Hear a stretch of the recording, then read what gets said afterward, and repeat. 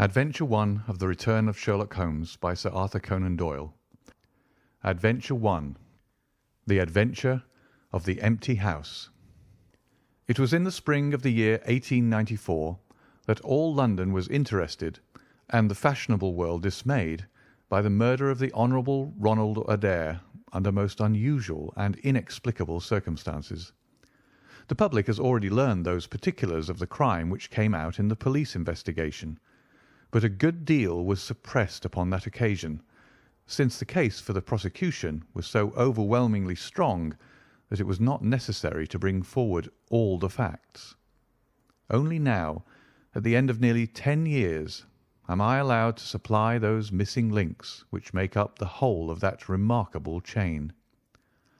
The crime was of interest in itself, but that interest was as nothing to me compared to the inconceivable sequel which afforded me the greatest shock and surprise of any event in my adventurous life. Even now, after this long interval, I find myself thrilling as I think of it, and feeling once more that sudden flood of joy, amazement, and incredulity which utterly submerged my mind. Let me say to that public which has shown some interest in those glimpses which I have occasionally given them of the thoughts and actions of a very remarkable man, that they are not to blame me if I have not shared my knowledge with them, for I should have considered it my first duty to do so, had I not been barred by a positive prohibition from his own lips, which was only withdrawn upon the 3rd of last month. It can be imagined that my close intimacy with Sherlock Holmes had interested me deeply in crime, and that after his disappearance I never failed to read with care the various problems which came before the public, and I even attempted more than once, for my own private satisfaction, to employ his methods in their solution, though with indifferent success. There was none, however, which appealed to me like this tragedy of Ronald Adair. As I read the evidence at the inquest, which led up to a verdict of wilful murder against some person or persons unknown, I realized more clearly than I had ever done the loss which the community had sustained by the death of Sherlock Holmes. There were points about this strange business which would, I was sure, have specially appealed to him, and the efforts of the police would have been supplemented, or more probably anticipated, by the trained observation and the alert mind of the first criminal agent in Europe. All day, as I drove upon my round, I turned over the case in my mind, and found no explanation which appeared to me to be adequate. At the risk of telling a twice-told tale, I will recapitulate the facts as they were known to the public at the conclusion of the inquest. The Honourable Ronald Adair was the second son of the Earl of Maynooth, at that time governor of one of the Australian colonies. Adair's mother had returned from Australia to undergo the operation for cataract, and she, her son Ronald, and her daughter Hilda were living together at 427 Park Lane. The youth moved in the best society, had, so far as was known, no enemies and no particular vices. He had been engaged to Miss Edith Woodley of Carstairs, but the engagement had been broken off by mutual consent some months before, and there was no sign that it had left any very profound feeling behind it. For the rest, the man's life moved in a narrow and conventional circle, for his habits were quiet and his nature unemotional. Yet it was upon this easy-going young aristocrat that death came, in most strange and unexpected form, between the hours of 10 and 11:20 on the night of March 30th, 1894. Ronald Adair was fond of cards, playing continually, but never for such stakes as would hurt him. He was a member of the Baldwin, the Cavendish, and the Bagatelle card clubs. It was shown that after dinner on the day of his death he had played a rubber of whist at the latter club. He had also played there in the afternoon. The evidence of those who had played with him, Mr. Murray, Sir John Hardy, and Colonel Moran, showed that the game was whist and that there was a fairly equal fall of the cards. Adair might have lost £5, but not more. His fortune was a considerable one, and such a loss could not in any way affect him. He had played nearly every day at one club or other, but he was a cautious player and usually rose a winner. It came out in evidence that in partnership with Colonel Moran he had actually won as much as £420 in a sitting some weeks before from Godfrey Milner and Lord Balmoral. So much for his recent history as it came out at the inquest. On the evening of the crime he returned from the club exactly at 10. His mother and sister were out spending the evening with a relation. The servant deposed that she heard him enter the front room on the second floor, generally used as his sitting room. She had lit a fire there, and as it smoked she had opened the window.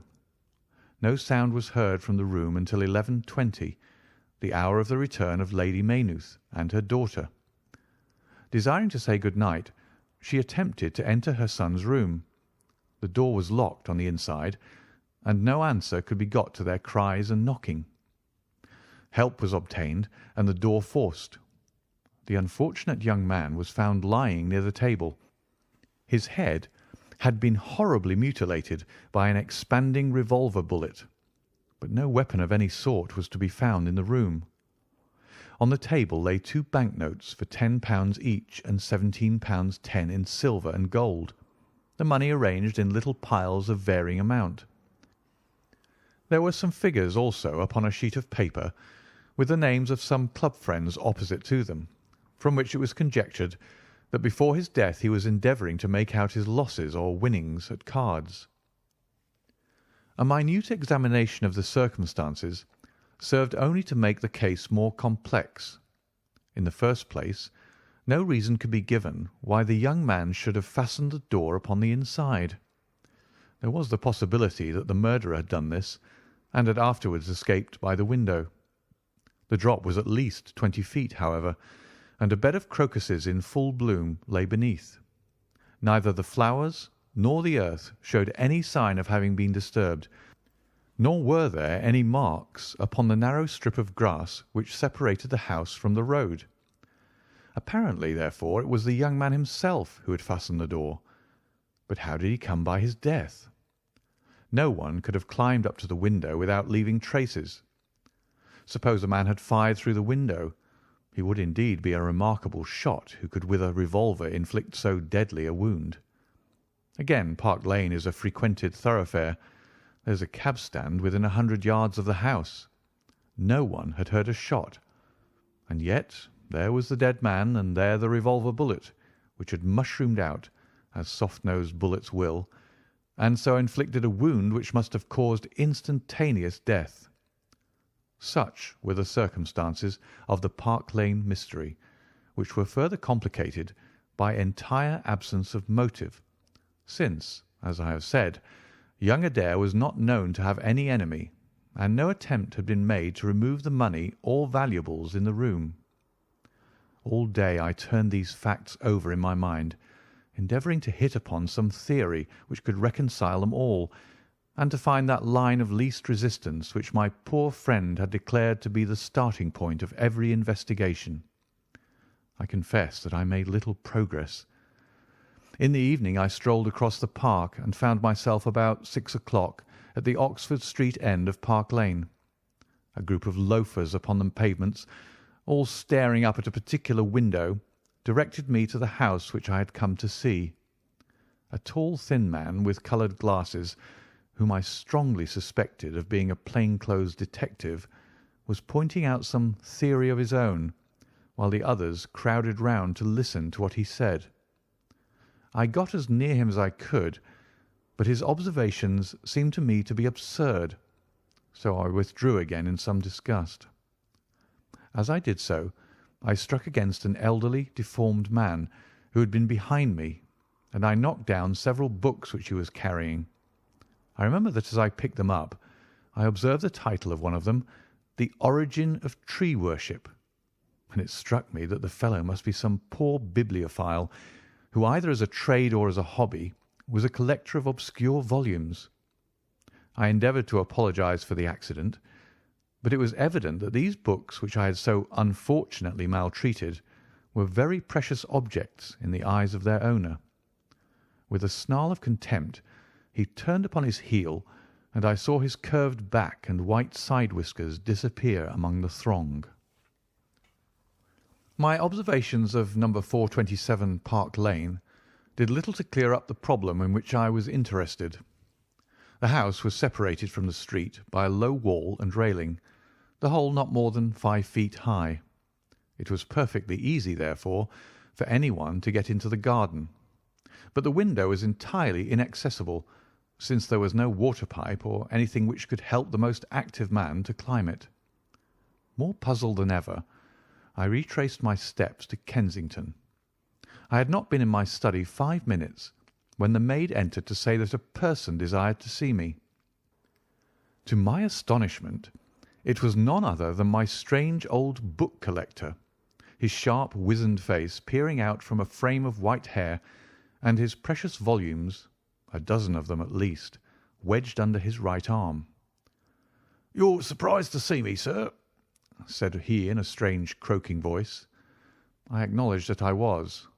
"Well, I have a conscience, sir, and when I chanced to see you go into this house, as I came hobbling after you, I thought to myself, I'll just step in and see what kind of gentleman, and tell him that if I was a bit gruff in my manner, that there was not any harm meant, and that I am much obliged to him for picking up my books." "You make too much of a trifle," said I. "May I ask how you knew who I was?" "Well, sir, it isn't too great a liberty. I am a neighbour of yours, for you'll find my little bookshop at the corner of Church Street, and very happy to see you, I am sure. Maybe you collect yourself, sir. Here's British Birds and Catullus and the Holy War. A bargain, every one of them. With 5 volumes you could just fill that gap on that second shelf. It looks untidy, does it not, sir?" I moved my head to look at the cabinet behind me. When I turned again, Sherlock Holmes was standing smiling at me across my study table. I rose to my feet, stared at him for some seconds in utter amazement, and then it appears that I must have fainted, for the first and the last time in my life. Certainly a grey mist swirled before my eyes, and when it cleared I found my collar ends undone and the tingling aftertaste of brandy upon my lips. Holmes was bending over my chair, his flask in his hand. "My dear Watson," said the well-remembered voice, "I owe you 1,000 apologies. I had no idea that you would be so affected." I gripped him by the arms. "Holmes," I cried, "is it really you? Can it indeed be that you are alive? Is it possible that you succeeded in climbing out of that awful abyss?" "Wait a moment," said he. "Are you sure that you're really fit to discuss things? I have given you a serious shock by my unnecessarily dramatic reappearance." "I'm all right, but indeed, Holmes, I can hardly believe my eyes. Good heavens, to think that you of all men, should be standing in my study." Again I gripped him by the sleeve and felt the thin, sinewy arm beneath it. "Well, you're not a spirit, anyhow," said I. "My dear chap, I'm overjoyed to see you. Sit down and tell me how you came alive out of that dreadful chasm." He sat opposite to me and lit a cigarette in his old, nonchalant manner. He was dressed in the seedy frock-coat of the book merchant, but the rest of that individual lay in a pile of white hair and old books upon the table. Holmes looked even thinner and keener than of old, but there was a dead white tinge in his aquiline face which told me that his life recently had not been a healthy one. "I am glad to stretch myself, Watson," said he. "It is no joke when a tall man has to take a foot off his stature for several hours on end. Now, my dear fellow, in the matter of these explanations we have, if I may ask for your cooperation, a hard and dangerous night's work in front of us. Perhaps it would be better if I gave you an account of the whole situation when that work is finished." "I am full of curiosity. I should much prefer to hear it now." "You'll come with me tonight?" "When you like and where you like." "This is indeed like the old days. We shall have time for a mouthful of dinner before we need go. Well then, about that chasm. I had no serious difficulty in getting out of it, for the very simple reason that I never was in it." "You never were in it?" "No, Watson, I never was in it. My note to you was absolutely genuine. I had little doubt that I had come to the end of my career when I perceived the somewhat sinister figure of the late Professor Moriarty standing upon the narrow pathway which led to safety. I read an inexorable purpose in his grey eyes. I exchanged some remarks with him, therefore, and obtained his courteous permission to write the short note which you afterwards received. I left it with my cigarette box and my stick, and I walked along the pathway, Moriarty still at my heels. When I reached the end, I stood at bay. He drew no weapon, but he rushed at me and threw his long arms around me. He knew that his own game was up, and was only anxious to revenge himself upon me. We tottered together upon the brink of the fall. I have some knowledge, however, of baritsu, or the Japanese system of wrestling, which has more than once been very useful to me. I slipped through his grip, and he, with a horrible scream, kicked madly for a few seconds and clawed the air with both his hands. But for all his efforts, he could not get his balance, and over he went. With my face over the brink, I saw him fall for a long way. Then he struck a rock, bounded off, and splashed into the water.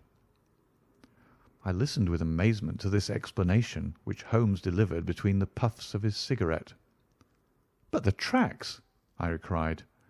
"I saw with my own eyes that two went down the path and none returned." "It came about in this way. The instant that the Professor had disappeared, it struck me what a really extraordinarily lucky chance fate had placed in my way. I knew that Moriarty was not the only man who had sworn my death. There were at least 3 others whose desire for vengeance upon me would only be increased by the death of their leader. They were all most dangerous men. One or other would certainly get me. On the other hand, if all the world was convinced that I was dead, they would take liberties, these men. They would soon lay themselves open, and sooner or later I could destroy them. Then it would be time for me to announce that I was still in the land of the living. So rapidly does the brain act that I believe I had thought this all out before Professor Moriarty had reached the bottom of the Reichenbach Fall. I stood up and examined the rocky wall behind me. In your picturesque account of the matter, which I read with great interest some months later, you assert that the wall was sheer. That was not literally true. A few small footholds presented themselves, and there was some indication of a ledge. The cliff is so high that to climb it all was an obvious impossibility, and it was equally impossible to make any way along the wet path without leaving some tracks.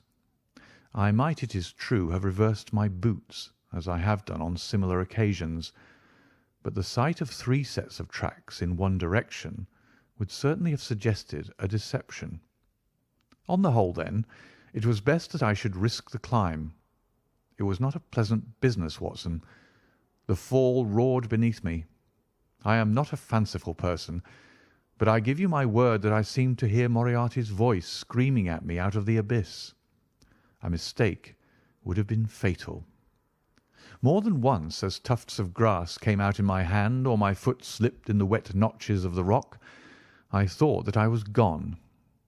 But I struggled upward, and at last I reached a ledge several feet deep and covered with soft green moss, where I could lie unseen in the most perfect comfort.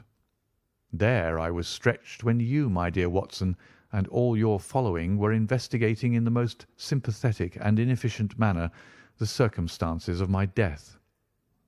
At last, when you had all formed your inevitable and totally erroneous conclusions, you departed for the hotel, and I was left alone. I had imagined that I had reached the end of my adventures, but a very unexpected occurrence showed me that there were surprises still in store for me. A huge rock, falling from above, boomed past me, struck the path, and bounded over into the chasm. For an instant I thought that it was an accident, but a moment later, looking up, I saw a man's head against the darkening sky, and another stone struck the very ledge upon which I was stretched, within a foot of my head. Of course, the meaning of this was obvious. Moriarty had not been alone. A confederate, and even that one glance had told me how dangerous a man that confederate was, had kept guard while the professor had attacked me.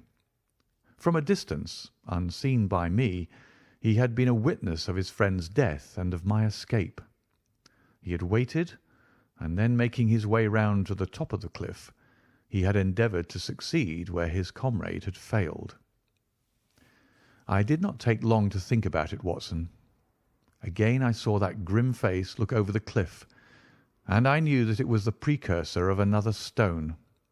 I scrambled down onto the path. I don't think I could have done it in cold blood.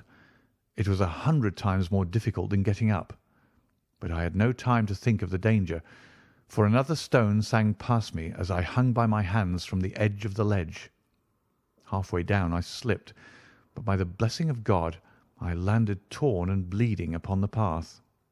I took to my heels, did 10 miles over the mountains in the darkness, and a week later I found myself in Florence, with the certainty that no one in the world knew what had become of me. I had only one confidant, my brother Mycroft. I owe you many apologies, my dear Watson, but it was all important that it should be thought I was dead, and it is quite certain that you would not have written so convincing an account of my unhappy end had you not yourself thought that it was true. Several times during the last 3 years I have taken up my pen to write to you, but always I feared lest your affectionate regard for me should tempt you to some indiscretion which would betray my secret. For that reason I turned away from you this evening when you upset my books, for I was in danger at the time, and any show of surprise and emotion upon your part might have drawn attention to my identity and led to the most deplorable and irreparable results. As to Mycroft, I had to confide in him in order to obtain the money which I needed. The course of events in London did not run so well as I had hoped, for the trial of the Moriarty gang left 2 of its most dangerous members, my own most vindictive enemies, at liberty. I travelled for 2 years in Tibet, therefore, and amused myself by visiting Lhasa and spending some days with the head lama. You may have read of the remarkable explorations of a Norwegian named Sigerson, but I am sure that it never occurred to you that you were receiving news of your friend. I then passed through Persia, looked in at Mecca, and paid a short but interesting visit to the Khalifa at Khartoum, the results of which I have communicated to the Foreign Office. Returning to France, I spent some months in a research into the coal tar derivatives, which I conducted in a laboratory at Montpellier, in the south of France. Having concluded this to my satisfaction, and learning that only one of my enemies was now left in London, I was about to return when my movements were hastened by the news of this very remarkable Park Lane mystery, which not only appealed to me by its own merits, but which seemed to offer some most peculiar personal opportunities. I came over at once to London, called in my own person at Baker Street, threw Mrs. Hudson into violent hysterics, and found that Mycroft had preserved my rooms and my papers exactly as they had always been. So it was, my dear Watson, that at 2 o'clock to-day I found myself in my old armchair in my own old room, and only wishing that I could have seen my old friend Watson in the other chair which he had so often adorned. Such was the remarkable narrative to which I listened on that April evening, a narrative which would have been utterly incredible to me had it not been confirmed by the actual sight of the tall, spare figure and the keen, eager face which I had never thought to see again. In some manner he had learned of my own sad bereavement, and his sympathy was shown in his manner rather than in his words. "Work is the best antidote to sorrow, my dear Watson," said he, "and I have a piece of work for us both to-night, which, if we can bring it to a successful conclusion, will in itself justify a man's life on this planet." In vain I begged him to tell me more. "You will hear and see enough before morning," he answered. "We have 3 years of the past to discuss. Let that suffice until 9:30, when we start upon the notable adventure of the empty house." It was indeed like old times, when at that hour I found myself seated beside him in a hansom, my revolver in my pocket, and the thrill of adventure in my heart. Holmes was cold and stern and silent. As the gleam of the street lamps flashed upon his austere features, I saw that his brows were drawn down in thought and his thin lips compressed. I knew not what wild beast we were about to hunt down in the dark jungle of criminal London, but I was well assured from the bearing of this master huntsman that the adventure was a most grave one, while the sardonic smile which occasionally broke through his ascetic gloom boded little good for the object of our quest. I had imagined that we were bound for Baker Street, but Holmes stopped the cab at the corner of Cavendish Square. I observed that as he stepped out he gave a most searching glance to right and left, and at every subsequent street corner he took the utmost pains to assure that he was not followed. Our route was certainly a singular one. Holmes's knowledge of the byways of London was extraordinary, and on this occasion he passed rapidly and with an assured step through a network of mews and stables, the very existence of which I had never known. We emerged at last into a small road, lined with old gloomy houses, which led us into Manchester Street, and so to Blandford Street. Here he turned swiftly down a narrow passage, passed through a wooden gate into a deserted yard, and then opened with a key the back door of a house. We entered together, and he closed it behind us. The place was pitch dark, but it was evident to me that it was an empty house. Our feet creaked and crackled over the bare planking, and my outstretched hand touched a wall from which the paper was hanging in ribbons. Holmes's cold, thin fingers closed round my wrist and led me forward down a long hall until I dimly saw the murky fanlight over the door. Here Holmes turned suddenly to the right, and we found ourselves in a large, square, empty room, heavily shadowed in the corners, but faintly lit in the centre from the lights of the street beyond. There was no lamp near, and the window was thick with dust, so that we could only just discern each other's figures within. My companion put his hand upon my shoulder, and his lips close to my ear. "Do you know where we are?" he whispered. "Surely that is Baker Street," I answered, staring through the dim window. "Exactly. We are in Camden House, which stands opposite to our own old quarters." "But why are we here?" "Because it commands so excellent a view of that picturesque pile. Might I trouble you, my dear Watson, to draw a little nearer to the window, taking every precaution not to show yourself, and then to look up at our old rooms, the starting point of so many of your little fairy tales. We will see if my 3 years of absence have entirely taken away my power to surprise you." I crept forward and looked across at the familiar window. As my eyes fell upon it, I gave a gasp and a cry of amazement. The blind was down, and a strong light was burning in the room. The shadow of a man who was seated in a chair within was thrown in hard black outline upon the luminous screen of the window.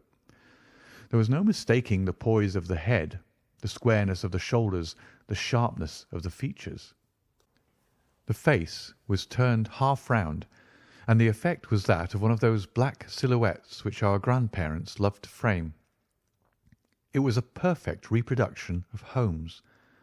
So amazed was I that I threw out my hand to make sure that the man himself was standing beside me. He was quivering with silent laughter. "Well?" said he. "Good heavens!" I cried. "It is marvellous." "I trust that age doth not wither nor custom stale my infinite variety," said he, and I recognised in his voice the joy and pride which the artist takes in his own creation. "It really is rather like me, is it not? I should be prepared to swear that it was you. The credit of the execution is due to Monsieur Oscar Meunier of Grenoble, who spent some days in doing the moulding. It is a bust in wax. The rest I arranged myself during my visit to Baker Street this afternoon." "But why?" "Because, my dear Watson, I had the strongest possible reason for wishing certain people to think that I was there when I was really elsewhere." "And you thought the rooms were watched?" "I knew that they were watched." "By whom?" "By my old enemies, Watson, by the charming society whose leader lies in the Reichenbach Fall. You must remember that they knew, and only they knew, that I was still alive. Sooner or later they believed that I should come back to my rooms. They watched them continuously, and this morning they saw me arrive." "How do you know?" "Because I recognised their sentinel when I glanced out of my window.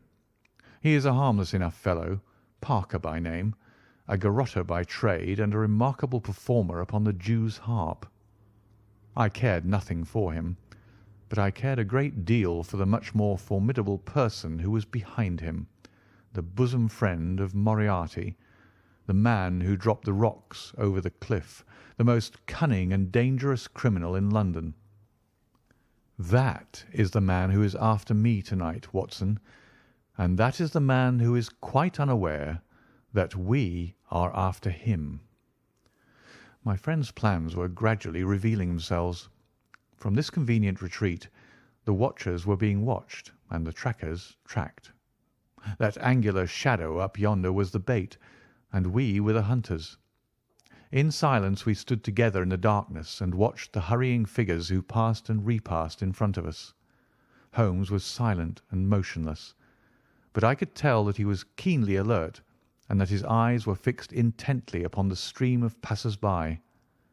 It was a bleak and boisterous night, and the wind whistled shrilly down the long street. Many people were moving to and fro, most of them muffled in their coats and cravats. Once or twice it seemed to me that I had seen the same figure before, and I especially noticed two men who appeared to be sheltering themselves from the wind in the doorway of a house some distance up the street. I tried to draw my companion's attention to them, but he gave a little ejaculation of impatience and continued to stare into the street. More than once he fidgeted with his feet and tapped rapidly with his fingers upon the wall. It was evident to me that he was becoming uneasy, and that his plans were not working out altogether as he had hoped. At last, as midnight approached and the street gradually cleared, he paced up and down the room in uncontrollable agitation. I was about to make some remark to him when I raised my eyes to the lighted window and again experienced almost as great a surprise as before. I clutched Holmes's arm and pointed upwards. "The shadows moved," I cried. It was indeed no longer the profile but the back which was turned towards us. 3 years had certainly not smoothed the asperities of his temper or his impatience with a less active intelligence than his own. "Of course it has moved," said he. "Am I such a farcical bungler, Watson, that I should erect an obvious dummy and expect that some of the sharpest men in Europe will be deceived by it? We have been in this room 2 hours, and Mrs. Hudson has made some change in that figure 8 times, or once in every quarter of an hour. She works it from the front, so that her shadow may never be seen. Ah!" He drew in his breath with a shrill, excited intake. In the dim light I saw his head thrown forward, his whole attitude rigid with attention. Outside the street was absolutely deserted. Those 2 men might still be crouching in the doorway, but I could no longer see them. All was still and dark, save only that brilliant yellow screen in front of us with the black figure outlined upon its centre. Again, in the utter silence, I heard that thin, sibilant note which spoke of intense, suppressed excitement. An instant later he pulled me back into the blackest corner of the room, and I felt his warning hand upon my lips. The fingers which clutched me were quivering. Never had I known my friend more moved, and yet the dark street still stretched lonely and motionless before us. But suddenly I was aware of that which his keener senses had already distinguished. A low, stealthy sound came to my ears, not from the direction of Baker Street, but from the back of the very house in which we lay concealed. A door opened and shut. An instant later steps crept down the passage, steps which were meant to be silent, but which reverberated harshly through the empty house. Holmes crouched back against the wall, and I did the same, my hand closing upon the handle of my revolver. Peering through the gloom, I saw the vague outline of a man, a shade blacker than the blackness of the open door. He stood for an instant, and then he crept forward, crouching, menacing, into the room. He was within 3 yards of us, this sinister figure, and I had braced myself to meet his spring before I realized that he had no idea of our presence. He passed close beside us, stole over to the window, and very softly and noiselessly raised it for half a foot. As he sank to the level of this opening, the light of the street, no longer dimmed by the dusty glass, fell full upon his face. The man seemed to be beside himself with excitement. His 2 eyes shone like stars, and his features were working convulsively. He was an elderly man, with a thin, projecting nose, a high, bald forehead, and a huge, grizzled moustache. An opera hat was pushed to the back of his head, and an evening dress, shirt front, gleamed out through his open overcoat. His face was gaunt and swarthy, scored with deep, savage lines. In his hand he carried what appeared to be a stick, but as he laid it down upon the floor it gave a metallic clang. Then from the pocket of his overcoat he drew a bulky object, and he busied himself in some task which ended with a loud, sharp click, as if a spring or bolt had fallen into its place. Still kneeling upon the floor, he bent forward and threw all his weight and strength upon some lever, with the result that there came a long, whirling, grinding noise, ending once more in a powerful click. He straightened himself then, and I saw that what he held in his hand was a sort of gun with a curiously misshapen butt. He opened it at the breech, put something in, and snapped the breech lock. Then, crouching down, he rested the end of the barrel upon the ledge of the open window, and I saw his long moustache droop over the stock, and his eye gleam as it peered along the sights. I heard a little sigh of satisfaction as he cuddled the butt into his shoulder and saw that amazing target, the black man on the yellow ground, standing clear at the end of his foresight. For an instant he was rigid and motionless. Then his finger tightened on the trigger. There was a strange, loud whiz and a long, silvery tinkle of broken glass. At that instant Holmes sprang like a tiger onto the marksman's back and hurled him flat upon his face.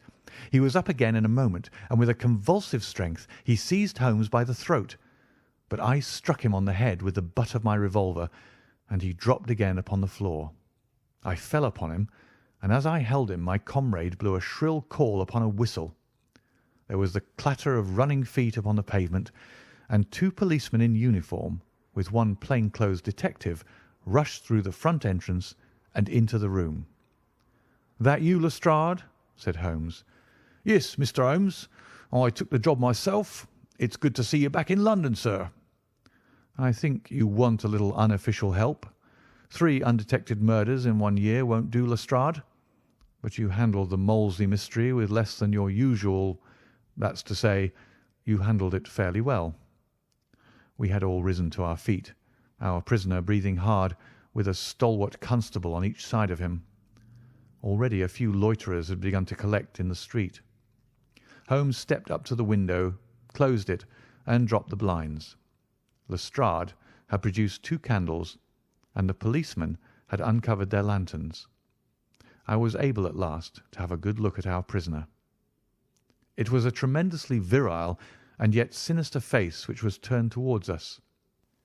With the brow of a philosopher above and the jaw of a sensualist below, the man must have started with great capacities for good or for evil, but one could not look upon his cruel blue eyes with their drooping, cynical lids, or upon the fierce, aggressive nose and the threatening, deep-lined brow, without reading nature's plainest danger signals. He took no heed of any of us, but his eyes were fixed upon Holmes's face with an expression in which hatred and amazement were equally blended. "You fiend!" he kept on muttering. "You clever fiend! Clever fiend!" "Ah, Colonel," said Holmes, arranging his rumpled collar. "Journeys end in lovers' meetings, as the old play says.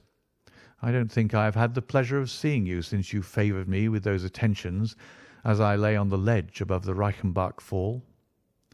The colonel still stared at my friend like a man in a trance. "You cunning, cunning fiend!" was all that he could say. "I have not introduced you yet," said Holmes. "This gentleman is Colonel Sebastian Moran, once of Her Majesty's Indian Army, and the best heavy game shot that our Eastern Empire has ever produced. I believe I am correct, Colonel, in saying that your bag of tigers still remains unrivalled?" The fierce old man said nothing, but still glared at my companion with his savage eyes and bristling moustache. He was wonderfully like a tiger himself. "I wonder that my very simple stratagem could deceive so old a shikari," said Holmes. "It must be very familiar to you. Have you not tethered a young kid under a tree, lain above it with your rifle, and waited for the bait to bring up your tiger? This empty house is my tree, and you are my tiger. You have possibly had other guns in reserve in case there should be several tigers, or in the unlikely supposition of your own aim failing you, these," he pointed around, "are my other guns. The parallel is exact." Colonel Moran sprang forward with a snarl of rage, but the constables dragged him back. The fury upon his face was terrible to look at. "I confess that you had one small surprise for me," said Holmes. "I did not anticipate that you would yourself make use of this empty house and this convenient front window. I had imagined you as operating from the street, where my friend Lestrade and his merry men were awaiting you. With that exception, all has gone as I expected." Colonel Moran turned to the official detective. "You may or may not have just cause for arresting me," said he, "but at least there can be no reason why I should submit to the gibes of this person. If I am in the hands of the law, let things be done in a legal way." "Well, that's reasonable enough," said Lestrade. "Nothing further you have to say, Mr. Holmes, before we go?" Holmes had picked up the powerful air gun from the floor and was examining its mechanism. "An admirable and unique weapon," said he, "noiseless and of tremendous power. I knew von Herder, the blind German mechanic who constructed it to the order of the late Professor Moriarty. For years I have been aware of its existence, though I have never before had the opportunity of handling it. I commend it very specially to your attention, Lestrade, and also the bullets which fit it." "You can trust us to look after that, Mr. Holmes," said Lestrade, as the whole party moved toward the door. "Anything further to say?" "Only to ask what charge you intend to prefer." "What charge, sir?" "Why, of course, the attempted murder of Mr. Sherlock Holmes." "Not so, Lestrade. I do not propose to appear in the matter at all. To you, and to you only, belongs the credit of the remarkable arrest which you have effected. Yes, Lestrade, I congratulate you. With your usual happy mixture of cunning and audacity, you have got him." "Got him? Got whom, Mr. Holmes?" "The man that the whole force has been seeking in vain. Colonel Sebastian Moran, who shot the Honourable Ronald Adair with an expanding bullet from an air gun through the open window of the second-floor front of No. 427 Park Lane, upon the 30th of last month. That's the charge, Lestrade. And now, Watson, if you can endure the draught from a broken window, I think that half an hour in my study over a cigar may afford you some profitable amusement." Our old chambers had been left unchanged through the supervision of Mycroft Holmes and the immediate care of Mrs. Hudson. As I entered, I saw, it is true, an unwonted tidiness, but the old landmarks were all in their place. There were the chemical corner and the acid-stained, deal-topped table. There upon a shelf was the row of formidable scrap-books and books of reference which many of our fellow citizens would have been so glad to burn. The diagrams, the violin case, and the pipe-rack, even the Persian slipper which contained the tobacco, all met my eyes as I glanced around me. There were two occupants of the room, one Mrs. Hudson, who beamed upon us both as we entered, the other the strange dummy which had played so important a part in the evening's adventures. It was a wax-coloured model of my friend, so admirably done that it was a perfect facsimile. It stood on a small pedestal table with an old dressing-gown of Holmes's so draped around it that the illusion from the street was absolutely perfect. "I hope you observed all precautions, Mrs. Hudson," said Holmes. "I went to it on my knees, sir, just as you told me." "Excellent. You carried the thing out very well. Did you observe where the bullet went?" "Yes, sir. I'm afraid it has spoilt your beautiful bust, for it passed right through the head and flattened itself on the wall. I picked it up from the carpet. Here it is." Holmes held it out to me. "A soft revolver bullet, as you perceive, Watson. There's genius in that, for who would expect to find such a thing fired from an air gun? All right, Mrs. Hudson, I am much obliged for your assistance. And now, Watson, let me see you in your old seat once more, for there are several points which I should like to discuss with you." He had thrown off the seedy frock-coat, and now he was the Holmes of old in the mouse-coloured dressing-gown which he took from his effigy. "The old shikari's nerves have not lost their steadiness, nor his eyes their keenness," said he with a laugh as he inspected the shattered forehead of his bust. "Plumb in the middle of the back of the head and smack through the brain. He was the best shot in India, and I expect that there are few better in London. Have you heard the name?" "No, I have not." "Well, well, such is fame. But then, if I remember right, you had not heard the name of Professor James Moriarty, who had one of the great brains of the century. Just give me down my index of biographies from the shelf." He turned over the pages lazily, leaning back in his chair and blowing great clouds from his cigar. "My collection of M's is a fine one," said he. "Moriarty himself is enough to make any letter illustrious. And here is Morgan the poisoner, and Merridew of abominable memory, and Matthews, who knocked out my left canine in the waiting room at Charing Cross, and finally, there is our friend tonight." He handed over the book, and I read: "Moran, Sebastian, Colonel, unemployed, formerly 1st Bangalore Pioneers, born London 1840, son of Sir Augustus Moran, C.B., once British Minister to Persia, educated Eton and Oxford, served in Jawaki campaign, Afghan campaign, Charasiab dispatches, Sherpur, and Kabul. Author of Heavy Game of the Western Himalayas, 1881, 3 Months in the Jungle, 1884. Address, Conduit Street. Clubs, the Anglo-Indian, the Tankerville, the Bagatelle Card Club." On the margin was written, in Holmes's precise hand, "The second most dangerous man in London." "This is astonishing," said I, as I handed back the volume. "The man's career is that of an honourable soldier." "It is true," Holmes answered. "Up to a certain point he did well. He was always a man of iron nerve, and the story is still told in India how he crawled down a drain after a wounded man-eating tiger. There are some trees, Watson, which grow to a certain height and then suddenly develop some unsightly eccentricity. You will see it often in humans. I have a theory that the individual represents in his development the whole procession of his ancestors, and that such a sudden turn to good or evil stands for some strong influence which came into the line of his pedigree. The person becomes, as it were, the epitome of the history of his own family. It is surely rather fanciful. Well, I don't insist upon it. Whatever the cause, Colonel Moran began to go wrong. Without any open scandal, he still made India too hot to hold him. He retired, came to London, and again acquired an evil name. It was at this time that he was sought out by Professor Moriarty, to whom for a time he was chief of the staff. Moriarty supplied him liberally with money, and used him only in one or two very high-class jobs, which no ordinary criminal could have undertaken.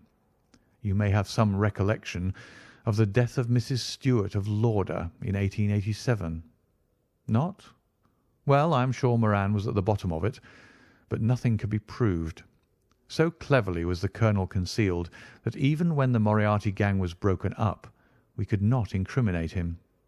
You remember at that date when I called upon you in your rooms, how I put up the shutters for fear of air guns? No doubt you thought me fanciful.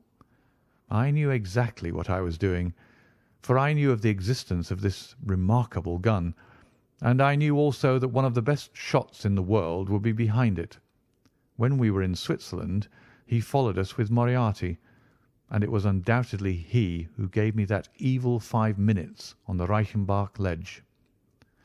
You may think that I read the papers with some attention during my sojourn in France, on the lookout for any chance of laying him by the heels. So long as he was free in London, my life would really not have been worth living. Night and day the shadow would have been over me, and sooner or later his chance must have come. What could I do? I could not shoot him at sight, or I should myself be in the dock. There was no use appealing to a magistrate. They cannot interfere on the strength of what would appear to them to be a wild suspicion. So I could do nothing but I watched the criminal news, knowing that sooner or later I should get him. Then came the death of this Ronald Adair. My chance had come at last. Knowing what I did, was it not certain that Colonel Moran had done it? He had played cards with the lad. He had followed him home from the club. He had shot him through the open window. There was not a doubt of it. The bullets alone are enough to put his head in a noose. I came over at once. I was seen by the sentinel who would, I knew, direct the colonel's attention to my presence. He could not fail to connect my sudden return with his crime, and to be terribly alarmed. I was sure that he would make an attempt to get me out of the way at once, and would bring round his murderous weapon for that purpose. I left him an excellent mark in the window, and, having warned the police that they might be needed— by the way, Watson, you spotted their presence in that doorway with unerring accuracy— I took up what seemed to me to be a judicious post for observation, never dreaming that he would choose the same spot for his attack. Now, my dear Watson, does anything remain for me to explain? Yes, said I. You've not made it clear what was Colonel Moran's motive in murdering the Honourable Ronald Adair. Ah, my dear Watson, there we come into those realms of conjecture where the most logical mind may be at fault. Each may form his own hypothesis upon the present evidence, and yours is as likely to be correct as mine. You have formed one, then? I think that it is not difficult to explain the facts. It came out in evidence that Colonel Moran and young Adair had between them won a considerable amount of money. Now, Moran undoubtedly played foul. Of that I've long been aware. I believe that on the day of the murder Adair had discovered that Moran was cheating. Very likely he had spoken to him privately, and had threatened to expose him unless he voluntarily resigned his membership of the club and promised not to play cards again. It is unlikely that a youngster like Adair would at once make a hideous scandal by exposing a well-known man so much older than himself. Probably he acted as I suggest. The exclusion from his clubs would mean ruin to Moran, who lived by his ill-gotten card gains. He therefore murdered Adair, who at the time was endeavouring to work out how much money he should himself return, since he could not profit by his partner's foul play. He locked the door lest the ladies should surprise him and insist upon knowing what he was doing with these names and coins. Will it pass? I have no doubt that you have hit upon the truth. It will be verified or disproved at the trial. Meanwhile, come what may, Colonel Moran will trouble us no more. The famous air gunner von Herder will embellish the Scotland Yard Museum. And once again, Mr. Sherlock Holmes is free to devote his life to examining those interesting little problems which the complex life of London so plentifully presents. End of The Empty House. Adventure 2 in The Return of Sherlock Holmes by Sir Arthur Conan Doyle. Adventure 2. The Adventure of the Norwood Builder. From the point of view of the criminal expert, said Mr. Sherlock Holmes, London has become a singularly uninteresting city since the death of the late lamented Professor Moriarty. I can hardly think that you would find many decent citizens to agree with you, I answered. Well, well, I must not be selfish, said he with a smile as he pushed back his chair from the breakfast table. The community is certainly the gainer, and no one the loser save the poor out-of-work specialist, whose occupation has gone. With that man in the field, one's morning paper presented infinite possibilities. Often it was only the smallest trace, Watson, the faintest indication, and yet it was enough to tell me that the great malignant brain was there, as the gentlest tremors of the edges of the web remind one of the foul spider which lurks in the centre. Petty thefts, wanton assaults, purposeless outrage. To the man who held the clue, all could be worked into one connected whole. To the scientific student of the higher criminal world, no capital in Europe offered the advantage which London then possessed. But now— He shrugged his shoulders in humorous depreciation of the state of things which he had himself done so much to produce. At the time of which I speak, Holmes had been back for some months, and I, at his request, had sold my practice and returned to share the old quarters in Baker Street. A young doctor named Werner had purchased my small Kensington practice, and given with astonishingly little demur the highest price that I ventured to ask, an incident which only explained itself some years later, when I found that Werner was a distant relation of Holmes, and that it was my friend who had really found the money. Our months of partnership had not been so uneventful as he had stated, for I find, on looking over my notes, that this period includes the case of the papers of ex-President Murillo, and also the shocking affair of the Dutch steamship Friesland, which so nearly cost us both our lives.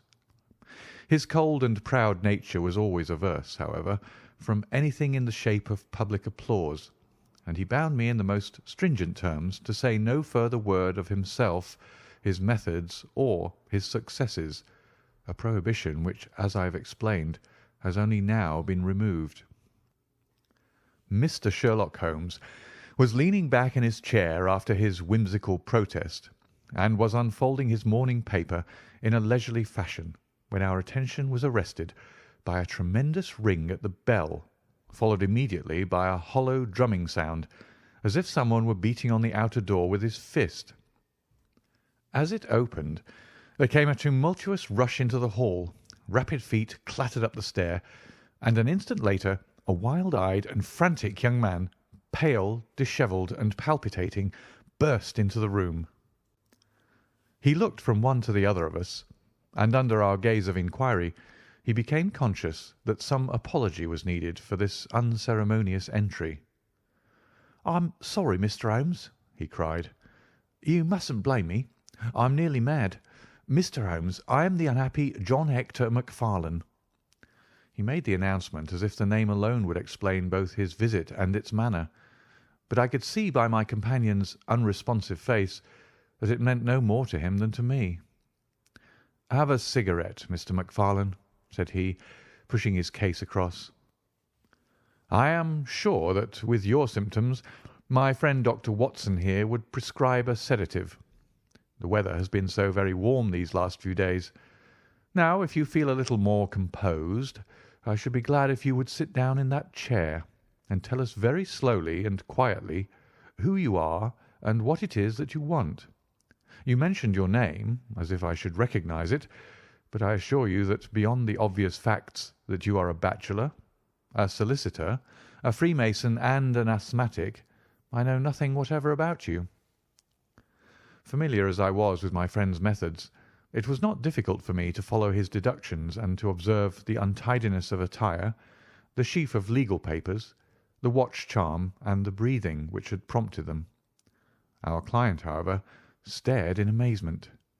"Yes, I'm all that, Mr. Holmes, and, in addition, I am the most unfortunate man at this moment in London. For heaven's sake, don't abandon me, Mr. Holmes. If they come to arrest me before I have finished my story, make them give me time so that I may tell you the whole truth. I could go to jail happy if I knew that you were working for me outside." "Arrest you?" said Holmes. "This is really most gratis, most interesting. On what charge do you expect to be arrested?" "Upon the charge of murdering Mr. James Oldacre of Lower Norwood." My companion's expressive face showed a sympathy which was not, I am afraid, entirely unmixed with satisfaction. "Dear me," said he, "it was only this moment at breakfast that I was saying to my friend Dr. Watson that sensational cases had disappeared out of our papers." Our visitor stretched forward a quivering hand and picked up the Daily Telegraph, which still lay upon Holmes's knee. "If you had looked at it, sir, you would have seen at a glance what the errand is on which I have come to you this morning. I feel as if my name and my misfortune must be in every man's mouth." He turned it over to expose the central page. "Here it is, and with your permission I will read it to you. Listen to this, Mr. Holmes. The headlines are 'Mysterious Affair at Lower Norwood. Disappearance of a well-known builder. Suspicion of murder and arson. A clue to the criminal.' That is the clue which they are already following, Mr. Holmes, and I know that it leads infallibly to me. I have been followed from London Bridge Station, and I am sure that they are only waiting for the warrant to arrest me. It will break my mother's heart. It will break her heart." He wrung his hands in an agony of apprehension and swayed backward and forward in his chair. I looked with interest upon this man, who was accused of being the perpetrator of a crime of violence. He was flaxen-haired and handsome, in a washed-out, negative fashion, with frightened blue eyes and a clean-shaven face, with a weak, sensitive mouth. His age may have been about 27, his dress and bearing that of a gentleman. From the pocket of his light summer overcoat protruded the bundle of endorsed papers which proclaimed his profession. "We must use what time we have," said Holmes. "Watson, would you have the kindness to take the paper and to read the paragraph in question?" Underneath the vigorous headlines which our client had quoted, I read the following suggestive narrative. "Late last night or early this morning an incident occurred at Lower Norwood, which points, it is feared, to a serious crime. Mr. Jonas Oldacre is a well-known resident of that suburb, where he has carried on his business as a builder for many years. Mr. Oldacre is a bachelor, 52 years of age, and lives in Deep Dean House at the Sydenham end of the road of that name. He has had the reputation of being a man of eccentric habits, secretive and retiring. For some years he has practically withdrawn from the business in which he is said to have amassed considerable wealth. A small timber yard still exists, however, at the back of the house, and last night, about 12 o'clock, an alarm was given that one of the stacks was on fire. The engines were soon upon the spot, but the dry wood burned with great fury, and it was impossible to arrest the conflagration until the stack had been entirely consumed. Up to this point the incident bore the appearance of an ordinary accident, but fresh indications seemed to point to serious crime. Surprise was expressed at the absence of the master of the establishment from the scene of the fire, and an inquiry followed which showed that he had disappeared from the house. An examination of his room revealed that the bed had not been slept in, that a safe which stood in it was open, that a number of important papers were scattered about the room, and finally that there were signs of a murderous struggle, slight traces of blood being found within the room, and an oaken walking-stick which also showed stains of blood upon the handle. It is known that Mr. Jonas Oldacre had received a late visitor in his bedroom upon that night, and the stick found has been identified as the property of this person, who is a young London solicitor named John Hector Macfarlane, junior partner of Graham and Macfarlane of 426 Gresham Buildings, E.C. The police believe that they have evidence in their possession which supplies a very convincing motive for the crime, and altogether it cannot be doubted that sensational developments will follow. Later. It is rumoured as we go to press that Mr. John Hector Macfarlane has actually been arrested on the charge of the murder of Mr. Jonas Oldacre. It is at least certain that a warrant has been issued. There have been further and sinister developments in the investigation at Norwood.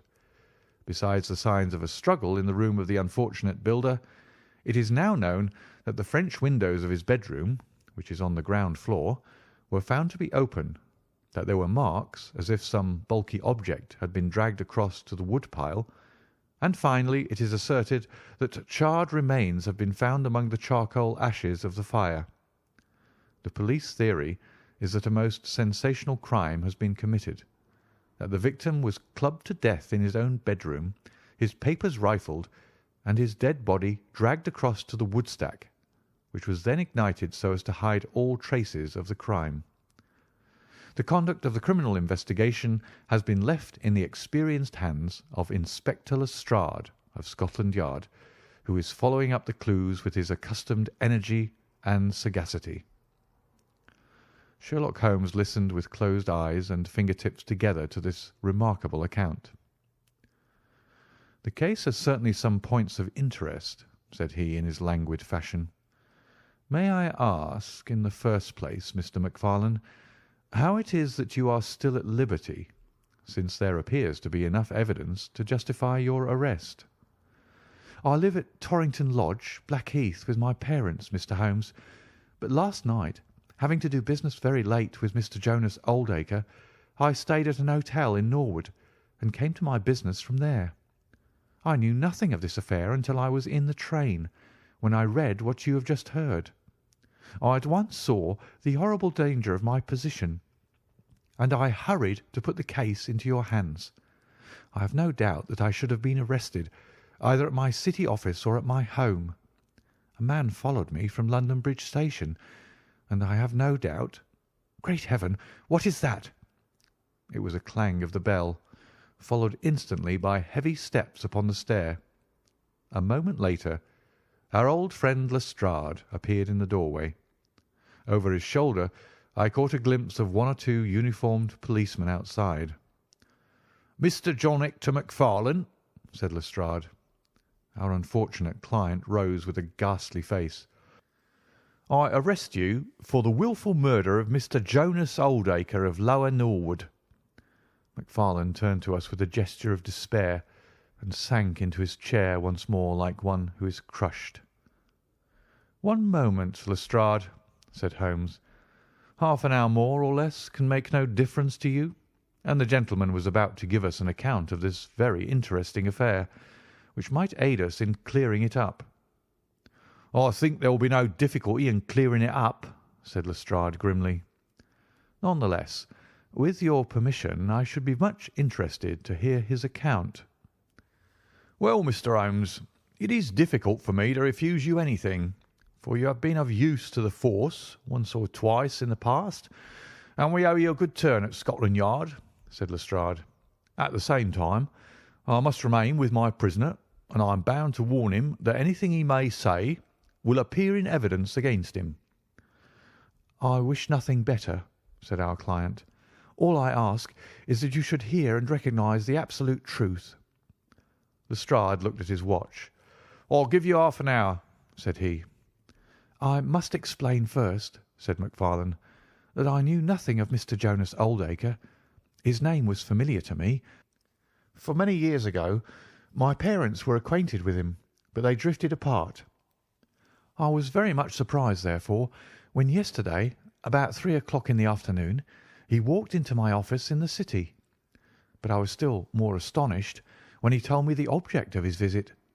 He had in his hand several sheets of a notebook covered with scribbled writing. Here they are, and he laid them on my table. "Here is my will," said he. "I want you, Mr. Macfarlane, to cast it into proper legal shape. I will sit here while you do so." I set myself to copy it, and you can imagine my astonishment when I found that, with some reservations, he had left all his property to me. He was a strange little ferret-like man with white eyelashes, and when I looked up at him I found his keen grey eyes fixed upon me with an amused expression. I could hardly believe my own as I read the terms of the will, but he explained that he was a bachelor with hardly any living relation, that he had known my parents in his youth, and that he had always heard of me as a very deserving young man, and was assured that his money would be in worthy hands. Of course, I could only stammer out my thanks. The will was duly finished, signed, and witnessed by my clerk. This is it on the blue paper, and these slips, as I've explained, are the rough draft. Mr. Jonas Oldacre then informed me that there were a number of documents, building leases, title deeds, mortgages, scrip, and so forth, which it was necessary that I should see and understand. He said that his mind would not be easy until the whole thing was settled, and he begged me to come out to his house at Norwood that night, bringing the will with me, and to arrange matters. "Remember, my boy, not one word to your parents about the affair until everything is settled. We will keep it as a little surprise for them."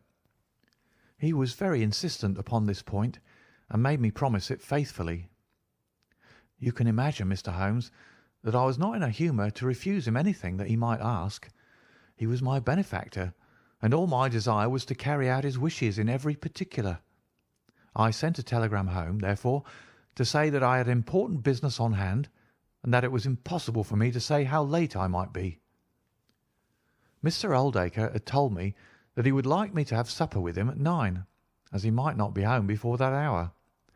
I had some difficulty in finding his house, however, and it was nearly half-past before I reached it. I found him— "One moment," said Holmes. "Who opened the door?" "A middle-aged woman who was, I suppose, his housekeeper." "And it was she, I presume, who mentioned your name?" "Exactly," said Macfarlane. "Pray proceed." Macfarlane wiped his damp brow and then continued his narrative. "I was shown by this woman into a sitting-room where a frugal supper was laid out. Afterwards, Mr. Jonas Oldacre led me into his bedroom, in which there stood a heavy safe. This he opened and took out a mass of documents, which we went over together. It was between 11 and 12 when we finished. He remarked that we must not disturb the housekeeper. He showed me out through his own French window, which had been open all this time." "Was the blind down?" asked Holmes. "I will not be sure, but I believe that it was only half down. Yes, I remember how we pulled it up in order to swing open the window. I could not find my stick, and he said, 'Never mind, my boy, and I shall see a good deal of you now, I hope, and I'll keep your stick until you come back to claim it.' I left him there, the safe open and the papers made up in packets upon the table. It was so late that I could not get back to Blackheath, so I spent the night at the Annerley Arms, and I knew nothing more until I read of this horrible affair in the morning." "Anything more that you'd like to ask, Mr. Holmes?" said Lestrade, whose eyebrows had gone up once or twice during this remarkable explanation. "Not until I have been to Blackheath." "You mean to Norwood?" said Lestrade. "Oh, yes, no doubt that is what I must have meant," said Holmes with his enigmatical smile. Lestrade had learned by more experiences than he could care to acknowledge that that brain could cut through that which was impenetrable to him. I saw him look curiously at my companion. "I think I should like to have a word with you presently, Mr. Sherlock Holmes," said he. "Now, Mr. MacFarlane, two of my constables are at the door, and there's a four-wheeler waiting." The wretched young man arose, and with a last beseeching glance at us, walked from the room. The officers conducted him to the cab, but Lestrade remained. Holmes had picked up the pages which formed the rough draft of the will, and was looking at them with the keenest interest upon his face. "There are some points about that document, Lestrade, are there not?" said he, pushing them over. The official looked at them with a puzzled expression. "I can read the first few lines, and these in the middle of the second page, and one or two at the end. Those are as clear as print," said he. "But the writing in between is very bad, and there are three places where I cannot read it at all." "What do you make of that?" said Holmes. "Well, what do you make of it?" "That it was written in a train. The good writing represents stations, the bad writing movement, and the very bad writing passing over points. A scientific expert would pronounce at once that this was drawn up on a suburban line, since nowhere save in the immediate vicinity of a great city could there be so quick a succession of points. Granting that his whole journey was occupied in drawing up the will, then the train was an express, only stopping once between Norwood and London Bridge." Lestrade began to laugh. "You are too many for me when you begin to get on your theories, Mr. Holmes," said he. "How does this bear on the case?" "Well, it corroborates the young man's story to the extent that the will was drawn up by Jonas Oldacre in his journey yesterday. It is curious, is it not, that a man should draw up so important a document in so haphazard a fashion? It suggests that he did not think it was going to be of much practical importance. If a man drew up a will which he did not intend ever to be effective, he might do it so." "Well, he drew up his own death warrant at the same time," said Lestrade. "Oh, you think so?" "Don't you?" "Well, it is quite possible, but the case is not clear to me yet." "Not clear? Well, if that isn't clear, what could be clear? Here is a young man who learns suddenly that if a certain older man dies, he will succeed to a fortune. What does he do? He says nothing to anyone, but he arranges that he shall go out on some pretext to see his client that night. He waits until the only other person in the house is in bed, and then in the solitude of a man's room he murders him, burns his body in the woodpile, and departs to a neighbouring hotel. The bloodstains in the room and also on the stick are very slight. It is probable that he imagined his crime to be a bloodless one, and hoped that if the body were consumed, it would hide all traces of the method of his death, traces which, for some reason, must have pointed to him. Is not all this obvious?" "It strikes me, my good Lestrade, as being just a trifle too obvious," said Holmes.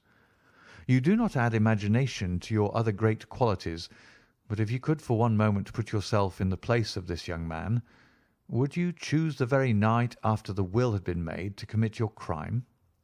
Would it not seem dangerous to you to make so very close a relation between the two incidents? Again, would you choose an occasion when you are known to be in the house, when a servant has let you in? And finally, would you take the great pains to conceal the body, and yet leave your own stick as a sign that you were the criminal? Confess, Lestrade, that all this is very unlikely." "As to the stick, Mr. Holmes, you know as well as I do that a criminal is often flurried and does such things which a cool man would avoid. He is very likely afraid to go back to the room. Give me another theory that would fit the facts." "I could very easily give you half a dozen," said Holmes. "Here, for example, is a very possible and even probable one. I make you a free present of it. The older man is showing documents which are of evident value. A passing tramp sees them through the window, the blind of which is only half down. Exit the solicitor, enter the tramp. He seizes a stick, which he observes there, kills Oldacre, and departs after burning the body. Why should the tramp burn the body? For the matter of that, why should Macfarlane? To hide some evidence. Possibly the tramp wanted to hide that any murder at all had been committed. And why did the tramp take nothing? Because there were papers that he could not negotiate. Lestrade shook his head, though it seemed to me that his manner was less absolutely assured than before. "Well, Mr. Sherlock Holmes, you may look for your tramp, and while you're finding him, we will hold on to our man. The future will show which is right. Just notice this point, Mr. Holmes, that so far as we know, none of the papers were removed, and that the prisoner is the one man in the world who had no reason for removing them, since he was heir at law, and would come into them in any case." My friend seemed struck by this remark. "I don't mean to deny that the evidence is in some ways very strongly in favour of your theory," said he. "I only wish to point out that there are other theories possible. As you say, the future will decide. Good morning. I dare say that in the course of the day I shall drop in at Norwood and see how you're getting on." When the detective departed, my friend rose and made his preparations for the day's work with the alert air of a man who has a congenial task before him. "My first movement, Watson," said he as he bustled into his frock-coat, "must, as I said, be in the direction of Blackheath." "And why not Norwood?" "Because we have in this case one singular incident coming close to the heels of another singular incident. The police are making the mistake of concentrating their attention upon the second, because it happens to be the one which is actually criminal. But it is evident to me that the logical way to approach the case is to begin by trying to throw some light upon the first incident, the curious will, so suddenly made, and to so unexpected an heir. It may do something to simplify what followed. No, my dear fellow, I don't think you can help me. There is no prospect of danger, or I should not dream of stirring out without you. I trust that when I see you in the evening, I will be able to report that I have been able to do something for this unfortunate youngster who has thrown himself upon my protection." It was late when my friend returned, and I could see by a glance at his haggard and anxious face that the high hopes with which he had started had not been fulfilled. For an hour he droned away upon his violin, endeavouring to soothe his own ruffled spirits. At last he flung down the instrument and plunged into a detailed account of his misadventures. "It's all going wrong, Watson, all as wrong as it can go. I kept a bold face before Lestrade, but upon my soul I believe that for once the fellow is on the right track and we are on the wrong. All my instincts are one way, and all the facts are the other, and I much fear that British juries have not yet attained that pitch of intelligence when they will give the preference to my theories over Lestrade's facts. Did you go to Blackheath?" "Yes, Watson, I went there, and I found very quickly that the late lamented Oldacre was a pretty considerable blackguard. The father was away in search of his son. The mother was at home, a little fluffy blue-eyed person in a tremor of fear and indignation. Of course, she would not admit even the possibility of his guilt, but she would not express either surprise or regret over the fate of Oldacre. On the contrary, she spoke of him with such bitterness that she was unconsciously considerably strengthening the case of the police, for of course if her son had heard her speak of the man in this fashion, it would predispose him towards hatred and violence. "He was more like a malignant and cunning ape than a human being," said she, "and he always was, ever since he was a young man." "You knew him at that time?" said I. "Yes, I knew him well, in fact. He was an old suitor of mine. Thank heaven that I had the sense to turn away from him and to marry a better, if poorer man. I was engaged to him, Mr. Holmes, when I heard a shocking story of how he had turned a cat loose in an aviary, and I was so horrified at this brutal cruelty that I would have nothing more to do with him." She rummaged in a bureau and presently she produced a photograph of a woman shamefully defaced and mutilated with a knife. "My own photograph," she said. "He sent it to me in that state, with this curse upon my wedding morning." "Well," said I, "at least he has forgiven you now, since he has left all his property to your son." "Neither my son nor I want anything from Jonas Oldacre, dead or alive," she cried with a proper spirit. "There is a God in heaven, Mr. Holmes, and that same God who has punished that wicked man will show in his own good time that my son's hands are guiltless of his blood." Well, I tried one or two leads, but could get at nothing which would help our hypothesis, and several points which would make against it. I gave it up at last, and off I went to Norwood. This place, Deepdene House, is a big modern villa of staring brick, standing back in its own grounds with a laurel-clumped lawn in front of it. To the right and some distance back from the road was the timber yard which had been the scene of the fire. Here's a rough plan on a leaf of my notebook. This window on the left is the one which opens into Oldacre's room. You can look into it from the road, you see. That is about the only bit of consolation I have had to-day. Lestrade was not there, but his head constable did the honours. They had just found a great treasure trove. They had spent the morning raking among the ashes of the burned wood-pile, and besides the charred organic remains they had secured several discoloured metal discs. I examined them with care, and there was no doubt that they were trouser buttons. I even distinguished that one of them was marked with the name of Hyams, who was Oldacre's tailor. I then worked the lawn very carefully for signs and traces, but this drought has made everything as hard as iron. Nothing was to be seen, save that some body or bundle had been dragged through a low privet hedge, which is in a line with the wood-pile. All that, of course, fits in with the official theory. I crawled about the lawn with an August sun on my back, but I got up at the end of an hour, no wiser than before. Well, after this fiasco, I went into the bedroom and examined that also. The blood stains were very slight, mere smears and discolorations, but undoubtedly fresh. The stick had been removed, but there also the remarks were slight.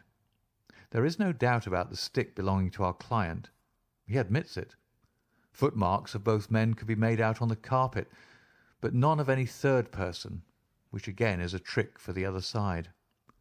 They were piling up their score all the time, and we were at a standstill. Only one little gleam of hope did I get, and yet it amounted to nothing. I examined the contents of the safe, most of which had been taken out and left on the table. The papers had been made up into sealed envelopes, one or two of which had been opened by the police. They were not, so far as I could judge, of any great value, nor did the bank book show that Mr. Oldacre was in such very affluent circumstances. But it seemed to me that all the papers were not there. There were allusions to some deeds, possibly the more valuable, which I could not find. This, of course, if we could definitely prove it, would turn Lestrade's argument against himself, for who would steal a thing if he knew that he would shortly inherit it? Finally, having drawn every other cover and picked up no scent, I tried my luck with the housekeeper. Mrs. Lexington is her name, a little dark, silent person with suspicious and sidelong eyes. She could tell us something if she would, I'm convinced of it, but she was as close as wax.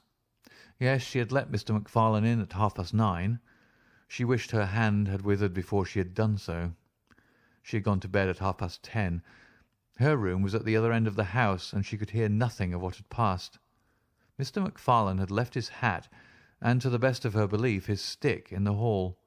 She had been awakened by the alarm of fire. Her poor dear master had certainly been murdered. Had he any enemies? Well, every man had enemies, but Mr. Oldacre kept himself very much to himself, and only met people in the way of business. She had seen the buttons, and was sure that they belonged to the clothes which he had worn last night. The wood-pile was very dry, for it had not rained for a month. It burned like tinder, and by the time she reached the spot nothing could be seen but flames. She and all the firemen smelled the burned flesh from inside it. She knew nothing of the papers, nor of Mr. Oldacre's private affairs. So, my dear Watson, there's my report of a failure. And yet, he clenched his thin hands in a paroxysm of conviction, I know it's all wrong. I feel it in my bones. There is something that has not come out, and that housekeeper knows it. There was a sort of sulky defiance in her eyes, which only goes with guilty knowledge. However, there's no good talking any more about it, Watson, but unless some lucky chance comes our way, I fear that the Norwood disappearance case will not figure in that chronicle of our successes which I foresee that a patient public will sooner or later have to endure. Surely, said I, the man's appearance would go far with any jury. That is a dangerous argument, my dear Watson. You remember that terrible murderer, Bert Stevens, who wanted us to get him off in '87? Was there ever a more mild-mannered Sunday school young man? It is true. Unless we succeed in establishing an alternative theory, this man is lost. You can hardly find a flaw in the case which can now be presented against him, and all further investigation has served to strengthen it. By the way, there is one curious little point about those papers which may serve us as the starting point for an inquiry. On looking over the bank book, I found that the low state of the balance was principally due to large cheques which had been made out during the last year to Mr. Cornelius. I confess that I should be interested to know who this Mr. Cornelius may be with whom a retired builder has such very large transactions. Is it possible that he has had a hand in the affair? Cornelius might be a broker, but we have found no scrip to correspond with these large payments. Failing any other indication, my researches must now take the direction of an inquiry at the bank for the gentleman who has cashed these cheques. But I fear, my dear fellow, that our case will end ingloriously by Lestrade hanging our client, which will certainly be a triumph for Scotland Yard. I do not know how far Sherlock Holmes took any sleep that night, but when I came down to breakfast I found him pale and harassed, his bright eyes the brighter for the dark shadows round them. The carpet round his chair was littered with cigarette ends and with the early editions of the morning papers. An open telegram lay upon the table. "What do you think of this, Watson?" he asked, tossing it across. It was from Norwood and ran as follows: "Important fresh evidence to hand. Macfarlane's guilt definitely established. Advise you to abandon case. Lestrade." "This sounds serious," said I. "It is Lestrade's little cock-a-doodle of victory," Holmes answered, with a bitter smile. "And yet it may be premature to abandon the case. After all, important fresh evidence is a two-edged thing, and may possibly cut in a very different direction to that which Lestrade imagines. Take your breakfast, Watson, and we will go out together and see what we can do. I feel as if I shall need your company and your moral support to-day." My friend had no breakfast himself, for it was one of his peculiarities that in his more intense moments he would permit himself no food, and I have known him presume upon his iron strength until he has fainted from pure inanition. "At present I cannot spare energy and nerve force for digestion," he would say in answer to my medical remonstrances. I was not surprised, therefore, when this morning he left his untouched meal behind him and started with me for Norwood. A crowd of morbid sightseers were still gathered round Deepdene House, which was just such a suburban villa as I had pictured. Within the gates Lestrade met us, his face flushed with victory, his manner grossly triumphant. "Well, Mr. Holmes, have you proved us to be wrong yet? Have you found your tramp?" he cried. "I have formed no conclusion whatever," my companion answered. "But we formed ours yesterday, and now it proves to be correct. So you must acknowledge that we have been a little in front of you this time, Mr. Holmes." "You certainly have the air of something unusual having occurred," said Holmes. Lestrade laughed loudly. "Ha! You don't like being beaten any more than the rest of us do," said he. "A man can't expect always to have it his own way, can he, Dr. Watson? Step this way, if you please, gentlemen, and I think I can convince you once for all that it was John Macfarlane who did this crime." He led us through the passage and out into a dark hall beyond. "This is where young Macfarlane must have come out to get his hat after the crime was done," said he. "Now look at this." With dramatic suddenness he struck a match, and by its light exposed a stain of blood upon the whitewashed wall. As he held the match nearer, I saw that it was more than a stain. It was a well-marked print of a thumb. "Look at that with your magnifying glass, Mr. Holmes." "Yes, I am doing so." "You are aware that no two thumb marks are alike?" "I have heard something of the kind." "Well, then, will you please compare that print with this wax impression of young Macfarlane's right thumb, taken by my orders this morning?" As he held the waxen print close to the bloodstain, it did not take a magnifying glass to see that the two were undoubtedly from the same thumb. It was evident to me that our unfortunate client was lost. "That is final," said Lestrade. "Yes, that is final," I involuntarily echoed. "It is final," said Holmes. Something in his tone caught my ear, and I turned to look at him. An extraordinary change had come over his face. It was writhing with inward merriment. His two eyes were shining like stars. It seemed to me that he was making desperate efforts to restrain a convulsive attack of laughter. "Dear me, dear me," he said at last. "Well, now, who would have thought it? And how deceptive appearances may be, to be sure. Such a nice young man to look at. It is a lesson to us not to trust our own judgment, is it not, Lestrade?" "Yes, some of us are a little too much inclined to be cockasure, Mr. Holmes," said Lestrade. The man's insolence was maddening, but we could not resent it. What a providential thing that this young man should press his right thumb against the wall in taking his hat from the peg.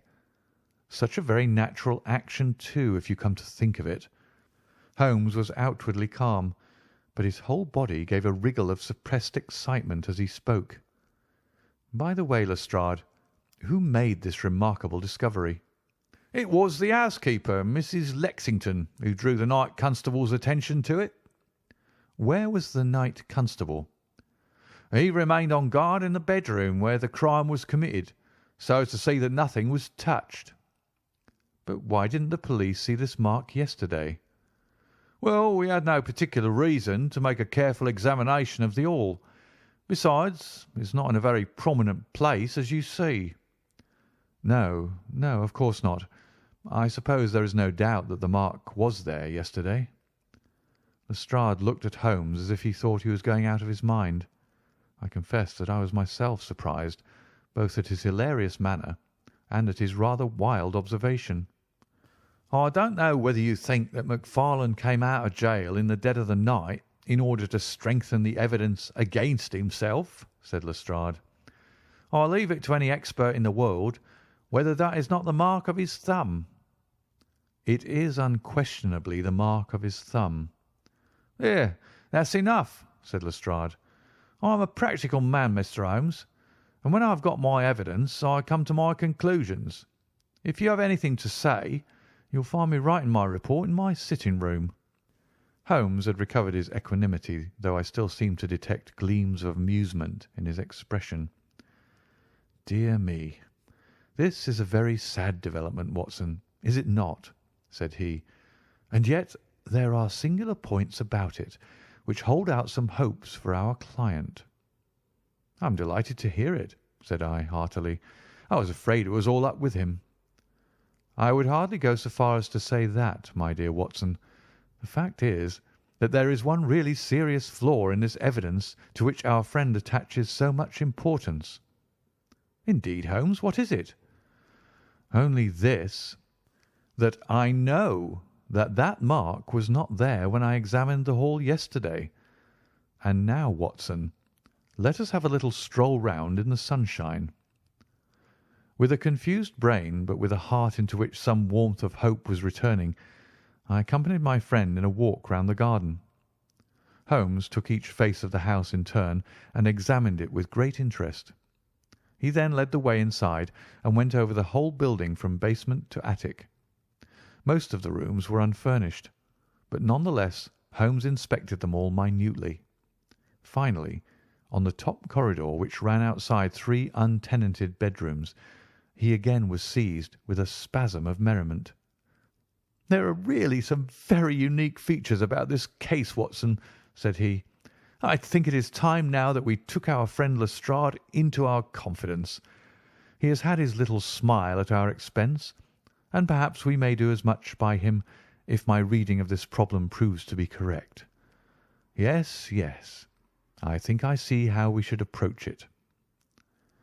The Scotland Yard inspector was still writing in the parlour when Holmes interrupted him. "I understand that you were writing a report of this case," said he. "So I am." "Don't you think it might be a little premature? I can't help thinking that your evidence is not complete." Lestrade knew my friend too well to disregard his words. He laid down his pen and looked curiously at him. "What do you mean, Mr. Holmes?" "Only that there is an important witness whom you have not seen." "Can you produce him?" "I think I can." "Then do so." "I will do my best. How many constables have you?" "There are 3 within call." "Excellent," said Holmes. "May I ask if they are all large, able-bodied men with powerful voices?" "I have no doubt they are, though I fail to see what their voices have to do with it." "Perhaps I can help you to see that, and 1 or 2 other things as well," said Holmes. "Kindly summon your men, and I will try."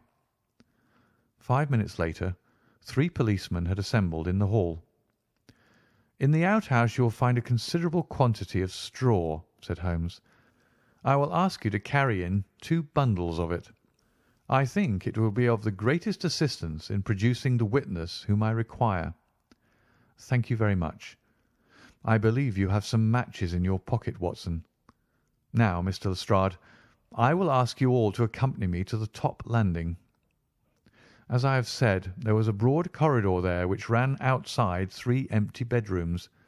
At one end of the corridor we were all marshalled by Sherlock Holmes, the constables grinning and Lestrade staring at my friend with amazement, expectation, and derision chasing each other across his features. Holmes stood before us with the air of a conjurer who is performing a trick. "Would you kindly send one of your constables for 2 buckets of water? Put the straw on the floor here, free from the wall on either side. Now, I think that we are all ready." Lestrade's face had begun to grow red and angry. "I don't know whether you're playing a game with us, Mr. Sherlock Holmes," said he. "If you know anything, you can surely say it without all this tomfoolery." "I assure you, my good Lestrade, that I have an excellent reason for everything that I do. You may possibly remember that you chaffed me a little some hours ago when the sun seemed on your side of the hedge, so you must not grudge me a little pomp and ceremony now. Might I ask you, Watson, to open that window and then to put a match to the edge of the straw?" I did so, and driven by the draught, a coil of grey smoke swirled down the corridor, while the dry straw crackled and flamed. "Now we must see if we can find this witness for you, Lestrade. Might I ask you all to join in the cry of 'Fire'? Now then, 1, 2, 3, 'Fire!' we all yelled. "Thank you.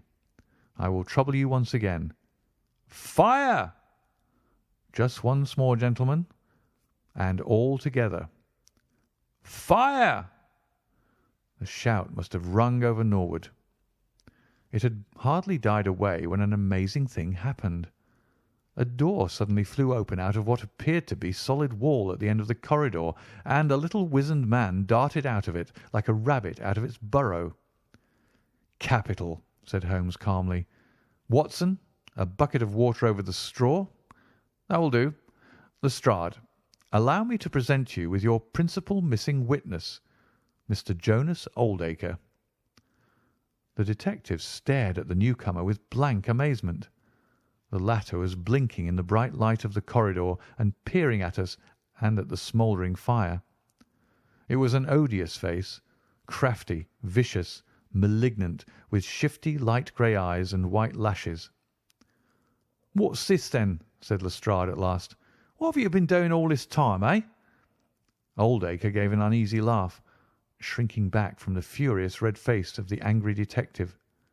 "I have done no harm." "No harm? You've done your best to get an innocent man hanged.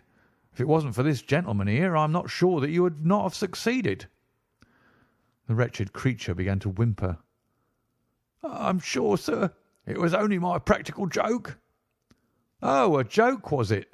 You won't find the laugh on your side, I promise you. Take him down and keep him in the sitting room until I come. Mr. Holmes," he continued when they had gone, "I could not speak before the constables, but I don't mind saying, in the presence of Dr. Watson, that this is the brightest thing that you have done yet, though it is a mystery to me how you did it. You have saved an innocent man's life, and you have prevented a very grave scandal, which would have ruined my reputation in the force." Holmes smiled and clapped Lestrade upon the shoulder. "Instead of being ruined, my good sir, you will find that your reputation has been enormously enhanced. Just make a few alterations in that report which you were writing, and they will understand how hard it is to throw dust in the eyes of Inspector Lestrade." "And you don't want your name to appear?" "Not at all. The work is its own reward. Perhaps I shall get the credit also at some distant day, when I permit my zealous historian to lay out his foolscap once more. Eh, Watson? Well, now, let us see where this rat has been lurking." A lath and plaster partition had been run across the passage 6 feet from the end, with a door cunningly concealed in it. It was lit within by slits under the eaves. A few articles of furniture and a supply of food and water were within, together with a number of books and papers. "There's the advantage of being a builder," said Holmes as we came out. "He was able to fix up his own little hiding place without any confederate, save, of course, that precious housekeeper of his, whom I should lose no time in adding to your bag, Lestrade." "I'll take your advice. But how did you know of this place, Mr. Holmes?" "I made up my mind that the fellow was in hiding in the house. When I paced one corridor and found it 6 feet shorter than the corresponding one below, it was pretty clear where he was. I thought he had not the nerve to lie quiet before an alarm of fire. We could, of course, have gone in and taken him, but it amused me to make him reveal himself. Besides, I owed you a little mystification, Lestrade, for your chaff in the morning." "Well, sir, you certainly got equal with me on that. But how in the world did you know that he was in the house at all?" "The thumb mark, Lestrade. You said it was final, and so it was, in a very different sense. I knew it had not been there the day before. I pay a good deal of attention to matters of detail, as you may have observed, and I had examined the hall and was sure that the wall was clear. Therefore, it had been put on during the night." "But how?" "Very simply. When those packets were sealed up, Jonas Oldacre got Macfarlane to secure one of the seals by putting his thumb upon the soft wax. It would be done so quickly and so naturally that I dare say the young man himself has no recollection of it. Very likely it just so happened, and Oldacre had himself no notion of the use he would put it to. Brooding over the case in that den of his, it suddenly struck him what absolutely damning evidence he could make against Macfarlane by using that thumb mark. It was the simplest thing in the world for him to take a wax impression from the seal, to moisten it in as much blood as he could get from a pinprick, and to put the mark upon the wall during the night, either with his own hand or with that of his housekeeper. If you examine among those documents which he took with him into his retreat, I will lay you a wager that you will find the seal with the thumb mark upon it." "Wonderful," said Lestrade. "Wonderful. It's all as clear as crystal, as you put it. But what is the object of this deep deception, Mr. Holmes?" It was amusing to me to see how the detective's overbearing manner had changed suddenly to that of a child asking questions of its teacher. "Well, I don't think that it is very hard to explain. A very deep, malicious, vindictive person is the gentleman who is now waiting us downstairs. You know that he was once refused by Macfarlane's mother." "You don't? I told you that you should go to Blackheath first and Norwood afterwards. Well, this injury, as he would consider it, has rankled in his wicked, scheming brain, and all his life he has longed for vengeance, but never seen his chance. During the last year or two, things have gone against him, secret speculation, I think, and he finds himself in a bad way. He determines to swindle his creditors, and for this purpose he pays large cheques to a certain Mr. Cornelius, who is, I imagine, himself under another name. I have not traced these cheques yet, but I have no doubt that they were banked under that name at some provincial town where Oldacre from time to time led a double existence. He intended to change his name altogether, draw this money, and vanish, starting life again elsewhere." "Well, that's likely enough." It would strike him that in disappearing he might throw all pursuit off his track, and at the same time have an ample and crushing revenge upon his old sweetheart, if he could give the impression that he had been murdered by her only child. It was a masterpiece of villainy, and he carried it out like a master. The idea of the will, which would have given an obvious motive for the crime, the secret visit unknown to his own parents, the retention of the stick, the blood, and the animal remains and buttons in the woodpile, all were admirable. It was a net from which it seemed to me a few hours ago that there was no possible escape. But he had not that supreme gift of the artist, the knowledge of when to stop. He wished to improve that which was already perfect, to draw the rope tighter yet round the neck of his unfortunate victim, and so he ruined all. Let us descend, Lestrade. There are just one or two questions that I would ask him." The malignant creature was seated in his own parlour, with a policeman upon each side of him. "It was a joke, my good sir, a practical joke, nothing more," he whined incessantly. "I assure you, sir, that I simply concealed myself in order to see the effect of my disappearance, and I am sure that you would not be so unjust as to imagine that I would have allowed any harm to befall poor young Macfarlane." "That's for a jury to decide," said Lestrade. "Anyhow, we shall have you on a charge of conspiracy, if not for attempted murder." "And you'll probably find that your creditors will impound the banking account of Mr. Cornelius," said Holmes.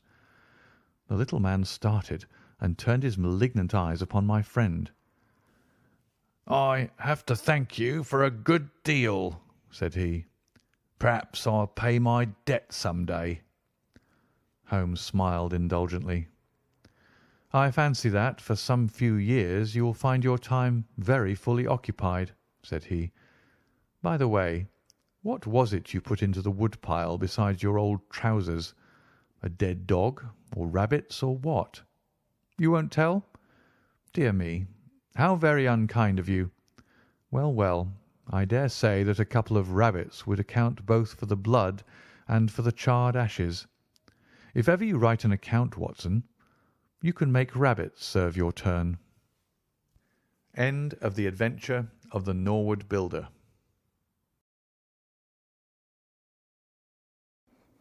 Adventure 3 of the Return of Sherlock Holmes by Sir Arthur Conan Doyle. Adventure 3. The Adventure of the Dancing Men.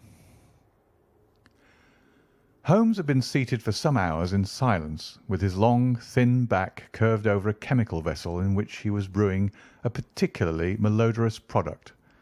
His head was sunk upon his breast, and he looked from my point of view like a strange, lank bird with dull grey plumage and a black topknot.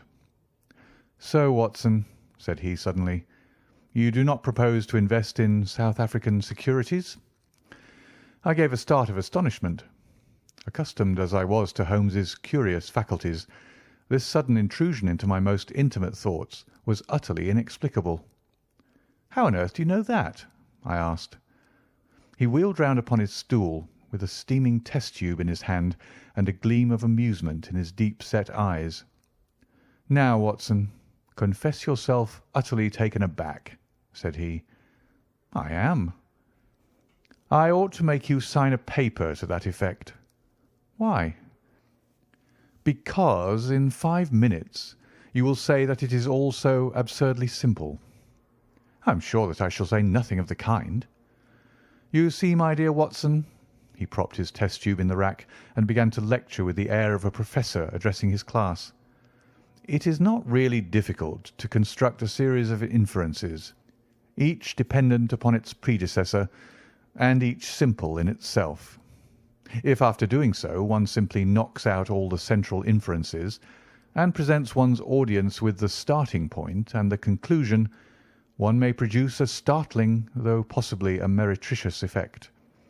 Now, it was not really difficult, by an inspection of the groove between your left forefinger and thumb, to feel sure that you did not propose to invest your small capital in the goldfields." "I see no connection." "Very likely not, but I can quickly show you a close connection. Here are the missing links of the very simple chain. 1. You had chalk between your left finger and thumb when you returned from the club last night. 2. You put chalk there when you play billiards to steady the cue. 3. You never play billiards except with Thurston. 4. You told me 4 weeks ago that Thurston had an option on some South African property which would expire in a month, and which he desired you to share with him. 5. Your cheque-book is locked in my drawer, and you have not asked for the key. 6. You do not propose to invest your money in this manner." "How absurdly simple!" I cried. "Quite so," said he, a little nettled. "Every problem becomes very childish when once it is explained to you. Here is an unexplained one. See what you can make of that, friend Watson." He tossed a sheet of paper upon the table and turned once more to his chemical analysis. I looked with amazement at the absurd hieroglyphics upon the paper.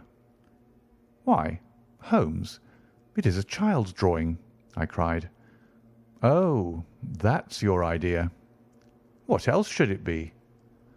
"That is what Mr. Hilton Cubitt of Ridingthorpe Manor, Norfolk, is very anxious to know. This little conundrum came by the first post, and he was to follow by the next train. There's a ring at the bell, Watson. I should not be very much surprised if this were he." A heavy step was heard upon the stairs, and an instant later there entered a tall, ruddy, clean-shaven gentleman whose clear eyes and florid cheeks told of a life led far from the fogs of Baker Street. He seemed to bring a whiff of his strong, fresh, bracing East Coast air with him as he entered. Having shaken hands with each of us, he was about to sit down when his eye rested upon the paper with the curious markings which I had just examined and left upon the table. "Well, Mr. Holmes, what do you make of these?" he cried. "They told me that you are fond of queer mysteries, and I don't think you can find a queerer one than that. I sent the paper on ahead so that you might have time to study it before I came." "It is certainly rather a curious production," said Holmes. "At first sight it would appear to be some childish prank. It consists of a number of absurd little figures dancing across the paper upon which they are drawn. Why should you attribute any importance to so grotesque an object?" "I never should, Mr. Holmes, but my wife does. It is frightening her to death. She says nothing, but I can see terror in her eyes. That's why I want to sift the matter to the bottom." Holmes held up the paper so that the sunlight shone full upon it. It was a page torn from a notebook. The markings were done in pencil and ran in a particular way. Holmes examined it for some time and then folded it carefully up. He placed it in his pocket-book. "This promises to be a most interesting and unusual case," said he. "You gave me a few particulars in your letter, Mr. Hilton Cubitt, but I should be very much obliged if you would kindly go over it all again for the benefit of my dear friend Dr. Watson." I'm not much of a storyteller," said our visitor, nervously clasping and unclasping his great strong hands. "You'll just ask me anything that I don't make clear. I'll begin at the time of my marriage, last year. But I want to say first of all that though I'm not a rich man, my people have been at Ridingthorpe for a matter of 5 centuries, and there is no better known family in the county of Norfolk. Last year I came up to London for the Jubilee, and I stopped at a boarding house in Russell Square because Parker, the vicar of our parish, was staying in it. There was an American young lady there. Patrick was the name. Elsie Patrick. In some way we became friends, until before my month was up I was as much in love as man could be. We were quietly married at a registry office, and we returned to Norfolk a wedded couple. You'll think it very mad, Mr. Holmes, that a man of a good old family should marry a wife in this fashion, knowing nothing of her past or of her people. But if you saw her and knew her, it would help you to understand. She was very straight about it, was Elsie. I can't say that she did not give me every chance of getting out of it if I wished to do so. "I've had some very disagreeable associations in my life," said she. "I wish to forget all about them. I'd rather never allude to the past, for it is very painful to me. If you take me, Hilton, you'll take a woman who is nothing that she need be personally ashamed of, but you'll have to be content with my word for it, and to allow me to be silent as to all that passed up to the time when I became yours. If these conditions are too hard, then go back to Norfolk and leave me to the lonely life in which you found me." It was only the day before our wedding that she said those very words to me. I told her that I was content to take her on her own terms, and I have been as good as my word. Well, we've been married now for a year, and very happy we've been. But about a month ago, at the end of June, I saw for the first time signs of trouble. One day my wife received a letter from America. I saw the American stamp. She turned deadly white, read the letter, and threw it into the fire. She made no allusion to it afterwards, and I made none, for a promise is a promise. But she has never known an easy hour from that moment. There's always a look of fear upon her face, a look as if she were waiting and expecting. She would do better to trust me. She would find that I was her best friend. But until she speaks, I can say nothing. Mind you, she is a truthful woman, Mr. Holmes, and whatever trouble there may have been in her past life, it has been no fault of hers. I am only a simple Norfolk squire, but there is not a man in England who ranks his family honour more highly than I do. She knows it well, and she knew it well before she married me. She would never bring any stain upon it, of that I am sure. Well, now, I come to the queer part of my story. About a week ago, it was the Tuesday of last week, I found on one of the window sills a number of absurd little dancing figures, like these, upon the paper. They were scrawled with chalk. I thought it was the stable boy who had drawn them, but the lad swore he knew nothing about it. Anyhow, they had come there during the night. I had them washed out, and I only mentioned the matter to my wife afterwards. To my surprise, she took it very seriously, and begged me if any more came to let her see them. None did come for a week, and then yesterday morning I found this paper lying on the sundial in the garden. I showed it to Elsie, and down she dropped in a dead faint. Since then she'd looked like a woman in a dream, half dazed and with terror always lurking in her eyes. It was then that I wrote and sent the paper to you, Mr. Holmes. It was not a thing that I could take to the police, for they would have laughed at me. But you will tell me what to do. I'm not a rich man, but if there is any danger threatening my little woman, I would spend my last copper to shield her." He was a fine creature, this man of the old English soil, simple, straight, and gentle, with his great earnest blue eyes and broad comely face. His love for his wife and his trust in her shone in his features. Holmes had listened to his story with the utmost attention, and now he sat for some time in silent thought. "Don't you think, Mr. Cubitt," said he at last, that your best plan would be to make a direct appeal to your wife and to ask her to share her secret with you." Hilton Cubitt shook his massive head. "A promise is a promise, Mr. Holmes. If Elsie wished to tell me, she would. If not, it is not for me to force her confidence. But I am justified in taking my own line, and I will." "Then I will help you with all my heart. In the first place, have you heard of any strangers being seen in your neighbourhood?" "No." "I presume that it is a very quiet place. Any fresh face would cause comment?" "In the immediate neighbourhood, yes. But we have several small watering places not very far away, and the farmers take in lodgers." "These hieroglyphics have evidently a meaning.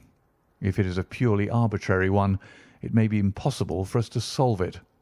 If, on the other hand, it is systematic, I have no doubt that we shall get to the bottom of it. But this particular sample is so short that I can do nothing, and the facts which you have brought me are so indefinite that we have no basis for an investigation. I would suggest that you return to Norfolk, that you keep a keen look-out, and that you take an exact copy of any fresh dancing men which may appear. It is 1,000 pities that we have not a reproduction of those which were done in chalk upon the window-sill. Make a discreet inquiry also as to any strangers in the neighbourhood. When you have collected some fresh evidence, come to me again. That is the best advice which I can give you, Mr. Hilton Cubitt. If there are any pressing fresh developments, I shall be always ready to run down and see you in your Norfolk home." The interview left Sherlock Holmes very thoughtful, and several times in the next few days I saw him take his slip of paper from his notebook and look long and earnestly at the curious figures inscribed upon it. He made no allusion to the affair, however, until one afternoon a fortnight or so later.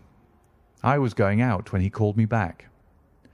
"You had better stay here, Watson." "Why?" "Because I had a wire from Hilton Cubitt this morning. You remember Hilton Cubitt, of the Dancing Men? He was to reach Liverpool Street at 1:20. He may be here at any moment.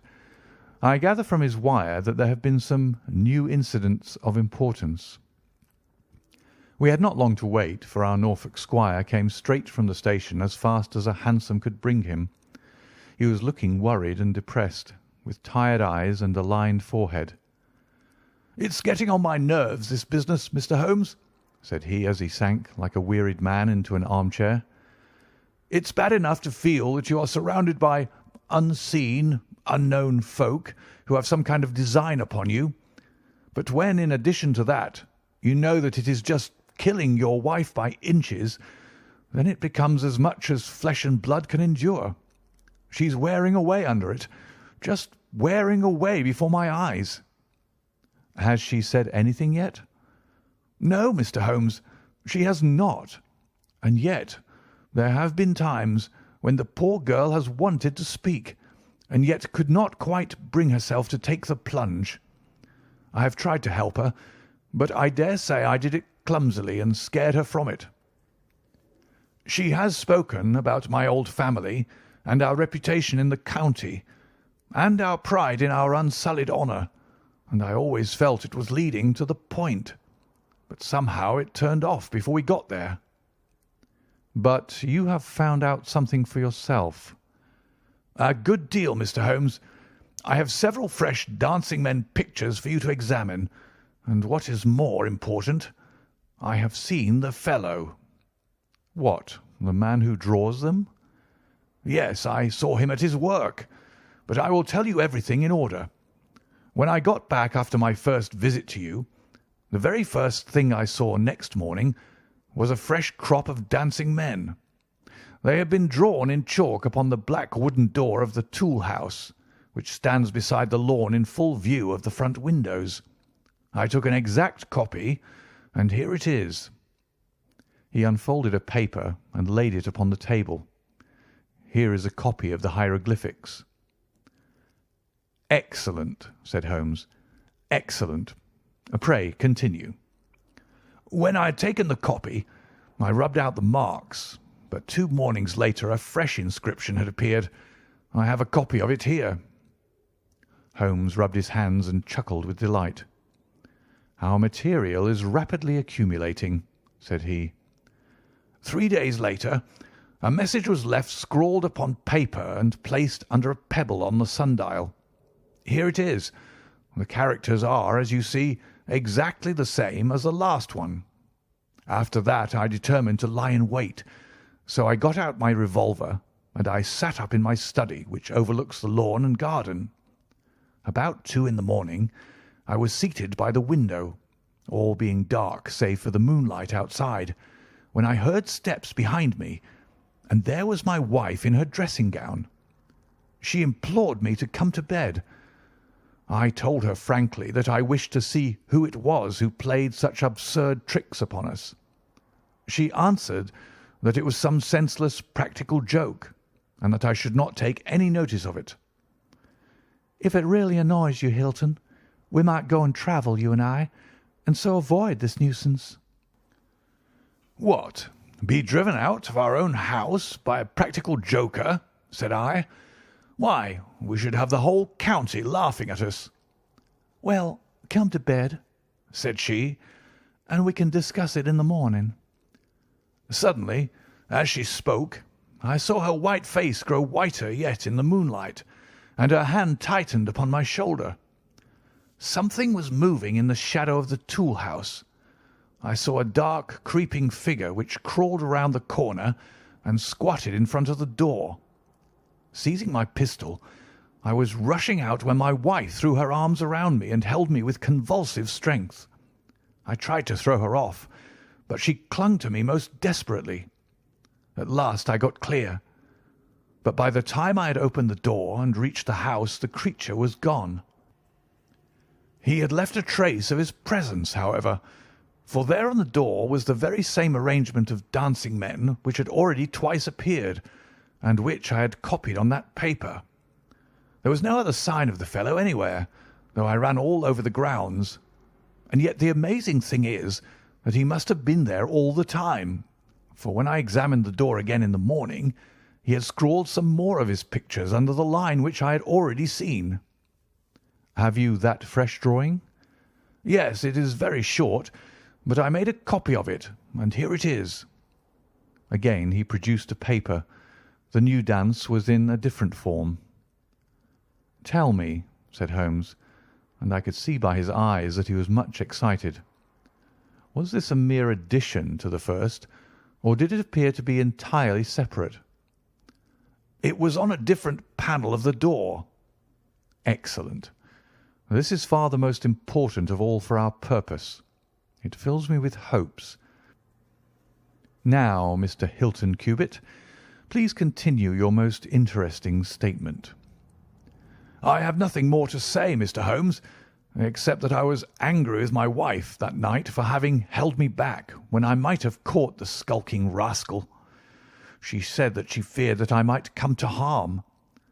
For an instant it had crossed my mind that perhaps what she really feared was that he might come to harm, for I could not doubt that she knew who this man was and what he meant by these strange signals. But there is a tone in my wife's voice, Mr. Holmes, and a look in her eyes which forbid doubt, and I am sure that it was indeed my own safety that was in her mind. There's the whole case, and now I want your advice as to what I ought to do.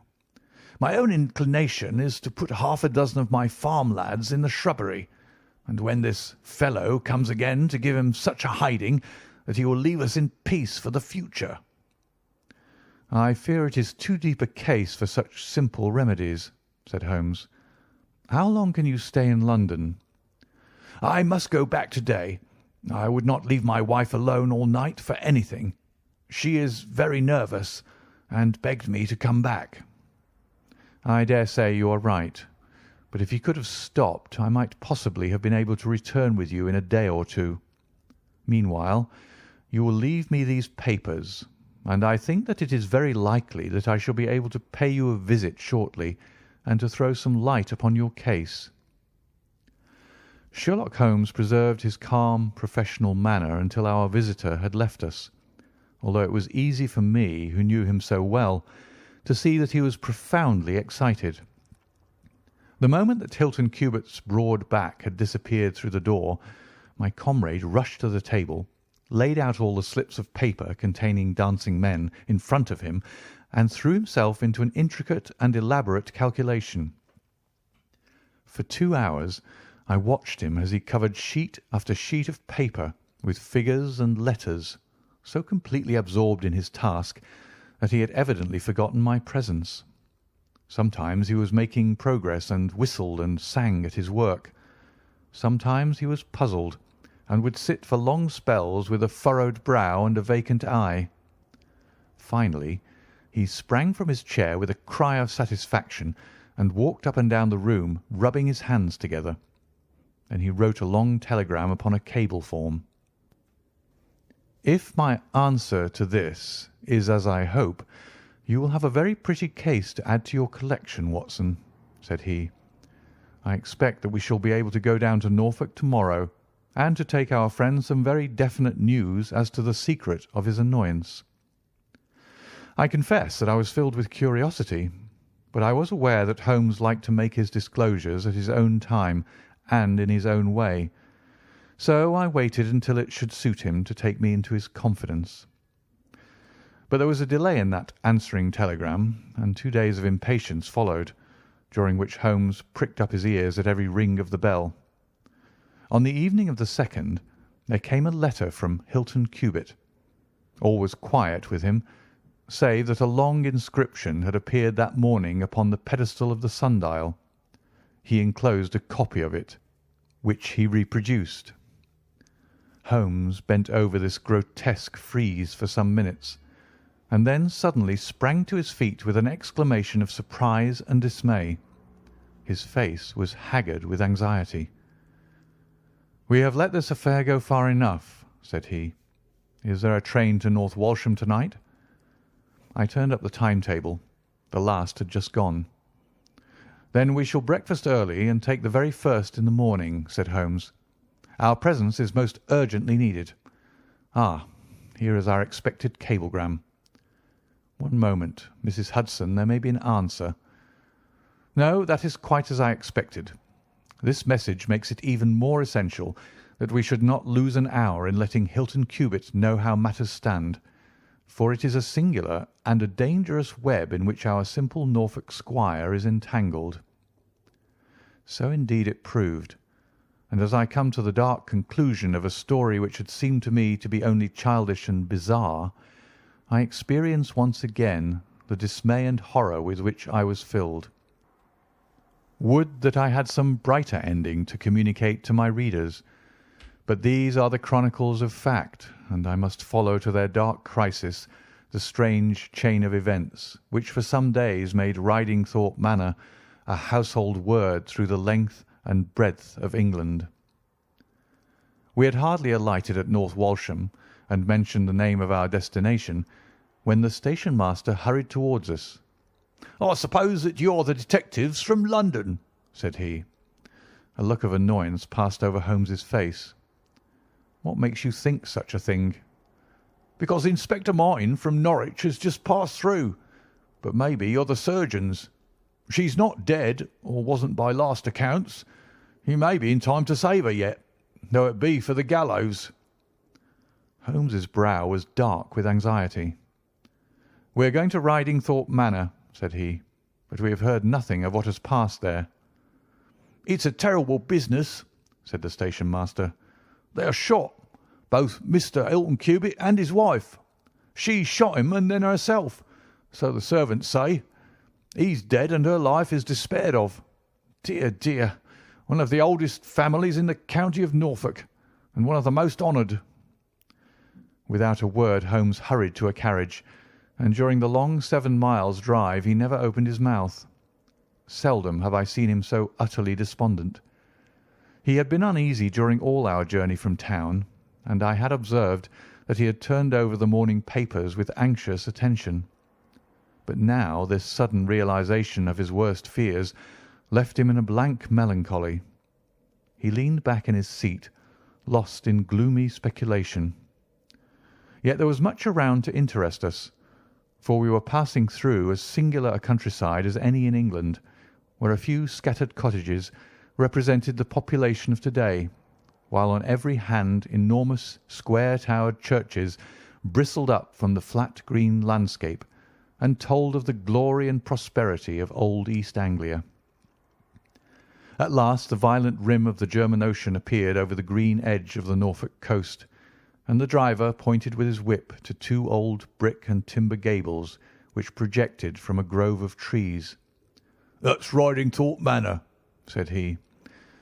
As we drove up to the porticoed front door, I observed in front of it, beside the tennis lawn, the black tool house and the pedestalled sundial with which we had such strange associations. A dapper little man with a quick, alert manner and a waxed moustache had just descended from a high dog-cart.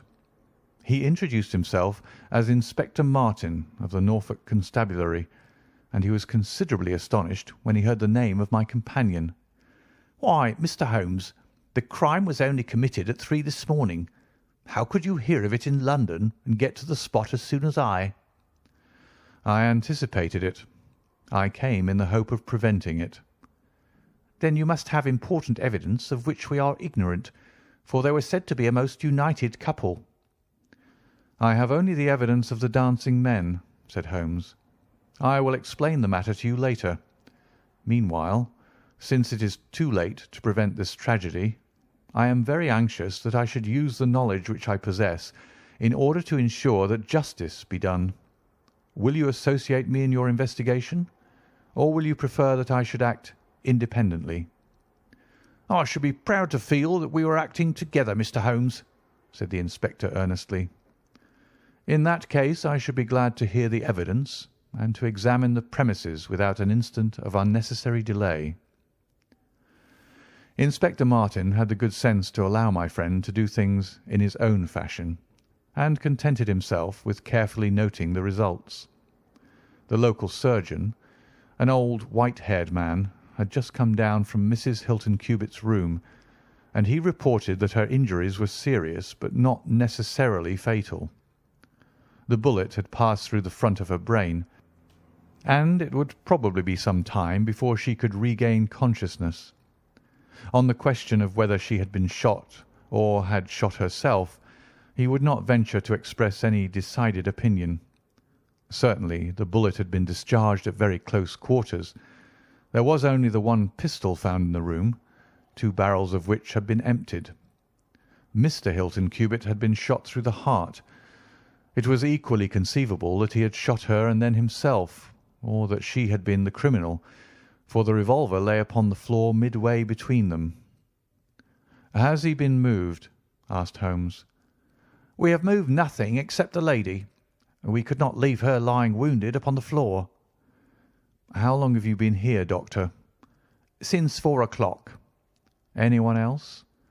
"Yes, the constable here." "And you have touched nothing?" "Nothing." "You have acted with great discretion. Who sent you?" "The housemaid, Saunders." "Was it she who gave the alarm?" "She and Mrs. King, the cook." "Where are they now?" "In the kitchen, I believe." "Then I think we had better hear their story at once." The old hall, oak-panelled and high-windowed, had been turned into a court of investigation. Holmes sat in a great old-fashioned chair, his inexorable eyes gleaming out of his haggard face. I could read in them a set purpose to devote his life to this quest until the client whom he had failed to save should at last be avenged. The trim Inspector Martin, the old grey-headed country doctor, myself, and a stolid village policeman made up the rest of that strange company. The 2 women told their story clearly enough. They had been aroused from their sleep by the sound of an explosion, which had been followed a minute later by a second one. They slept in adjoining rooms, and Mrs. King had rushed in to Saunders. Together they had descended the stairs. The door of the study was open, and a candle was burning upon the table. Their master lay upon his face in the centre of the room. He was quite dead. Near the window, his wife was crouching, her head leaning against the wall. She was horribly wounded, and the side of her face was red with blood. She breathed heavily, but was incapable of saying anything. The passage, as well as the room, was full of smoke and the smell of powder. The window was certainly shut and fastened upon the inside. Both women were positive upon the point. They had at once sent for the doctor and for the constable. Then, with the aid of the groom and the stable boy, they had conveyed their injured mistress to her room. Both she and her husband had occupied the bed. She was clad in her dress, he in his dressing gown over his night clothes. Nothing had been moved in the study. So far as they knew, there had never been any quarrel between husband and wife. They had always looked upon them as a very united couple. These were the main points of the servants' evidence. In answer to Inspector Martin, they were clear that every door was fastened upon the inside, and that no one could have escaped from the house. In answer to Holmes, they both remembered that they were conscious of the smell of powder from the moment that they ran out of their rooms upon the top floor. "I commend that fact very carefully to your attention," said Holmes to his professional colleague, "and now I think that we are in a position to undertake a thorough examination of the room." The study proved to be a small chamber, lined on three sides with books, and with a writing table facing an ordinary window, which looked out upon the garden. Our first attention was given to the body of the unfortunate squire, whose huge frame lay stretched across the room. His disordered dress showed that he had been hastily aroused from sleep. The bullet had been fired at him from the front, and had remained in his body after penetrating the heart. His death had certainly been instantaneous and painless. There was no powder marking either upon his dressing gown or on his hands. According to the country surgeon, the lady had stains upon her face, but none upon her hand. The absence of the latter means nothing, though its presence may mean everything, said Holmes. Unless the powder from a badly fitting cartridge happens to spurt backward, one may fire many shots without leaving a sign. I would suggest that Mr. Cubitt's body may now be removed. I suppose, Doctor, you have not recovered the bullet which wounded the lady. A serious operation will be necessary before that can be done, but there are still 4 cartridges in the revolver. 2 have been fired and 2 wounds inflicted, so that each bullet can be accounted for. So it would seem, said Holmes. Perhaps you can account also for the bullet which has so obviously struck the edge of the window. He had turned suddenly, and his long thin finger was pointing to a hole which had been drilled right through the lower window sash, about an inch above the bottom. "By George!" cried the inspector. "How ever did you see that?" "Because I looked for it." "Wonderful!" said the country doctor. "You are certainly right, sir. Then a 3rd shot has been fired, and therefore a 3rd person must have been present. But who could that have been, and how could he have got away?" "That is the problem which we are now about to solve," said Sherlock Holmes. "You remember, Inspector Martin, when the servants said that on leaving their room they were at once conscious of a smell of powder. I remarked that the point was an extremely important one." "Yes, sir, but I confess I did not quite follow you." "It suggested that at the time of the firing the window as well as the door of the room had been open. Otherwise the fumes of powder could not have been blown so rapidly through the house. A draught in the room was necessary for that. Both door and window were only open for a very short time, however." "How could you prove that?" "Because the candle was not guttered." "Capital!" cried the inspector. "Capital!" Feeling sure that the window had been open at the time of the tragedy, I conceived that there might have been a 3rd person in the affair, who stood outside this opening and fired through it. Any shot directed at this person might hit the sash. I looked, and there, sure enough, was the bullet mark. "But how came the window to be shut and fastened?" The woman's first instinct would be to shut and fasten the window. But, hello, what is this?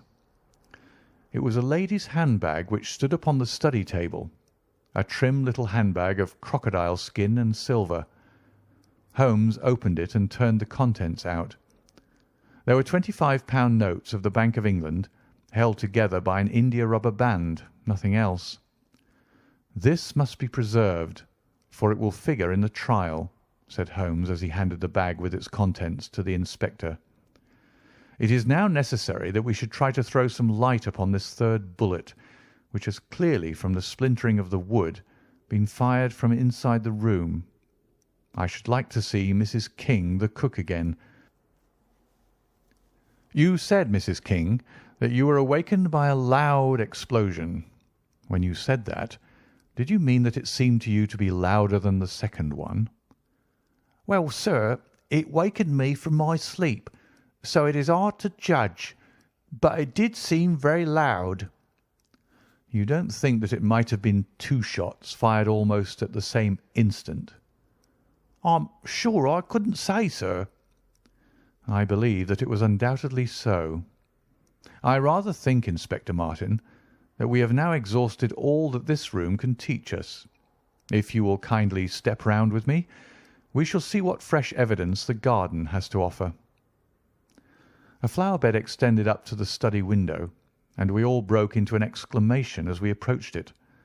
The flowers were trampled down, and the soft soil was imprinted all over with footmarks. Large, masculine feet they were, with peculiarly long, sharp toes.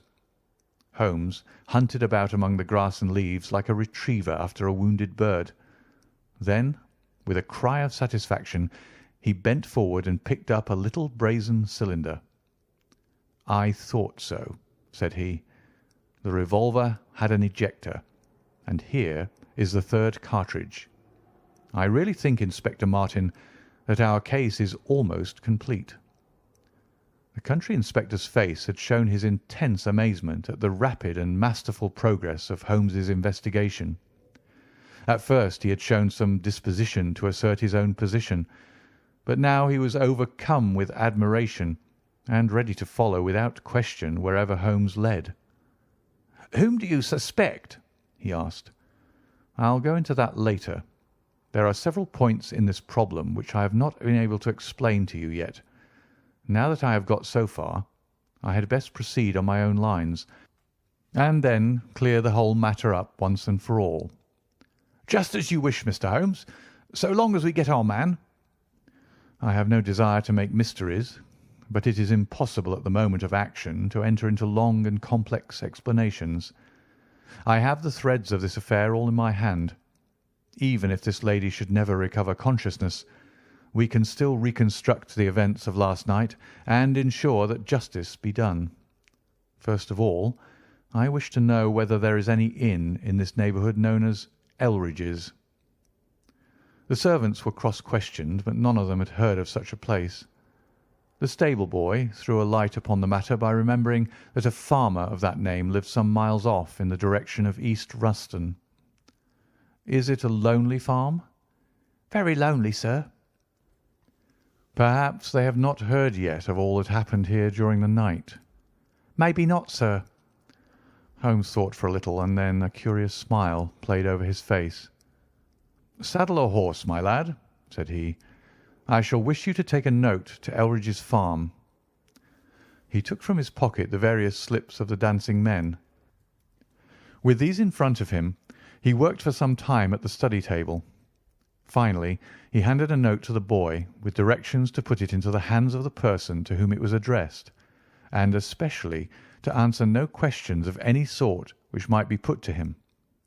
I saw the outside of the note, addressed in straggling, irregular characters, very unlike Holmes's usual precise hand. It was consigned to Mr. Abe Slaney, Elridge's Farm, East Ruston, Norfolk. "I think, Inspector," Holmes remarked, "that you would do well to telegraph for an escort, as if my calculations prove to be correct, you may have a particularly dangerous prisoner to convey to the county jail. The boy who takes this note could no doubt forward your telegram. If there is an afternoon train to town, Watson, I think we should do well to take it, as I have a chemical analysis of some interest to finish, and this investigation draws rapidly to a close. When the youth had been dispatched with the note, Sherlock Holmes gave his instructions to the servants. If any visitor were to call asking for Mrs. Hilton Cubitt, no information should be given as to her condition, but he was to be shown at once into the drawing-room. He impressed these points upon them with the utmost earnestness. Finally, he led the way into the drawing-room, with the remark that the business was now out of our hands, and that we must while away the time as best we might until we could see what was in store for us. The doctor had departed to his patients, and only the inspector and myself remained. "I think that I can help you to pass an hour in an interesting and profitable manner," said Holmes, drawing his chair up to the table and spreading out in front of him the various papers upon which were recorded the antics of the dancing men. "As to you, friend Watson, I owe you every atonement for having allowed your natural curiosity to remain so long unsatisfied. To you, Inspector, the whole incident may appeal as a remarkable professional study. I must tell you, first of all, the interesting circumstances connected with the previous consultations which Mr. Hilton Cubitt had with me in Baker Street." He then shortly recapitulated the facts which have already been recorded. "I have here in front of me these singular productions at which one might smile, had they not proved themselves to be the forerunners of so terrible a tragedy. I am fairly familiar with all forms of secret writings, and am myself the author of a trifling monograph upon the subject, in which I analyse 160 separate ciphers. But I confess that this is entirely new to me. The object of those who invented the system has apparently been to conceal that these characters convey a message, and to give the idea that they are the mere random sketches of children. Having once recognised, however, that the symbols stood for letters, and having applied the rules which guide us in all forms of secret writings, the solution was easy enough. The first message submitted to me was so short that it was impossible for me to do more than to say, with some confidence, that the symbol XXX stood for E. As you are aware, E is the most common letter in the English alphabet, and it predominates to so marked an extent that even in a short sentence one would expect to find it most often. Out of 15 symbols in the first message, 4 were the same, so it was reasonable to set this down as E. It is true that in some cases the figure was bearing a flag, and in some cases not, but it was probable from the way in which the flags were distributed that they were used to break the sentence up into words. I accepted this as a hypothesis, and noted that E was represented by XXX. But now came the real difficulty of the inquiry. The order of the English letters after E is by no means well marked, and any preponderance which may be shown in an average of a printed sheet may be reversed in a single short sentence. Speaking roughly, T, A, O, I, N, S, H, R, D, and L are the numerical order in which letters occur, but T, A, O, and I are very nearly abreast of each other, and it would be an endless task to try each combination until a meaning was arrived at. I therefore waited for fresh material. In my second interview with Mr. Hilton Cubitt, he was able to give me 2 other short sentences and 1 message, which appeared, since there was no flag, to be a single word. Here are the symbols. Now, in the single word I have already got the 2 E's coming second and fourth in a word of 5 letters. It might be sever, or lever, or never. There can be no question that the latter as a reply to an appeal is far the most probable, and the circumstances pointed to its being a reply written by the lady. Accepting it as correct, we are now able to say that the symbols stand respectively for N, V, and R. Even now I was in considerable difficulty, but a happy thought put me in possession of several other letters. It occurred to me that if these appeals came as I expected from someone who had been intimate with the lady in her early life, A combination which contained two E's with three letters between might very well stand for the name Elsie. On examination I found that such a combination formed the termination of the message, which was 3 times repeated. It was certainly some appeal to Elsie. In this way I had got my L, S, and I. But what appeal could it be? There were only 4 letters in the word which preceded Elsie, and it ended in E. Surely the word must be come. I tried all other 4 letters ending in E, but could find none to fit the case. So now I was in possession of C, O, and M, and I was in a position to attack the first message once more, dividing it into words and putting dots for each symbol which was still unknown. So treated, it worked out in this fashion: M space dot ERE space dot dot E space SL dot NE dot. Now the first letter can only be A, which is a most useful discovery, since it occurs no fewer than 3 times in this short sentence. And the H is also apparent in the second word. Now it becomes am here A.E slain. Or, filling in the obvious vacancies in the name, am here Abe Slaney. I had so many letters now that I could proceed with considerable confidence to the second message, which worked out in this fashion: A dot space ELRI dot space ES. Here I could only make sense by putting T and G for the missing letters, and supposing that the name was that of some house or inn at which the writer was staying. Inspector Martin and I had listened with the utmost interest to the full and clear account of how my friend had produced results which had led to so complete a command over our difficulties. "What did you do then, sir?" asked the inspector. I had every reason to suppose that this Abe Slaney was an American, since Abe is an American contraction, and since a letter from America had been the starting point of all the trouble. I had also every cause to think that there was some criminal secret in the matter.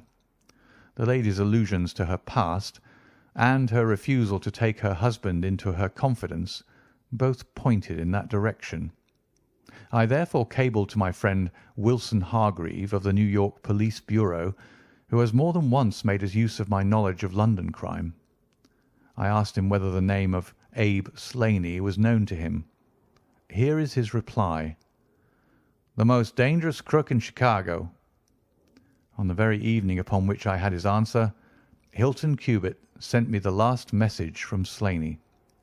Working with known letters, it took this form: Elsie .re.are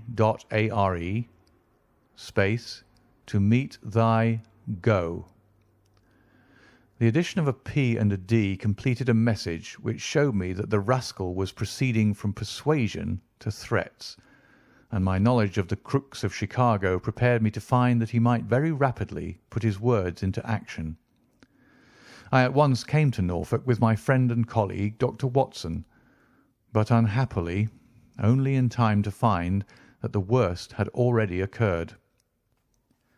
"It is a privilege to be associated with you in the handling of a case," said the inspector warmly. "You will excuse me, however, if I speak frankly to you.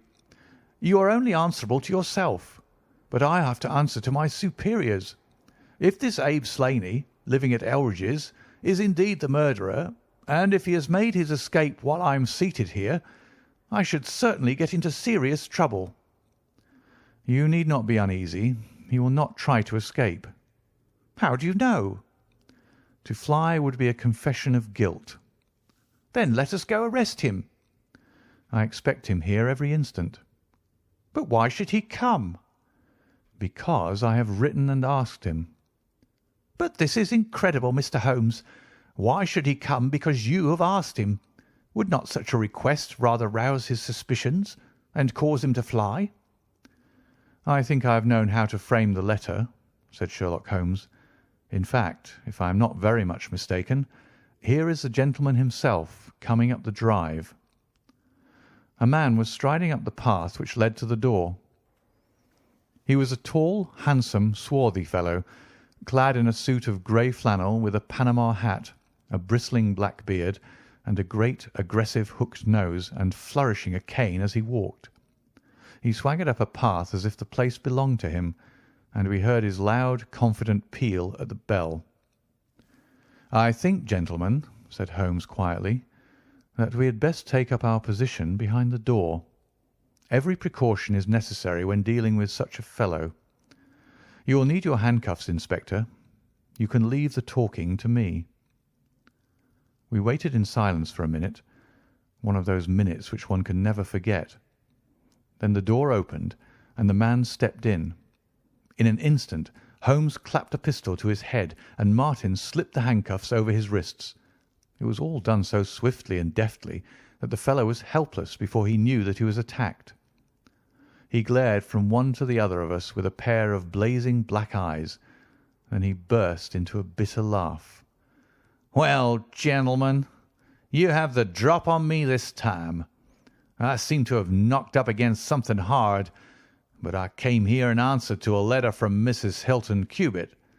Don't tell me that she is in this. Don't tell me that she helped to set a trap for me." "Mrs. Hilton Cubitt was seriously injured, and is at death's door." The man gave a hoarse cry of grief which rang through the house. "You're crazy!" he cried fiercely. "It was he that was hurt, not she. Who would have hurt little Elsie? I may have threatened her, God forgive me, but I would not have touched a hair of her pretty head. Take it back, you. Say that she is not hurt." "She was found badly wounded by the side of her dead husband." He sank with a deep groan on the settee, and buried his face in his manacled hands. For 5 minutes he was silent. Then he raised his face once more, and spoke with the cold composure of despair. "I have nothing to hide from you, gentlemen," said he. "If I shot the man, he had a shot at me, and there's no murder in that. But if you think I could have hurt that woman, then you don't know either me or her. I tell you, there was never a man in this world loved a woman more than I loved her. I had a right to her. She was pledged to me years ago. Who was this Englishman that he should come between us? I tell you that I had the first right to her, and that I was only claiming my own." "She broke away from your influence when she found the man that you are," said Holmes sternly. "She fled from America to avoid you, and she married an honourable gentleman in England. You dogged her and followed her, and made her life a misery to her, in order to induce her to abandon the husband whom she loved and respected in order to fly with you, whom she feared and hated. You have ended by bringing about the death of a noble man and driving his wife to suicide. That is your record in this business, Mr. Abe Slaney, and you will answer for it to the law." "If Elsie dies, I care nothing what becomes of me," said the American. He opened one of his hands and looked at a note crumpled up in his palm. "See here, mister," he cried with a gleam of suspicion in his eyes. "You're not trying to scare me over this, are you? If the lady is hurt as bad as you say, who was it that wrote this note?" He tossed it forward onto the table. "I wrote it, to bring you here." "You wrote it? There was no one on earth outside the joint who knew the secret of the dancing men. How came you to write it?" "What one man can invent, another can discover," said Holmes. "There is a cab coming to convey you to Norwich, Mr. Slaney. But meanwhile you have time to make some small reparation for the injury you have wrought. Are you aware that Mrs. Hilton Cubitt has herself lain under grave suspicion of the murder of her husband, and that it was only my presence here, and the knowledge which I happen to possess, which has saved her from the accusation? The least that you owe her is to make it clear to the whole world that she was in no way, directly or indirectly, responsible for his tragic end." "I ask nothing better," said the American. "I guess the very best case I can make for myself is the absolute naked truth." "It is my duty to warn you that it will be used against you," cried the inspector, with the magnificent fair play of the British criminal law. Slaney shrugged his shoulders. "I'll chance that," said he. "First of all, I want you gentlemen to understand that I have known this lady since she was a child. There were 7 of us in a gang in Chicago, and Elsie's father was the boss of the joint. He was a clever man, was old Patrick. It was he who had invented that writing, which would pass as a child's scrawl unless she just happened to have the key to it. Well, Elsie learned some of our ways, but she couldn't stand the business, and she had a bit of honest money of her own, so she gave us all the slip and got away to London. She'd been engaged to me, and she would have married me, I believe, if I'd taken over another profession. But she would have nothing to do with anything on the cross. It was only after her marriage to this Englishman that I was able to find out where she was. I wrote to her, but got no answer. After that I came over, and as letters were no use, I put my messages where she could read them. Well, I've been here a month now. I lived in that farm where I had a room down below, could get in and out every night and no one the wiser. I tried all I could to coax Elsie away. I knew that she read the messages. For once she wrote an answer under one of them. Then my temper got the better of me, and I began to threaten her. She sent me a letter then, imploring me to go away and saying that it could break her heart if any scandal should come upon her husband. She said that she would come down when her husband was asleep at 3 in the morning and speak with me through the end window if I would go away afterwards and leave her in peace. She came down and brought money with her, trying to bribe me to go. This made me mad, and I caught her arm and tried to pull her through the window. At that moment in rushed the husband with his revolver in his hand. Elsie had sunk down upon the floor, and we were face to face. I was heeled also, and I held up my gun to scare him off and let me get away. He fired and missed me. I pulled off almost at the same instant, and down he dropped. I made away across the garden, and as I went I heard the window shut behind me. That's God's truth, gentlemen, every word of it. And I heard no more about it until that lad came riding up with a note which made me walk in here like a jay and give myself into your hands." A cab had drawn up whilst the American had been talking. 2 uniformed policemen sat inside. Inspector Martin rose and touched his prisoner on the shoulder. "It's time for us to go." "Can I see her first?" "No, she is not conscious. Mr. Sherlock Holmes, I only hope that if ever again I have an important case, I shall have the good fortune to have you by my side." We stood at the window and watched the cab drive away. As I turned back, my eye caught the pellet of paper which the prisoner had tossed upon the table. It was the note with which Holmes had decoyed him. "See if you can read it, Watson," said he with a smile. It contained no word, but a little line of dancing men. "If you use the code which I have explained," said Holmes, "you will find that it simply means, 'Come here at once.'" I was convinced that it was an invitation which he would not refuse, since he could never imagine that it could come from anyone but the lady. And so, my dear Watson, we have ended by turning the dancing men to good when they have so often been the agents of evil, and I think that I have fulfilled my promise of giving you something unusual for your notebook. 3:40 is our train, and I fancy we shall be back in Baker Street for dinner. Only one word of epilogue. The American, Abe Slaney, was condemned to death at the Winter Assizes at Norwich, but his penalty was changed to penal servitude in consideration of mitigating circumstances and the certainty that Hilton Cubitt had fired the first shot.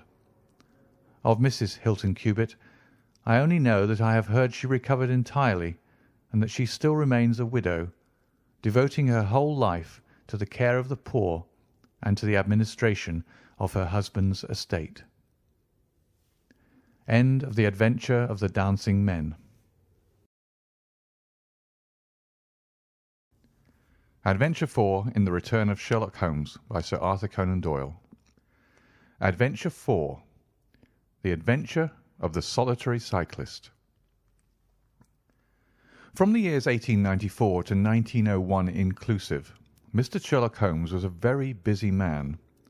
It is safe to say that there was no public case of any difficulty in which he was not consulted during those 8 years, and there were hundreds of private cases, some of them of the most intricate and extraordinary character, in which he played a prominent part. Many startling successes and a few unavoidable failures were the outcome of this long period of continuous work. As I have preserved very full notes of all these cases, and was myself personally engaged in many of them, it may be imagined that it is no easy task to know which I should select to lay before the public. I shall, however, preserve my former rule, and give the preference to those cases which derive their interest not so much from the brutality of the crime as from the ingenuity and dramatic quality of the solution. For this reason, I will now lay before the reader the facts connected with Miss Violet Smith, the solitary cyclist of Charlington, and the curious sequel of our investigation, which culminated in unexpected tragedy. It is true that the circumstance did not admit of any striking illustration of those powers for which my friend was famous, but there were some points about the case which made it stand out in those long records of crime from which I gather the material for these little narratives. On referring to my notebook for the year 1895, I find that it was upon Saturday the 23rd of April that we first heard of Miss Violet Smith. Her visit was, I remember, extremely unwelcome to Holmes, for he was immersed at the moment in a very abstruse and complicated problem concerning the peculiar persecution to which John Vincent Harden, the well-known tobacco millionaire, had been subjected. My friend, who loved above all things precision and concentration of thought, resented anything which distracted his attention from the matter in hand. And yet, without a harshness which was foreign to his nature, it was impossible to refuse to listen to the story of the young and beautiful woman, tall, graceful, and queenly, who presented herself at Baker Street late in the evening and implored his assistance and advice. It was vain to urge that his time was already fully occupied, for the young lady had come with the determination to tell her story, and it was evident that nothing short of force could get her out of the room until she had done so. With a resigned air and a somewhat weary smile, Holmes begged the beautiful intruder to take a seat and to inform us what it was that was troubling her. "At least it cannot be your health," said he, as his keen eyes darted over her. "So ardent a bicyclist must be full of energy." She glanced down in surprise at her own feet, and I observed the slight roughening of the side of the sole caused by the friction of the edge of the pedal. "Yes, I bicycle a good deal, Mr. Holmes, and that has something to do with my visit to you today." My friend took the lady's ungloved hand and examined it with as close an attention and as little sentiment as a scientist would show to a specimen.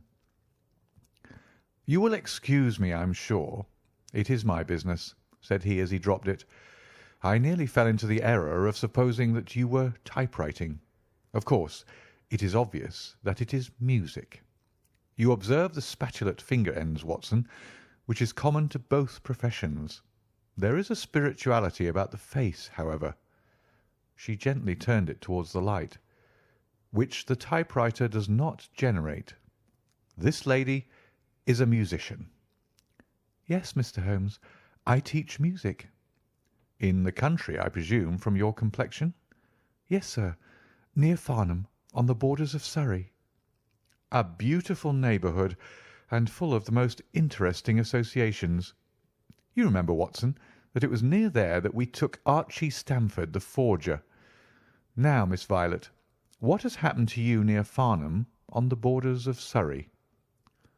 The young lady, with great clearness and composure, made the following curious statement. "My father is dead, Mr. Holmes. He was James Smith, who conducted the orchestra at the old Imperial Theatre. My mother and I were left without a relation in the world except one uncle, Ralph Smith, who went to Africa 25 years ago, and we've never had a word from him since. When father died, we were left very poor, but one day we were told that there was an advertisement in the Times inquiring for our whereabouts. You can imagine how excited we were, for we thought that someone had left us a fortune. We went at once to the lawyer whose name was given in the paper. There we met two gentlemen, Mr. Carruthers and Mr. Woodley, who were home on a visit from South Africa. They said that my uncle was a friend of theirs, that he had died some months before in great poverty in Johannesburg, and that he had asked them with his last breath to hunt up his relations and see that they were in no want. It seemed strange to us that Uncle Ralph, who took no notice of us when he was alive, should be so careful to look after us when he was dead. But Mr. Carruthers explained that the reason was that my uncle had just heard of the death of his brother, and so felt responsible for our fate. "Excuse me," said Holmes. "When was this interview?" "Last December, 4 months ago." "Pray proceed." Mr. Woodley seemed to me to be a most odious person. He was for ever making eyes at me, a coarse, puffy-faced, red-moustached young man with his hair plastered down on each side of his forehead. I thought that he was perfectly hateful, and I was sure that Cyril would not wish me to know such a person. "Oh, Cyril is his name?" said Holmes, smiling. The young lady blushed and laughed. "Yes, Mr. Holmes, Cyril Morton, an electrical engineer, and we hope to be married at the end of the summer. Dear me, how did I get talking about him? What I wished to say was that Mr. Woodley was perfectly odious, but that Mr. Carruthers, who was a much older man, was more agreeable. He was a dark, sallow, clean-shaven, silent person, but he had polite manners and a pleasant smile. He inquired how we were left, and on finding that we were very poor, he suggested that I should come and teach music to his only daughter, aged 10. I said that I did not like to leave my mother, on which he suggested that I should go home to her every week-end, and he offered me 100 a year, which was certainly splendid pay. So it ended by my accepting, and I went down to Chiltern Grange, about 6 miles from Farnham. Mr. Carruthers was a widower, but he had engaged a lady housekeeper, a very respectable, elderly person called Mrs. Dixon, to look after his establishment. The child was a dear, and everything promised well. Mr. Carruthers was very kind and very musical, and we had most pleasant evenings together. Every week-end I went home to my mother in town. The first flaw in my happiness was the arrival of the red-moustached Mr. Woodley. He came for a visit of a week, and oh, it seemed 3 months to me.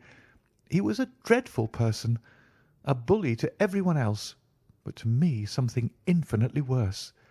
He made odious love to me, boasted of his wealth, said that if I married him I could have the finest diamonds in London, and finally, when I would have nothing to do with him, he seized me in his arms one day after dinner, he was hideously strong, and swore that he would not let me go until I had kissed him. Mr. Carruthers came in and tore him from me, on which he turned upon his own host, knocking him down and cutting his face open. That was the end of his visit, as you can imagine. Mr. Carruthers apologized to me next day, and assured me that I should never be exposed to such an insult again. I have not seen Mr. Woodley since. And now, Mr. Holmes, I come at last to the special thing which has caused me to ask your advice to-day.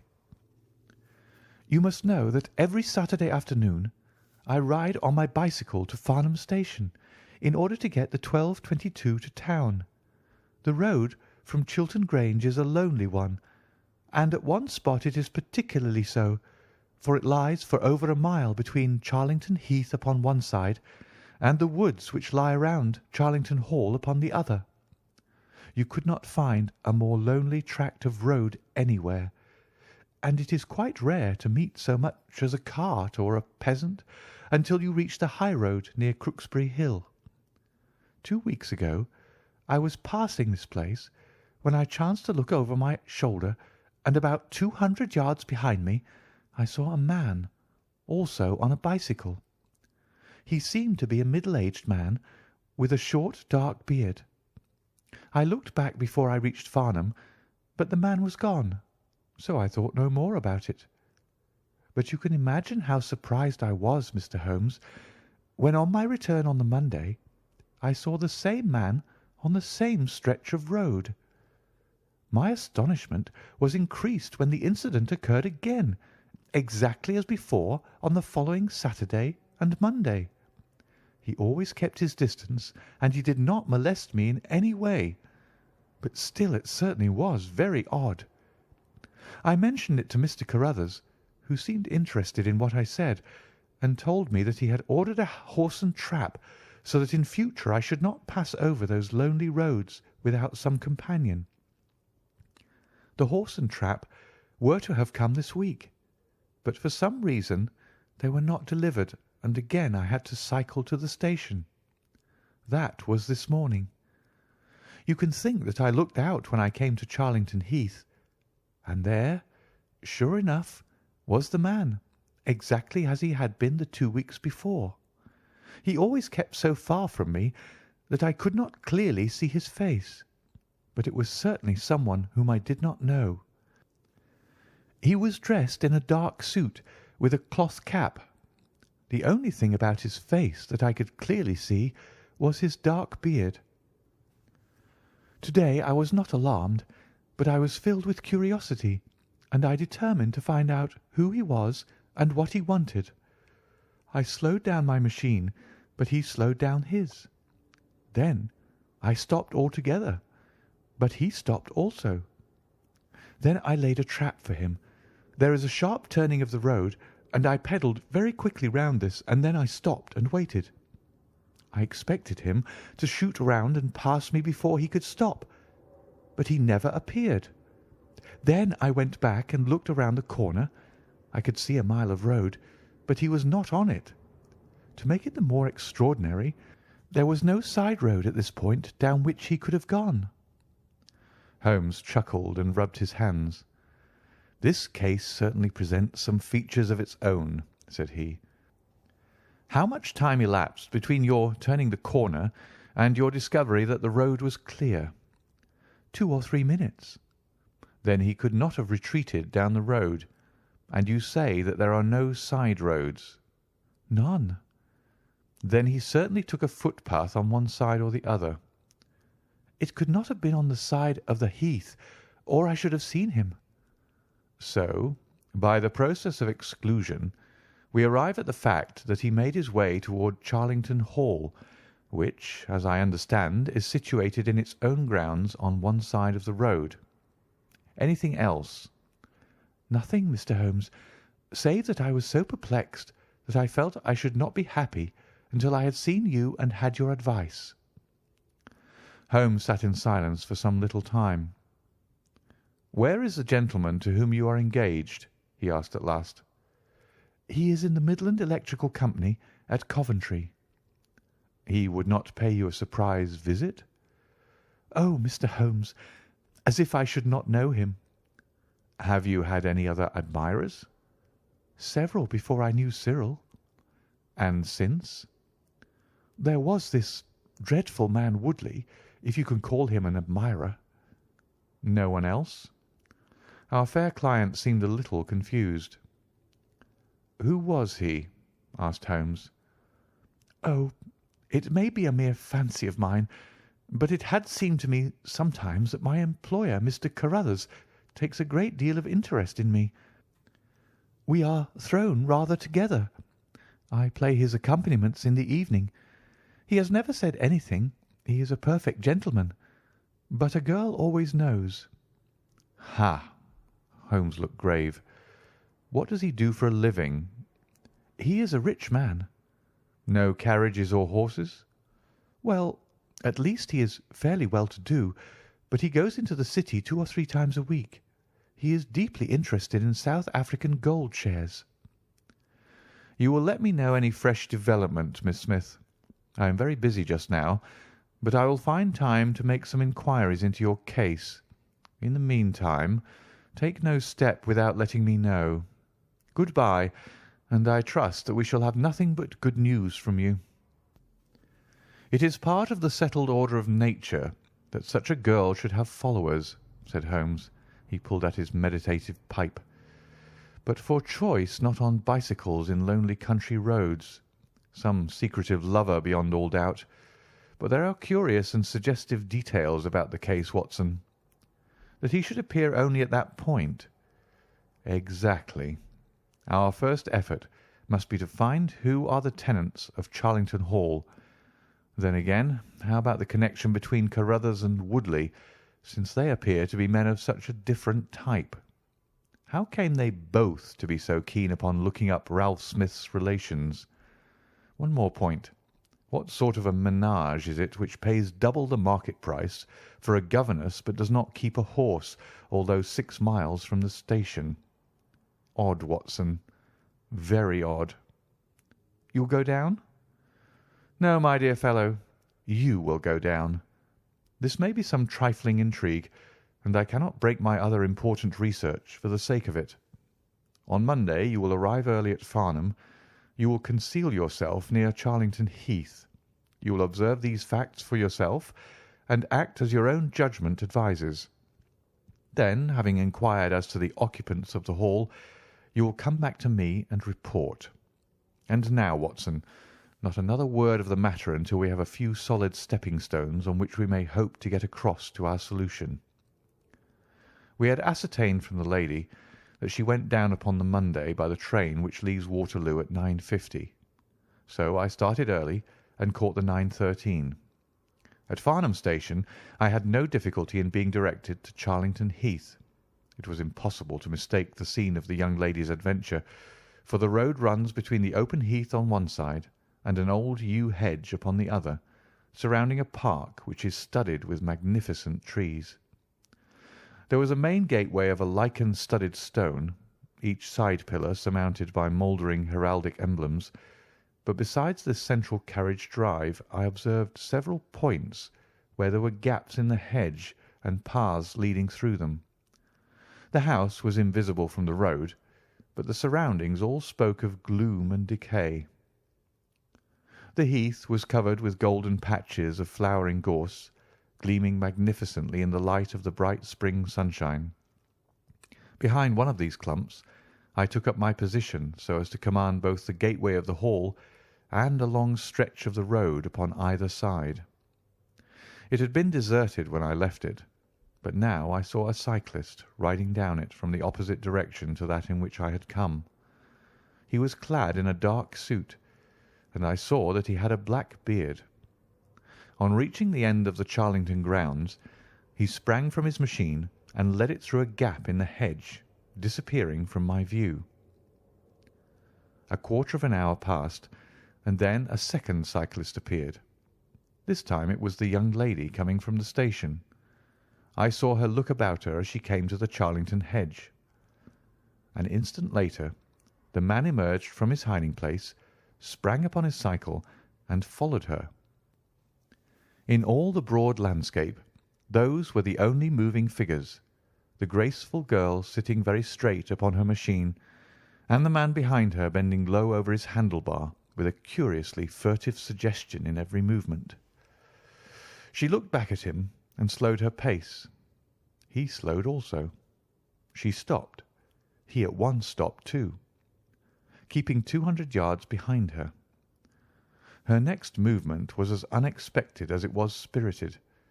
She suddenly whisked her wheels round and dashed straight at him.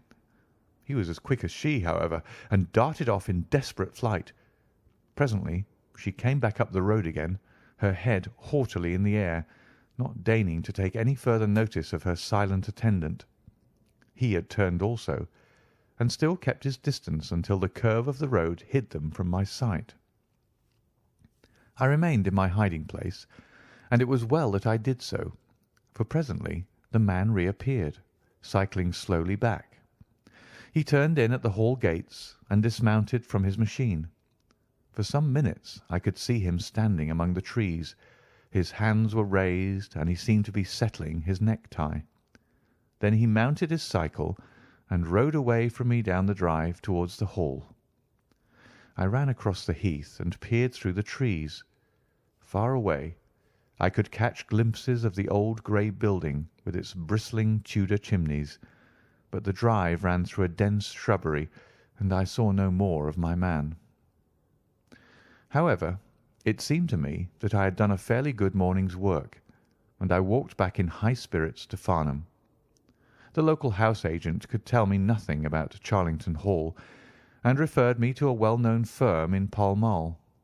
There I halted on my way home, and met with courtesy from the representative. No, I could not have Charlington Hall for the summer. I was just too late. It had been let about a month ago. Mr. Williamson was the name of the tenant. He was a respectable elderly gentleman. The polite agent was afraid he could say no more, as the affairs of his clients were not matters which he could discuss. Mr. Sherlock Holmes listened with attention to the long report which I was able to present to him that evening, but it did not elicit that word of curt praise which I had hoped for and should have valued. On the contrary, his austere face was even more severe than usual as he commented upon the things that I had done and the things that I had not. Your hiding-place, my dear Watson, was very faulty. You should have been behind the hedge. Then you would have had a close view of this interesting person. As it is, you were some hundreds of yards away and can tell me even less than Miss Smith. She thinks she does not know the man. I am convinced she does. Why otherwise should he be so desperately anxious that she should not get so near him as to see his features? You describe him as bending over the handlebar. Concealment again, you see. You really have done remarkably badly. He returns to the house, and you want to find out who he is. You come to a London house agent? What should I have done? I cried with some heat. Gone to the nearest public house. That is the centre of country gossip.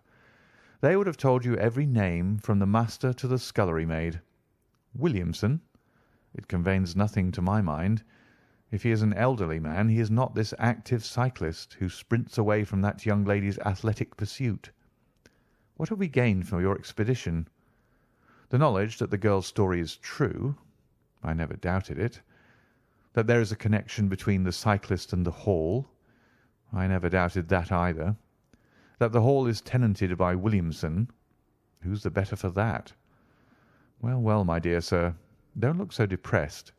We can do little more until next Saturday, and in the meantime I may make one or two inquiries myself. Next morning we had a note from Miss Smith recounting shortly and accurately the very incidents which I had seen, but the pith of the letter lay in the postscript. I am sure that you will respect my confidence, Mr. Holmes, when I tell you that my place here has become difficult, owing to the fact that my employer has proposed marriage to me. I am convinced that his feelings are most deep and most honourable. At the same time, my promise is of course given. He took my refusal very seriously, but also very gently. You can understand, however, that the situation is a little strained. Our young friend seems to be getting into deep waters, said Holmes thoughtfully as he finished the letter. The case certainly presents more features of interest and more possibility of development than I had originally thought. I should be none the worse for a quiet, peaceful day in the country, and I am inclined to run down this afternoon and test one or two theories which I have formed. Holmes's quiet day in the country had a singular termination, for he arrived at Baker Street late in the evening with a cut lip and a discoloured lump upon his forehead, besides a general air of dissipation which would have made his own person the fitting object of a Scotland Yard investigation. He was immensely tickled by his own adventures, and laughed heartily as he recounted them. "I get so little active exercise that it is always a treat," said he. "You are aware that I have some proficiency in the good old British sport of boxing. Occasionally it is of service. To-day, for example, I should have come to very ignominious grief without it." I begged him to tell me what had occurred. I found that country pub which I had already recommended to your notice, and there I made my discreet inquiries. I was in the bar, and the garrulous landlord was giving me all that I wanted. Williamson is a white-bearded man, and he lives alone, with a small staff of servants, at the Hall. There is some rumour that he is or has been a clergyman, but one or two incidents of his short residence at the Hall struck me as peculiarly unecclesiastical. I have already made some inquiries at a clerical agency, and they tell me that there was a man of that name in orders, whose career has been a singularly dark one. The landlord further informed me that there are usually week-end visitors, a warm lot, sir, at the Hall, and especially one gentleman with a red moustache, Mr. Woodley by name, who was always there. We had got as far as this when who should walk in but the gentleman himself, who had been drinking his beer in the tap-room and had heard the whole conversation. Who was I? What did I want? What did I mean by asking questions? He had a fine flow of language, and his adjectives were very vigorous. He ended a string of abuse by a vicious backhander which I failed to entirely avoid. The next few minutes were delicious. It was a straight left against a slogging ruffian. I emerged as you see me. Mr. Woodley went home in a cart.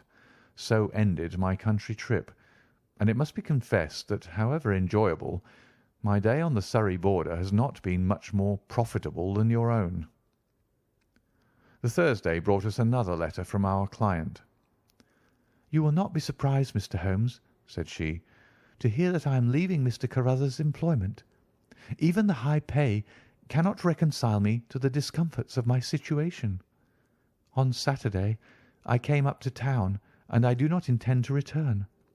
Mr. Carruthers has got a trap, and so the dangers of the lonely road, if there were any dangers, are now over. As to the special cause of my leaving, it is not merely the strained situation with Mr. Carruthers, but it is the reappearance of that odious man, Mr. Woodley.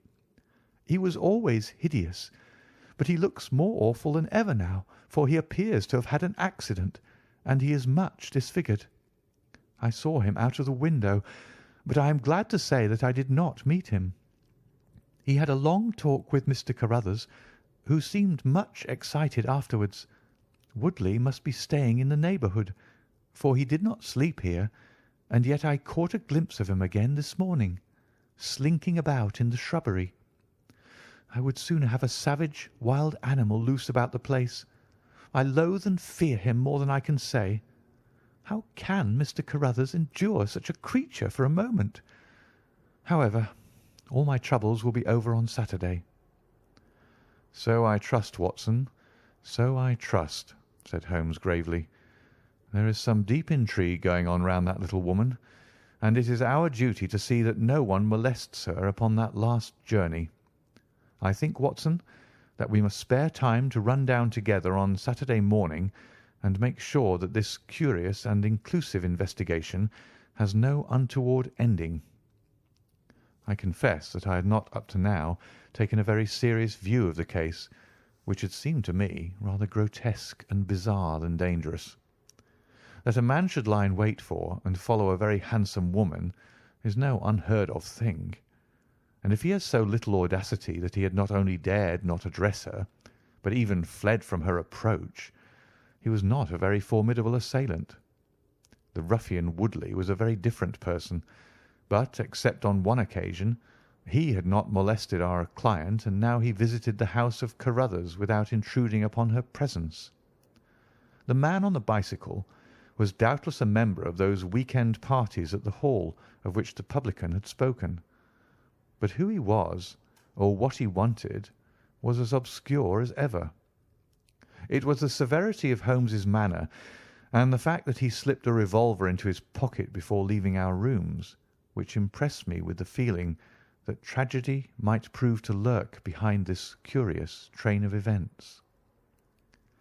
A rainy night had been followed by a glorious morning, and the heath-covered countryside, with the glowing clumps of flowering gorse, seemed all the more beautiful to eyes which were weary of the duns and drabs and slate greys of London. Holmes and I walked along the broad, sandy road, inhaling the fresh morning air and rejoicing in the music of the birds and the fresh breath of the spring. From a rise of the road on the shoulder of Crooksbury Hill, we could see the grim hall bristling out from amidst the ancient oaks, which, old as they were still younger than the building which they surrounded. Holmes pointed down the long tract of road which wound a reddish-yellow band between the brown of the heath and the budding green of the woods. Far away, a black dot, we could see a vehicle moving in our direction. Holmes gave an exclamation of impatience. "I have given a margin of half an hour," said he. "If that is her trap, she must be making for the earlier train. I fear, Watson, that she will be past Charlington before we can possibly meet her." From the instant that we passed the rise, we could no longer see the vehicle, but we hastened onward at such a pace that my sedentary life began to tell upon me, and I was compelled to fall behind. Holmes, however, was always in training, for he had inexhaustible stores of nervous energy upon which to draw. His springy step never slowed until suddenly, when he was 100 yards in front of me, he halted, and I saw him throw up his hand with a gesture of grief and despair. At the same instant, an empty dog-cart, the horse cantering, the reins trailing, appeared round the curve of the road and rattled swiftly towards us. "Too late, Watson, too late!" cried Holmes, as I ran panting to his side. "Fool that I was not to allow for that earlier train! It's abduction, Watson, abduction, murder, heaven knows what! Block the road, stop the horse. That's right. Now jump in and let us see if I can repair the consequence of my own blunder." We had sprung into the dog-cart, and Holmes, after turning the horse, gave it a sharp cut with the whip, and we flew back along the road. As we turned the curve, the whole stretch of road between the hall and the heath was opened up. I grasped Holmes's arm. "That's the man!" I gasped. A solitary cyclist was coming towards us. His head was down and his shoulders rounded, as he put every ounce of energy that he possessed onto the pedals. He was flying like a racer. Suddenly he raised his bearded face, saw us close to him, and pulled up, springing from his machine. That coal-black beard was in singular contrast to eyes were as bright as if he had a fever. He stared at us and at the dog-cart. Then a look of amazement came over his face. "Hello! Stop there!" he shouted, holding his bicycle to block our road. "Where did you get that dog-cart? Pull up, man!" he yelled, drawing a pistol from his side. "Pull up, I say, or by George, I'll put a bullet into your horse." Holmes threw the reins into my lap and sprang down from the cart. "You're the man we want to see. Where is Miss Violet Smith?" he said in his quick, clear way. "That's what I'm asking you. You're in her dog-cart. You ought to know where she is." "We met the dog-cart on the road. There was no one in it. We drove back to help the young lady." "Good Lord! Good Lord! What shall I do?" cried the stranger in an ecstasy of despair. "They've got her, that hell-hound Woodley and the blackguard parson. Come, man, come. If you really are a friend, stand by me and we'll save her, if I have to leave my carcass in Charlington Wood." He ran distractedly, his pistol in his hand, towards a gap in the hedge. Holmes followed him, and I, leaving the horse grazing beside the road, followed Holmes. "This is where they came through," said he, pointing to the marks of several feet upon the muddy path. "Hullo! Stop a minute. Who's this in the bush?"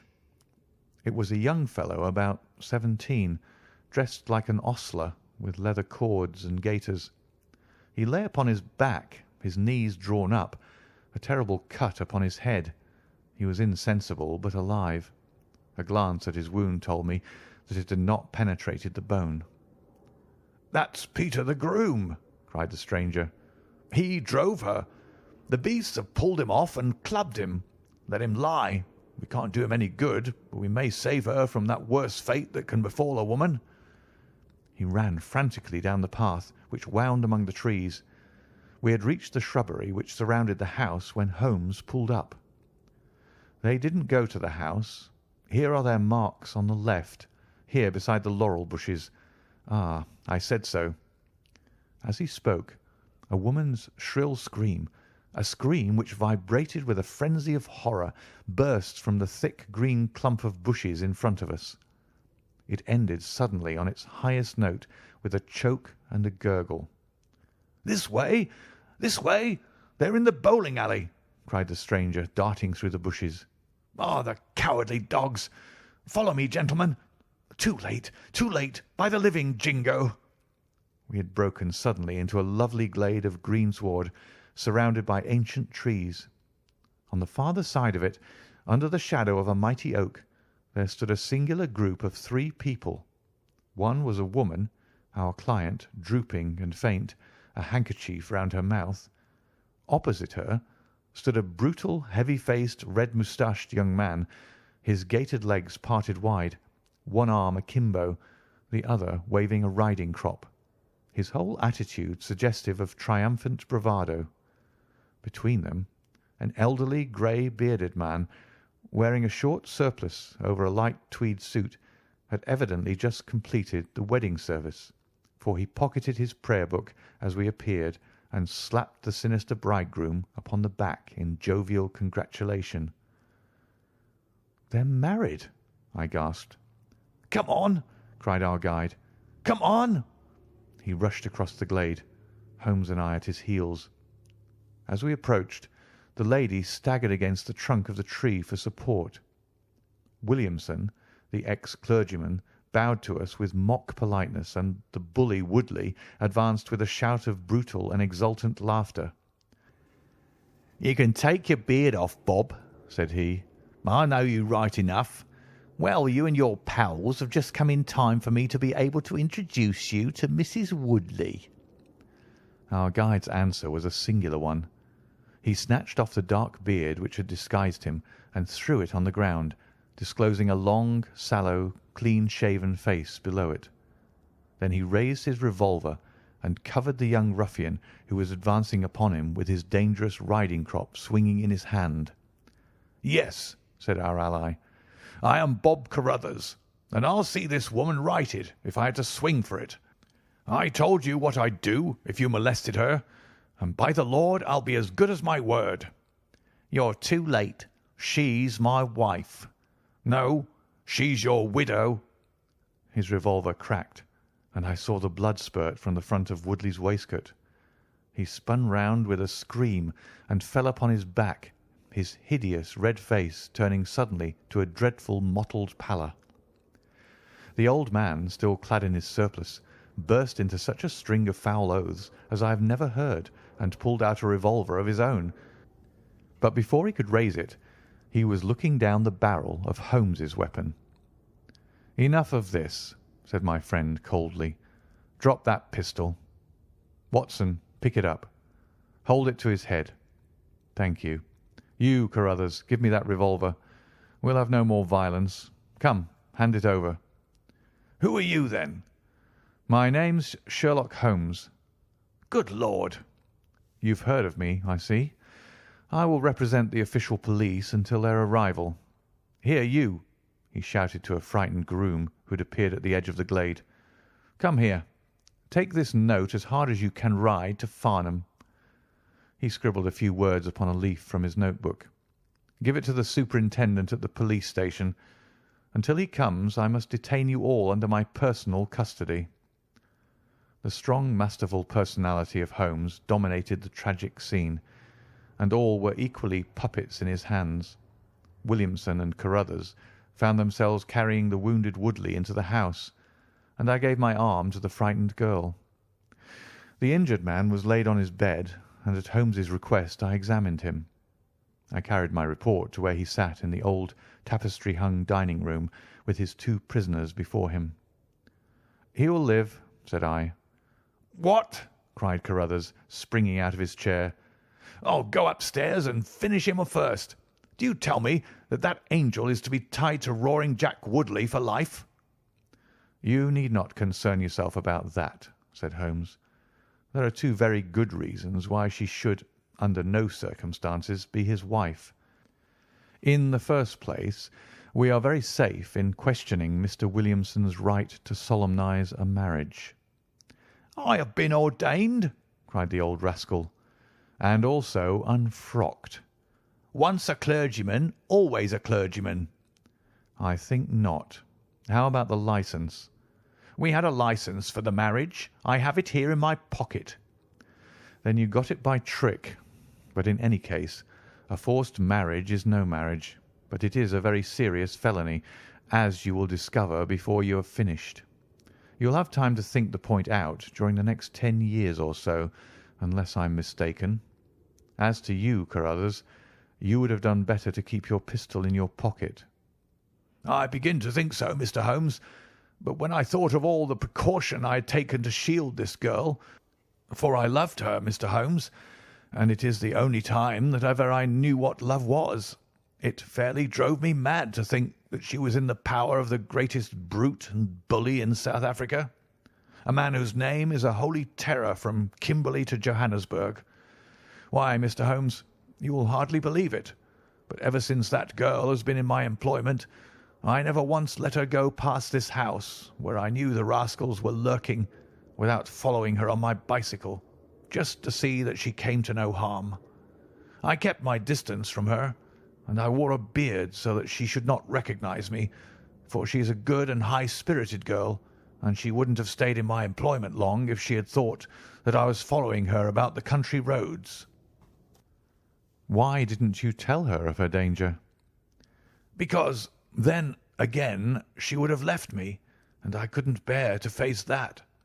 Even if she couldn't love me, it was a great deal to me just to see her dainty form about the house and to hear the sound of her voice."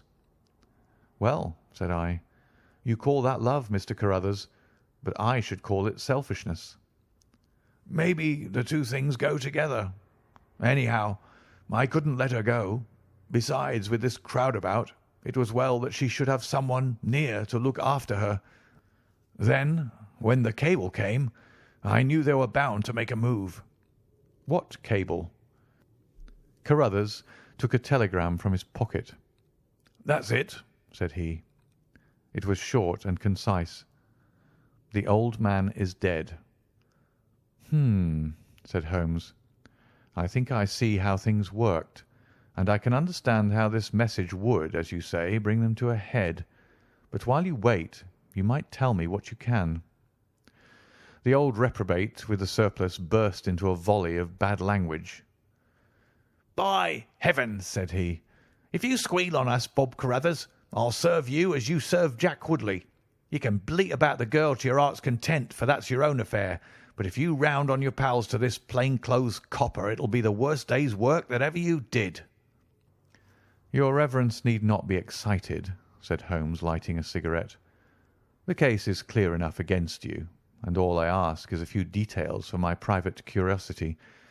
However, if there's any difficulty in your telling me, I'll do the talking, and then you will see how far you have a chance of holding back your secrets. In the first place, 3 of you came from South Africa on this game. You, Williamson, you, Carruthers, and Woodley." "Lie number 1, said the old man. "I never saw either of them until 2 months ago, and I've never been in Africa in my life. So you can put that in your pipe and smoke it, Mr. Busybody Holmes." "What he says is true," said Carruthers. "Well, well, 2 of you came over. His reverence is our own home-made article. You had known Ralph Smith in South Africa. You had reason to believe he would not live long. You found out that his niece would inherit his fortune. How's that, eh?" Carruthers nodded, and Williamson swore. "She was next of kin, no doubt, and you were aware that the old fellow would make no will." "Couldn't read or write," said Carruthers. "So you came over, the 2 of you, and hunted up the girl. The idea was that one of you was to marry her and the other have a share of the plunder. For some reason, Woodley was chosen as the husband. Why was that?" "We played cards for her and on the voyage, and he won." "I see. You got the young lady into your service, and there Woodley was to do the courting. She recognised the drunken brute that he was, and would have nothing to do with him. Meanwhile, Your arrangement was rather upset by the fact that you had yourself fallen in love with the lady. You could no longer bear the idea of this ruffian owning her." "No, by George, I couldn't." "There was a quarrel between you. He left you in a rage and began to make his own plans independently of you." "It strikes me, Williamson, there isn't very much that we can tell this gentleman," cried Carruthers with a bitter laugh. "Yes, we quarrelled, and he knocked me down. I am level with him on that, anyhow. Then I lost sight of him. That was when he picked up with this outcast padre here. I found that they had set up housekeeping together at this place on the line that she had to pass for the station. I kept my eye on her after that, for I knew there was some devilry in the wind. I saw them from time to time, for I was anxious to know what they were after. 2 days ago, Woodley came up to my house with this cable which showed that Ralph Smith was dead. He asked me if I would stand by the bargain. I said I would not. He asked me if I would marry the girl myself and give him a share. I said I would willingly do so, but that she would not have me. He said, 'Let us get her married first, and after a week or two she may see things a bit different.' I said I'd have nothing to do with violence. So he went off cursing like the foul-mouthed blackguard that he was, and swearing that he would have her yet. She was leaving me this week-end, and I had got a trap to take her to the station, but I was so uneasy in my mind that I followed her on my bicycle. She'd got a start, however, and before I could catch her, the mischief was done. The first thing I knew about it was when I saw you two gentlemen driving back in her dog-cart." Holmes rose and tossed the end of his cigarette into the grate. "I have been very obtuse, Watson," said he.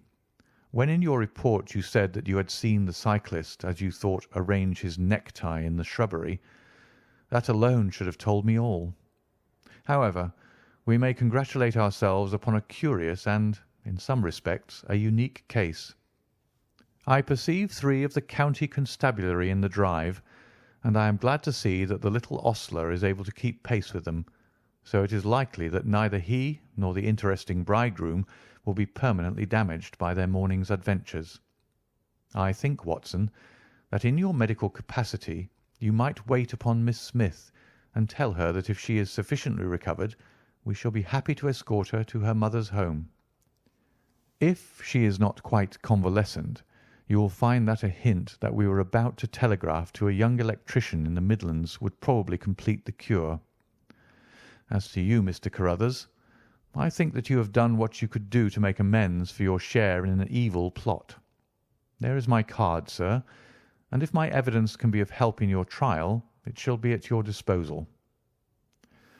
In the whirl of our incessant activity, it has often been difficult for me, as the reader has probably observed, to round off my narratives and to give those final details which the curious might expect. Each case has been the prelude to another, and the crisis once over, the actors have passed for ever out of our busy lives. I find, however, a short note at the end of my manuscript dealing with this case, in which I have put it upon record that Miss Violet Smith did indeed inherit a large fortune, and that she is now the wife of Cyril Morton, the senior partner of Morton and Kennedy, the famous Westminster electricians. Williamson and Woodley were both tried for abduction and assault, the former getting 7 years, the latter 10. Of the fate of Carruthers I have no record, but I am sure that his assault was not viewed very gravely by the court, since Woodley had the reputation of being a most dangerous ruffian, and I think that a few months were sufficient to satisfy the demands of justice. End of The Adventure of the Solitary Cyclist.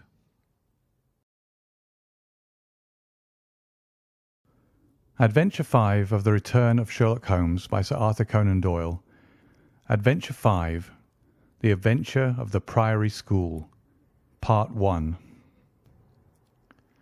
We've had some dramatic entrances and exits upon our small stage at Baker Street, but I cannot recollect anything more sudden and startling than the first appearance of Thornycroft Huxtable, M.A., Ph.D., etc. His card, which seemed too small to carry the weight of his academic distinctions, preceded him by a few seconds, and then he entered himself, so large, so pompous, and so dignified that he was the very embodiment of self-possession and solidity.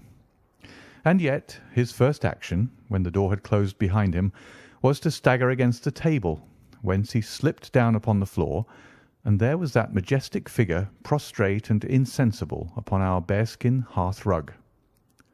We had sprung to our feet, and for a few moments we stared in silent amazement at this ponderous piece of wreckage which told of some sudden and fatal storm far out on the ocean of life. Then Holmes hurried with a cushion for his head, and I with brandy for his lips. The heavy white face was seamed with lines of trouble. The hanging pouches under the closed eyes were leaden in colour. The loose mouth drooped dolorously at the corners. The rolling chins were unshaven. Collar and shirt bore the grime of a long journey, and the hair bristled unkempt from the well-shaped head. It was a sorely stricken man who lay before us. "What is it, Watson?" asked Holmes. "Absolute exhaustion, possibly mere hunger and fatigue," said I, with my finger on the thready pulse, where the stream of life trickled thin and small. "Return ticket from Mackleton in the north of England," said Holmes, drawing it from the watch pocket. "It is not 12 o'clock yet. He has certainly been an early starter." The puckered eyelids had begun to quiver, and now a pair of vacant grey eyes looked up at us. An instant later the man had scrambled onto his feet, his face crimson with shame. "Forgive this weakness, Mr. Holmes. I have been a little overwrought. Thank you. If I might have a glass of milk and a biscuit, I have no doubt that I should be better. I came personally, Mr. Holmes, in order to ensure that you would return with me. I feared that no telegram would convince you of the absolute urgency of the case."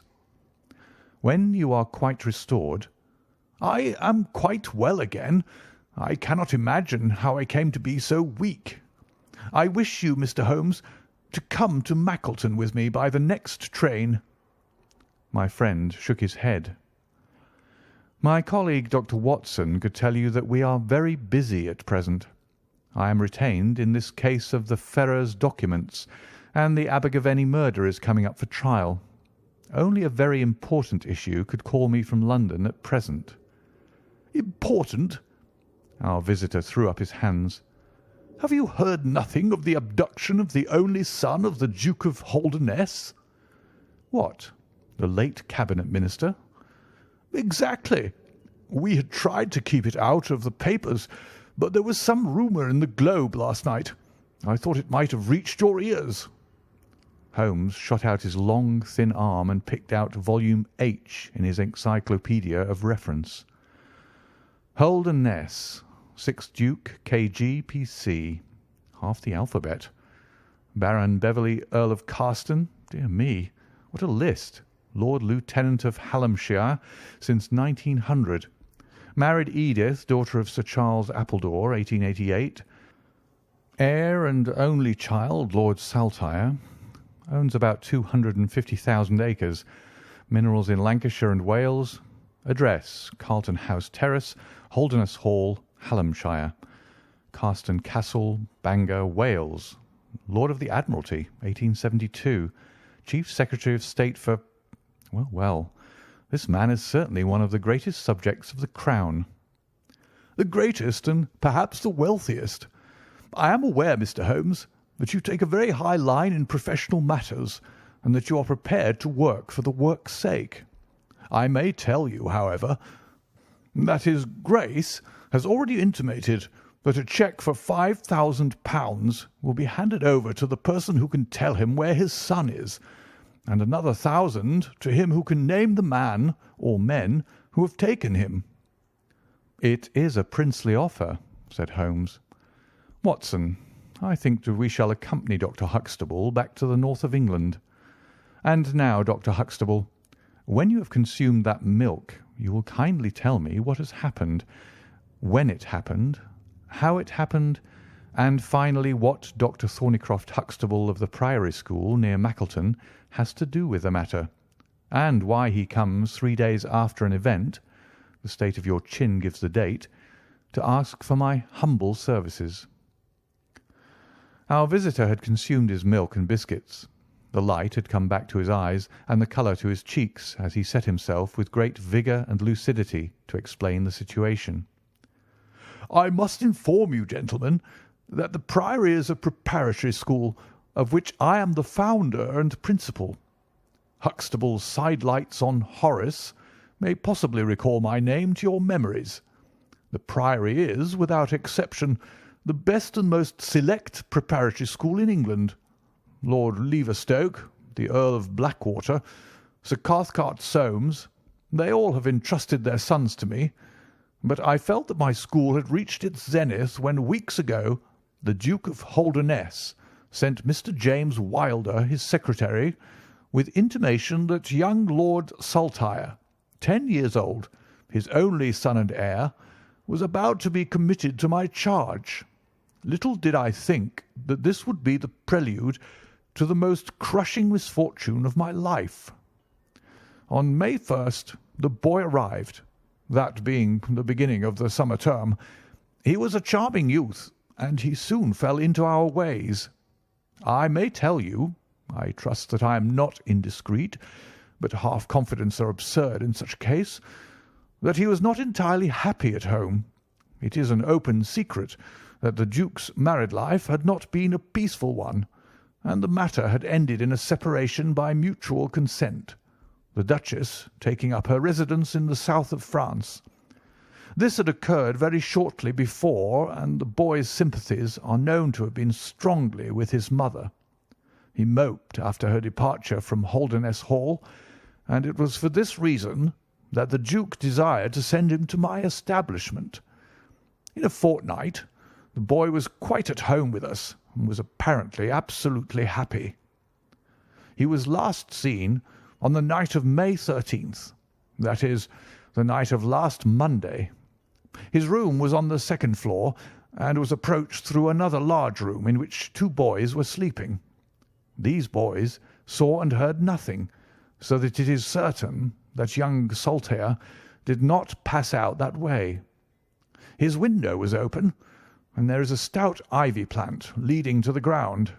We could trace no footmarks below, but it is sure that this is the only possible exit. His absence was discovered at 7 o'clock on Tuesday morning. His bed had been slept in. He had dressed himself fully before going off in his usual school suit of black Eton jacket and dark grey trousers. There were no signs that anyone had entered the room, and it is quite certain that anything in the nature of cries or a struggle would have been heard, since Caunter, the elder boy in the inner room, is a very light sleeper. When Lord Saltire's disappearance was discovered, I at once called a roll of the whole establishment, boys, masters, and servants. It was then that we ascertained that Lord Saltire had not been alone in his flight. Heidegger, the German master, was missing. His room was on the second floor, at the farther end of the building, facing the same way as Lord Saltire's. His bed had also been slept in, but he had apparently gone away partly dressed, since his shirt and socks were lying on the floor. He had undoubtedly let himself down by the ivy, for we could see the marks of his feet where he had landed on the lawn. His bicycle was kept in a small shed beside his lawn, and it also was gone. He had been with me for 2 years, and came with the best references, but he was a silent, morose man, not very popular either with masters or boys. No trace could be found of the fugitives, and now, on Thursday morning, we are as ignorant as we were on Tuesday. Inquiry was, of course, made at once at Holdernesse Hall, which is only a few miles away, and we imagine that in some sudden attack of homesickness he had gone back to his father, but nothing had been heard of him. The Duke is greatly agitated, and as to me, you have seen yourselves the state of nervous prostration to which the suspense and the responsibility have reduced me. Mr. Holmes, if ever you put forward your full powers, I implore you to do so now, for never in your life could you have a case which is more worthy of them."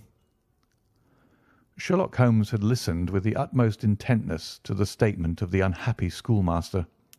His drawn brows and the deep furrow between them showed that he needed no exhortation to concentrate all his attention upon a problem which, apart from the tremendous interests involved, must appeal so directly to his love of the complex and the unusual. He now drew out his notebook and jotted down one or two memoranda.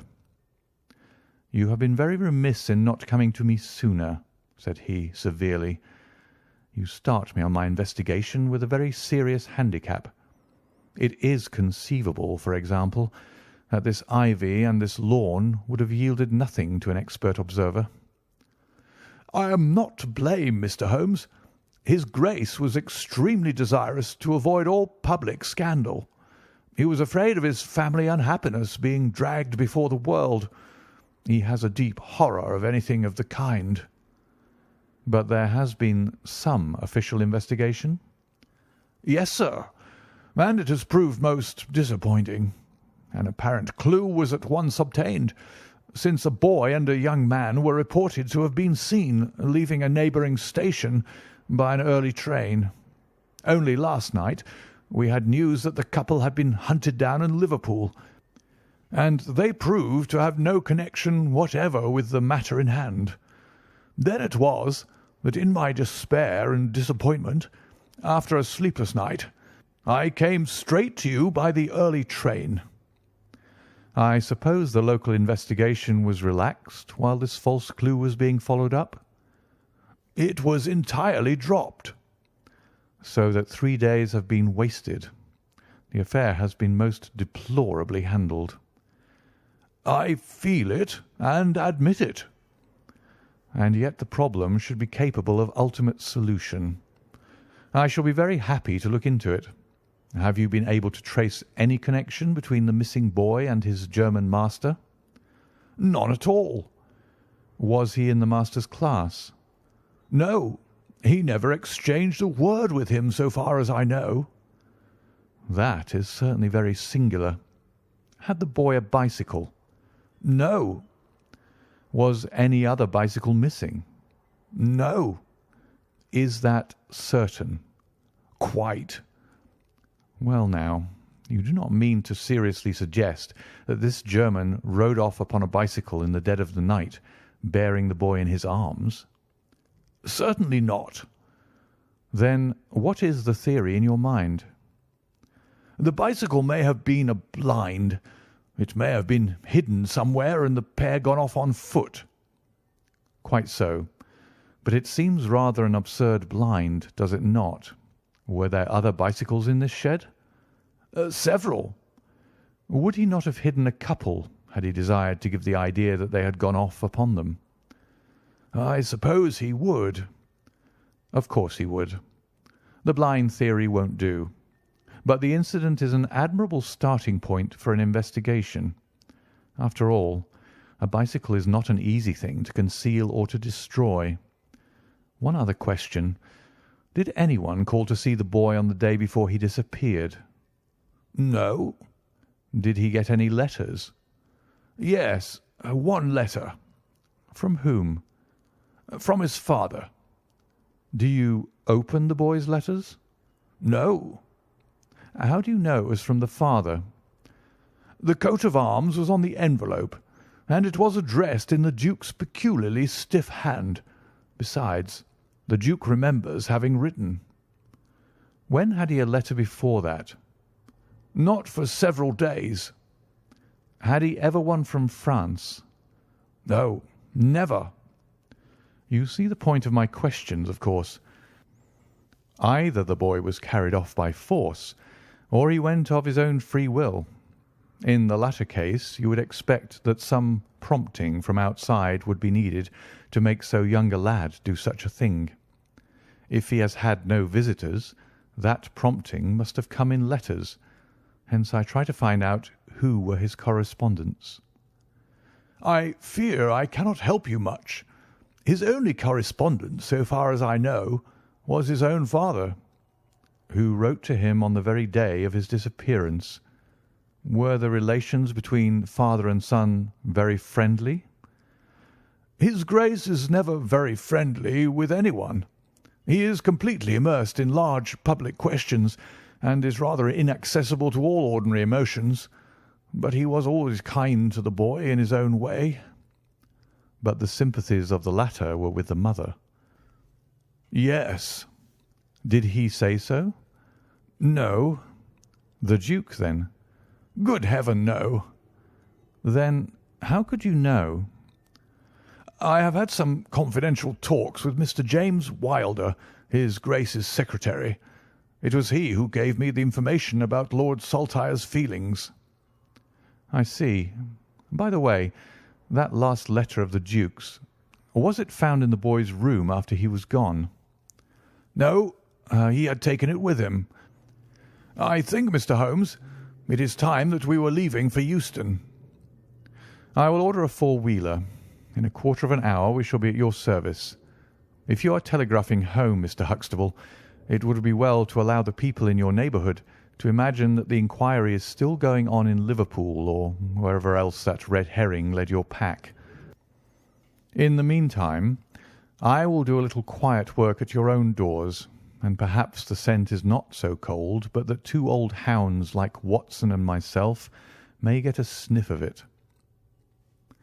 That evening found us in the cold, bracing atmosphere of the Peak country, in which Dr. Huxtable's famous school is situated. It was already dark when we reached it. A card was lying on the hall table, and the butler whispered something to his master, who turned to us with agitation in every heavy feature. "The Duke is here," said he. "The Duke and Mr. Wilder are in the study. Come, gentlemen, and I will introduce you." I was, of course, familiar with the pictures of the famous statesman, but the man himself was very different from his representation. He was a tall and stately person, scrupulously dressed, with a drawn, thin face, and a nose which was grotesquely curved and long. His complexion was of a dead pallor, which was more startling by contrast with a long, dwindling beard of vivid red, which flowed down over his white waistcoat, with his watch-chain gleaming through its fringe. Such was the stately presence who looked stonily at us from the centre of Dr. Huxtable's hearth-rug. Beside him stood a very young man, whom I understood to be Wilder, the private secretary. He was small, nervous, alert, with intelligent light blue eyes and mobile features. It was he who at once, in an incisive and positive tone, opened the conversation. "I called this morning, Dr. Huxtable, too late to prevent you from starting to London. I learned that your object was to invite Mr. Sherlock Holmes to undertake the conduct of this case. His Grace is surprised, Dr. Huxtable, that you should have taken such a step without consulting him." "When I learned that the police had failed—" "His Grace is by no means convinced that the police have failed." "But surely Mr. Wilder—" "You are well aware, Dr. Huxtable, that his Grace is particularly anxious to avoid all public scandal. He prefers to take as few people as possible into his confidence." "The matter can be easily remedied," said the browbeaten doctor. "Mr. Sherlock Holmes can return to London by the morning train."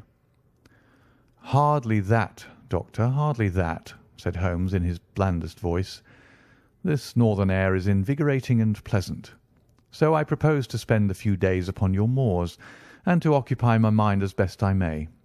Whether I have the shelter of your roof or the village inn is, of course, for you to decide." I could see that the unfortunate doctor was in the last stage of indecision, from which he was rescued by the deep, sonorous voice of the red-bearded Duke, which boomed out like a dinner gong.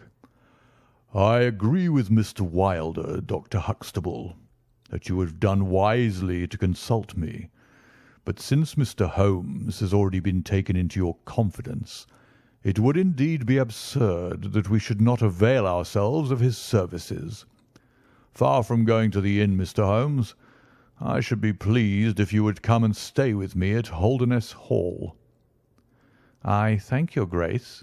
For the purposes of my investigation, I think that it would be wiser for me to remain at the scene of the mystery." "Just as you like, Mr. Holmes. Any information which Mr. Wilder or I can give you is, of course, at your disposal." "It will probably be necessary for me to see you at the Hall," said Holmes. "I would only ask you now, sir, whether you have formed any explanation in your own mind as to the mysterious disappearance of your son." "No, sir, I have not." "Excuse me if I allude to that which is painful to you, but I have no alternative. Do you think that the Duchess had anything to do with the matter?" The great minister showed perceptible hesitation. "I do not think so," he said at last. "The other most obvious explanation is that the child has been kidnapped for the purpose of levying ransom. You have not had any demand of the sort?" "No, sir." "One more question, Your Grace. I understand that you wrote to your son upon the day when this incident occurred." "No, I wrote upon the day before." "Exactly. But he received it on that day?" "Yes." "Was there anything in your letter which might have unbalanced him or induced him to take such a step?" "No, sir, certainly not." "Did you post that letter yourself?" The nobleman's reply was interrupted by his secretary, who broke in with some heat. "His Grace is not in the habit of posting letters himself," said he. "This letter was laid with others upon the study table, and I myself put them in the post-bag." "You are sure this one was among them?" "Yes, I observed it." "How many letters did your Grace write that day?" 20 or 30. I have a large correspondence, but surely this is somewhat irrelevant." "Not entirely," said Holmes. "For my own part," the Duke continued, "I have advised the police to turn their attention to the south of France. I have already said that I do not believe that the Duchess would encourage so monstrous an action, but the lad had the most wrong-headed opinions, and it is possible that he may have fled to her, aided and abetted by this German. I think, Dr. Huxtable, that we will now return to the Hall." I could see that there were other questions which Holmes would have wished to put, but the nobleman's abrupt manner showed that the interview was at an end. It was evident that to his intensely aristocratic nature this discussion of his intimate family affairs with a stranger was most abhorrent, and that he feared lest every fresh question would throw a fiercer light into the discreetly shadowed corners of his ducal history. When the nobleman and his secretary had left, my friend flung himself at once, with characteristic eagerness, into the investigation. The boy's chamber was carefully examined, and yielded nothing save the absolute conviction that it was only through the window that he could have escaped. The German master's room and effects gave no further clue. In his case a trailer of ivy had given way under his weight, and we saw by the light of a lantern the mark on the lawn where his heels had come down. That one dint in the short green grass was the only material witness left of this inexplicable nocturnal flight. Sherlock Holmes left the house alone, and only returned after 11. He had obtained a large ordnance map of the neighbourhood, and this he brought into my room, where he laid it out on the bed, and having balanced a lamp in the middle of it, he began to smoke over it, and occasionally to point out objects of interest with the reeking amber of his pipe. Holmes' map of the neighbourhood of the school. "This case grows upon me, Watson," said he. "There are decidedly some points of interest in connection with it. In this early stage, I want you to realise those geographical features which may have a good deal to do with our investigation. Look at this map. This dark square is the Priory School. I'll put a pin in it. Now, this line is the main road. You see that it runs east and west past the school, and you see also that there is no side road for a mile either way. If these two folk passed away by road, it was this road." "Exactly." by a singular and happy chance, we are able to some extent to check what passed along this road during the night in question. At this point, where my pipe is now resting, a county constable was on duty from 12 to 6. It is, as you perceive, the first crossroad on the east side. This man declares that he was not absent from his post for an instant, and he is positive that neither boy nor man could have gone that way unseen.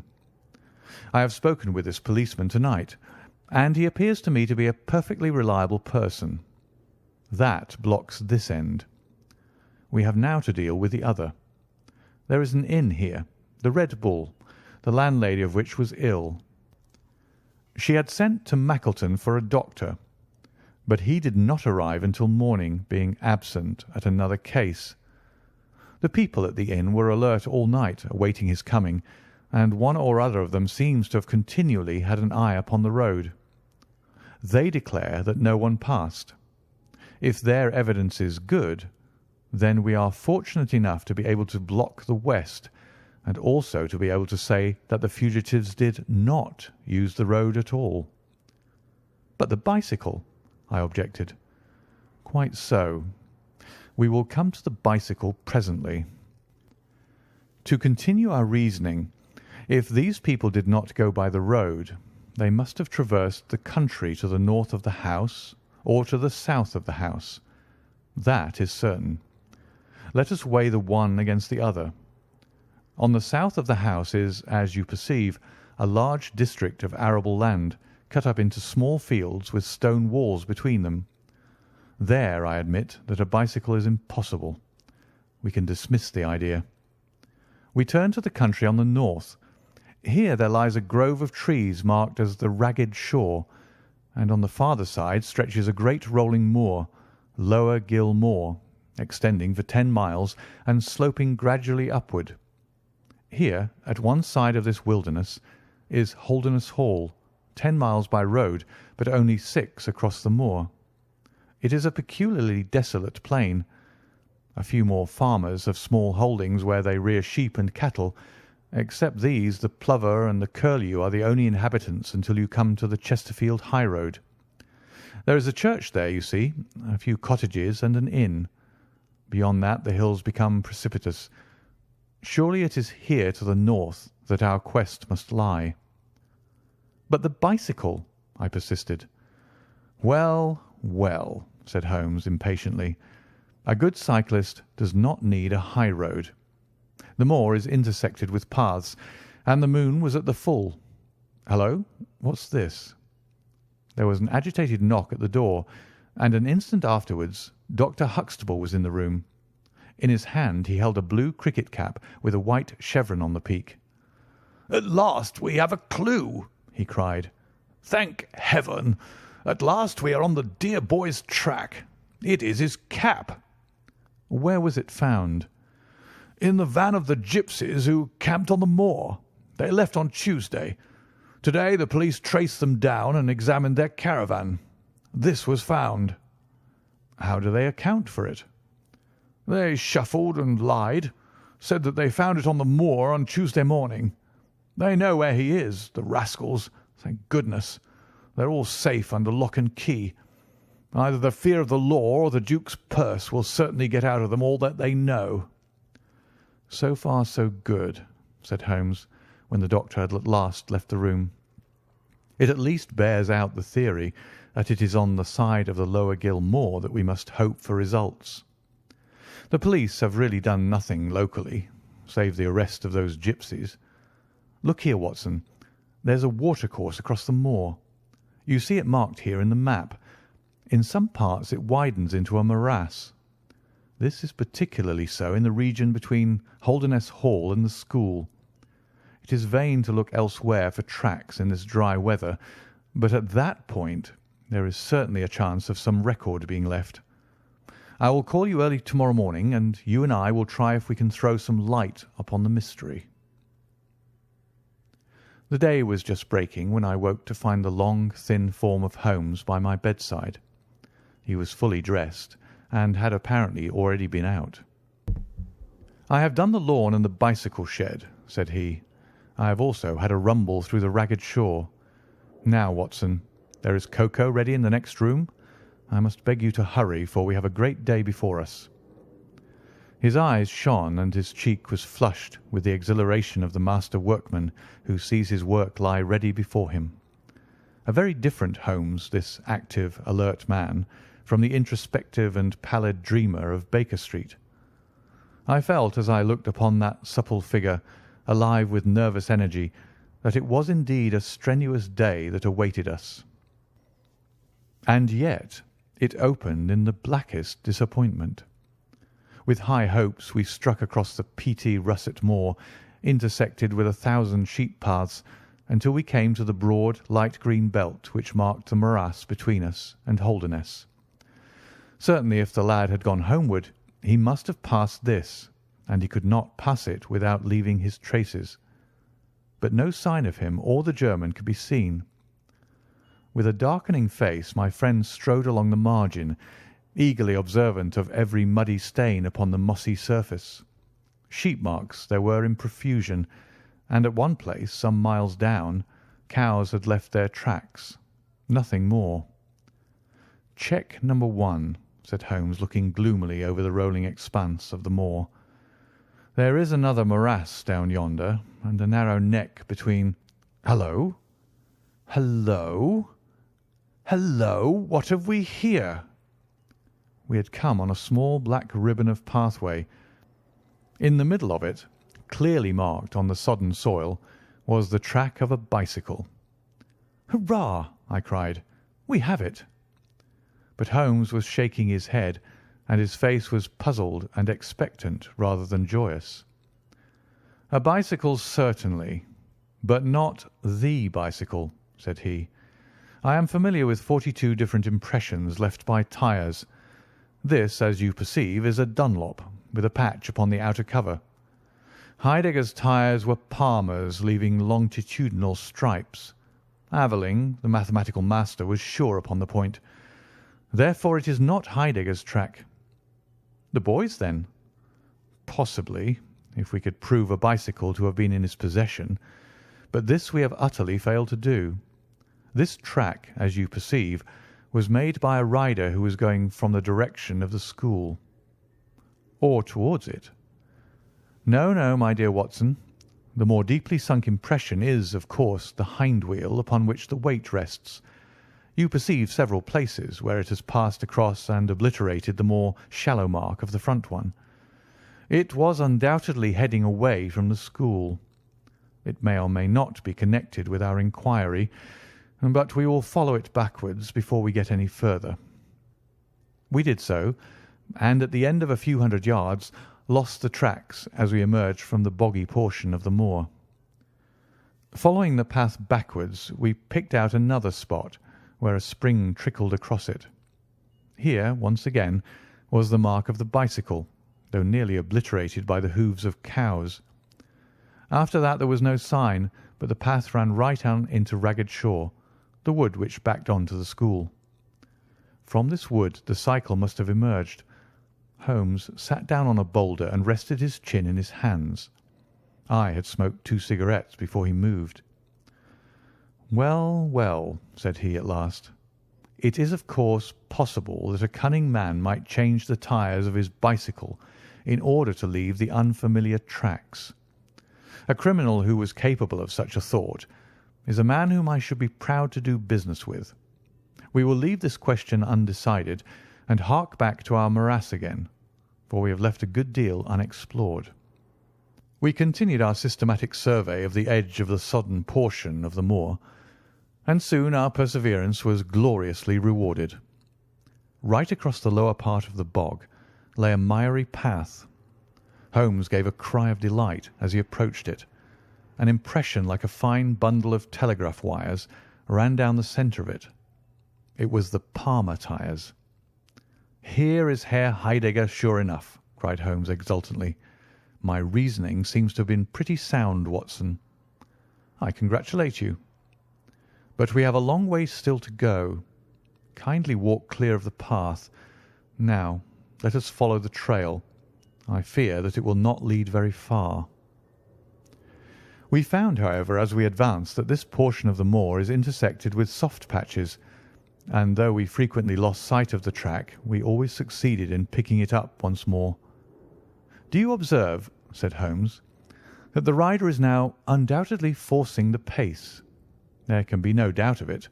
Look at this impression, where you get both tyres clear. The one is as deep as the other. That can only mean that the rider is throwing his weight onto the handlebar, as a man does when he is sprinting. By Jove, he's had a fall." There was a broad irregular smudge covering some yards of the track. Then there were a few footmarks, and the tyre reappeared once more.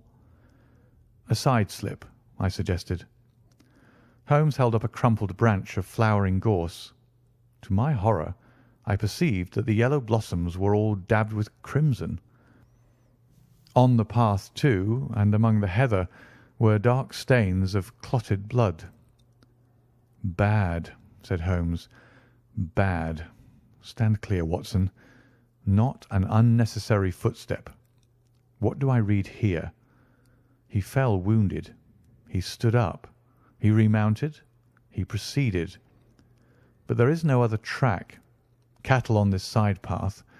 He was surely not gored by a bull. Impossible. But I see no traces of anyone else. We must push on, Watson. Surely with stains as well as the track to guide us, he cannot escape us now." Our search was not a very long one. The tracks of the tyre began to curve fantastically upon the wet and shining path. Suddenly, as I looked ahead, the gleam of metal caught my eye from amid the thick gorse bushes. Out of them we dragged a bicycle, palmer-tired, one pedal bent, and the whole front of it horribly smeared and slobbered with blood.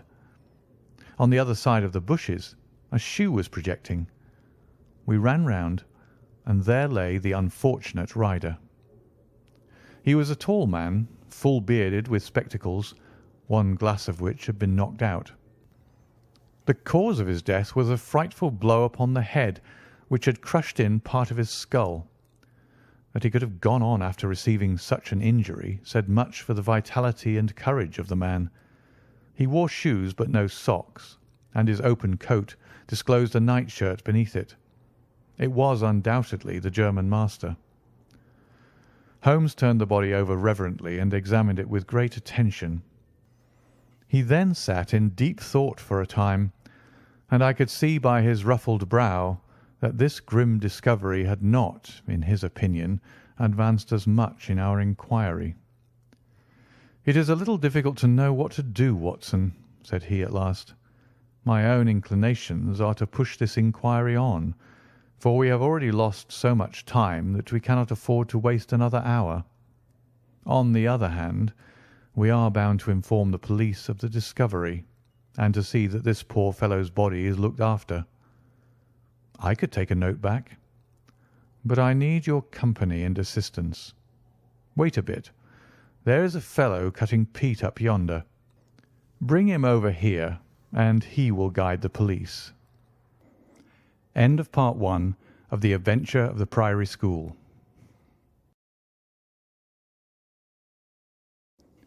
Part 2 of The Adventure of the Priory School from The Return of Sherlock Holmes by Sir Arthur Conan Doyle. Part 2. I brought the peasant across, and Holmes dispatched the frightened man with a note to Dr. Huxtable. "Now, Watson," said he, "we have picked up 2 clues this morning. One is the bicycle with the Palmer tyre, and we see what that has led to. The other is the bicycle with the patched Dunlop. Before we start to investigate that, let us try to realize what we do know so as to make the most of it, and to separate the essential from the accidental. First of all, I wish to impress upon you that the boy certainly left of his own free will. He got down from his window, and he went off either alone or with someone. That is sure." I assented. "Well now, let us turn to this unfortunate German master. The boy was fully dressed when he fled. Therefore, he foresaw what he would do. But the German went without his socks. He certainly acted on very short notice. Undoubtedly. Why did he go? Because from his bedroom window he saw the flight of the boy, because he wished to overtake him and bring him back. He seized his bicycle, pursued the lad, and in pursuing him met his death. So it would seem. Now I come to the critical part of my argument. The natural action of a man in pursuing a little boy would be to run after him. He would know that he could overtake him. But the German does not do so. He turns to his bicycle. I am told that he was an excellent cyclist. He would not do this if he did not see that the boy had some swift means of escape. The other bicycle. Let us continue our reconstruction. He meets his death 5 miles from the school. Not by a bullet, mark you, which even a lad might conceivably discharge, but by a savage blow dealt by a vigorous arm. The lad, then, had a companion in his flight, and the flight was a swift one, since it took 5 miles before an expert cyclist could overtake them. Yet we survey the ground round the scene of the tragedy. What do we find? A few cattle tracks, nothing more. I took a wide sweep round, and there is no path within 50 yards. Another cyclist could have had nothing to do with the actual murder, nor were there any human footmarks. "Holmes," I cried, "this is impossible." "Admirable," he said. "A most illuminating remark. It is impossible as I state it, and therefore I must in some respect have stated it wrong. Yet you saw for yourself. Can you suggest any fallacy?" "He could not have fractured his skull in a fall." "In a morass, Watson?" "I am at my wit's end." "Tut, tut. We have solved some worse problems. At least we have plenty of material, if we can only use it. Come then, and having exhausted the Palmer, let us see what the Dunlop with the patched cover has to offer us." We picked up the track and followed it onward for some distance, but soon the moor rose into a long, heather-tufted curve, and we left the watercourse behind us. No further help from tracks could be hoped for. At the spot where we saw the last of the Dunlop tire, it might equally have led to Holderness Hall, the stately towers of which rose some miles to our left, or to a low grey village which lay in front of us and marked the position of the Chesterfield highroad. As we approached the forbidding and squalid inn, with the sign of a gamecock above the door, Holmes gave a sudden groan and clutched me by the shoulder to save himself from falling. He had had one of those violent strains of the ankle which leave a man helpless. With difficulty he limped up to the door, where a squat, dark, elderly man was smoking a black clay pipe. "How are you, Mr. Reuben Hayes?" said Holmes. "Who are you, and how do you get my name so pat?" the countryman answered, with a suspicious flash of a pair of cunning eyes.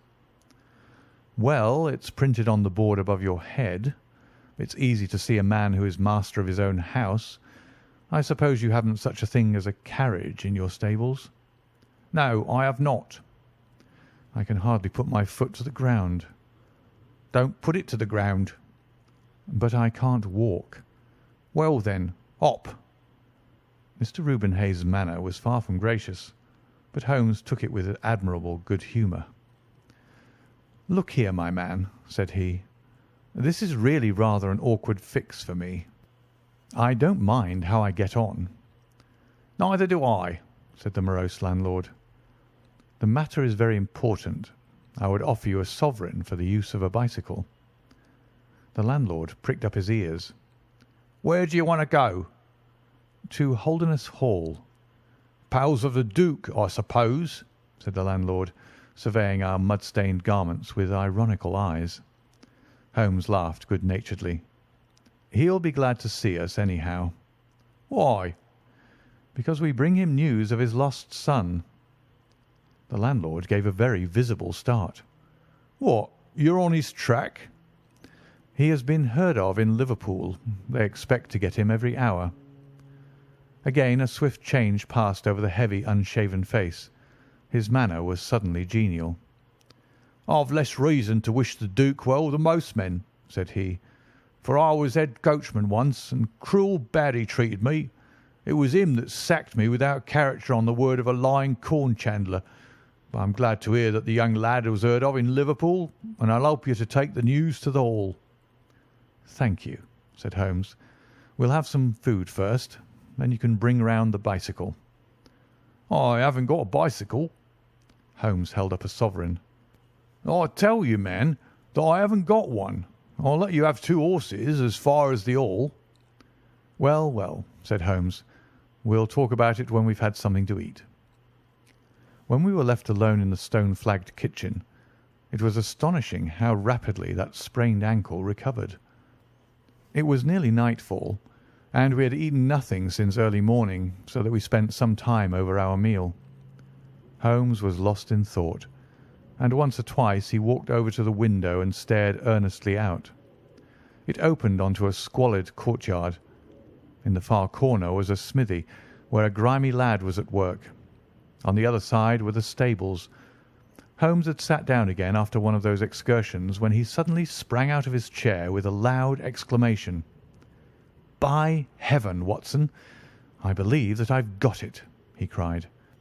"Yes, yes, it must be so, Watson. Do you remember seeing any cow tracks today?" "Yes, several." "Where?" "Well, everywhere. They were at the morass, and again on the path, and again near where poor Heidegger met his death." "Exactly. Well now, Watson, how many cows did you see on the moor?" "I don't remember seeing any."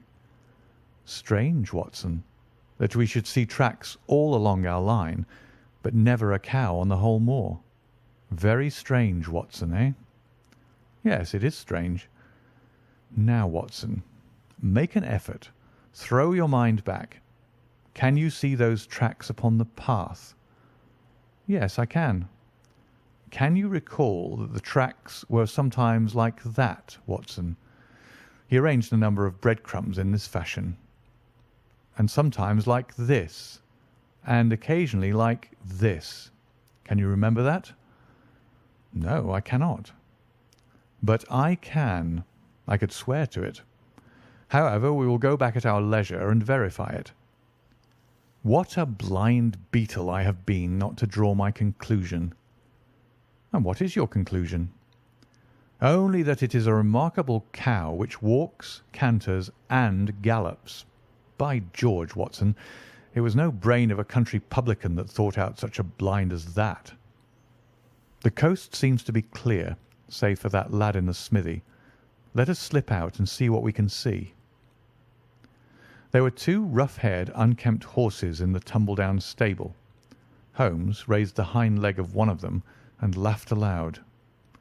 "Old shoes, but newly shod. Old shoes, but new nails. This case deserves to be a classic. Let us go across to the smithy." The lad continued his work without regarding us. I saw Holmes's eyes darting to right and left among the litter of iron and wood which was scattered above the floor. Suddenly, however, we heard a step behind us, and there was the landlord, his heavy eyebrows drawn over his savage eyes, his swarthy features convulsed with passion. He held a short, metal-headed stick in his hand, and he advanced in so menacing a fashion that I was right glad to feel the revolver in my pocket. "You infernal spies!" the man cried. "What are you doing here?" "Why, Mr. Reuben Hayes," said Holmes coolly, "one might think that you were afraid of our finding something out." The man mastered himself with a violent effort, and his grim mouth loosened into a false laugh, which was more menacing than his frown. "You're welcome to all you can find out in my smithy," said he. "But look here, mister, I don't care for folk poking about my place without my leave, so the sooner you pay your score and get out of this, the better I shall be pleased." "All right, Mr. Hayes, no harm meant," said Holmes. "We have been having a look at your horses, but I think I'll walk after all. It's not far, I believe." "Not more than 2 miles to the Hall gates. That's the road to the left." He watched us with sullen eyes until we had left his premises. We did not go very far along the road, for Holmes stopped the instant that the curve hid us from the landlord's view. "We were warm, as the children say at that inn," said he. "I seem to grow colder every step that I take away from it. No, no, I can't possibly leave it." "I'm convinced," said I, "that this Reuben Hayes knows all about it. A more self-evident villain I never saw." "Oh, he impressed you in that way, did he? There are the horses. There is the smithy. Yes, it is an interesting place, this Fighting Cock. I think we shall have another look at it in an unobtrusive way." A long sloping hillside, dotted with grey limestone boulders, stretched behind us. We had turned off the road and were making our way up the hill when, looking in the direction of Holderness Hall, I saw a cyclist coming swiftly along. "Get down, Watson," cried Holmes with a heavy hand upon my shoulder. We had hardly sunk from view when the man flew past us on the road amid a rolling cloud of dust. I caught a glimpse of a pale, agitated face, a face with horror in every lineament, the mouth open, the eyes staring wildly in front. It was like some strange caricature of the dapper James Wilder whom we had seen the night before. "The Duke's secretary," cried Holmes. "Come, Watson, let us see what he does." We scrambled from rock to rock until in a few moments we had made our way to a point from which we could see the front door of the inn. Wilder's bicycle was leaning against the wall beside it. No one was moving about the house, nor could we catch a glimpse of any faces at the windows. Slowly the twilight crept down as the sun sank behind the high towers of Holderness Hall. Then in the gloom we saw the two side lamps of a trap light up in the stable yard of the inn, and shortly afterwards heard the rattle of hoofs as it wheeled out into the road and tore off at a furious pace in the direction of Chesterfield. "What do you make of that, Watson?" Holmes whispered. "It looks like a flight. A single man in a dog-cart, so far as I could see. Well, it certainly was not Mr. James Wilder, for there he is at the door." A red square of light had sprung out of the darkness.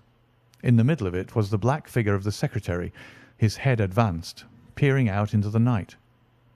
It was evident that he was expecting someone. Then at last there were steps in the road. A second figure was visible for an instant against the light. The door shut, and all was black once more. 5 minutes later a lamp was lit in a room upon the first floor. "It seems to be a curious class of custom that is done by the Fighting Cock," said Holmes. "The bar is on the other side." "Quite so. These are what one may call the private guests. Now, what in the world is Mr. James Wilder doing in that den at this hour of night, and who is the companion who comes to meet him there? Come, Watson, we must really take a risk and try to investigate this a little more closely." Together we stole down to the road and crept across to the door of the inn. The bicycle still leaned against the wall. Holmes struck a match and held it to the back wheel, and I heard him chuckle as the light fell upon a patched Dunlop tyre. Up above us was the lighted window. "I must have a peep through that, Watson. If you bend your back and support yourself upon the wall, I think that I can manage." An instant later his feet were on my shoulders, but he was hardly up before he was down again. "Come, my friend," said he, "our day's work has been quite long enough. I think that we have gathered all that we can. It's a long walk to the school, and the sooner we get started, the better."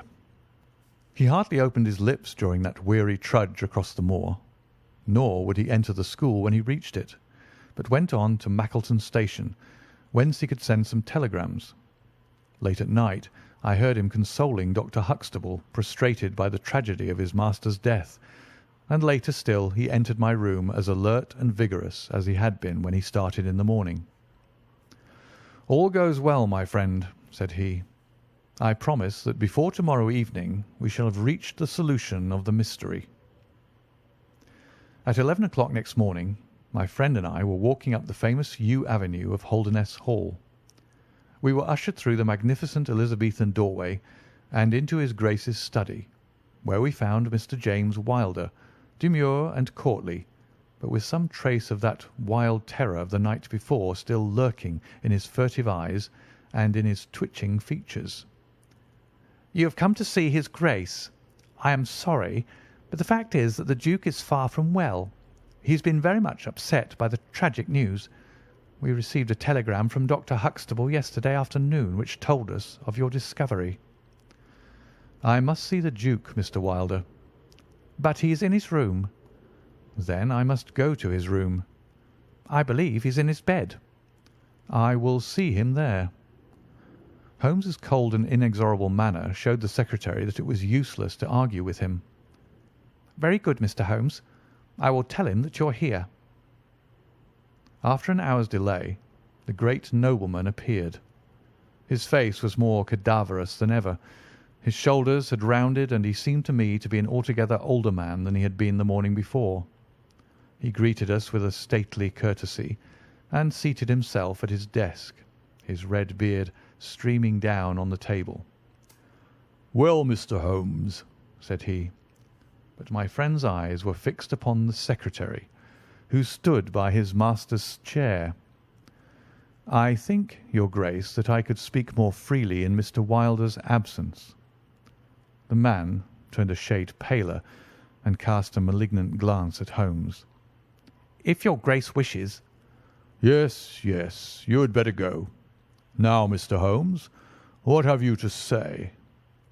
My friend waited until the door had closed behind the retreating secretary.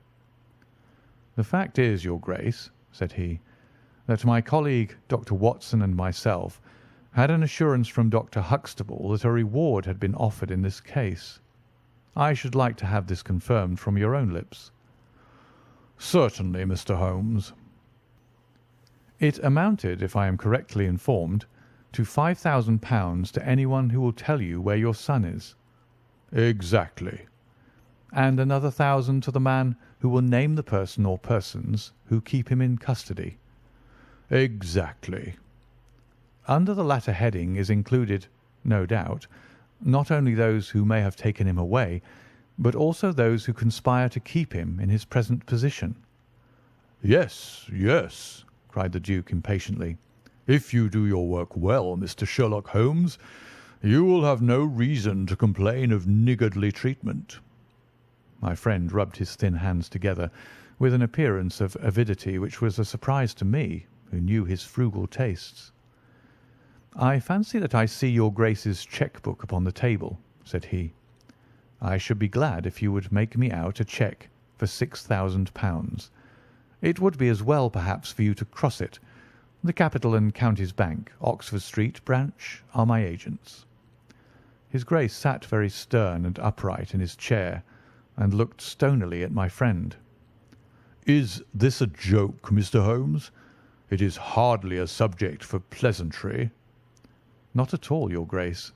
I was never more earnest in my life." "What do you mean, then?" "I mean that I have earned the reward. I know where your son is, and I know some, at least, of those who are holding him." The Duke's beard had turned more aggressively red than ever against his ghastly white face. "Where is he?"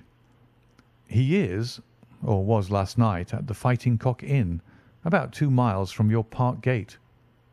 The Duke fell back in his chair. "And whom do you accuse?" Sherlock Holmes's answer was an astounding one. He stepped swiftly forward and touched the Duke upon the shoulder. "I accuse you," said he. "And now, your Grace, I'll trouble you for that cheque." Never shall I forget the Duke's appearance as he sprang up and clawed with his hands like one who is sinking into an abyss. Then, with an extraordinary effort of aristocratic self-command, he sat down and sank his face in his hands. It was some minutes before he spoke. "How much do you know?" he asked at last without raising his head. "I saw you together last night." "Does anyone else beside your friend know?" "I have spoken to no one." The Duke took a pen in his quivering fingers and opened his cheque-book. "I shall be as good as my word, Mr. Holmes. I am about to write your cheque, However unwelcome the information which you have gained may be to me, when the offer was first made, I little thought the turn which events might take. But you and your friend are men of discretion, Mr. Holmes." "I hardly understand your Grace." "I must put it plainly, Mr. Holmes. If only you two know of this incident, there is no reason why it should go any farther. I think £12,000 is a sum that I owe you, is it not?" But Holmes smiled and shook his head. "I fear, your Grace, that matters can hardly be arranged so easily. There is the death of this schoolmaster to be accounted for." "But James knew nothing of that. You cannot hold him responsible for that. It was the work of this brutal ruffian whom he had the misfortune to employ." "I must take the view, your Grace, that when a man embarks upon a crime, he is morally guilty of any other crime which may spring from it." "Morally, Mr. Holmes, no doubt you are right, but surely not in the eyes of the law. A man cannot be condemned for a murder at which he was not present, and which he loathes and abhors as much as you do. The instant that he heard of it he made a complete confession to me, so filled was he with horror and remorse. He lost not an hour in breaking entirely with the murderer. Oh, Mr. Holmes, you must save him. You must save him. I tell you that you must save him." The Duke had dropped the last attempt at self-command and was pacing the room with a convulsed face and with his clenched hands raving in the air. At last he mastered himself and sat down once more at his desk. "I appreciate your conduct in coming here before you spoke to anyone else," said he. "At least we have to take counsel how far we can minimize this hideous scandal." "Exactly," said Holmes. "I think, your Grace, that this can only be done by absolute frankness between us. I am disposed to help your Grace to the best of my ability, but in order to do so, I must understand to the last detail how the matter stands. I realise that your words applied to Mr. James Wilder, and that he is not the murderer." "No, the murderer has escaped." Sherlock Holmes smiled demurely. "Your Grace can hardly have heard of any small reputation which I possess, or you would not imagine that it is so easy to escape me. Mr. Reuben Hayes was arrested at Chesterfield on my information at 11 o'clock last night. I had a telegram from the head of the local police before I left the school this morning." The Duke leaned back in his chair and stared with amazement at my friend. "You seem to have powers that are hardly human," said he. "So, Reuben Hayes is taken. I am right glad to hear it, if it will not react upon the fate of James." "Your secretary?" "No, sir. My son." It was Holmes's turn to look astonished. "I confess that this is entirely new to me, your Grace. I must beg you to be more explicit." "I will conceal nothing from you. I agree with you that complete frankness, however painful it may be to me, is the best policy in this desperate situation to which James's folly and jealousy have reduced us. When I was a very young man, Mr. Holmes, I loved with such a love as comes only once in a lifetime. I offered the lady marriage, but she refused it on the grounds that such a match might mar my career. Had she lived, I would certainly never have married anyone else. She died and left this one child whom for her sake I have cherished and cared for. I could not acknowledge the paternity to the world, but I gave him the best of educations, and since he came to manhood, I have kept him near my person. He surmised my secret, and was presumed ever since upon the claim which he has upon me, and upon his power of provoking a scandal which would be abhorrent to me. His presence had something to do with the unhappy issue of my marriage. Above all, he hated my young legitimate heir from the first, with a persistent hatred. You may well ask me why, under these circumstances, I still kept James under my roof. I answer that it was because I could see his mother's face in his, and that for her dear sake there was no end to my long suffering. All her pretty ways, too. There was not one of them which he could not suggest and bring back to my memory. I could not send him away, but I feared so much lest he should do Arthur, that is, Lord Saltire, a mischief, that I dispatched him for safety to Dr. Huxtable's school. James came into contact with this fellow Hayes, because the man was a tenant of mine, and James acted as agent. The fellow was a rascal from the beginning, but in some extraordinary way James became intimate with him. He had always a taste for low company. When James determined to kidnap Lord Saltire, it was of this man's service that he availed himself. You remember that I wrote to Arthur upon that last day? Well, James opened the letter and inserted a note asking Arthur to meet him in a little wood called the Ragged Shaw, which is near to the school. He used the Duchess's name, and in that way got the boy to come. That evening James bicycled over. I am telling you what he has himself confessed to me, and he told Arthur, whom he met in the wood, that his mother longed to see him, that she was awaiting him on the moor, and that if he would come back into the wood at midnight, he would find a man with a horse who would take him to her. Poor Arthur fell into the trap. He came to the appointment and found this fellow Hayes with a led pony. Arthur mounted, and they set off together. It appears, though this James only heard yesterday, that they were pursued, that Hayes struck the pursuer with his stick, and that the man died of his injuries.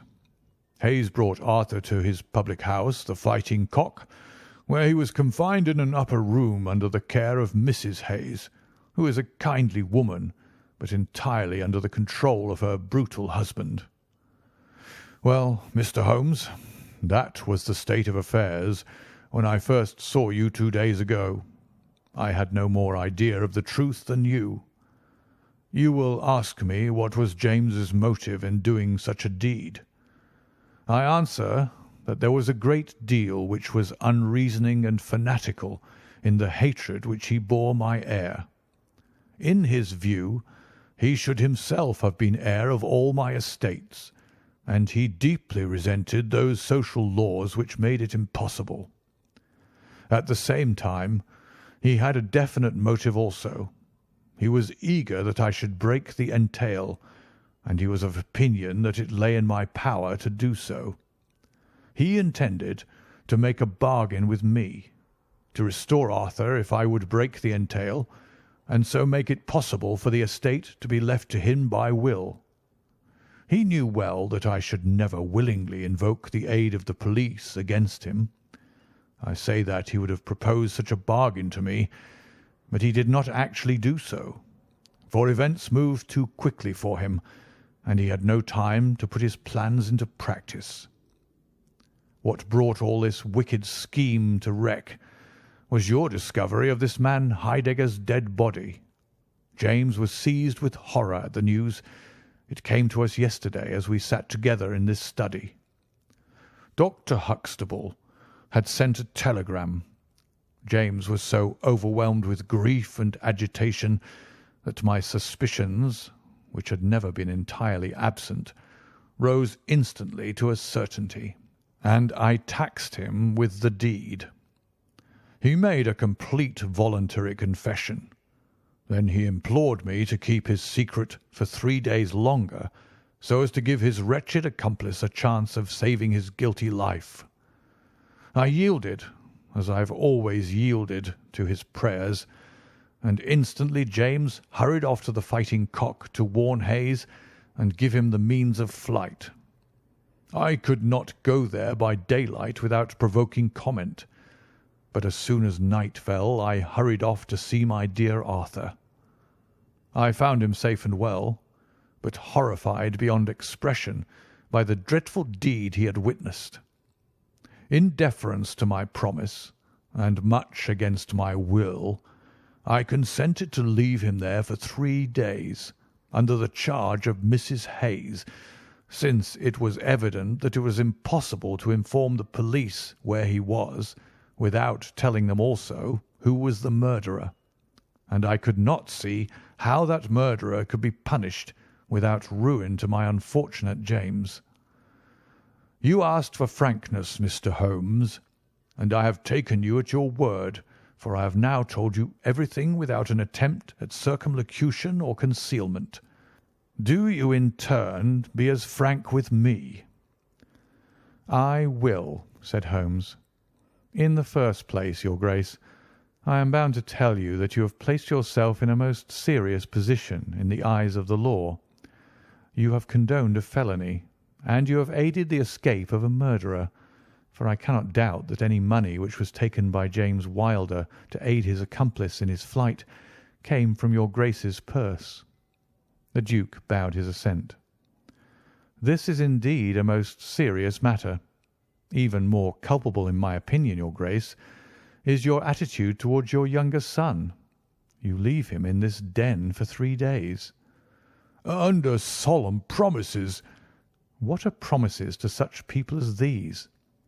You have no guarantee that he will not be spirited away again.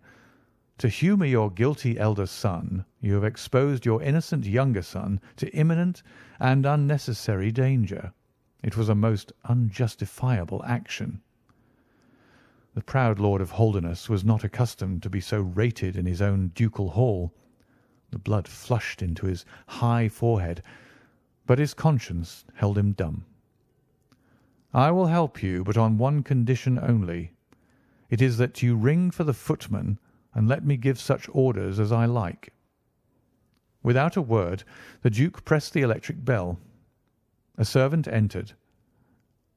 "You will be glad to hear," said Holmes, "that your young master is found. It is the Duke's desire that the carriage shall go at once to the Fighting Cock Inn to bring Lord Saltire home." "Now," said Holmes, when the rejoicing lackey had disappeared, "having secured the future, we can afford to be more lenient with the past. I am not in an official position, and there is no reason, so long as the ends of justice are served, why I should disclose all that I know. As to Hayes, I say nothing. The gallows awaits him, and I would do nothing to save him from it. What he will divulge I cannot tell, but I have no doubt that your Grace could make him understand that it is to his interest to be silent. From the police point of view, he will have kidnapped the boy for the purpose of ransom.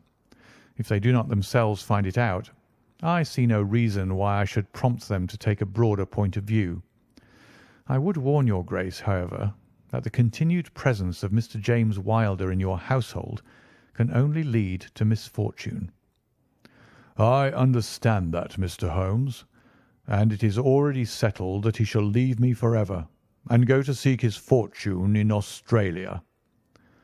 "In that case, your Grace, since you have yourself stated that any unhappiness in your married life was caused by his presence, I would suggest that you make such amends as you can to the Duchess, and that you try to resume those relations which have been so unhappily interrupted." "That also I have arranged, Mr. Holmes. I wrote to the Duchess this morning." "In that case," said Holmes, rising, "I think that my friend and I can congratulate ourselves upon several most happy results from our little visit to the north. There is one other small point upon which I desire some light. This fellow Hayes had shod his horses with shoes which counterfeited the tracks of cows. Was it from Mr. Wilder that he learned so extraordinary a device?" The Duke stood in thought for a moment, with a look of intense surprise on his face. Then he opened a door and showed us into a large room furnished as a museum. He led the way to a glass case in a corner and pointed to the inscription. "These shoes," it ran, "were dug up in the moat of Holderness Hole. They are for the use of horses, but they are shaped below with a cloven foot of iron so as to throw pursuers off the track. They are supposed to have belonged to some of the marauding barons of Holderness in the Middle Ages." Holmes opened the case, and moistening his finger, he passed it along the shoe. A thin film of recent mud was left upon his skin. "Thank you," said he, as he replaced the glass. "It is the second most interesting object that I have seen in the north." "And the first?" Holmes folded up his cheque and placed it carefully in his notebook. "I am a poor man," said he, as he patted it affectionately and thrust it into the depths of his inner pocket. End of the adventure of the Priory School.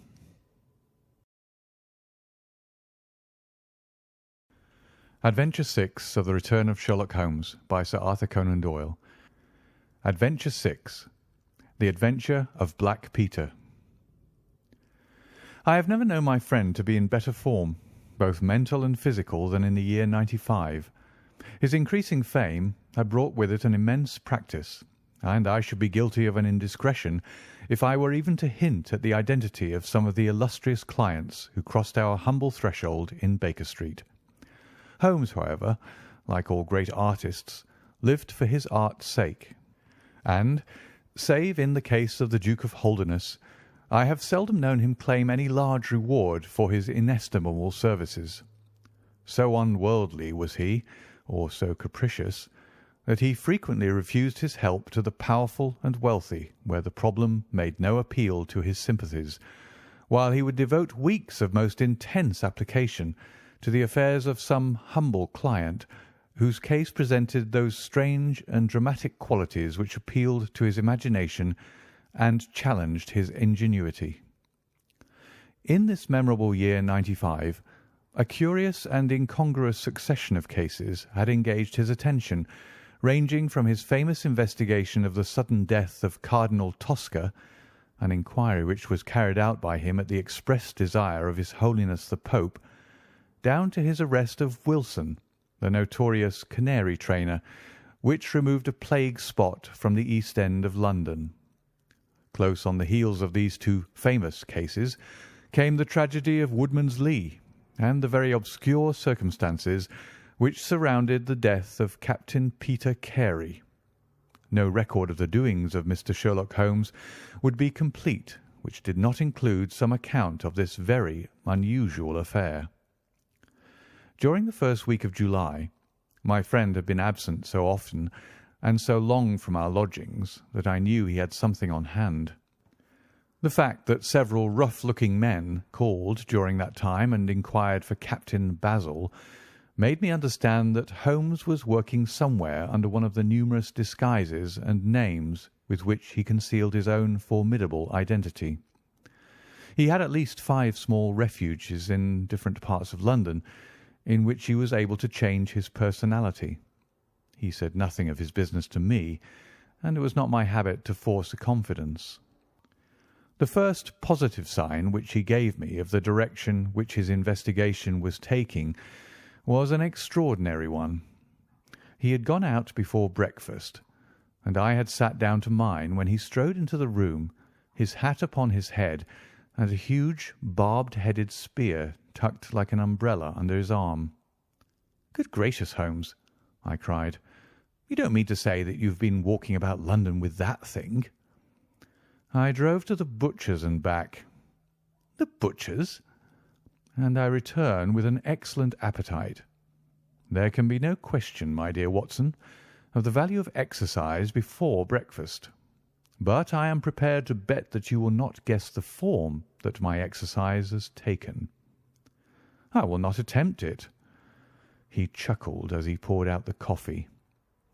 "If you could have looked into Allardyce's back shop, you would have seen a dead pig swung from a hook in the ceiling, and a gentleman in his shirt-sleeves furiously stabbing at it with this weapon.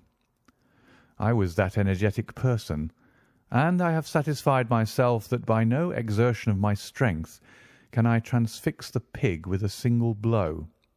Perhaps you would care to try." "Not for worlds. But why were you doing this?" "Because it seemed to me to have an indirect bearing upon the mystery of Woodman's Lee. Ah, Hopkins, I got your wire last night, and I have been expecting you. Come and join us." Our visitor was an exceedingly alert man, 30 years of age, dressed in a quiet tweed suit, but retaining the erect bearing of one who was accustomed to official uniform. I recognised him at once as Stanley Hopkins, a young police inspector for whose future Holmes had high hopes, while he in turn professed the admiration and respect of a pupil for the scientific methods of the famous amateur. Hopkins's brow was clouded, and he sat down with an air of deep dejection. "No, thank you, sir. I breakfasted before I came round. I spent the night in town, for I came up yesterday to report." "And what have you to report?" "Failure, sir. Absolute failure." "You have made no progress?" "None." "Dear me, I must have a look at the matter." "I wish to heavens that you would, Mr. Holmes. It's my first big chance, and I'm at my wit's end. For goodness' sake, come down and lend me a hand." "Well, well, it just happens that I have already read all the available evidence, including the report of the inquest, with some care. By the way, what do you make of that tobacco pouch found on the scene of the crime? Is there no clue there?" Hopkins looked surprised. "It was the man's own pouch, sir. His initials were inside it, and it was of sealskin, and he was an old sealer." "But he had no pipe?" "No, sir, we could find no pipe. Indeed, he smoked very little, and yet he might have kept some tobacco for his friends." "No doubt. I only mention it because if I had been handling the case I should have been inclined to make that the starting point of my investigation. However, my friend Dr. Watson knows nothing of this matter, and I should be none the worse for hearing the sequence of events once more. Just give us some short sketches of the essentials." Stanley Hopkins drew a slip of paper from his pocket. "I have a few dates here which will give you the career of the dead man. Captain Peter Carey. He was born in 45, 50 years of age. He was a most daring and successful seal and whale fisher. In 1883 he commanded the steam sealer Sea Unicorn of Dundee. He had then had several successful voyages in succession, and in the following year, 1884, he retired. After that he travelled for some years, and finally he bought a small place called Woodman's Lee near Forest Row in Sussex. There he has lived for 6 years, and there he died just a week ago today. There were some most singular points about the man. In ordinary life he was a strict Puritan, a silent, gloomy fellow. His household consisted of his wife, his daughter, aged 20, and 2 female servants. These last were continually changing, for it was never a very cheery situation, and sometimes it became past all bearing. The man was an intermittent drunkard, and when he had the fit on him he was a perfect fiend. He has been known to drive his wife and daughter out of doors in the middle of the night and flog them through the park until the whole village outside the gates was aroused by their screams. He was summoned once for a savage assault upon the old vicar, who had called upon him to remonstrate with him upon his conduct. In short, Mr. Holmes, you would go far before you found a more dangerous man than Peter Carey. And I've heard that he bore the same character when he commanded his ship.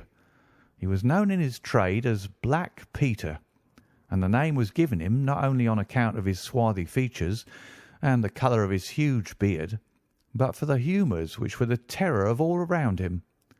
I need not say that he was loathed and avoided by every one of his neighbours, and that I have not heard one single word of sorrow about his terrible end.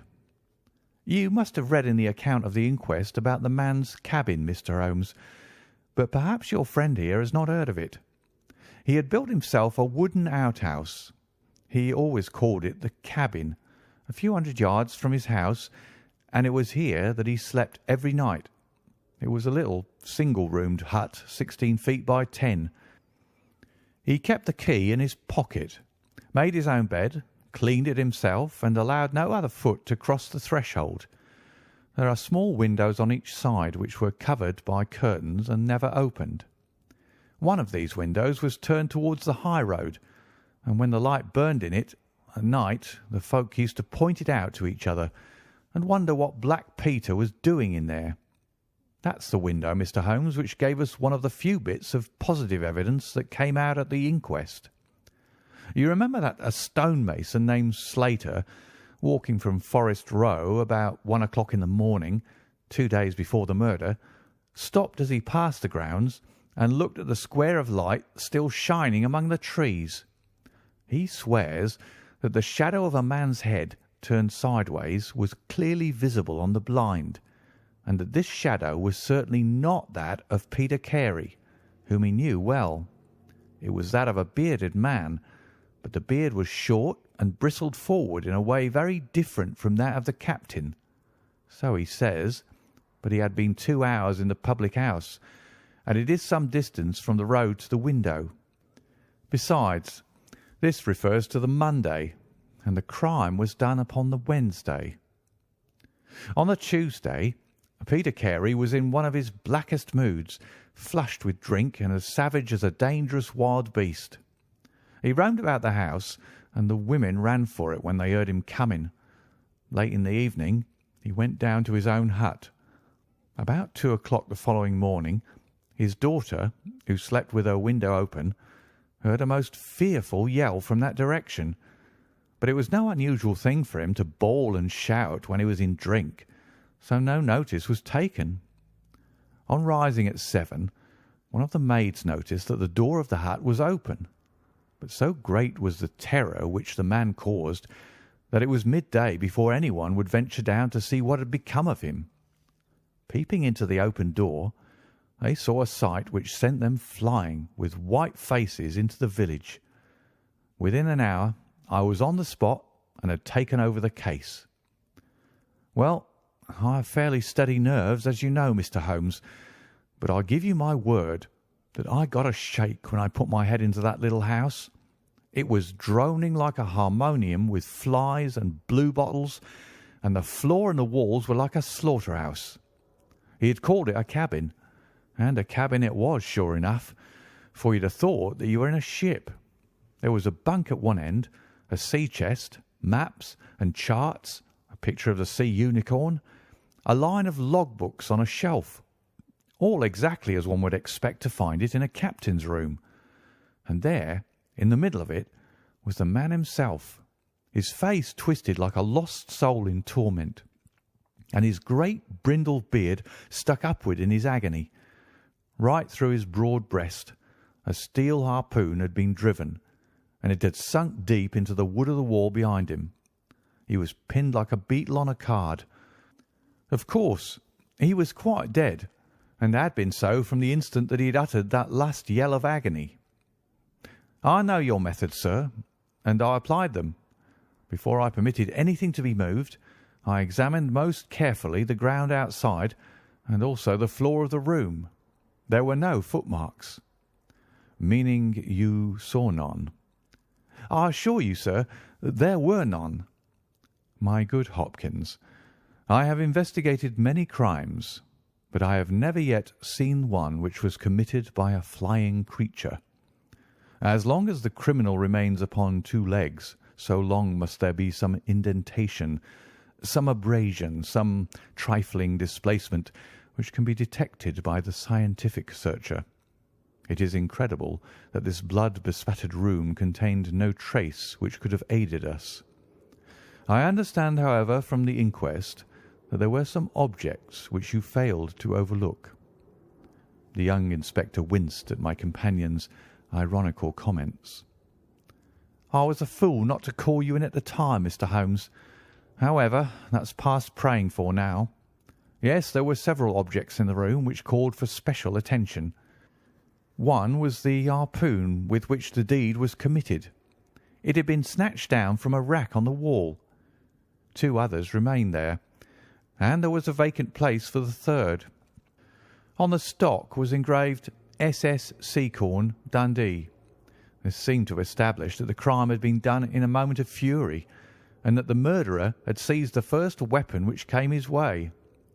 The fact that the crime was committed at 2 in the morning, and yet Peter Carey was fully dressed, suggested that he had an appointment with the murderer, which is borne out by the fact that a bottle of rum and 2 dirty glasses stood upon the table." "Yes," said Holmes. "I think that both inferences are permissible. Was there any other spirit but rum in the room?" "Yes, and there was a tantalus containing brandy and whisky on the sea chest. It is of no importance to us, however, since the decanters were full, and it had therefore not been used." "For all that, its presence has some significance," said Holmes. "However, let us hear some more about the objects which do seem to you to bear upon the case." "There was this tobacco pouch upon the table." "What part of the table?"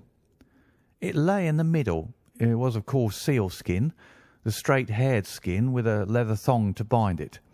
Inside was P.C. on the flap. There was half an ounce of strong ship's tobacco in it." "Excellent. What more?" Stanley Hopkins drew from his pocket a drab-covered notebook. The outside was rough and worn, the leaves discoloured. On the first page were written the initials J.H.N. and the date 1883. Holmes laid it on the table and examined it in his minute way, while Hopkins and I gazed over each shoulder. On the second page were the printed letters C.P.R., and then came several sheets of numbers. Another heading was Argentine, another Costa Rica, and another San Paulo, each with pages of signs and figures after it. "What do you make of these?" asked Holmes. "They appear to be lists of stock exchange securities. I thought that J.H.N. were the initials of a broker, and that C.P.R. may have been his client." "Try Canadian Pacific Railway," said Holmes. Stanley Hopkins swore between his teeth and struck his thigh with his clenched hand. "What a fool I have been!" he cried. "Of course, it is as you say. Then J.H.N. are the only initials we have to solve. I have already examined the old stock exchange lists, and I can find no one in 1883, either in the house or among the outside brokers, whose initials correspond with these. Yet I feel that the clue is the most important one that I hold. You will admit, Mr. Holmes, that there is a possibility that these initials are those of the second person who was present, in other words, of the murderer.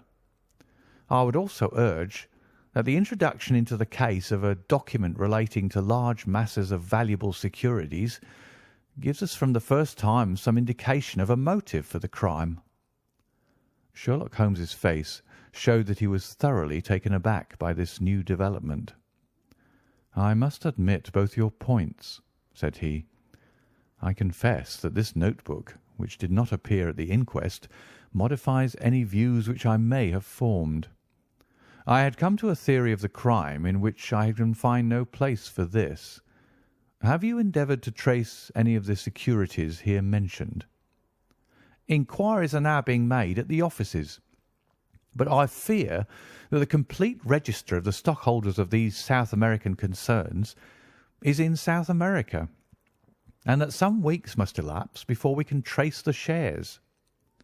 Holmes had been examining the cover of the notebook with his magnifying lens. "Surely there is some discoloration here," said he. "Yes, sir, it is a blood stain. I told you that I picked the book off the floor."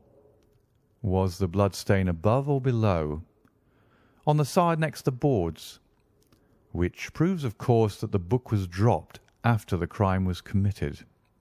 "Exactly, Mr. Holmes. I appreciated that point, and I conjectured that it was dropped by the murderer in his hurried flight. It lay near the door." "I suppose that none of these securities have been found among the property of the dead man?" "No, sir." "Have you any reason to suspect robbery?" "No, sir. Nothing seemed to have been touched." "Dear me, it is certainly a very interesting case. Then there was a knife, was there not?" "A sheath knife, still in its sheath. It lay at the feet of the dead man." Mrs. Carey has identified it as being her husband's property." Holmes was lost in thought for some time. "Well," said he at last, "I suppose I shall have to come out and have a look at it." Stanley Hopkins gave a cry of joy. "Thank you, sir. That will indeed be a weight off my mind." Holmes shook his finger at the inspector. "It would have been an easier task a week ago," said he, "but even now my visit may not be entirely fruitless. Watson, if you can spare the time, I should be very glad of your company. If you will call a four-wheeler, Hopkins, we shall be ready to start for Forest Row in a quarter of an hour." Alighting at the small wayside station, we drove for some miles through the remains of widespread woods, which were once part of that great forest which for so long held the Saxon invaders at bay, the impenetrable Weald, for 60 years the bulwark of Britain. Vast sections of it have been cleared, for this is at the seat of the first ironworks of the country, and the trees have been felled to smelt the ore. Now the richer fields of the north have absorbed the trade, and nothing save those ravaged groves and great scars in the earth show the work of the past. Here, in a clearing upon the green slope of a hill, stood a long, low stone house, approached by a curving drive running through the fields. Nearer the road, and surrounded on three sides by bushes, was a small outhouse, one window and the door facing in our direction. It was the scene of the murder. Stanley Hopkins led us first to the house, where he introduced us to a haggard, grey-haired woman, the widow of the murdered man, whose gaunt and deep-lined face, with the furtive look of terror in the depths of her red-rimmed eyes, told of the years of hardship and ill usage which she had endured. With her was her daughter, a pale, fair-haired girl whose eyes blazed defiantly at us as she told us that she was glad that her father was dead, and that she blessed the hand which had struck him down. It was a terrible household that Black Peter Carey had made for himself, and it was with a sense of relief that we found ourselves in the sunlight again, and making our way along a path which had been worn across the fields by the feet of the dead man. The outhouse was the simplest of dwellings, wooden-walled, shingle-roofed, one window beside the door and one on the farther side. Stanley Hopkins drew the key from his pocket and had stooped to the lock when he paused with a look of attention and surprise upon his face. "Someone has been tampering with it," he said. There could be no doubt of the fact. The woodwork was cut, and the scratches showed white through the paint, as if they'd been that instant done. Holmes had been examining the window. "Someone has tried to force this also. Whoever it was has failed to make his way in. He must have been a very poor burglar." "This is a most extraordinary thing," said the inspector. "I could swear that these marks were not here yesterday evening." "Some curious person from the village, perhaps?" I suggested. "Very unlikely. Few of them would dare to set foot in the grounds, far less try to force their way into the cabin. What do you think of it, Mr. Holmes?" "I think that fortune is very kind to us." "You mean that the person will come again?" "It is very probable. He came expecting to find the door open. He tried to get in with the blade of a very small penknife. He could not manage it. What would he do?" "Come again next night with a more useful tool." "So I should say. It will be our fault if we are not there to receive him. Meanwhile, let me see the inside of the cabin." The traces of the tragedy had been removed, but the furniture within the little room still stood as it had been on the night of the crime. For 2 hours, with most intense concentration, Holmes examined every object in turn, but his face showed that his quest was not a successful one. Only once he paused in his patient investigation. "Have you taken anything off this shelf, Hopkins?" "No, I've moved nothing." "Something has been taken. There is less dust in this corner of the shelf than elsewhere. It may have been a book lying on its side. It may have been a box. Well, well, I can do nothing more. Let us walk in these beautiful woods, Watson, and give a few hours to the birds and the flowers. We shall meet you here later, Hopkins, and see if we can come closer quarters with the gentleman who has paid this visit in the night." It was past 11 o'clock when we formed our little ambuscade. Hopkins was for leaving the door of the hut open, but Holmes was of the opinion that this would rouse the suspicions of the stranger. The lock was a perfectly simple one, and only a strong blade was needed to push it back. Holmes also suggested that we should wait not inside the hut but outside it, among the bushes which grew round the farther window. In this way we should be able to watch our man if he struck a light, and see what his object was in this stealthy nocturnal visit. It was a long and melancholy vigil, and yet brought with it something of the thrill which the hunter feels when he lies beside the water pool and waits for the coming of the thirsty beast of prey. What savage creature was it which might steal upon us out of the darkness?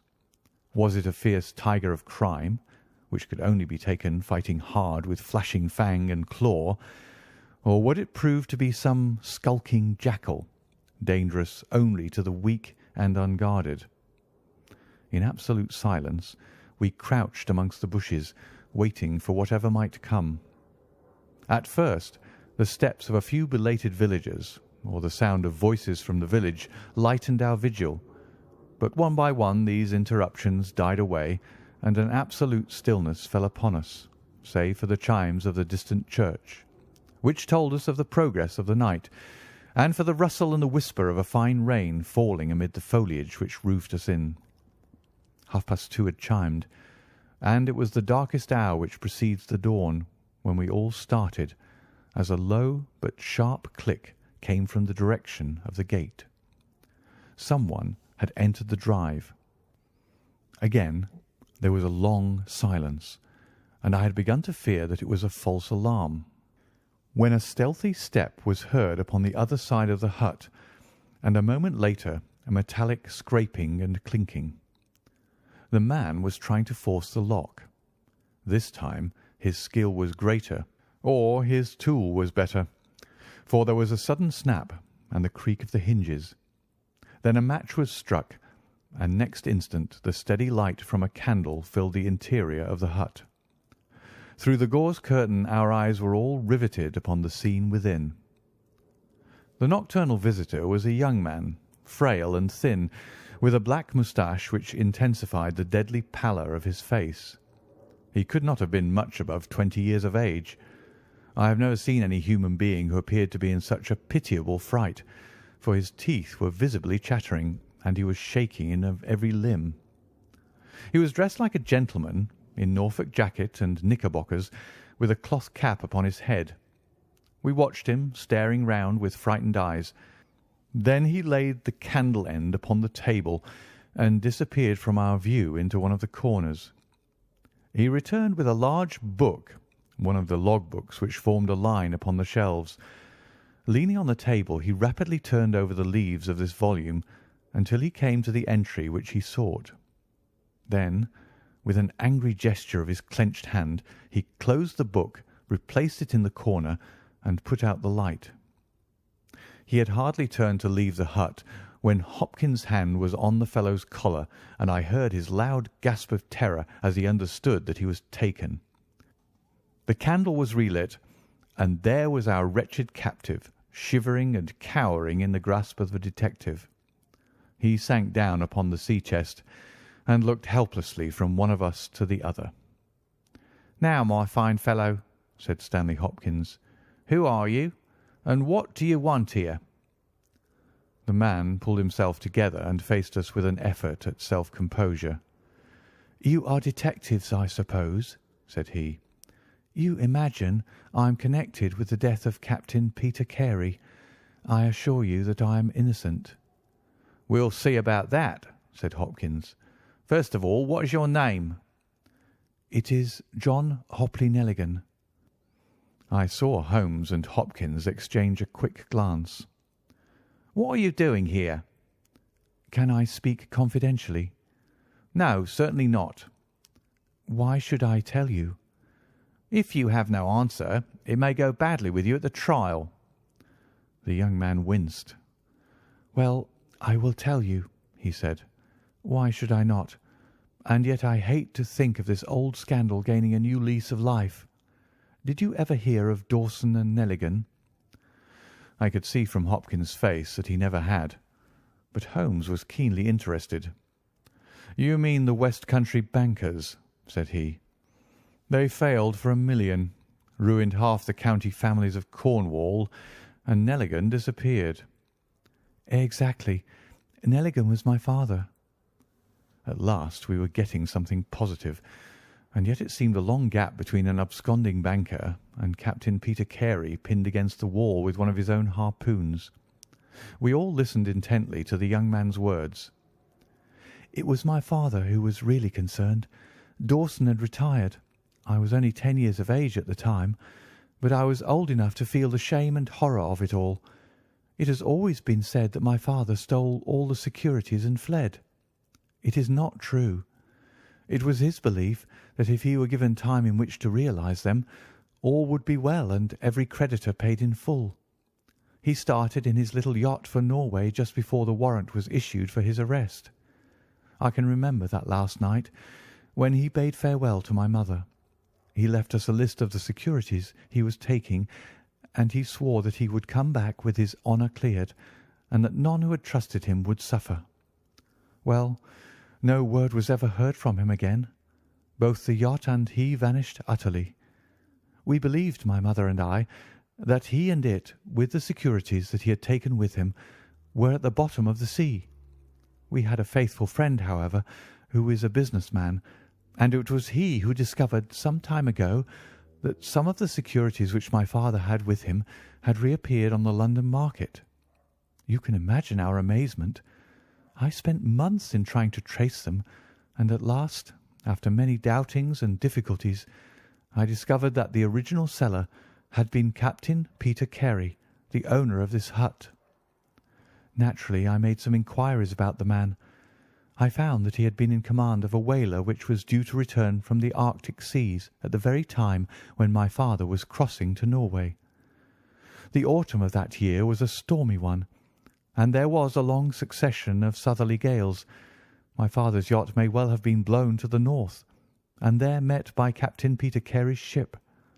If that was so, what had become of my father? In any case, if I could prove from Peter Carey's evidence how these securities came on the market, it would be a proof that my father had not sold them, and that he had no view to personal profit when he took them.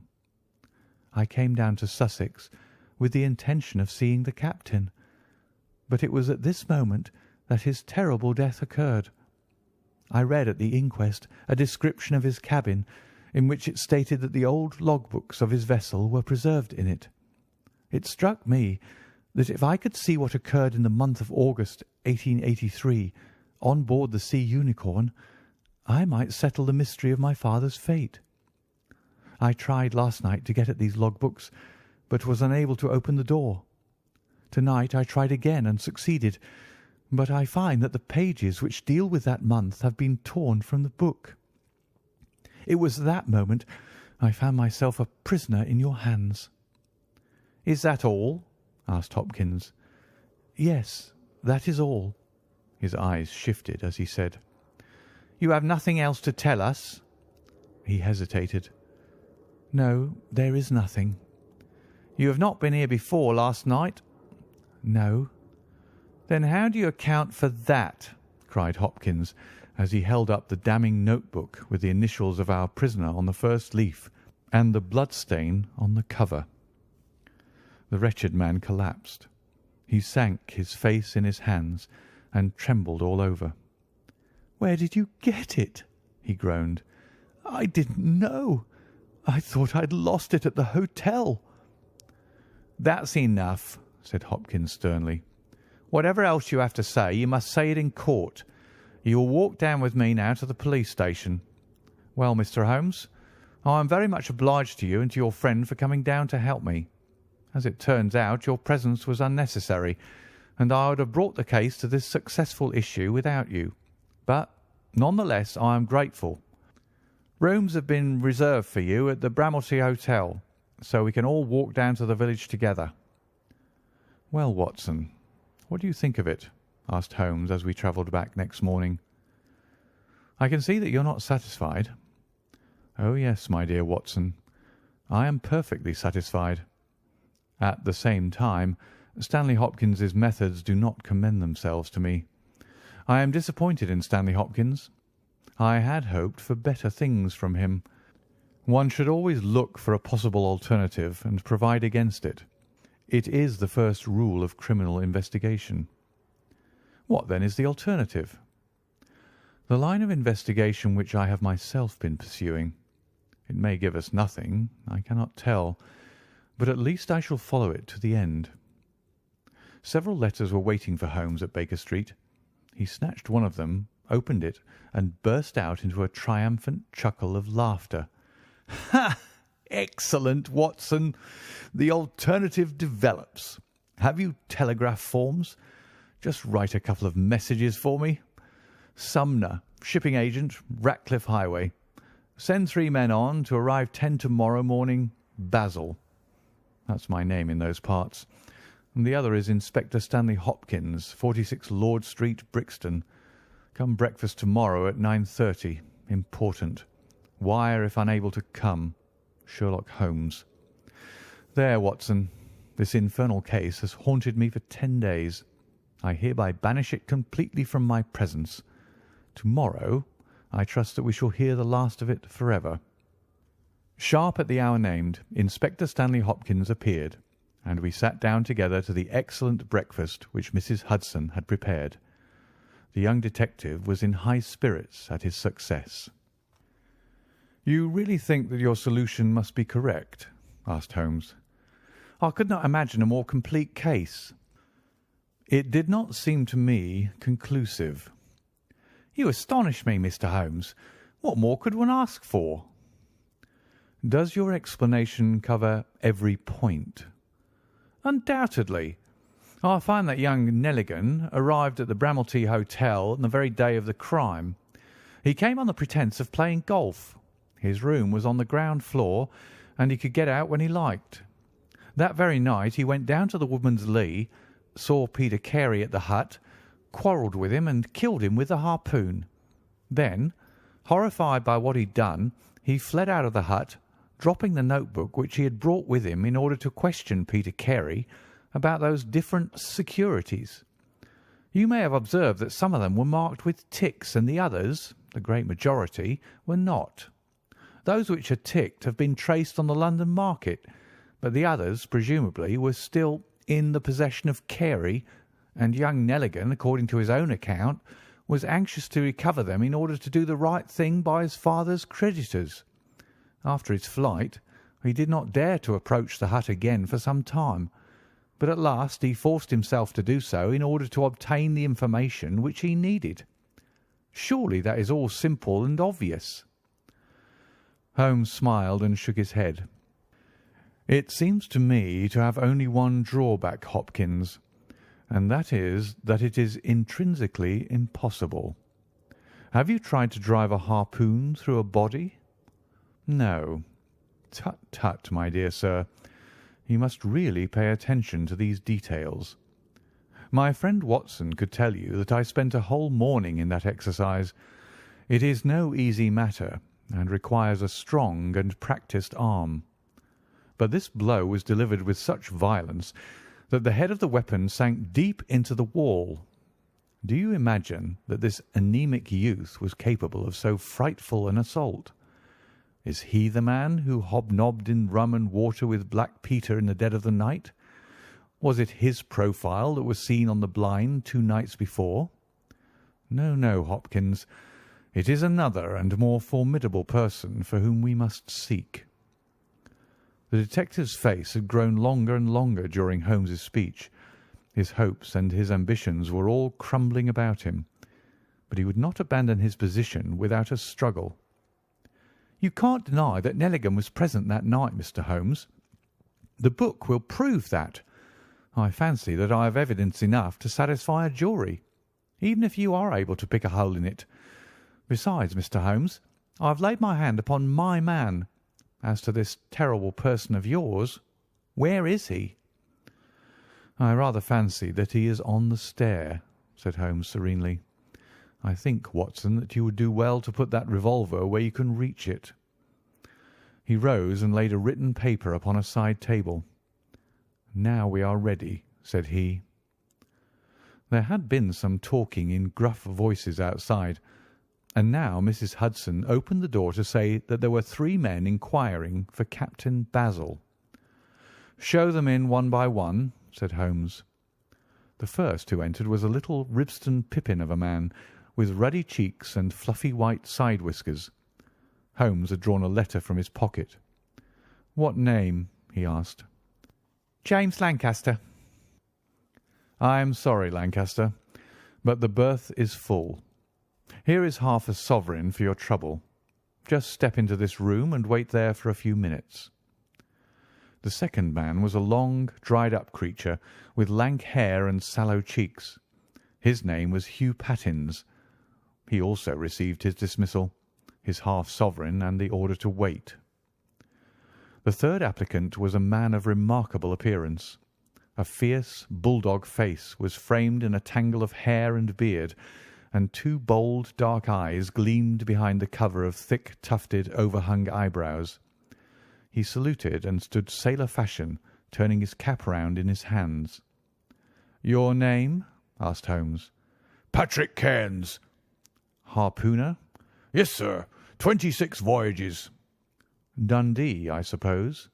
"Yes, sir." "And ready to start with an exploring ship?" "Yes, sir." "What wages?" £8 a month." "Could you start at once?" "As soon as I get my kit." "Have you your papers?" "Yes, sir." He took a sheaf of worn and greasy forms from his pocket. Holmes glanced over them and returned them. "You are just the man I want," said he. "Here's the agreement on the side table. If you sign it, the whole matter will be settled." The seaman lurched across the room and took up the pen. "Shall I sign here?"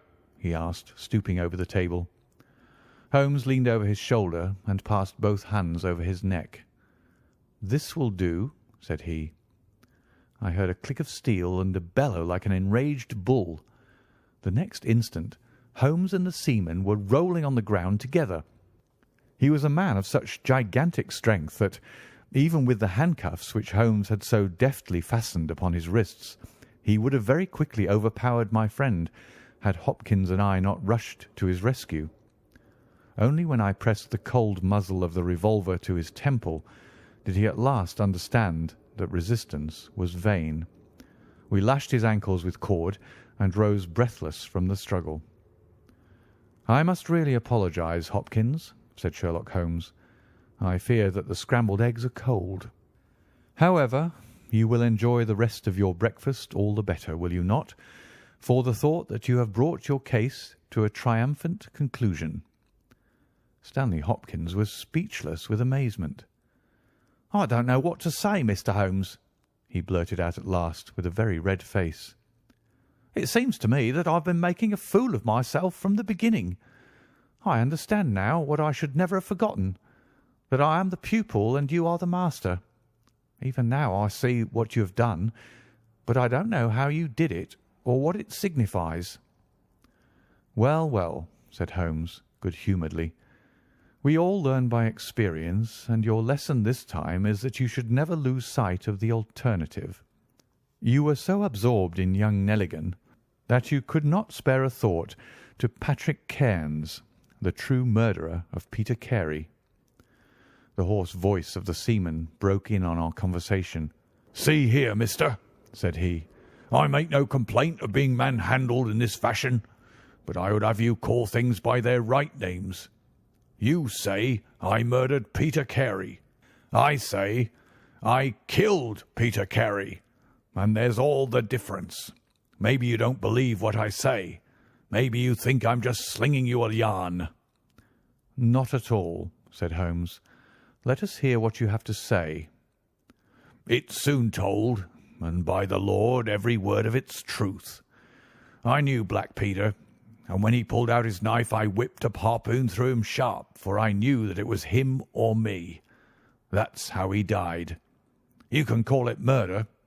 Anyway, I'd as soon die with a rope round my neck as with Black Peter's knife in my heart." "How came you there?" asked Holmes. "I'll tell it you from the beginning. Just sit me up a little, so as I can speak easy. It was in '83 that it happened, August of that year. Peter Carey was master of the Sea Unicorn, and I was spare harpooner. We were coming out of the ice pack on our way home with headwinds and a weak southerly gale when we picked up a little craft that had been blown north. There was one man on her, a landsman. The crew had thought she would founder and made for the Norwegian coast in the dinghy. I guessed they were all drowned. Well, we took him on board, and this man and he and the skipper had some long talks in the cabin. All the baggage we took off with him was in one tin box. So far as I know, the man's name was never mentioned, and on the second night he disappeared as if he'd never been. It was given out that he had either thrown himself overboard or fallen overboard in the heavy weather that we were having. Only one man knew what had happened to him, and that was me, for with my own eyes I saw the skipper tip up his heels and put him over the rail in the middle watch of a dark night, 2 days before we sighted the Shetland lights. Well, I kept my knowledge to myself and waited to see what would come of it. When we got back to Scotland it was easily hushed up, and nobody asked any questions. A stranger died by accident, and it was nobody's business to inquire. Shortly after, Peter Carey gave up the sea, and it was long years before I could find where he was. I guessed that he had done the deed for the sake of what was in that tin box, and that he could afford now to pay me well for keeping my mouth shut. I found out where he was from a sailor-man that had met him in London, and down I went to squeeze him. The first night he was reasonable enough, and was ready to give me what would make me free of the sea for life. We were to fix it all 2 nights later. When I came, I found him 3 parts drunk and in a vile temper. We sat down and we drank and we yarned about old times, but the more he drank, the less I liked the look on his face. I spotted that harpoon upon the wall, and I thought I might need it before I was through. Then at last he broke out at me, spitting and cursing, with murder in his eyes and a great clasp knife in his hand. He had not time to get it from the sheath before I had the harpoon through him. Heavens, what a yell he gave, and his face gets between me and my sleep. I stood there with his blood splashing round me, and I waited for a bit, but all was quiet, so I took heart once more. I looked round, and there was the tin box on the shelf. I had as much right to it as Peter Carey, anyhow, so I took it with me and left the hut. Like a fool, I left my baccy pouch upon the table. Now I'll tell you the queerest part of the whole story. I had hardly got outside the hut when I heard someone coming, and I hid among the bushes. A man came slinking along, went into the hut, gave a cry as if he'd seen a ghost, and legged it as hard as he could run until he was out of sight. Who he was or what he wanted is more than I can tell. For my part, I walked 10 miles, got a train at Tunbridge Wells, and so reached London, and no one the wiser. Well, when I came to examine the box, I found there was no money in it, and nothing but papers that I would not dare to sell. I had lost my hold on Black Peter and was stranded in London without a shilling. There was only my trade left. I saw these advertisements about harpooners and high wages, so I went to the shipping agents and they sent me here. That's all I know, and I say again that if I killed Black Peter, the law should give me thanks, for I saved them the price of a hempen rope." "A very clear statement," said Holmes, rising and lighting his pipe. "I think, Hopkins, that you should lose no time in conveying your prisoner to a place of safety. This room is not well adapted for a cell, and Mr. Patrick Cairns occupies too large a proportion of our carpet. "Mr. Holmes," said Hopkins, "I do not know how to express my gratitude. Even now I don't understand how you attained this result." "Simply by having the good fortune to get the right clue from the beginning. It is very possible if I had known about this notebook it might have led away my thoughts as it did yours. But all I heard pointed in the one direction. The amazing strength, the skill in the use of the harpoon, the rum and water, the sealskin tobacco pouch with the coarse tobacco, all these pointed to a seaman, and one who had been a whaler. I was convinced that the initials P.C. upon the pouch were a coincidence, and not those of Peter Carey, since he seldom smoked, and no pipe was found in his cabin. You remember that I asked whether whisky and brandy were in the cabin. You said they were. How many landsmen are there who would drink rum when they could get these other spirits? Yes, I was certain it was a seaman." "And how did you find him?" "My dear sir, the problem had become a very simple one. If it were a seaman, it could only be a seaman who had been with him on the Sea Unicorn. So far as I could learn, he had sailed in no other ship. I spent 3 days in wiring to Dundee, and at the end of that time I had ascertained the names of the crew of the Sea Unicorn in 1883. When I found Patrick Cairns among the harpooners, my research was nearing its end. I argued that the man was probably in London, and that he would desire to leave the country for a time. I therefore spent some days in the East End, devised an Arctic expedition, put forth tempting terms for harpooners who would serve under Captain Basil, and behold the result." "Wonderful!" cried Hopkins. "Wonderful!" "You must obtain the release of young Nelligan as soon as possible," said Holmes. "I confess that I think you owe him some apology. The tin box must be returned to him, but, of course, the securities which Peter Carey has sold are lost forever. There's the cab, Hopkins, and you can remove your man. If you want me for the trial, my address and that of Watson will be somewhere in Norway. I'll send particulars later." End of the adventure of Black Peter.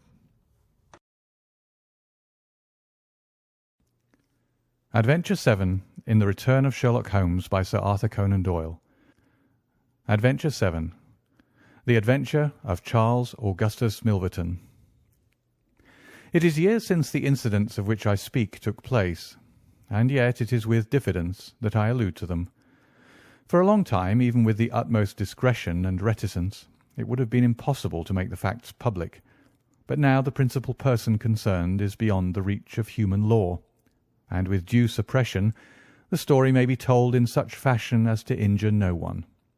It records an absolutely unique experience in the career both of Mr. Sherlock Holmes and of myself.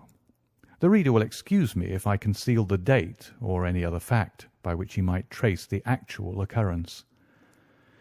We had been out for one of our evening rambles, Holmes and I, and had returned about 6 o'clock on a cold, frosty winter's evening. As Holmes turned up the lamp, the light fell upon a card on the table. He glanced at it, and then, with an ejaculation of disgust, threw it on the floor. I picked it up and read, "Charles Augustus Milverton, Appledore Towers, Hampstead, Agent." "Who is he?" I asked. "The worst man in London," Holmes answered, as he sat down and stretched his legs before the fire. "Is anything on the back of the card?" I turned it over. "Will call at 6:30. C.A.M." I read. He's about due.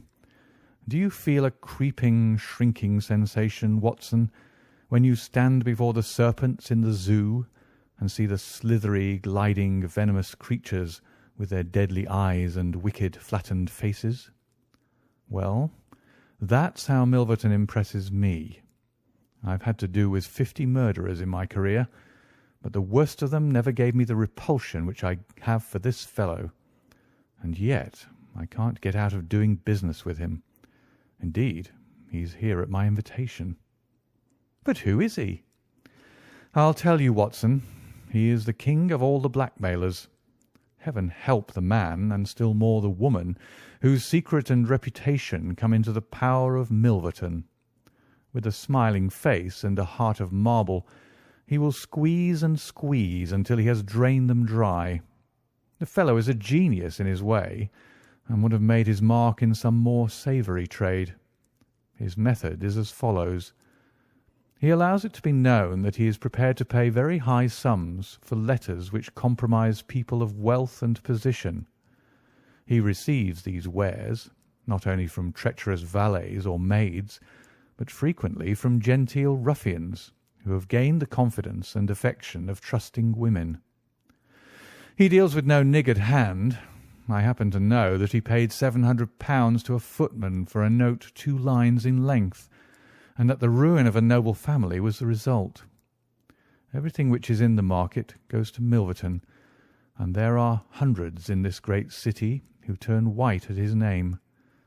No one knows where his grip may fall, for he is far too rich and far too cunning to work from hand to mouth. He will hold a card back for years in order to play it at the moment when the stake is best worth winning. I've said that he is the worst man in London, and I would ask you how could one compare the ruffian who in hot blood bludgeons his mate with this man who methodically and at his leisure tortures the soul and wrings the nerves in order to add to his already swollen money-bags. I had seldom heard my friend speak with such intensity of feeling. "But surely," said I, "the fellow must be within the grasp of the law." "Technically, no doubt, but practically not. What would it profit a woman, for example, to get him a few months' imprisonment if her own ruin must immediately follow? His victims dare not hit back. If ever he blackmailed an innocent person, then indeed we should have him. But he is as cunning as the evil one. No, no, we must find other ways to fight him." "And why is he here?" "Because an illustrious client has placed her piteous case in my hands. It is the Lady Eva Blackwell, the most beautiful debutante of last season. She is to be married in a fortnight to the Earl of Dovercourt. This fiend has several imprudent letters. Imprudent, Watson, nothing worse, which were written to an impecunious young squire in the country.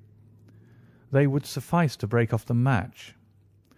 Milverton will send the letters to the Earl unless a large sum of money is paid him. I have been commissioned to meet him and to make the best terms I can." At that instant there was a clatter and a rattle in the street below. Looking down, I saw a stately carriage and pair, the brilliant lamps gleaming on the glossy haunches of the noble chestnuts. A footman opened the door, and a small, stout man in a shaggy astrakhan overcoat descended. A minute later he was in the room. Charles Augustus Milverton was a man of 50, with a large intellectual head, a round, plump, hairless face, a perpetual frozen smile, and 2 keen grey eyes which gleamed brightly from behind broad, gold-rimmed glasses. There was something of Mr. Pickwick's benevolence in his appearance, marred only by the insincerity of the fixed smile and by the hard glitter of those restless and penetrating eyes. His voice was as smooth and suave as his countenance, as he advanced with a plump little hand extended, murmuring his regret for having missed us at his first visit. Holmes disregarded the outstretched hand and looked at him with a face of granite. Milverton's smile broadened. He shrugged his shoulders, removed his overcoat, folded it with great deliberation over the back of a chair, and then took a seat. "This gentleman," said he with a wave in my direction, "is it discreet? Is it right?" "Dr. Watson is my friend and partner." "Very good, Mr. Holmes. It is only in your client's interests that I protested.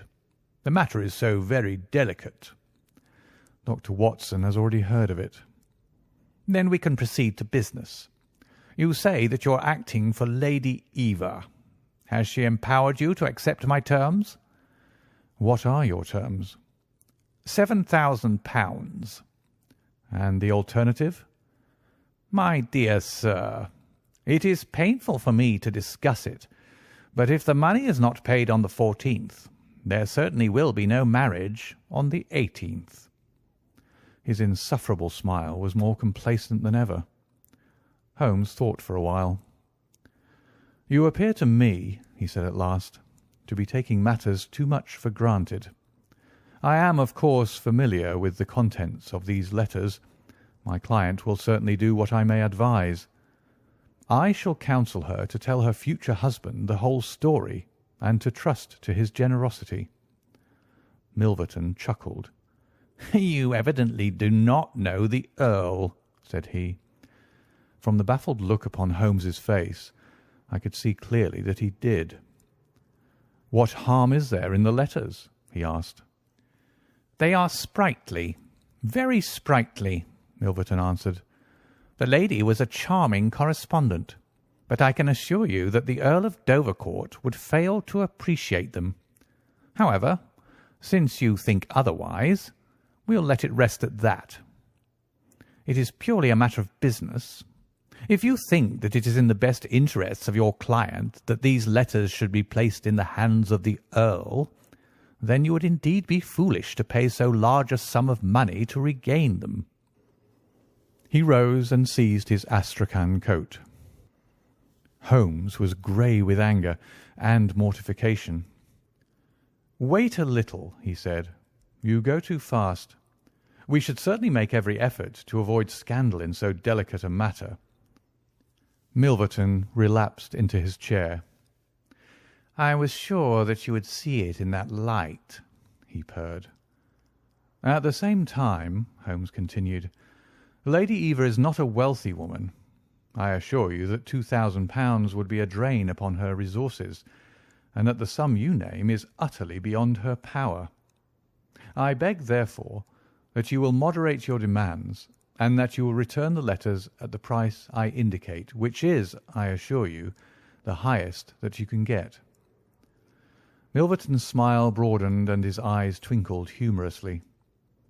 "I am aware that what you say is true about the lady's resources," said he.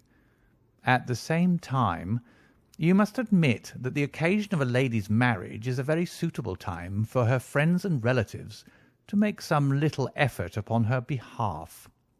They may hesitate as to an acceptable wedding present. Let me assure them that this little bundle of letters would give more joy than all the candelabra and butter dishes in London."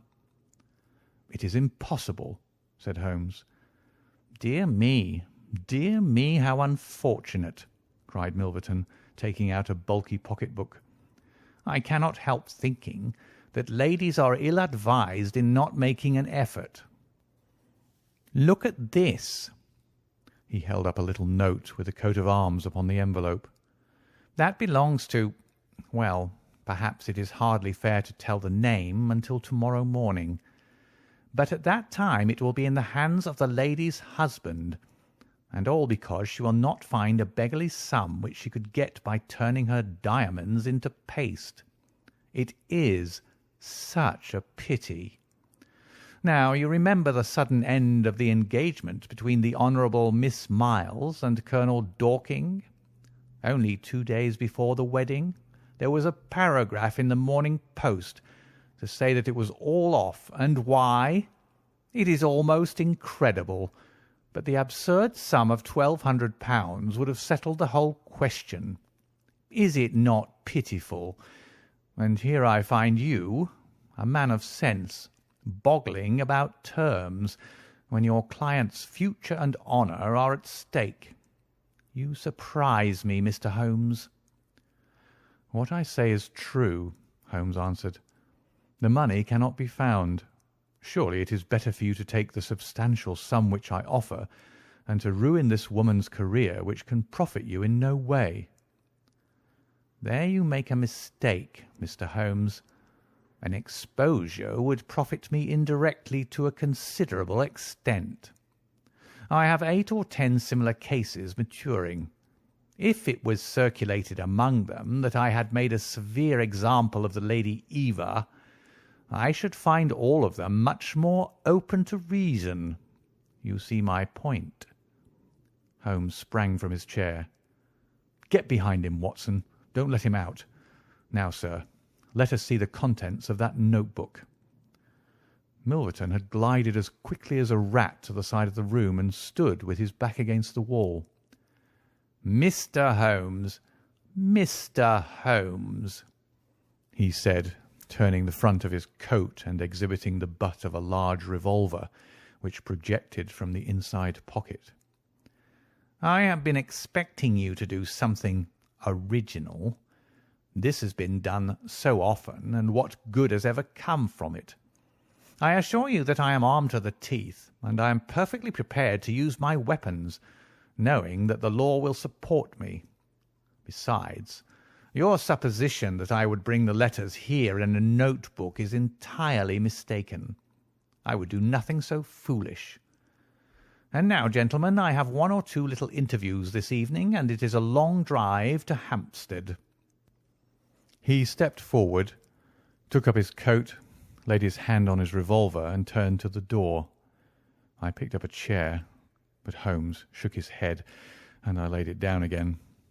With bow, a smile, and a twinkle, Milverton was out of the room, and a few moments after we heard the slam of the carriage door and the rattle of the wheels as he drove away. Holmes sat motionless by the fire, his hands buried deep in his trouser pockets, his chin sunk upon his breast, his eyes fixed upon the glowing embers. For half an hour he was silent and still. Then, with the gesture of a man who has taken his decision, he sprang to his feet and passed into his bedroom. A little later, a rakish young workman with a goatee beard and a swagger lit his clay pipe at the lamp before descending into the street. "I'll be back some time, Watson," said he, and vanished into the night.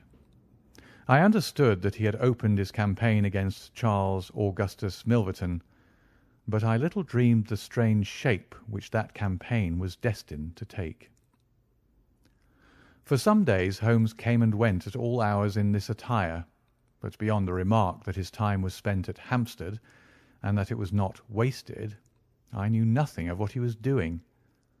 At last, however, on a wild, tempestuous evening, when the wind screamed and rattled against the windows, he returned from his last expedition, and, having removed his disguise, he sat before the fire and laughed heartily in his silent, inward fashion. "You would not call me a marrying man, Watson?" "No, indeed." "You will be interested to hear that I am engaged." "My dear fellow, I to Milverton's housemaid." "Good heavens, Holmes!" "I wanted information, Watson." "Surely you've gone too far." "It was a most necessary step. I am a plumber with a rising business, Escott by name. I have walked out with her each evening, and I have talked with her. Good heavens, those talks! However, I have got all I wanted. I know Milverton's house as I know the palm of my hand." "But the girl, Holmes?" He shrugged his shoulders. "You can't help it, my dear Watson. You must play your cards as best you can when such a stake is on the table. However, I rejoice to say that I have a hated rival who will certainly cut me out the instant that my back is turned. What a splendid night it is!" "You like this weather?" "It suits my purpose, Watson. I mean to burgle Milverton's house tonight." I had a catching of the breath, and my skin went cold at the words, which were slowly uttered in a tone of concentrated resolution. As a flash of lightning in the night shows up in an instant every detail of a wild landscape, so at one glance I seemed to see every possible result of such an action: the detection, the capture, the honoured career ending in irreparable failure and disgrace, my friend himself lying at the mercy of the odious Milverton. "For heaven's sake, Holmes, think what you're doing," I cried. "My dear fellow, I have given it every consideration. I am never precipitate in my actions, nor would I adopt so energetic and, indeed, so dangerous a course if any other were possible. Let us look at the matter clearly and fairly. I suppose that you will admit that the action is morally justifiable, though technically criminal. To burgle his house is no more than to forcibly take his pocket-book, an action in which you were prepared to aid me. I turned it over in my mind. Yes, I said, it is morally justifiable, so long as our object is to take no articles save those which are used for an illegal purpose. Exactly. Since it is morally justifiable, I have only to consider the question of personal risk. Surely a gentleman should not lay much stress upon this, when a lady is in most desperate need of his help. You will be in such a false position. Well, that is part of the risk. There is no other possible way of regaining those letters. The unfortunate lady has not the money, and there are none of her people in whom she could confide. Tomorrow is the last day of grace, and unless we can get the letters tonight, this villain will be as good as his word and will bring about her ruin. I must therefore abandon my client to her fate, or I must play this last card.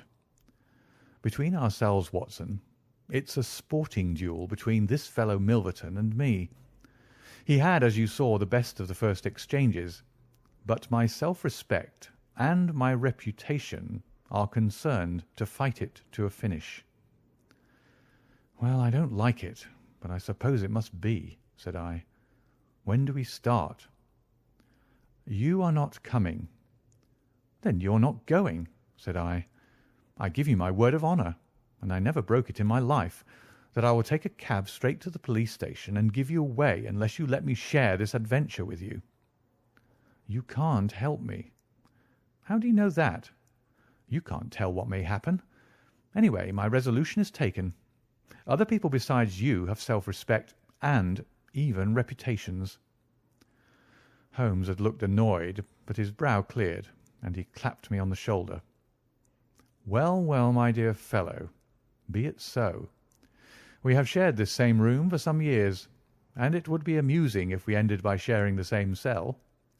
You know, Watson, I don't mind confessing to you that I have always had an idea that I would have made a highly efficient criminal.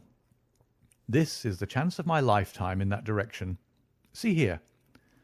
He took a neat little leather case out of a drawer, and opening it, he exhibited a number of shining instruments. This is a first-class, up-to-date burgling kit, with nickel-plated jemmy, diamond-tipped glass cutter, adaptable keys, and every modern improvement which the march of civilization demands. Here, too, is my dark lantern. Everything is in order. Have you a pair of silent shoes? I have rubber-soled tennis shoes. Excellent. And a mask? I can make a couple out of black silk. I can see that you have a strong natural turn for this sort of thing. Very good. Do you make the masks? We shall have some cold supper before we start. It is now 9:30. At 11 we shall drive as far as Church Row. It is a quarter of an hour's walk from there to Appledore Towers. We shall be at work before midnight. Milverton is a heavy sleeper and retires punctually at 10:30. With any luck we should be back here by 2 with the Lady Eva's letters in my pocket. Holmes and I put on our dress clothes so that we might appear to be two theatre-goers homeward bound. In Oxford Street we picked up a hansom and drove to an address in Hampstead. Here we paid off our cab, and with our greatcoats buttoned up, for it was bitterly cold, and the wind seemed to blow through us, we walked along the edge of the heath. It's a business that needs delicate treatment, said Holmes. These documents are contained in a safe in the fellow's study, and the study is the anteroom of his bedchamber. On the other hand, like all these stout little men who do themselves well, he is a plethoric sleeper. Agatha, that's my fiancée, says it is a joke in the servants' hall that it's impossible to wake the master. He has a secretary who is devoted to his interests and never budges from the study all day. That's why we're going at night. Then he has a beast of a dog which roams the garden. I met Agatha late the last 2 evenings, and she locks the brute up so as to give me a clear run. This is the house, this big one in its own grounds. Through the gate, now to the right among the laurels. We might put on our masks here, I think. You see, there is not a glimmer of light in any of the windows, and everything is working splendidly. With our black silk face coverings, which turned us into two of the most truculent figures in London, we stole up to the silent, gloomy house. A sort of tiled veranda extended along one side of it, lined by several windows and two doors. "That's his bedroom," Holmes whispered. "This door opens straight into the study. It would suit us best, but it is bolted as well as locked, and we should make too much noise getting in. Come round here. There's a greenhouse which opens into the drawing-room." The place was locked, but Holmes removed a circle of glass and turned the key from the inside. An instant afterwards he had closed the door behind us, and we had become felons in the eyes of the law. The thick, warm air of the conservatory and the rich, choking fragrance of exotic plants took us by the throat. He seized my hand in the darkness and led me swiftly past banks of shrubs which brushed against our faces. Holmes had remarkable powers, carefully cultivated, of seeing in the dark. Still holding my hand in one of his, he opened a door, and I was vaguely conscious that we had entered a large room in which a cigar had been smoked not long before. He felt his way among the furniture, opened another door, and closed it behind us. Putting out my hand, I felt several coats hanging from the wall, and I understood that I was in a passage. We passed along it, and Holmes very gently opened a door upon the right-hand side. Something rushed out at us, and my heart sprang into my mouth, but I could have laughed when I realized that it was the cat. A fire was burning in this new room, and again the air was heavy with tobacco smoke. Holmes entered on tiptoe, waited for me to follow, and then very gently closed the door. We were in Milverton's study, and a portière at the farther side showed the entrance to his bedroom. It was a good fire, and the room was illuminated by it. Near the door I saw the gleam of an electric switch, but it was unnecessary, even if it had been safe to turn it on. At one side of the fireplace was a heavy curtain which covered the bay window we had seen from outside. On the other side was the door which communicated with the veranda. A desk stood in the centre, with a turning chair of shining red leather. Opposite was a large bookcase, with a marble bust of Athene on the top. In the corner, between the bookcase and the wall, there stood a tall green safe, the firelight flashing back from the polished brass knobs upon its face. Holmes stole across and looked at it. Then he crept to the door of the bedroom and stood with slanting head, listening intently. No sound came from within. Meanwhile, it had struck me that it would be wise to secure our retreat through the outer door, so I examined it. To my amazement, it was neither locked nor bolted. I touched Holmes on the arm, and he turned his masked face in that direction. I saw him start, and he was evidently as surprised as I was. "I don't like it," he whispered, putting his lips to my very ear. "I can't quite make it out. Anyhow, we have no time to lose." "Can I do anything?" "Yes, stand by the door. If you hear anyone come, bolt it on the inside, and we can get away as we came. If they come the other way, we can get through the door if our job is done, or hide behind these window curtains if it is not. Do you understand?" I nodded and stood by the door. My first feeling of fear had passed away, and I thrilled now with a keener zest than I had ever enjoyed when we were the defenders of the law instead of its defiers. The high object of our mission, the consciousness that it was unselfish and chivalrous, the villainous character of our opponent, all added to the sporting interest of the adventure.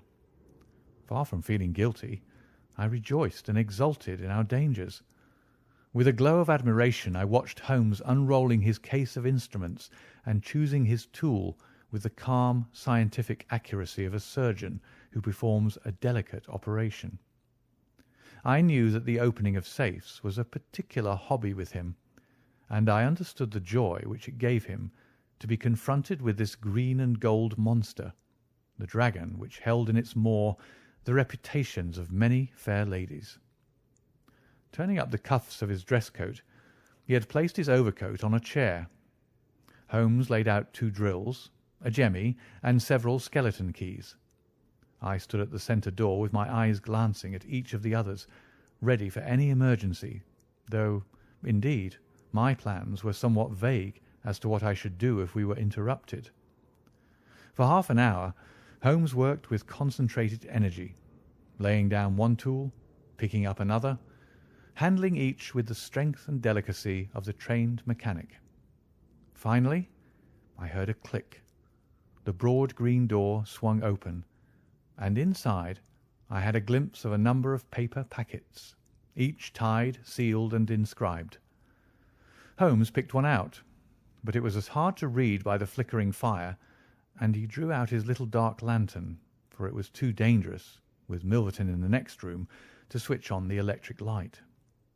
Suddenly I saw him halt, listen intently, and then in an instant he had swung the door of the safe to, picked up his coat, stuffed his tools into the pockets, and darted behind the window curtain, motioning me to do the same. It was only when I had joined him there that I heard what had alarmed his quicker senses. There was a noise somewhere within the house. A door slammed in the distance. Then a confused, dull murmur broke itself into the measured thud of heavy footsteps rapidly approaching. They were in the passage outside the room. They paused at the door. The door opened. There was a sharp snick as the electric light was turned on. The door closed once more, and the pungent reek of a strong cigar was borne to our nostrils. Then the footsteps continued backward, within a few yards of us. Finally there was a creak from a chair, and the footsteps ceased. Then a key clicked in a lock, and I heard the rustle of papers. So far I had not dared to look out, but now I gently parted the division of the curtains in front of me and peeped through. From the pressure of Holmes's shoulder against mine, I knew that he was sharing my observations. Right in front of us, and almost within our reach, was the broad, rounded back of Milverton. It was evident that we had entirely miscalculated his movements, that he had never been to his bedroom, but that he had been sitting up in some smoking or billiard room in the farther wing of the house, the windows of which we had not seen. His broad grizzled head, with its shining patch of baldness, was in the immediate foreground of our vision. He was leaning far back in the red leather chair, his legs outstretched, a long black cigar projecting at an angle from his mouth. He wore a semi-military smoking jacket, claret-coloured with a black velvet collar. In his hand he held a long legal document, which he was reading in an indolent fashion, blowing rings of tobacco smoke from his lips as he did so. There was no promise of a speedy departure in his composed bearing and his comfortable attitude. I felt Holmes's hand steal into mine and give me a reassuring shake, as if to say that the situation was within his powers and that he was easy in his mind. I was not so sure that he'd seen what was only too obvious from my position, that the door of the safe was imperfectly closed, and that Milverton might at any moment observe it.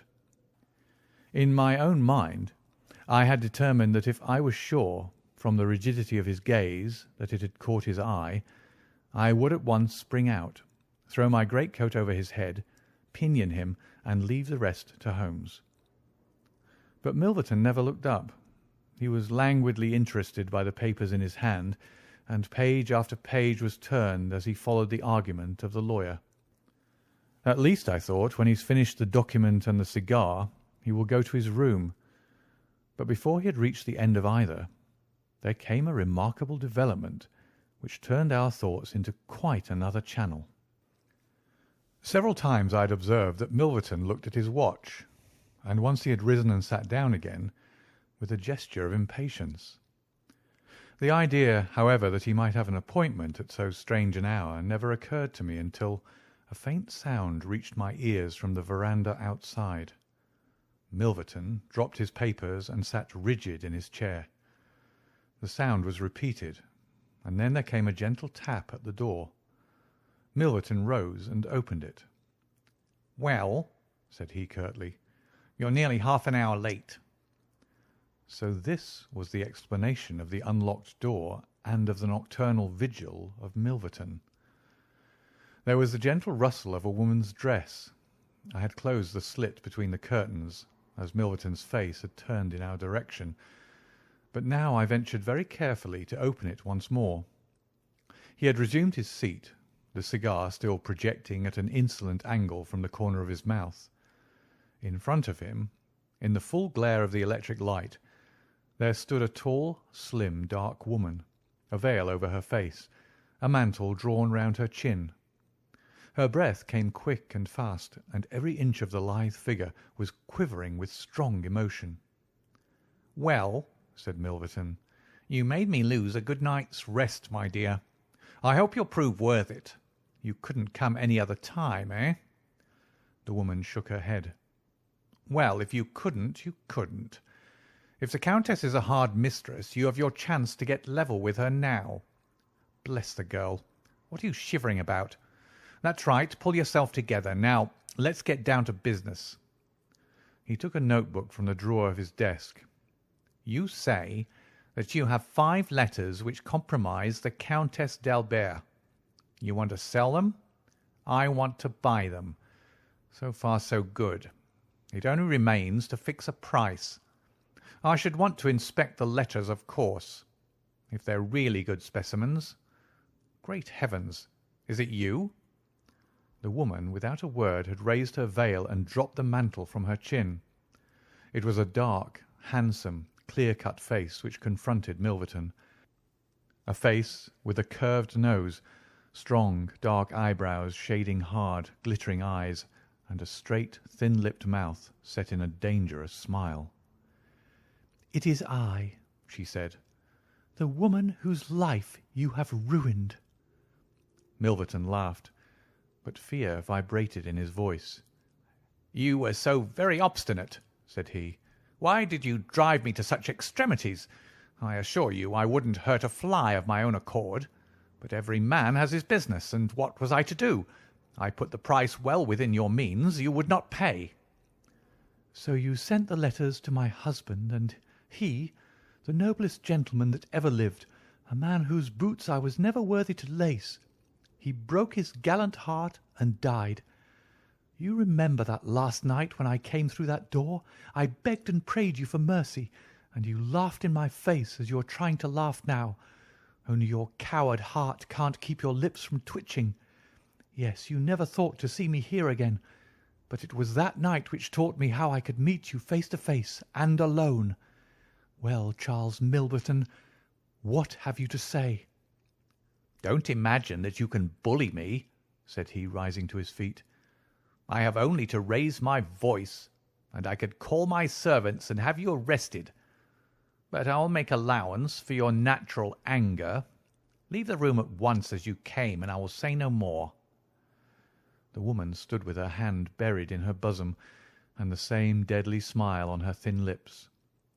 "You will ruin no more lives as you have ruined mine. You will wring no more hearts as you wrung mine. I will free the world of a poisonous thing. Take that, you hound, and that, and that, and that." She had drawn a little gleaming revolver and emptied barrel after barrel into Milverton's body, the muzzle within 2 feet of his shirt front. He shrank away and then fell forward upon the table, coughing furiously and clawing among the papers. Then he staggered to his feet, received another shot, and rolled upon the floor.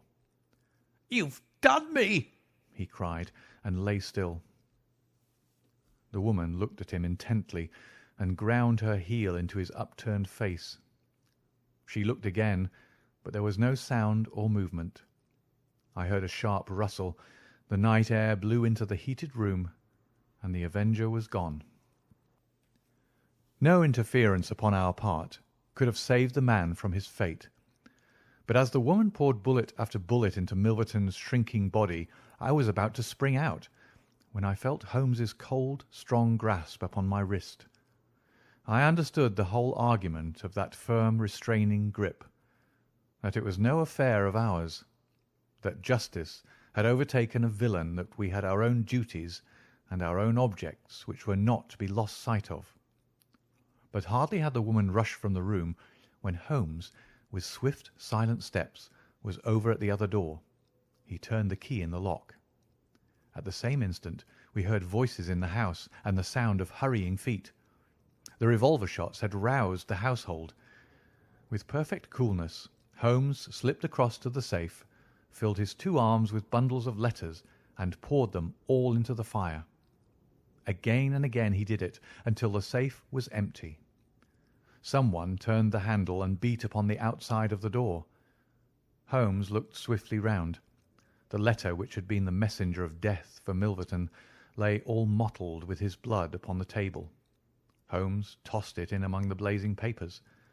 Then he drew the key from the outer door, passed through after me, and locked it on the outside. "This way, Watson," said he. "We can scale the garden wall in this direction." I could not have believed that an alarm could have spread so swiftly. Looking back, the huge house was one blaze of light. The front door was open, and figures were rushing down the drive. The whole garden was alive with people, and one fellow raised a view hallo as we emerged from the veranda and followed hard at our heels. Holmes seemed to know the grounds perfectly, and he threaded his way swiftly among a plantation of small trees, I close at his heels, and our foremost pursuer panting behind us. It was a 6-foot wall which barred our path, but he sprang to the top and over. As I did the same, I felt the hand of the man behind me grab at my ankle, but I kicked myself free and scrambled over a grass-strewn coping.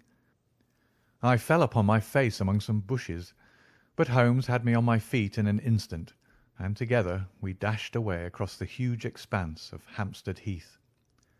We had run 2 miles, I suppose, before Holmes at last halted and listened intently. All was absolute silence behind us. We had shaken off our pursuers and were safe. We had breakfasted and were smoking our morning pipe on the day after the remarkable experience which I have recorded, when Mr. Lestrade of Scotland Yard, very solemn and impressive, was ushered into our modest sitting-room. "Good morning, Mr. Holmes," said he. "Good morning. May I ask you if you're very busy just now?" "Not too busy to listen to you." "I thought that perhaps if you'd nothing particular on hand, you might care to assist us in a most remarkable case which occurred only last night at Hampstead." "Dear me," said Holmes. "What was that?" "A murder. A most dramatic and remarkable murder. I know how keen you are upon those things, and I would take it as a great favour if you would step down to Appledore Towers and give us the benefit of your advice. It is no ordinary crime. We have had our eyes upon this Mr. Milverton for some time, and between ourselves he was a bit of a villain. He is known to have held papers which he used for blackmailing purposes. These papers have all been burned by the murderers. No article of value was taken, as it is probable that the criminals were men of good position, whose sole object was to prevent social exposure." "Criminals?" said Holmes. "Plural?" "Yes. There were 2 of them. They were as nearly as possible captured red-handed. We have their footmarks. We have their description. It's 10 to 1 that we trace them. The first fellow was a bit too active, but the second was caught by the under gardener and only got away after a struggle. He was a middle-sized, strongly built man, square jaw, thick neck, moustache, a mask over his eyes." "That's rather vague," said Sherlock Holmes. "My, it might be a description of Watson." "It's true," said the inspector with amusement. "It might be a description of Watson." "Well, I'm afraid I can't help you, Lestrade," said Holmes. "The fact is that I knew this fellow Milverton, that I considered him one of the most dangerous men in London, and that I think there are certain crimes which the law cannot touch, and which, therefore, to some extent, justify private revenge. No, it's no use arguing. I've made up my mind. My sympathies are with the criminals rather than with the victim, and I will not handle this case." Holmes had not said one word to me about the tragedy which we had witnessed, but I observed all the morning that he was in the most thoughtful mood, and he gave me the impression from his vacant eyes and his abstracted manner of a man who is striving to recall something to his memory. We were in the middle of our lunch when he suddenly sprang to his feet. "By Jove, Watson, I've got it!" he cried. "Take your hat. Come with me." He hurried at his top speed down Baker Street and along Oxford Street until we had almost reached Regent Circus. Here, on the left hand, there stands a shop window filled with photographs of the celebrities and beauties of the day. Holmes's eyes fixed themselves upon one of them, and following his gaze, I saw the picture of a regal and stately lady in court dress, with a high diamond tiara upon her noble head. I looked at that delicately curved nose, at the marked eyebrows, at the straight mouth, and the strong little chin beneath it. Then I caught my breath as I read the time-honoured title of the great nobleman and statesman whose wife she had been. My eyes met those of Holmes, and he put his finger to his lips as we turned away from the window. End of The Adventure of Charles Augustus Milverton.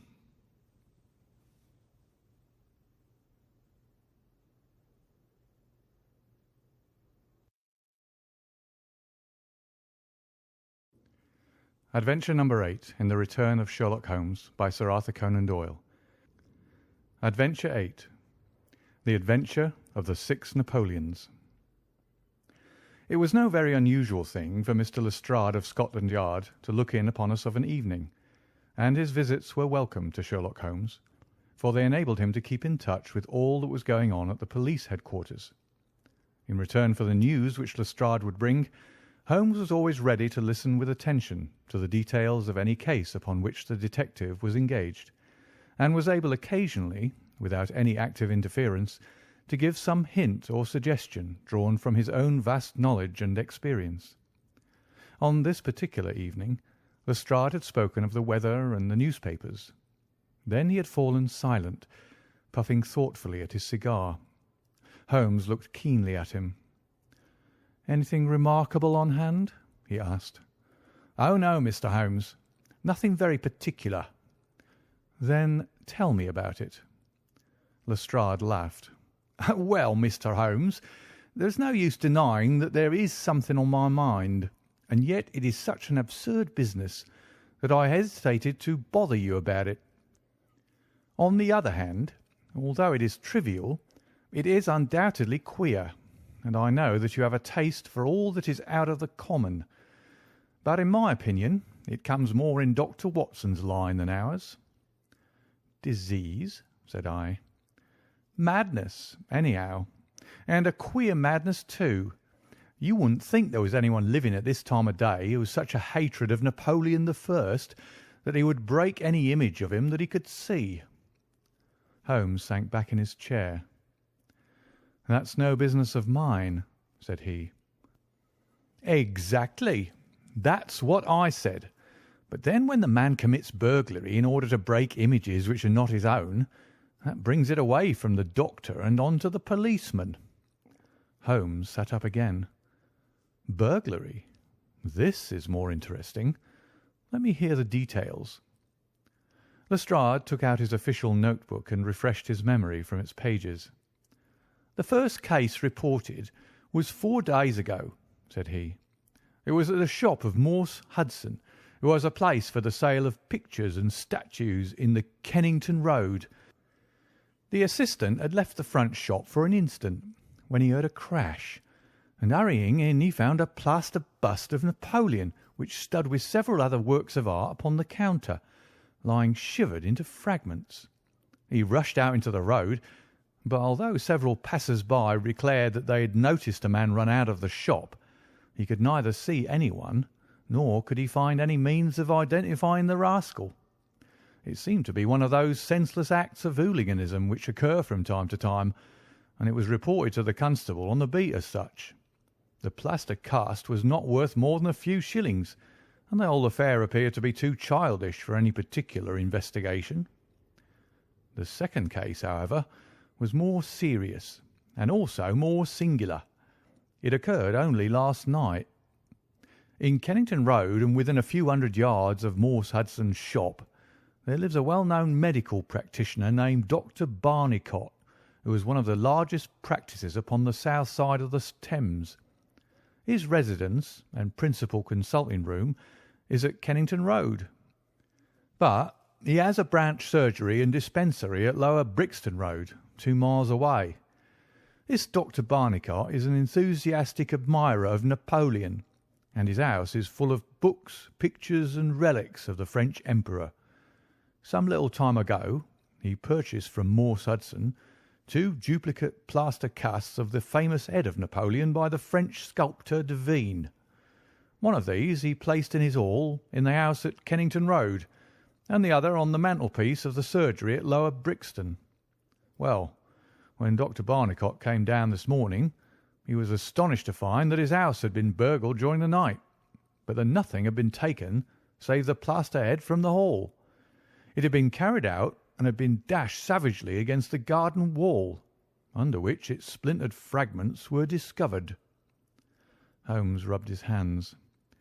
"This is certainly very novel," said he. "I thought it would please you, but I have not got to the end yet.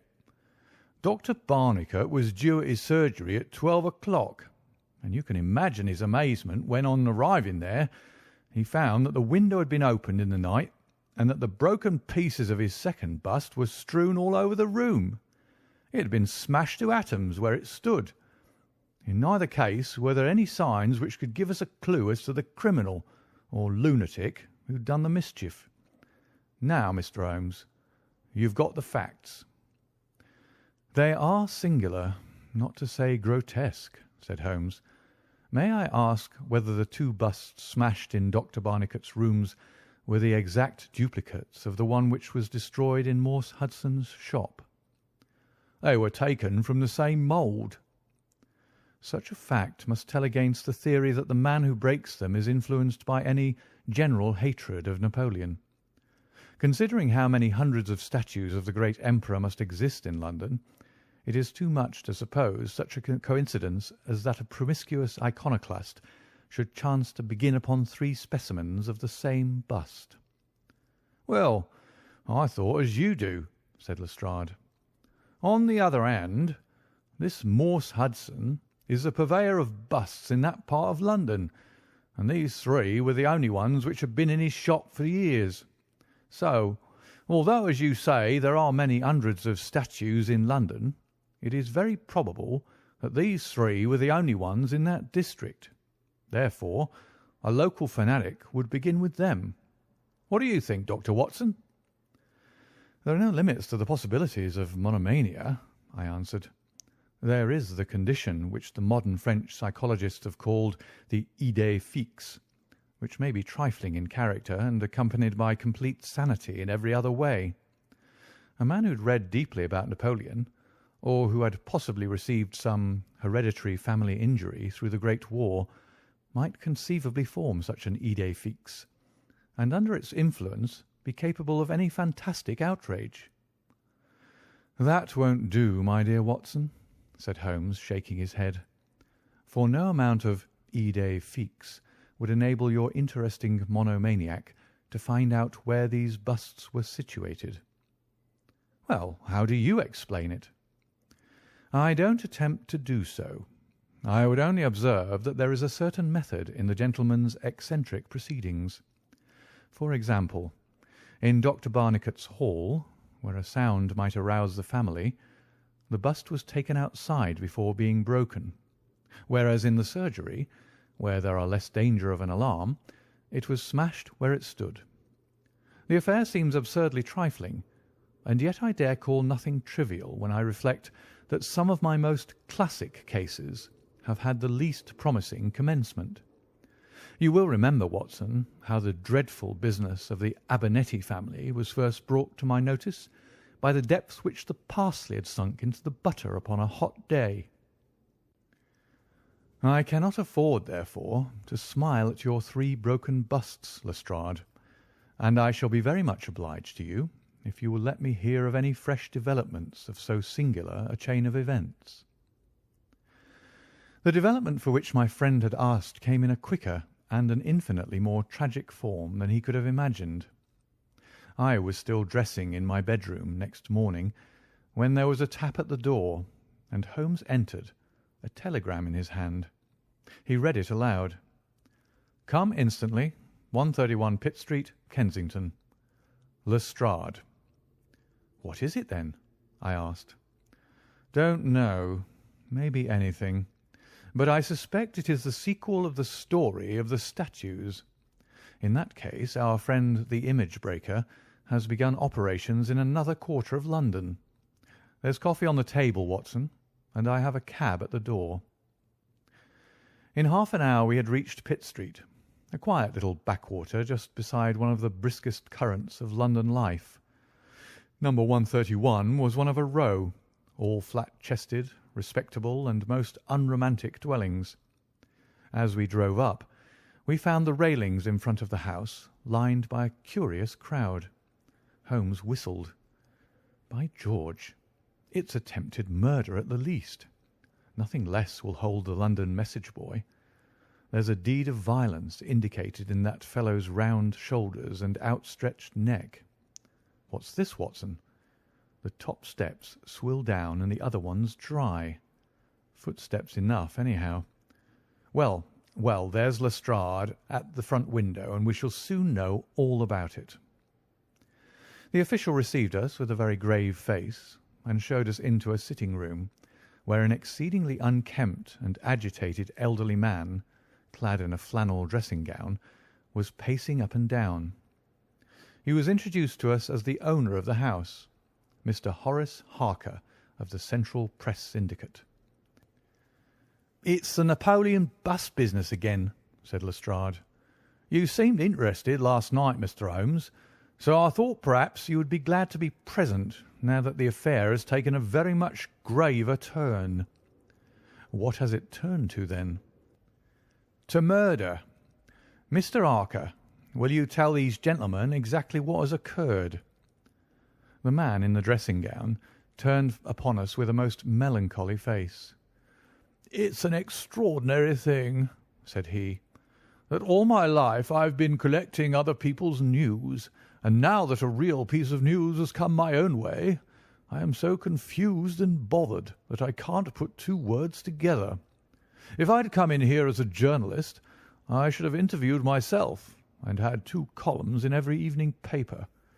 As it is, I am giving away valuable copy by telling my story over and over to a string of different people, and I can make no use of it myself. However, I've heard your name, Mr. Sherlock Holmes, and if you'll only explain this queer business, I shall be paid for my trouble in telling you the story." Holmes sat down and listened. "It all seems to centre around that bust of Napoleon which I bought for this very room about 4 months ago. I picked it up cheap from Harding Brothers, 2 doors from the High Street station. A great deal of my journalistic work is done at night, and I often write until the early morning. So it was to-day. I was sitting in my den, which is at the back of the top of the house, about 3 o'clock, when I was convinced that I heard some sounds downstairs. I listened, but they were not repeated, and I concluded that they came from outside. Then suddenly, about 5 minutes later, there came a most horrible yell, the most dreadful sound, Mr. Holmes, that ever I heard. It will ring in my ears as long as I live.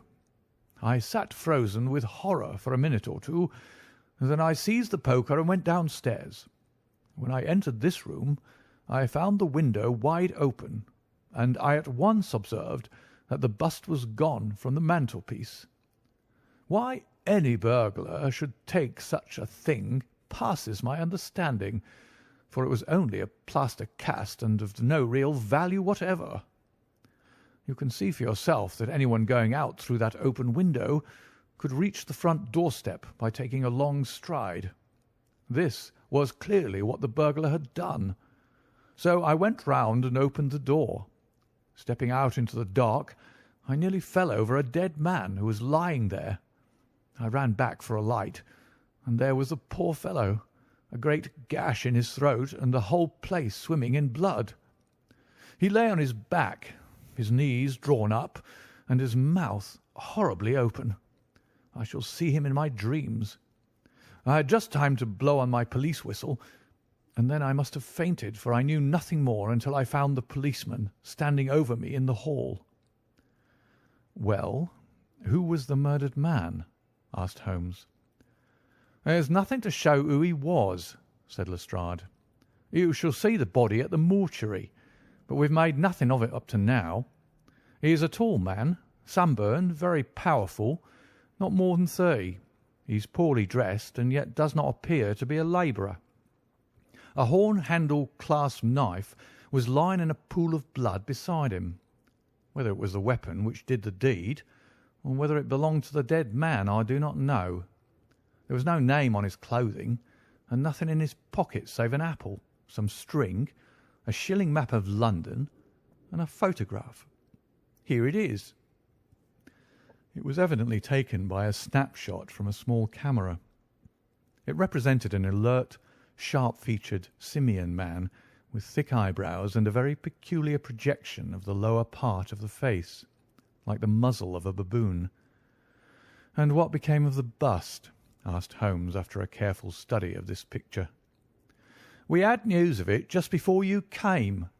It has been found in the front garden of an empty house in Camden House Road. It was broken into fragments. I am going round now to see it. Will you come?" "Certainly. I must just take one look round." He examined the carpet and the window. "The fellow had either very long legs or was a most active man," said he. "With an area beneath, it was no mean feat to reach that window ledge and open that window. Getting back was comparatively simple. Are you coming with us to see the remains of your bust, Mr. Harker?" The disconsolate journalist had seated himself at a writing table. "I must try and make something of it," said he, "though I have no doubt that the first editions of the evening papers are out already with full details. It's like my luck. You remember when the Stand fell at Doncaster? Well, I was the only journalist in the Stand, and my journal the only one that had no account of it, for I was too shaken to write it. And now I'll be too late with a murder done on my own doorstep." As we left the room, we heard his pen travelling shrilly over the foolscap. The spot where the fragments of the bust had been found was only a few hundred yards away. For the first time our eyes rested upon this presentiment of the great emperor, which seemed to raise such frantic and destructive hatred in the mind of the unknown. It lay scattered in splintered shards upon the grass. Holmes picked up several of them and examined them carefully. I was convinced from his intent face and his purposeful manner that at last he was upon a clue. "Well?" asked Lestrade. Holmes shrugged his shoulders. "We have a long way to go yet," said he. And yet, well, we have some suggestive facts to act upon. The possession of this trifling bust was worth more, in the eyes of this strange criminal, than a human life. That is one point. Then there is the singular fact that he did not break it in the house or immediately outside the house, if to break it was his sole object. "He was rattled and bustled by meeting this other fellow. He hardly knew what he was doing." "Well, that's likely enough, but I wish to call your attention very particularly to the position of this house, in the garden of which the bust was destroyed." Lestrade looked about him. It was an empty house, and so he knew that he would not be disturbed in the garden. "Yes, but there is another empty house farther up the street which he must have passed before he came to this one. Why did he not break it there, since it is evident that every yard that he carried it increased the risk of someone meeting him?" "I give it up," said Lestrade.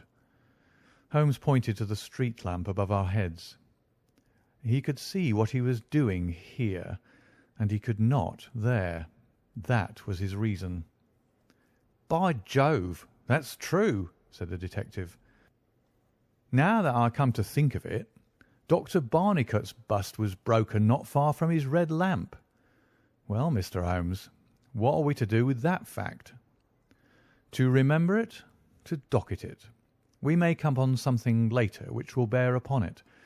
What steps do you propose to take now, Lestrade? The most practical way of getting at it, in my opinion, is to identify the dead man. There should be no difficulty about that. When we've found out who he is and who his associates are, we should have a good start in learning what he was doing in Pitt Street last night, and who it was who met him and killed him on the doorstep of Mr. Horace Harker. Don't you think so? No doubt, and yet it is not quite the way in which I should approach the case. What would you do, then? Oh, you must not let me influence you in any way. I suggest that you go on your line and I on mine. We can compare notes afterwards, and each will supplement the other. Very good, said Lestrade. If you are going back to Pitt Street, you might see Mr. Horace Harker. Tell him from me that I have quite made up my mind, and that it is certain that a dangerous, homicidal lunatic with Napoleonic delusions was in his house last night. It will be useful for his article. Lestrade stared. You don't seriously believe that? Holmes smiled. Don't I? Well, perhaps I don't, but I'm sure that it will interest Mr. Horace Harker and the subscribers of the Central Press Syndicate. Now, Watson, I think that we shall find that we have a long and rather complex day's work before us. I should be glad, Lestrade, if you could make it convenient to meet us at Baker Street at 6 o'clock this evening. Until then, I should like to keep this photograph, found in the dead man's pocket.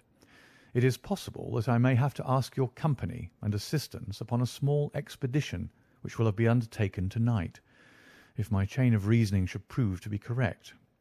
Until then, good-bye, and good luck. Sherlock Holmes and I walked together to the High Street, where we stopped at the shop of Harding Brothers, whence the bust had been purchased. A young assistant informed us that Mr. Harding would be absent until afternoon, and that he was himself a newcomer who could give us no information. Holmes's face showed his disappointment and annoyance.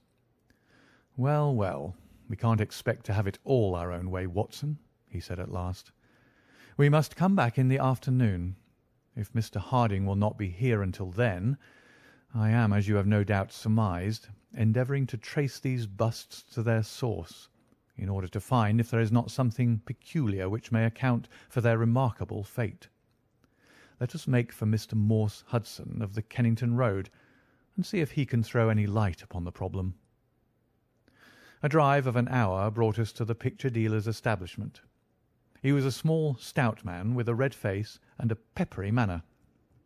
"Yes, sir, on my very counter, sir," said he. "What we pay rates and taxes for I don't know, when any ruffian can come in and break one's goods. Yes, sir, it was I who sold Dr. Barnicot his 2 statues. Disgraceful, sir. A nihilist plot, that's what I make it. No one but an anarchist could go about breaking statues. Red Republicans, that's what I call them. Who did I get the statues from? Oh, I don't see what that's got to do with it. Well, if you really want to know, I got them from Gelder and Company, in Church Street, Stepney. They're a well-known house in the trade, and have been this 20 years. How many had I? 3. 2 and 1 are 3. 2 of Dr. Barnicot's, and 1 smashed in broad daylight on my own counter. Do I know that photograph? No, I don't. Yes, I do, though. Why, it's Beppo.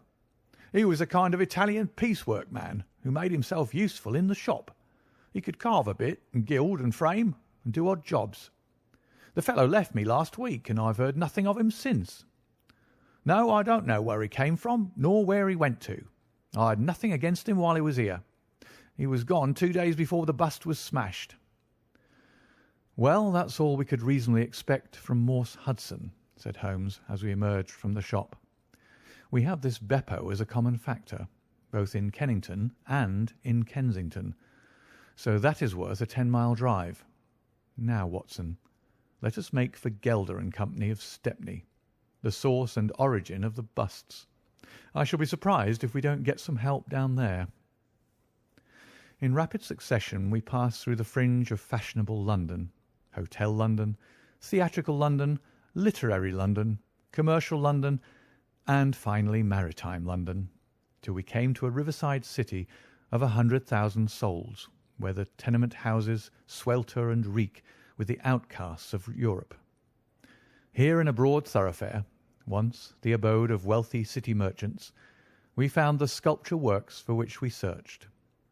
Outside was a considerable yard full of monumental masonry. Inside was a large room in which 50 workers were carving or moulding. The manager, a big blonde German, received us civilly and gave a clear answer to all Holmes's questions. A reference to his books showed that hundreds of casts had been taken from a marble copy of Devine's head of Napoleon, but that the 3 which had been sent to Morse Hudson a year or so before had been half of a batch of 6, the other 3 being sent to Harding Brothers of Kensington. There was no reason why those 6 should be different from any of the other casts. He could suggest no possible cause why anyone should wish to destroy them. In fact, he laughed at the idea. Their wholesale price was 6 shillings, but the retailer would get 12 or more. The cast was taken in 2 moulds from each side of the face, and then these 2 profiles of plaster of Paris were joined together to make the complete bust. The work was usually done by Italians, in the room we were in. When finished, the busts were put on a table in the passage to dry, and afterwards stored. That was all he could tell us. But the production of the photograph had a remarkable effect upon the manager. His face flushed with anger, and his brows knotted over his blue Teutonic eyes. "Ah, the rascal!" he cried. "Yes, indeed, I know him very well.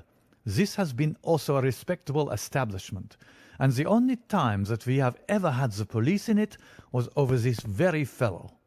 It was more than a year ago now. He knifed another Italian in the street, and then he came to the works with the police on his heels, and he was taken here. Beppo was his name. His second name I never knew. Serve me right for engaging a man with such a face. But he was a good workman, one of the best." "What did he get?" "The man lived, and he got off with a year. I have no doubt he is out now, but he has not dared to show his nose here. We have a cousin of his here, and I dare say he could tell you where he is." "No, no," cried Holmes. "Not a word to the cousin. Not a word, I beg of you. The matter is very important, and the farther I go with it, the more important it seems to grow. When you referred in your ledger to the sale of those casts, I observed that the date was June 3rd of last year. Could you give me the date when Beppo was arrested?" "I could tell you roughly by the pay list," the manager answered. "Yes," he continued, after some turning over of the pages. "He was paid last on May 20th. "Thank you," said Holmes. "I don't think that I need intrude upon your time and patience any more." With a last word of caution that he should say nothing as to our researches, we turned our faces westward once more. The afternoon was far advanced before we were able to snatch a hasty luncheon at a restaurant. A news bill at the entrance announced "Kensington outrage murder by a madman," and the contents of the paper showed that Mr. Horace Harker had got his account into print after all. 2 columns were occupied with a highly sensational and flowery rendering of the whole incident. Holmes propped it against the cruet stand and read it while he ate. Once or twice he chuckled. "This is all right, Watson," said he. "Listen to this. It is satisfactory to know that there can be no difference of opinion upon this case, since Mr. Lestrade, one of the most experienced members of the official force, and Mr. Sherlock Holmes, the well-known consulting expert, have each come to the conclusion that the grotesque series of incidents which have ended in so tragic a fashion arise from lunacy rather than from deliberate crime. No explanation save mental aberration can cover the facts. The press, Watson, is a most valuable institution if you only know how to use it. And now, if you have quite finished, we will hark back to Kensington and see what the manager of Harding Brothers has to say on the matter. The founder of that great emporium proved to be a brisk, crisp little person, very dapper and quick, with a clear head and a ready tongue. "Yes, sir. I have already read the account in the evening papers. Mr. Horace Harker is a customer of ours. We supplied him with the busts some months ago. We ordered 3 busts of that sort from Gelder and Company of Stepney. They are all sold now. To whom? Oh, I dare say by consulting our sales book we could very easily tell you. Yes, we have the entries here. 1 to Mr. Harker, you see, and 1 to Mr. Josiah Brown of Laburnum Lodge, Laburnum Vale, Chiswick, and 1 to Mr. Sanderford of Lower Grove Road, Reading. No, I have never seen this face which you show me in the photograph. You would hardly forget it, would you, sir? For I've seldom seen an uglier. Have we any Italians on the staff? Yes, sir. We have several among our workpeople and the cleaners. I dare say they might get a peep at that sales book if they wanted to. There is no particular reason for keeping a watch upon that book. Well, well, it's a very strange business, and I hope that you will let me know if anything comes of your inquiries." Holmes had taken several notes during Mr. Harding's evidence, and I could see that he was thoroughly satisfied by the turn which affairs were taking. He made no remark, however, save that unless we hurried we should be late for our appointment with Lestrade. Sure enough, when we reached Baker Street, the detective was already there, and we found him pacing up and down in a fever of impatience. This look of importance showed that his day's work had not been in vain. "Well," he asked, "what luck, Mr. Holmes?" "We have had a very busy day, and not entirely a wasted one," my friend explained. "We have seen both the retailers and also the wholesale manufacturers. I can trace each of the busts now from the beginning." "The busts!" cried Lestrade. "Well, well, you have your own methods, Mr. Sherlock Holmes, and it's not for me to say a word against them. But I think I've done a better day's work than you. I have identified the dead man." "You don't say so." "And found a cause for the crime." "Splendid. We have an inspector who makes a specialty of Saffron Hill and the Italian Quarter. Well, this dead man had some Catholic emblem round his neck, and that, along with his colour, made me think he was from the south. Inspector Hill knew him the moment he caught sight of him. His name is Pietro Vanucci, from Naples, and he's one of the greatest cutthroats in London. He is connected with the Mafia, which, as you know, is a secret political society enforcing its decrees by murder. Now, you see how the affair begins to clear up. The other fellow is probably an Italian also, and a member of the Mafia. He's broken the rules in some fashion. Pietro is set upon his track. Probably the photograph we found in his pocket is the man himself, so that he may not knife the wrong person. He dogs the fellow. He sees him enter a house. He waits outside for him, and in the scuffle he receives his own death wound. How's that, Mr. Sherlock Holmes?" Holmes clapped his hands approvingly. "Excellent, Lestrade, excellent," he cried.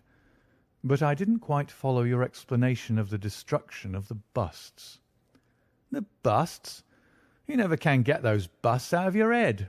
After all, that's nothing. Petty larceny, 6 months at the most. It is the murder that we're really investigating, and I tell you that I am gathering all the threads into my hands."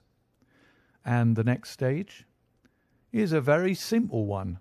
I shall go down with Hill to the Italian Quarter, find the man whose photograph we've got, and arrest him on the charge of murder. Will you come with us?" "I think not. I fancy we can attain our end in a simpler way. I can't say for certain, because it all depends. Well, it all depends upon a factor which is completely outside our control. But I have great hopes. In fact, the betting is exactly 2-1, that if you will come with us tonight, I shall be able to help you to lay him by the heels." In the Italian quarter? No, I fancy Chiswick is an address which is more likely to find him. If you will come with me to Chiswick tonight, Lestrade, I'll promise to go to the Italian quarter with you tomorrow, and no harm will be done by the delay. And now I think that a few hours' sleep would do us all good, for I do not propose to leave before 11 o'clock, and it is unlikely that we shall be back before morning. You'll dine with us, Lestrade? And then you are welcome to the sofa until it is time for us to start. In the meantime, Watson, I should be glad if you would ring for an express messenger, for I have a letter to send, and it is important that it should go at once. Holmes spent the evening in rummaging among the files of the old daily papers with which one of our lumber rooms was packed. When at last he descended, it was with triumph in his eyes, but he said nothing to either of us as to the result of his researches. For my own part, I had followed step by step the methods by which he had traced the various windings of this complex case, and though I could not yet perceive the goal which we would reach, I understood clearly that Holmes expected this grotesque criminal to make an attempt upon the two remaining busts, one of which, I remembered, was at Chiswick. No doubt the object of our journey was to catch him in the very act, and I could not but admire the cunning with which my friend had inserted a wrong clue in the evening paper so as to give the fellow the idea that he could continue his scheme with impunity. I was not surprised when Holmes suggested that I should take my revolver with me. He had himself picked up the loaded hunting crop, which was his favourite weapon. A four-wheeler was at the door at 11, and in it we drove to a spot at the other side of Hammersmith Bridge. Here the cabman was directed to wait. A short walk brought us to a secluded road fringed with pleasant houses, each standing in its own grounds. In the light of a street lamp we read Laburnum Villa upon the gate-post of one of them. The occupants had evidently retired to rest, for all was dark save for a fanlight over the hall door, which shed a single blurred circle onto the garden path. The wooden fence which separated the grounds from the road threw a dense black shadow upon that inner side, and here it was that we crouched. "I fear that you'll have a long wait," Holmes whispered. "We may thank our stars that it is not raining. I don't think we can even venture to smoke to pass the time. However, it's a 2-to-1 chance that we get something to pay us for our trouble." It proved, however, that our vigil was not to be so long as Holmes had led us to fear, and it ended in a very sudden and singular fashion. In an instant, without the least sound to warn us of his coming, the garden gate swung open, and a lithe, dark figure, as swift and active as an ape, rushed up the garden path. We saw it whisk past the light thrown from over the door and disappear against the black shadow of the house. There was a long pause, during which we held our breath, and then a very gentle creaking sound came to our ears. The window was being opened. The noise ceased, and again there was a long silence. The fellow was making his way into the house. We saw the sudden flash of a dark lantern inside the room. What he sought was evidently not there, for again we saw the flash through another blind and then through another. "Let us go to the open window. We'll nab him as he climbs out," Lestrade whispered. But before we could move, the man had emerged again. As he came out into the glimmering patch of light, we saw that he carried something white under his arm. He looked stealthily all around him. The silence of the deserted street reassured him. Turning his back upon us, he laid down his burden, and the next instant there was the sound of a sharp tap followed by a clatter and rattle. The man was so intent upon what he was doing that he never heard our steps as we stole across the grass plot. With the bound of a tiger, Holmes was on his back, and an instant later Lestrade and I had him by either wrist, and the handcuffs had been fastened. As we turned him over, I saw a hideous, sallow face with writhing, furious features glaring up at us, and I knew that it was indeed the man of the photograph whom we had secured. But it was not our prisoner to whom Holmes was giving his attention. Squatted on the doorstep, he was engaged in most carefully examining that which the man had brought from the house. It was a bust of Napoleon, like the one which we had seen that morning, and it had been broken into similar fragments. Carefully, Holmes held each separate shard to the light, but in no way did it differ from any other shattered piece of plaster. He had just completed his examination when the hall lights flew up, the door opened, and the owner of the house, a jovial, rotund figure in shirt and trousers, presented himself. "Mr. Josiah Brown, I suppose," said Holmes. "Yes, sir, and you, no doubt, are Mr. Sherlock Holmes. I had the note which you sent by the express messenger, and I did exactly what you told me. We locked every door on the inside and awaited developments. Well, I'm very glad to see that you have got the rascal. I hope, gentlemen, that you will come in and have some refreshment." However, Lestrade was anxious to get his man into safe quarters, so within a few minutes our cab had been summoned, and we were all four upon our way to London. Not a word would our captive say, but he glared at us from the shadow of his matted hair, and once, when my hand seemed within his reach, he snapped at it like a hungry wolf. We stayed long enough at the police station to learn that a search of his clothing revealed nothing save a few shillings and a long sheath knife, the handle of which bore copious traces of recent blood. "That's all right," said Lestrade, as we parted. "Hill knows all these gentry, and we'll give a name to him. You'll find that my theory of the Mafia will work out all right. But I'm sure I'm exceedingly obliged to you, Mr. Holmes, for the workmanlike way in which you've laid hands upon him. I don't quite understand it all yet." "I fear it is rather too late an hour for explanations," said Holmes. "Besides, there are one or two details which are not finished off, and it is one of those cases which are worth working out to the very end. If you will come round once more to my rooms at 6 o'clock tomorrow, I think I shall be able to show you that even now you have not grasped the entire meaning of this business, which presents some features which make it absolutely original in the history of crime. If ever I permit you to chronicle any more of my little problems, Watson, I foresee that you will enliven your pages by an account of the singular adventure of the Napoleonic busts." When we met again next evening, Lestrade was furnished with much information concerning our prisoner. His name, it appeared, was Beppo, second name unknown. He was a well-known ne'er-do-well among the Italian colony. He had once been a skilful sculptor, and had earned an honest living, but he had taken to evil courses, and had twice already been in jail, once for a petty theft, and once, as we had already heard, for stabbing a fellow countryman. He could talk English perfectly well. His reasons for destroying the busts were still unknown, and he refused to answer any questions upon the subject. But the police had discovered that these same busts might very well have been made by his own hands, since he was engaged in this class of work at the establishment of Gelder and Company. To all this information, much of which we already knew, Holmes listened with polite attention, but I, who knew him so well, could clearly see that his thoughts were elsewhere, and I detected a mixture of mingled uneasiness and expectation beneath that mask which he was wont to assume. At last he started in his chair, and his eyes brightened. There had been a ring at the bell.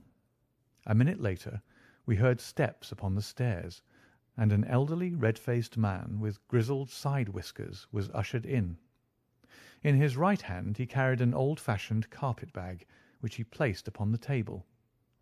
"Is Mr. Sherlock Holmes here?" My friend bowed and smiled. "Mr. Sandeford of Reading, I suppose," said he. "Yes, sir. I fear that I am a little late, but the trains were awkward. You wrote to me about a bust that is in my possession." "Exactly." "I have your letter here. You said, 'I desire to possess a copy of Devine's Napoleon, and am prepared to pay you £10 for the one which is in your possession.' Is that right?" "Certainly." "I was very much surprised at your letter, for I could not imagine how you knew that I owned such a thing." Of course, you must have been surprised, but the explanation is very simple. Mr. Harding, of Harding Brothers, said that they had sold you their last copy, and he gave me your address." "Oh, that was it, was it? Did he tell you what I paid for it?" "No, he did not." "Well, I am an honest man, though not a very rich one. I only gave 15 shillings for the bust, and I think you ought to know that before I take £10 from you." "I am sure the scruple does you honour, Mr. Sandeford, but I have named that price, so I intend to stick to it." "Well, it's very handsome of you, Mr. Holmes. I brought the bust up with me, as you asked me to do. Here it is."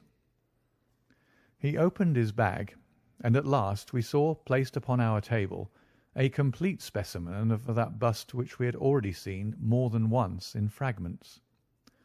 Holmes took a paper from his pocket and laid a £10 note upon the table. "You will kindly sign that paper, Mr. Sandeford, in the presence of these witnesses. It is simply to say that you transfer every possible right that you ever had in the bust to me. I am a methodical man, you see, and you never know what turn events might take afterwards. Thank you, Mr. Sandeford. Here is your money, and I wish you a very good evening." When our visitor had disappeared, Sherlock Holmes's movements were such as to rivet our attention. He began by taking a clean white cloth from a drawer and laying it over the table. Then he placed his newly acquired bust in the centre of the cloth. Finally, he picked up his hunting crop and struck Napoleon a sharp blow on the top of the head. The figure broke into fragments, and Holmes bent eagerly over the shattered remains. Next instant, with a loud shout of triumph, he held up one splinter, in which a round, dark object was fixed like a plum in a pudding. "Gentlemen," he cried, "let me introduce you to the famous Black Pearl of the Borgias." Lestrade and I sat silent for a moment, and then, with a spontaneous impulse, we both broke at clapping as at the well-wrought crisis of a play. A flush of colour sprang to Holmes's pale cheeks, and he bowed to us like the master dramatist who receives the homage of his audience. It was at such moments that for an instant he ceased to be a reasoning machine and betrayed his human love for admiration and applause. The same singularly proud and reserved nature which turned away with disdain from popular notoriety was capable of being moved to its depths by spontaneous wonder and praise from a friend. "Yes, gentlemen," said he, "it is the most famous pearl now existing in the world, and it has been my good fortune, by a connected chain of inductive reasoning, to trace it from the Prince of Colonner's bedroom at the Ducker Hotel, where it was lost, to the interior of this, the last of the 6 busts of Napoleon, which were manufactured by Gelder and Company of Stepney.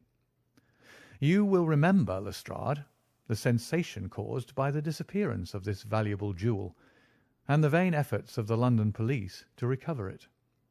I was myself consulted upon the case, but I was unable to throw any light upon it. Suspicion fell upon the maid of the Princess, who was an Italian, and it was proved that she had a brother in London, but we failed to trace any connection between them. The maid's name was Lucretia Vannucci, and there is no doubt in my mind that this Pietro, who was murdered 2 nights ago, was the brother. I have been looking up the dates in the old files of the paper, and I find that the disappearance of the pearl was exactly 2 days before the arrest of Beppo for some crime of violence, an event which took place in the factory of Gelder and Company, at the very moment when these busts were being made. Now you clearly see the sequence of events, though you see them, of course, in the inverse order to the way in which they presented themselves to me. Beppo had the pearl in his possession. He may have stolen it from Pietro. He may have been Pietro's confederate. He may have been the go-between of Pietro and his sister. It is of no consequence to us which is the correct solution. The main fact is that he had the pearl, and at that moment, when it was on his person, he was pursued by the police. He made for the factory in which he worked, and he knew that he had only a few minutes in which to conceal this enormously valuable prize, which would otherwise be found on him when he was searched. 6 plaster casts of Napoleon were drying in the passage. One of them was still soft. In an instant, Beppo, a skilful workman, made a small hole in the wet plaster, dropped in the pearl, and with a few touches covered over the aperture once more.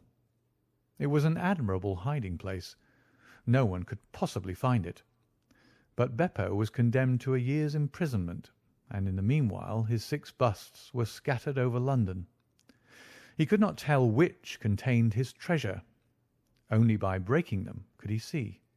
Even shaking would tell him nothing, for as the plaster was wet it was probable that the pearl would adhere to it, as, in fact, it has done. Beppo did not despair, and he conducted his search with considerable ingenuity and perseverance. Through a cousin who works with Gelder, he found out the retail firms who had bought the busts.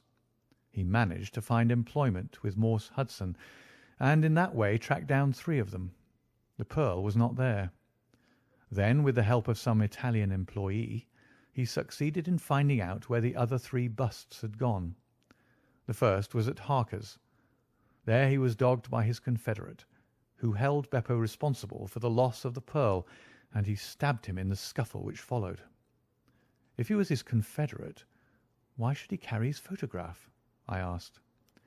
As a means of tracing him, if he wished to inquire about him from any third person. That was the obvious reason. Well, after the murder I calculated that Beppo would probably hurry rather than delay his movements. He would fear that the police would read his secret, and so he hastened on before they could get ahead of him. Of course, I could not say that he had not found the pearl in Harker's bust. I had not even concluded for certain that it was the pearl, but it was evident to me that he was looking for something, since he carried the bust past the other houses in order to break it in the garden which had a lamp overlooking it.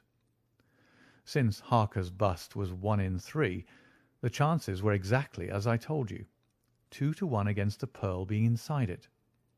There remained 2 busts, and it was obvious that he would go for the London one first. I warned the inmates of the house so as to avoid a second tragedy, and we went down with the happiest results. By that time, of course, I knew for certain that it was the Borgia pearl that we were after. The name of the murdered man linked the one event with the other. There only remained a single bust, the Reading one, and the pearl must be there. I bought it in your presence from the owner, and there it lies." We sat in silence for a moment. "Well," said Lestrade, "I've seen you handle a good many cases, Mr. Holmes, but I don't know that I've ever known a more workmanlike one than that. We're not jealous of you at Scotland Yard. No, sir. We are very proud of you, and if you come down to-morrow, there's not a man from the oldest inspector to the youngest constable who wouldn't be glad to shake you by the hand." "Thank you," said Holmes. "Thank you." And as he turned away, it seemed to me that he was more nearly moved by the softer human emotions than I had ever seen him. A moment later he was the cold and practical thinker once more. "Put the pearl in the safe, Watson," said he, "and get out the papers of the Conk-Singleton forgery case. Good-bye, Lestrade. If any little problem comes your way, I shall be happy, if I can, to give you a hint or two as to its solution." End of the adventure of the 6 Napoleons.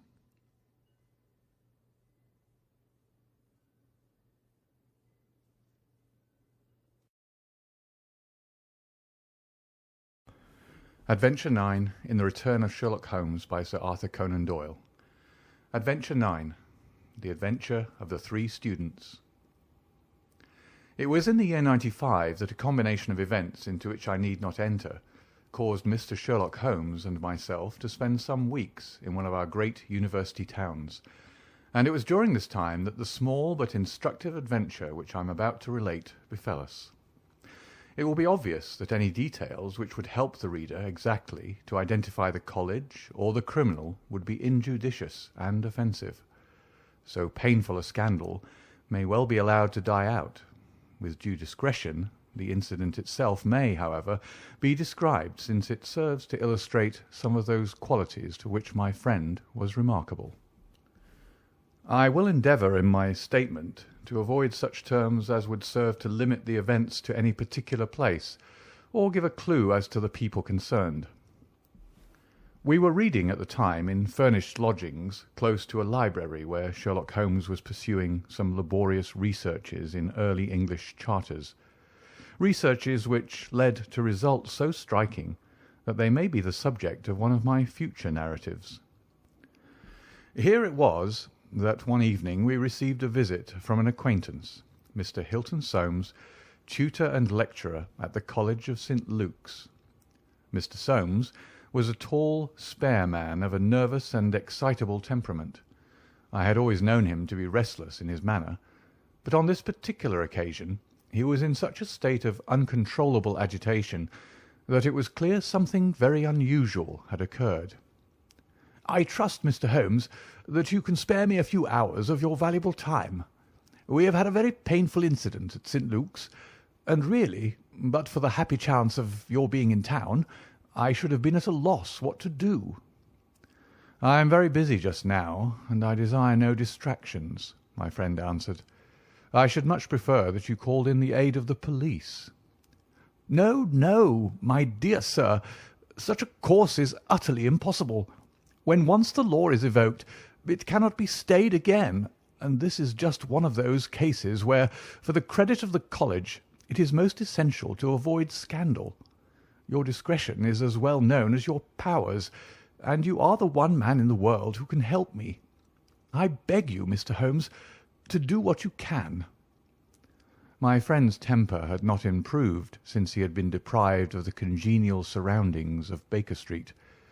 Without his scrap-books, his chemicals, and his homely untidiness, he was an uncomfortable man.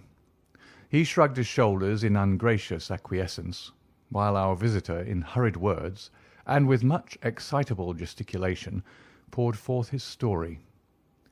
"I must explain to you, Mr. Holmes, that tomorrow is the first day of the examination for the Fortescue Scholarship. I am one of the examiners. My subject is Greek, and the first of the papers consists of a large passage of Greek translation which the candidate has not seen. This passage is printed on the examination paper, and it would naturally be an immense advantage if the candidate could prepare it in advance. For this reason great care is taken to keep the paper secret. To-day, about 3 o'clock, the proofs of this paper arrived from the printers. The exercise consists of half a chapter of Thucydides. I had to read it over carefully, as the text must be absolutely correct. At 4:30 my task was not yet completed. I had, however, promised to take tea in a friend's room, so I left the proof upon my desk. I was absent rather more than an hour. You are aware, Mr. Holmes, that our college doors are double, a green baize one within and a heavy oak one without. As I approached my outer door, I was amazed to see a key in it. For an instant I imagined that I had left my own there, but on feeling in my pocket I found that it was all right. The only duplicate which existed, so far as I knew, was that which belonged to my servant Bannister, a man who has looked after my room for 10 years, and whose honesty is absolutely above suspicion. I found that the key was indeed his, that he had entered my room to know if I wanted tea, and that he had very carelessly left the key in the door when he came out. His visit to my room must have been within a very few minutes of my leaving it. His forgetfulness about the key would have mattered little upon any other occasion, but on this one day it has produced the most deplorable consequences. The moment I looked at my table, I was aware that someone had rummaged among my papers. The proof was in 3 long slips. I had left them all together. Now I found that one of them was lying on the floor, one was on the side table near the window, and the third was where I had left it. Holmes stirred for the first time. "The first page on the floor, the second in the window, the third where you left it," said he. Exactly, Mr. Holmes. You amaze me. How could you possibly know that? Pray continue your very interesting statement. For an instant I imagined that Bannister had taken the unpardonable liberty of examining my papers. He denied it, however, with the utmost earnestness, and I am convinced that he was speaking the truth. The alternative was that some one passing had observed the key in the door, had known that I was out, and had entered to look at the papers. A large sum of money is at stake, for the scholarship is a very valuable one, and an unscrupulous man might very well run a risk in order to gain an advantage over his fellows. Bannister was very much upset by the incident. He had nearly fainted when we found that the papers had undoubtedly been tampered with. I gave him a little brandy and left him collapsed in a chair while I made a most careful examination of the room. I soon saw that the intruder had left other traces of his presence beside the rumpled papers. On the table in the window were several shreds from a pencil which had been sharpened. A broken tip of lead was lying there also. Evidently, the rascal had copied the paper in a great hurry, had broken his pencil, and had been compelled to put a fresh point to it. Excellent, said Holmes, who was recovering his good humour as his attention became more engrossed by the case. Fortune has been your friend. This was not all. I have a new writing table with a fine surface of red leather. I am prepared to swear, and so is Bannister, that it was smooth and unstained. Now I found a clean cut in it about 3 inches long, not a mere scratch, but a positive cut. Not only this, but on the table I found a small ball of black dough or clay with specks of something which looks like sawdust in it. I am convinced that these marks were left by the man who rifled the papers. There were no footmarks and no other evidence as to his identity. I was at my wits' end when suddenly the happy thought occurred to me that you were in town, and I came straight round to put the matter into your hands. Do help me, Mr. Holmes. You see my dilemma. Either I must find the man, or else the examination must be postponed until fresh papers are prepared, and since this cannot be done without explanation, there will ensue a hideous scandal, which will throw a cloud not only on the college but on the university. Above all things, I desire to settle the matter quietly and discreetly. I shall be happy to look into it, and to give you such advice as I can, said Holmes, rising and putting on his overcoat. The case is not entirely devoid of interest. Had anyone visited you in your room after the papers came to you? Yes, a young Dowlett Ras, an Indian student who lives on the same stair, came in to ask me some particulars about the examination. For which he was entered? Yes. And the papers were on your table? To the best of my belief, they were rolled up. But might be recognized as proofs? Possibly. No one else in your room? No. Did anyone know that these proofs would be there? No one save the printer.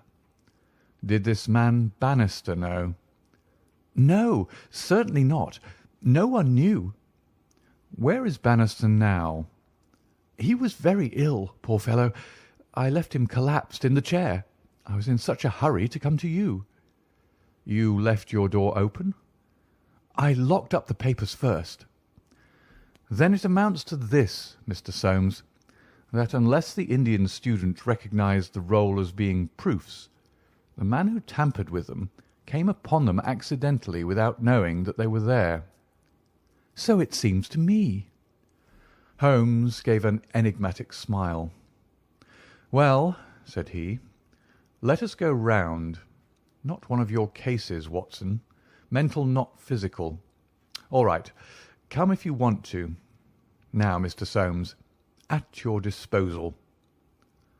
The sitting room of our client opened by a long, low, latticed window onto the ancient, lichen-tinted court of the old college. A Gothic arched door led to a worn stone staircase. On the ground floor was the tutor's room, Above were 3 students, one on each story. It was already twilight when we reached the scene of our problem. Holmes halted and looked earnestly at the window. Then he approached it, and standing on tiptoe with his neck craned, he looked into the room. "He must have entered through the door. There is no opening except the one pane," said our learned guide. "Dear me," said Holmes, and he smiled in a singular way as he glanced at our companion. "Well, if there is nothing to be learned here, we had best go inside." The lecturer unlocked the outer door and ushered us into his room. We stood at the entrance while Holmes made an examination of the carpet. "I am afraid there are no signs here," said he. "One could hardly hope for any upon so dry a day. Your servant seems to have quite recovered. You left him in a chair, you say. Which chair?" "By the window there." "I see. Near this little table. You can come in now. I have finished with the carpet.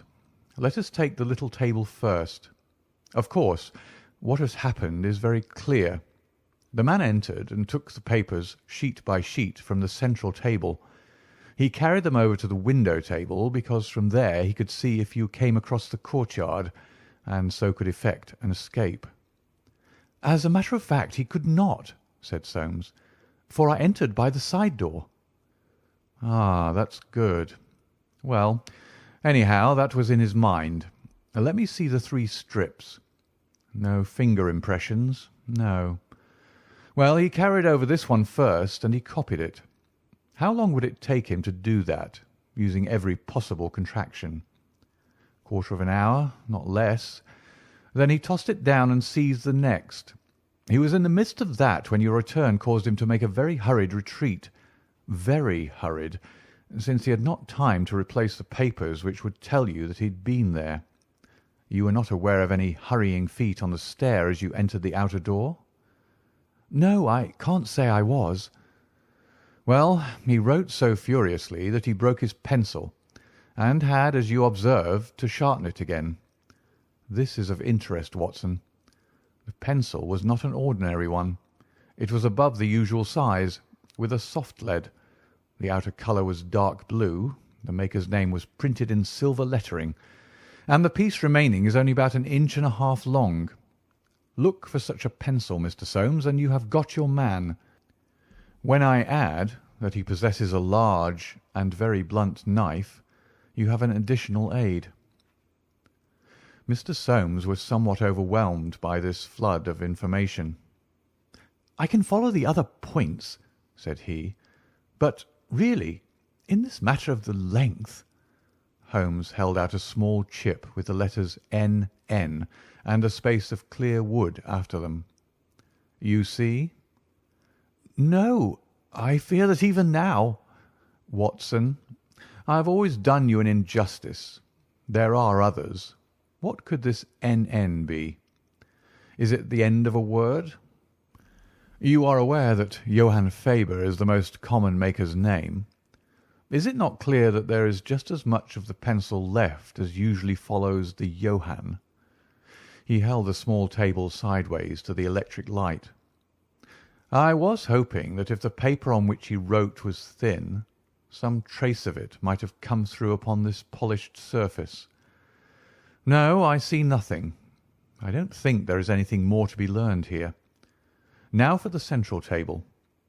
This small pellet is, I presume, the black doughy mass you spoke of.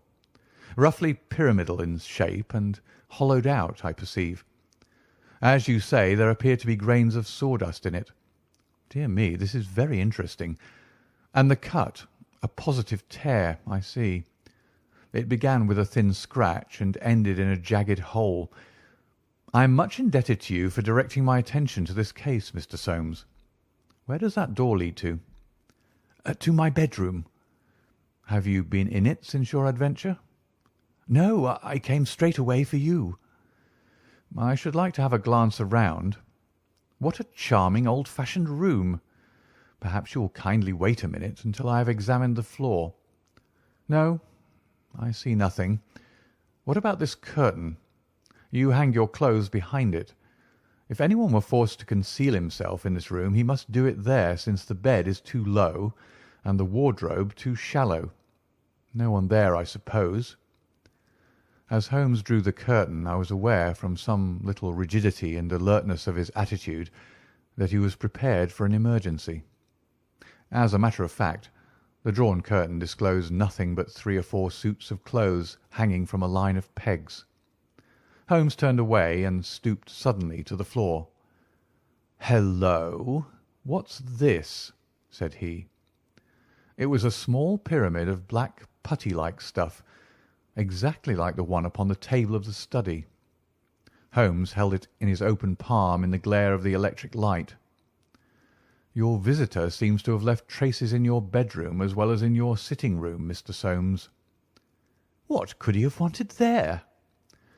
"I think it is clear enough. You came back by an unexpected way, and so he had no warning until you were at the very door. What could he do? He caught up everything which would betray him, and he rushed into your bedroom to conceal himself." "Good gracious, Mr. Holmes, do you mean to tell me that all the time I was talking to Bannister in this room we had the man prisoner if we had only known it?" "So I read it." "Surely there's another alternative, Mr. Holmes. I don't know whether you observed my bedroom window." "Lattice-paned, lead framework, 3 separate windows, one swinging on hinge and large enough to admit a man." "Exactly. And it looks out on an angle of the courtyard so as to be partly invisible. The man might have effected his entrance there, left traces as he passed through the bedroom, and finally, finding the door open, have escaped that way." Holmes shook his head impatiently. "Let us be practical," said he. "I understand you to say that there are these 3 students who use this stair and are in the habit of passing your door." "Yes, there are." "And they are all in for this examination?" "Yes." "Have you any reason to suspect any one of them more than the others?" Soames hesitated. "It is a very delicate question," said he. "One hardly likes to throw suspicion where there are no proofs." "Let us hear the suspicions. I will look after the proofs." "I will tell you, then, in a few words, the character of the 3 men who inhabit these rooms. The lower of the 3 is Gilchrist, a fine scholar and athlete, plays in the rugby team and the cricket team for the college, and got his blue for the hurdles and the long jump. He is a fine, manly fellow. His father was the notorious Sir Jabez Gilchrist, who ruined himself on the turf. My scholar has been left very poor, but he is hard-working and industrious. He will do well. The second floor is inhabited by Dowlett Ras, the Indian. He is a quiet, inscrutable fellow, as most of those Indians are. He is well up in his work, though his Greek is his weak subject. He is steady and methodical. The top floor belongs to Miles Maclaren. He is a brilliant fellow when he chooses to work, one of the brightest intellects of the university, but he is wayward, dissipated, and unprincipled. He was nearly expelled over a card scandal in his first year. He has been idling all this term, and he must look forward with dread to the examination." "Then it is he whom you suspect?" "I dare not go so far as that, but of the 3 he is perhaps the least unlikely." "Exactly. Now, Mr. Soames, let us have a look at your servant Bannister." He was a little, white-faced, clean-shaven, grizzly-haired fellow of 50. He was still suffering from this sudden disturbance of the quiet routine of his life. His plump face was twitching with his nervousness, and his fingers could not keep still. "We were investigating this unhappy business, Bannister," said his master. "Yes, sir." "I understand," said Holmes, "that you left your key in the door." Yes, sir. Was it not very extraordinary that you should do this on the very day when there were these papers inside? It was most unfortunate, sir, but I have occasionally done the same thing at other times.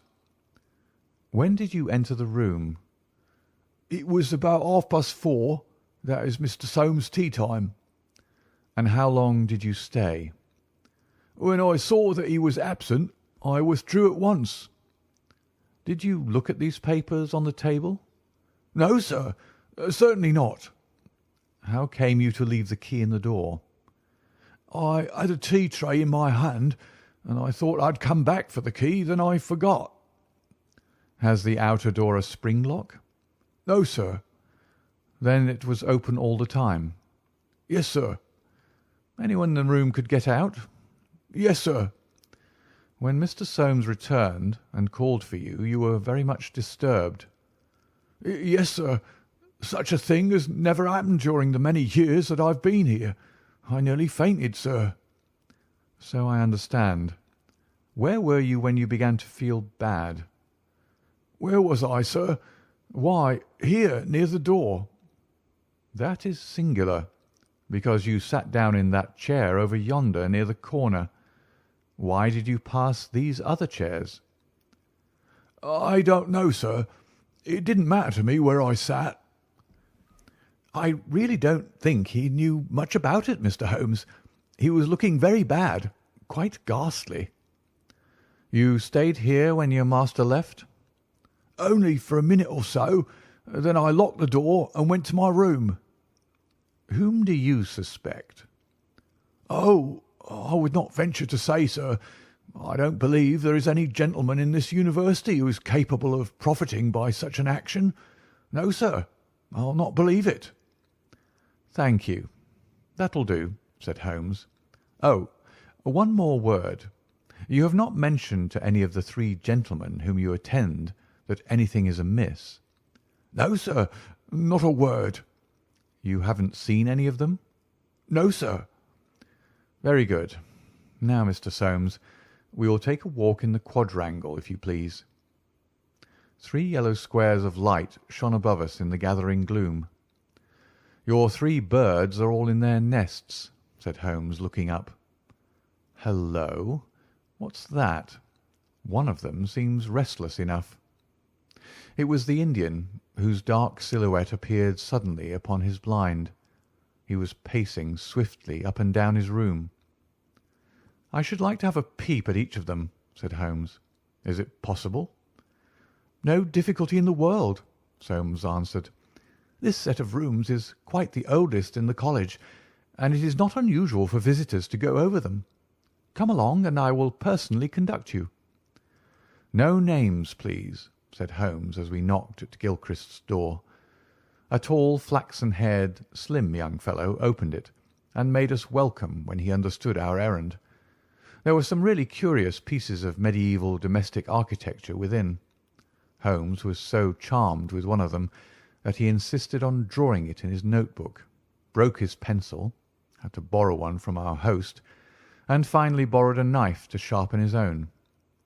The same curious accident happened to him in the rooms of the Indian, a silent, little, hook-nosed fellow who eyed us askance and was obviously glad when Holmes's architectural studies had come to an end. I could not see that in either case Holmes had come upon the clue for which he was searching.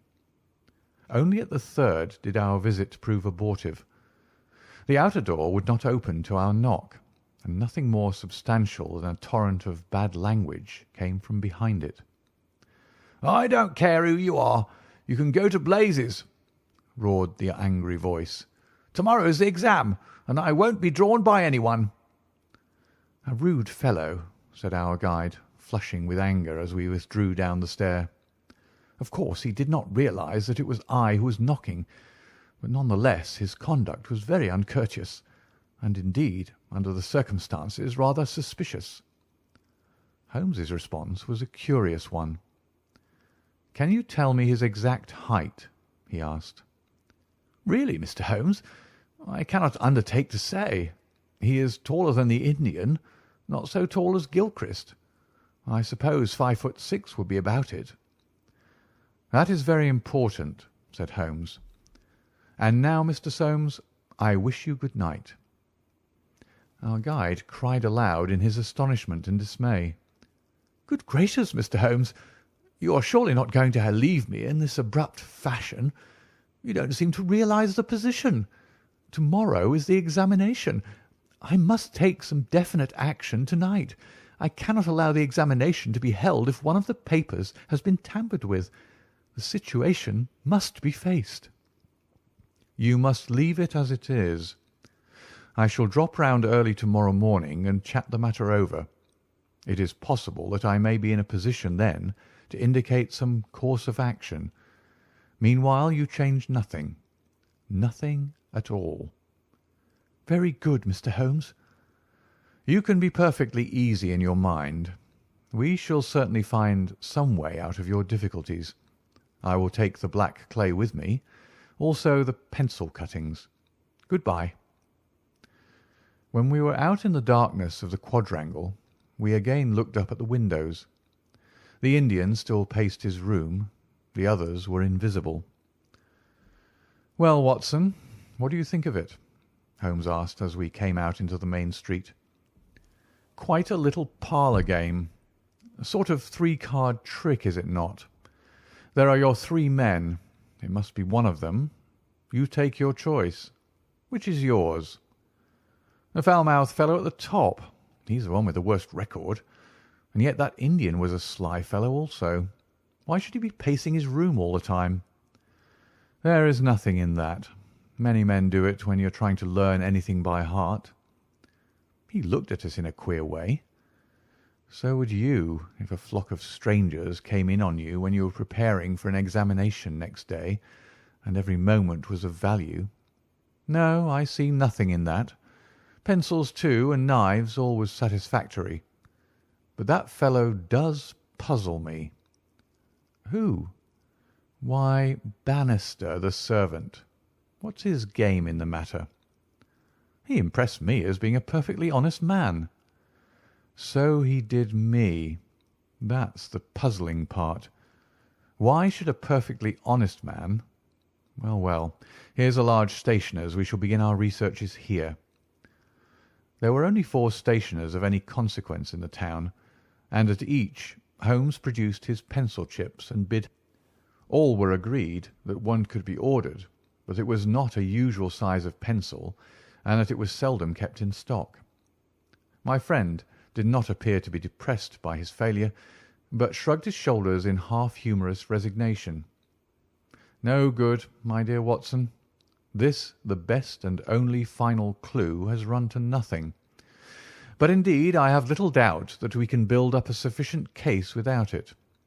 By Jove, my dear fellow, it is nearly 9, and the landlady babbled of green peas at 7:30.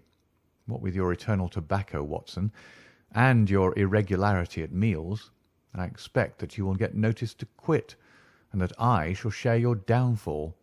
Not, however, before we have solved the problem of the nervous tutor, the careless servant, and the 3 enterprising students." Holmes made no further allusion to the matter that day, though he sat lost in thought for a long time after our belated dinner. At 8 in the morning he came into my room just as I finished my toilet. "Well, Watson," said he, "it is time we went down to St. Luke's. Can you do without breakfast?" "Certainly." "Soames will be in a dreadful fidget until we are able to tell him something positive." "Have you anything positive to tell him?" "I think so." "You have formed a conclusion?" "Yes, my dear Watson. I have solved the mystery." "But what fresh evidence could you have got?" "Aha! It is not for nothing that I have turned myself out of bed at the untimely hour of 6. I've put in 2 hours' hard work, and covered at least 5 miles with something to show for it. Look at that." He held out his hand. On the palm were 3 little pyramids of black doughy clay. "Why, Holmes, you only had 2 yesterday." "And 1 more this morning. It is a fair argument that wherever number 3 came from is also the source of numbers 1 and 2. Eh, Watson? Well, come along and put friend Soames out of his pain." The unfortunate tutor was certainly in a state of pitiable agitation when we found him in his chambers. In a few hours the examination would commence, and he was still in the dilemma between making the facts public and allowing the culprit to compete for the valuable scholarship. He could hardly stand still, so great was his mental agitation, and he ran towards Holmes with two eager hands outstretched. "Thank Heaven that you've come. I feared that you had given it up in despair. What am I to do? Shall the examination proceed?" "Yes, let it proceed by all means." "But this rascal?" "He shall not compete." "You know him?" "I think so. If this matter is not to become public, we must give ourselves certain powers and resolve ourselves into a small private court-martial. You there, if you please, Soames. Watson, you here. I'll take the armchair in the middle. I think that we're now sufficiently imposing to strike terror into a guilty breast. Kindly ring the bell." Bannister entered, and shrank back in evident surprise and fear at our judicial appearance. "You will kindly close the door," said Holmes. "Now, Bannister, will you please tell us the truth about yesterday's incident?" The man turned white to the roots of his hair. "I've told you everything, sir." "Nothing to add?" "Nothing at all, sir." "Well, then, I must make some suggestions to you. When you sat down on that chair yesterday, did you do so in order to conceal some object which would have shown who had been in the room?" Bannister's face was ghastly. "No, sir, certainly not." "It is only a suggestion," said Holmes suavely. "I frankly admit that I am unable to prove it, but it seems probable enough, since the moment that Mr. Soames's back was turned, you released the man who was hiding in that bedroom."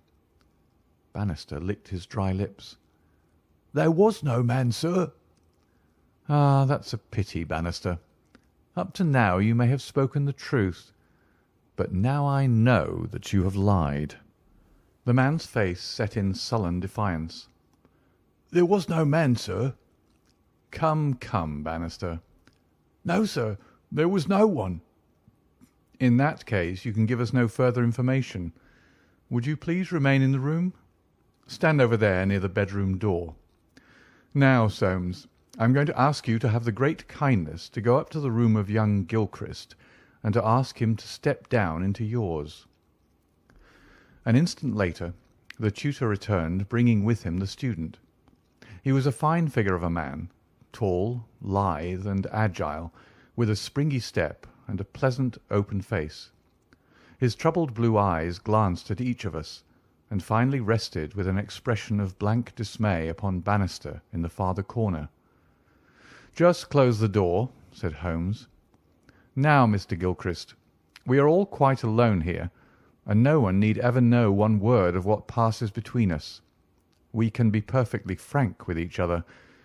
We want to know, Mr. Gilchrist, how you, an honourable man, ever came to commit such an action as that of yesterday." The unfortunate young man staggered back and cast a look full of horror and reproach at Bannister. "No, no, Mr. Gilchrist, sir. I never said a word.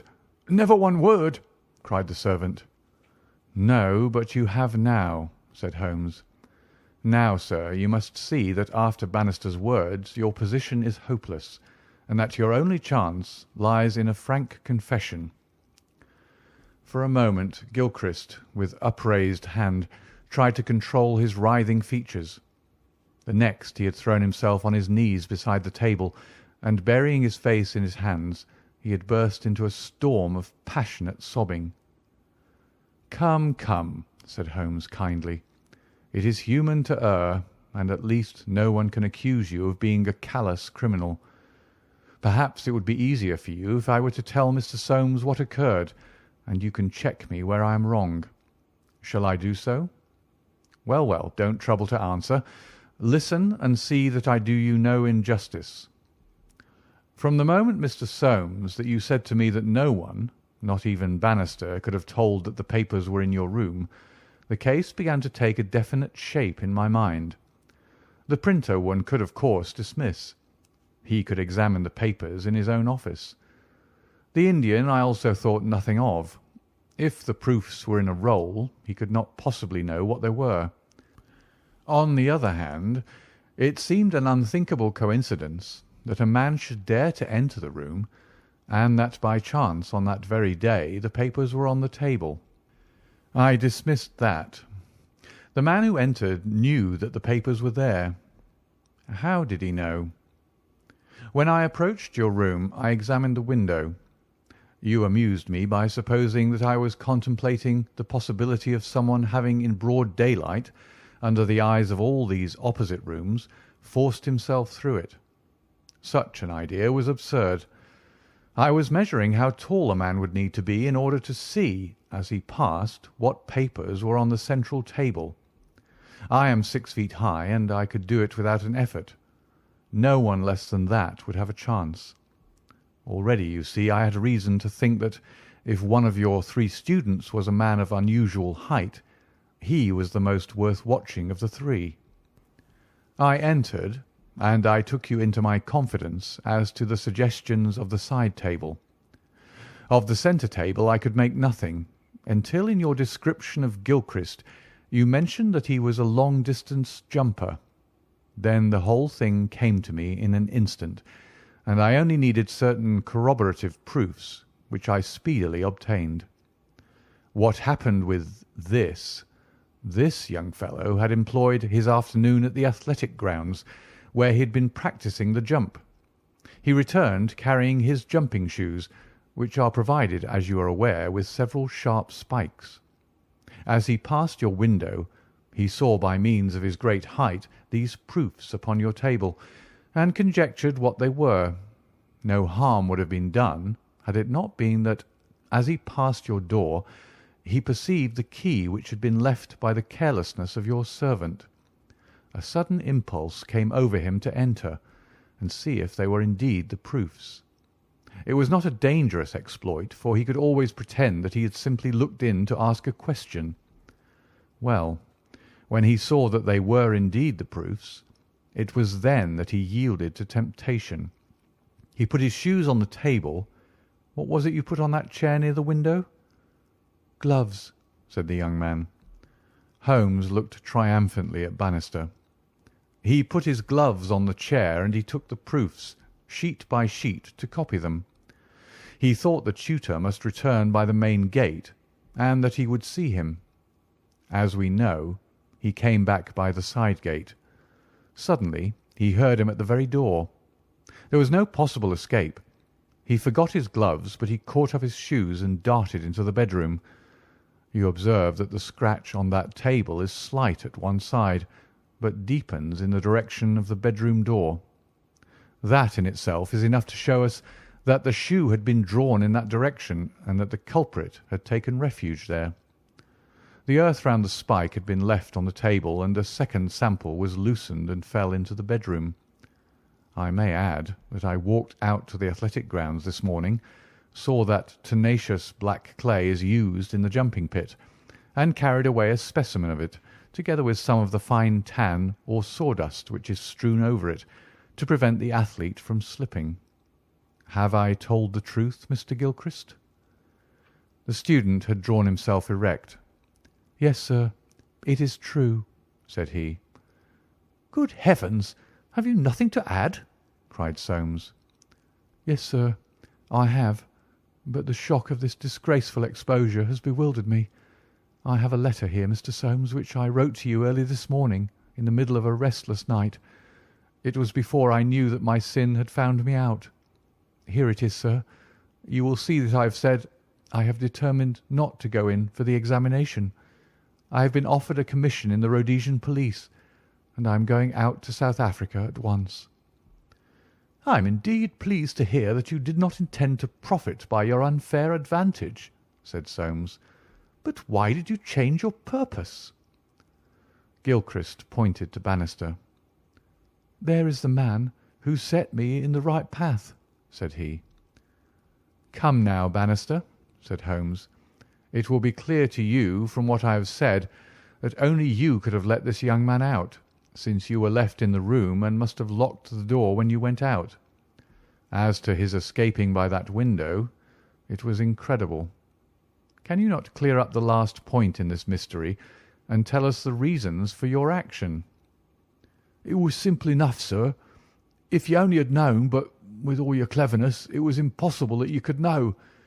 Time was, sir, when I was butler to old Sir Jabez Gilchrist, this young gentleman's father. When he was ruined, I came to the college as servant, but I never forgot my old employer, because he was down in the world. I watched his son all I could for the sake of the old days. Well, sir, when I came into this room yesterday, when the alarm was given, the very first thing I saw was Mr. Gilchrist's tan gloves lying in that chair.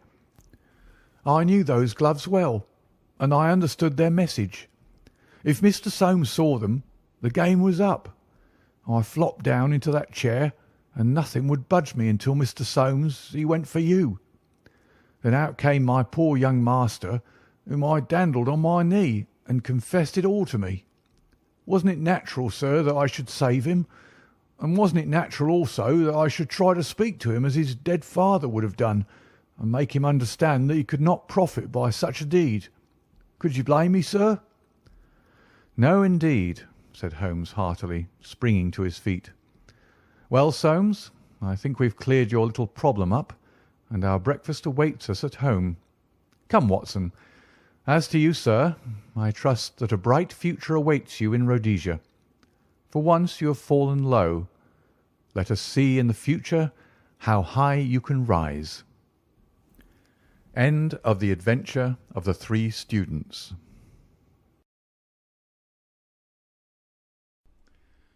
Adventure 10 of The Return of Sherlock Holmes by Sir Arthur Conan Doyle. Adventure 10. The Adventure of the Golden Pince-Nez. When I look at the three massive manuscript volumes which contain our work for the year 1894, I confess that it is very difficult for me, out of such a wealth of material, to select the cases which are most interesting in themselves, and at the same time most conducive to a display of those peculiar powers for which my friend was famous. As I turn over the pages, I see my notes upon the repulsive story of the Red Leech and the terrible death of Crosby the banker. Here also I find an account of the Addleton tragedy, and the singular contents of the ancient British barrow. The famous Smith-Mortimer succession case comes also within this period, and so does the tracking and arrest of Huret, the boulevard assassin, an exploit which won for Holmes an autographed letter of thanks from the French President and the Order of the Legion of Honour. Each of these would furnish a narrative, but on the whole I am of opinion that none of them unites so many singular points of interest as the episode of Yoxley Old Place, which includes not only the lamentable death of young Willoughby Smith, but also those subsequent developments which threw so curious a light upon the causes of the crime. It was a wild, tempestuous night towards the close of November. Holmes and I sat together in silence all the evening. He engaged with a powerful lens, deciphering the remains of the original inscription upon a palimpsest. I, deep in a recent treatise upon surgery. Outside the wind howled down Baker Street, while the rain beat fiercely against the windows. It was strange there, in the very depths of the town, with 10 miles of man's handiwork on every side of us, to feel the iron grip of nature, and to be conscious that to the huge elemental forces all London was no more than the molehills that dot the fields. I walked to the window and looked out on the deserted street. The occasional lamps gleamed on the expanse of muddy road and shining pavement. A single cab was splashing its way from the Oxford Street end. "Well, Watson, it's as well we have not to turn out to-night," said Holmes, laying aside his lens and rolling up the palimpsest. "I've done enough for one sitting. It is trying work for the eyes. So far as I can make out, it is nothing more exciting than an abbey's accounts dating from the second half of the 15th century. Hello! Hello! Hello! What's this?" Amid the droning of the wind there had come the stamping of a horse's hoofs, and the long grind of a wheel as it rasped against the curb.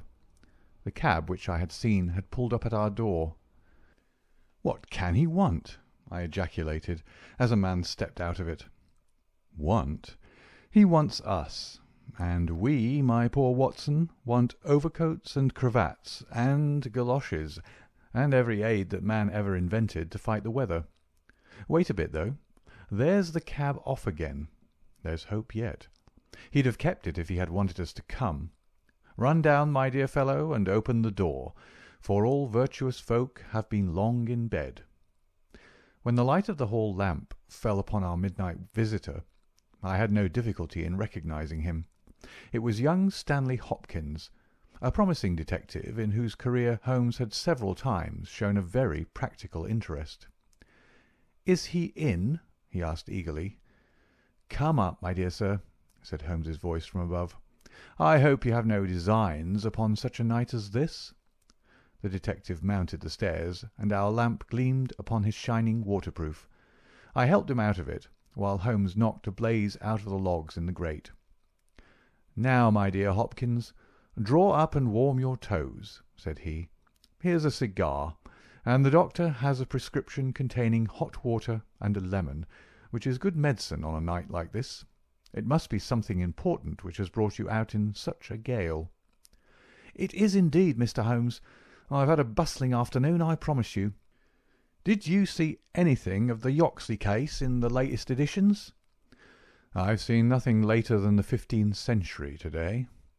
"Well, it was only a paragraph, and all wrong at that, so you've not missed anything. I haven't let the grass grow under my feet. It's down in Kent, 7 miles from Chatham and 3 from the railway line. I was wired for at 3:15, reached Yoxley Old Place at 5, conducted my investigation, was back at Charing Cross by the last train, and straight to you by cab." "Which means, I suppose, that you are not quite clear about your case." "It means that I can make neither head nor tail of it. So far as I can see, it is just as tangled a business as ever I handled. And yet at first it seemed so simple that one couldn't go wrong. There's no motive, Mr. Holmes. That's what bothers me. I can't put my hand on a motive. Here's a man dead. There's no denying that. But so far as I can see, no reason on earth why anyone should wish him harm." Holmes lit his cigar and leaned back in his chair. "Let us hear about it," said he. "I've got my facts pretty clear," said Stanley Hopkins. "All I want now is to know what they all mean. The story, so far as I can make out, is like this. Some years ago, this country house, Yoxley Old Place, was taken by an elderly man who gave the name of Professor Coram. He was an invalid, keeping his bed half the time, and the other half hobbling around the house with a stick, or being pushed about the grounds by the gardener in a bath chair. He was well liked by the few neighbours who called upon him, and he has the reputation down there of being a very learned man.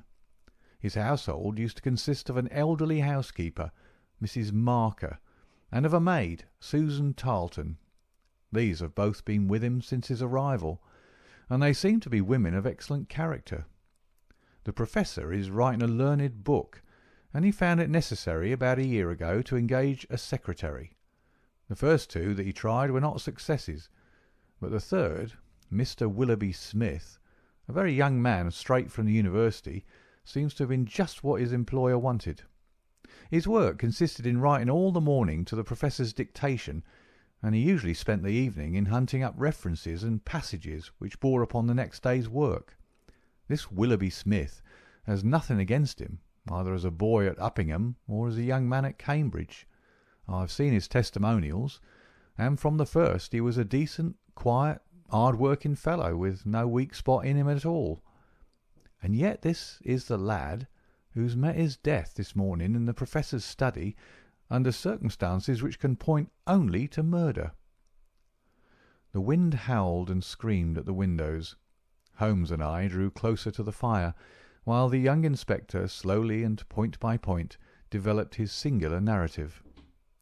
"If you were to search all England," said he, "I don't suppose you could find a household more self-contained or freer from outside influences.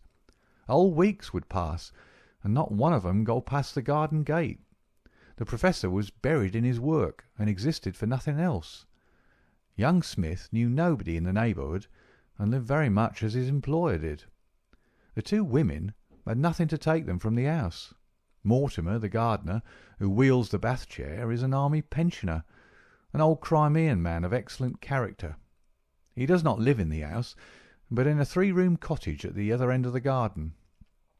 Those are the only people that you'd find within the grounds of Yoxley Old Place. At the same time, the gate of the garden is 100 yards from the main London to Chatham Road. It opens with a latch, and there's nothing to prevent anyone from walking in. Now, I'll give you the evidence of Susan Tarleton, who's the only person who can say anything positive about the matter. It was in the forenoon, between 11 and 12. She was engaged at the moment in hanging some curtains in the upstairs front bedroom. Professor Coram was still in bed, for when the weather's bad he seldom rises before midday. The housekeeper was busy with some work in the back of the house. Willoughby Smith had been in his bedroom, which he uses as a sitting-room, but the maid heard him at that moment pass along the passage and descend to the study immediately below her. She did not see him, but she says that she could not be mistaken in his quick, firm tread. She did not hear the study door close, but a minute or so later there was a dreadful cry in the room below. It was a wild, hoarse scream, so strange and unnatural that it might have come from either a man or a woman. At the same instant there was a heavy thud which shook the old house, and then all was silence. The maid stood petrified for a moment, and then, recovering her courage, she ran downstairs. The study door was shut, and she opened it. Inside, young Mr. Willoughby Smith was stretched upon the floor. At first she couldn't see no injury, but as she tried to raise him, she saw that blood was pouring from the underside of his neck. It was pierced by a very small but very deep wound, which had divided the carotid artery. The instrument with which the injury had been inflicted lay upon the carpet beside him. It was one of those small sealing-wax knives to be found on old-fashioned writing tables, with an ivory handle and a stiff blade. It was part of the fittings of the Professor's own desk. At first, the maid thought that young Smith was already dead, but on pouring some water from the carafe over his forehead, he opened his eyes for an instant. "The Professor," he murmured. "It was she." The maid is prepared to swear that those were the exact words. He tried desperately to say something else, and he held his right hand up in the air. Then he fell back dead. In the meantime, the housekeeper had also arrived upon the scene, but she was just too late to catch the young man's dying words. Leaving Susan with the body, she hurried to the Professor's room. He was sitting up in bed, horribly agitated, for he'd heard enough to convince him that something terrible had occurred. Mrs. Marker is prepared to swear that the Professor was still in his night clothes, and indeed it was impossible for him to dress without the help of Mortimer, whose orders were to come at 12 o'clock. The Professor declares that he heard the distant cry, but that he knows nothing more. He can give no explanation of the young man's last words. The Professor, it was she, but imagines that they were the outcome of delirium. He believes that Willoughby Smith has not an enemy in the world, and can give no reason for the crime. His first action was to send Mortimer, the gardener, for the local police. A little later, the chief constable sent for me. Nothing was moved before I got there, and strict orders were given that no one should walk upon the paths leading to the house. It was a splendid chance of putting your theories into practice, Mr. Sherlock Holmes. There was really nothing wanting. "Except Mr. Sherlock Holmes," said my companion with a somewhat bitter smile. "Well, let us hear about it. What sort of a job did you make of it?" "I must ask you first, Mr. Holmes, to glance at this rough plan, which will give you a general idea of the position of the Professor's study and the various points of the case. It'll help you in following my investigation." He unfolded the rough chart, which I here reproduce, and he laid it across Holmes's knee. I rose, and standing behind Holmes, studied it over his shoulder. It is very rough, of course, and it only deals with the points which seem to me to be essential.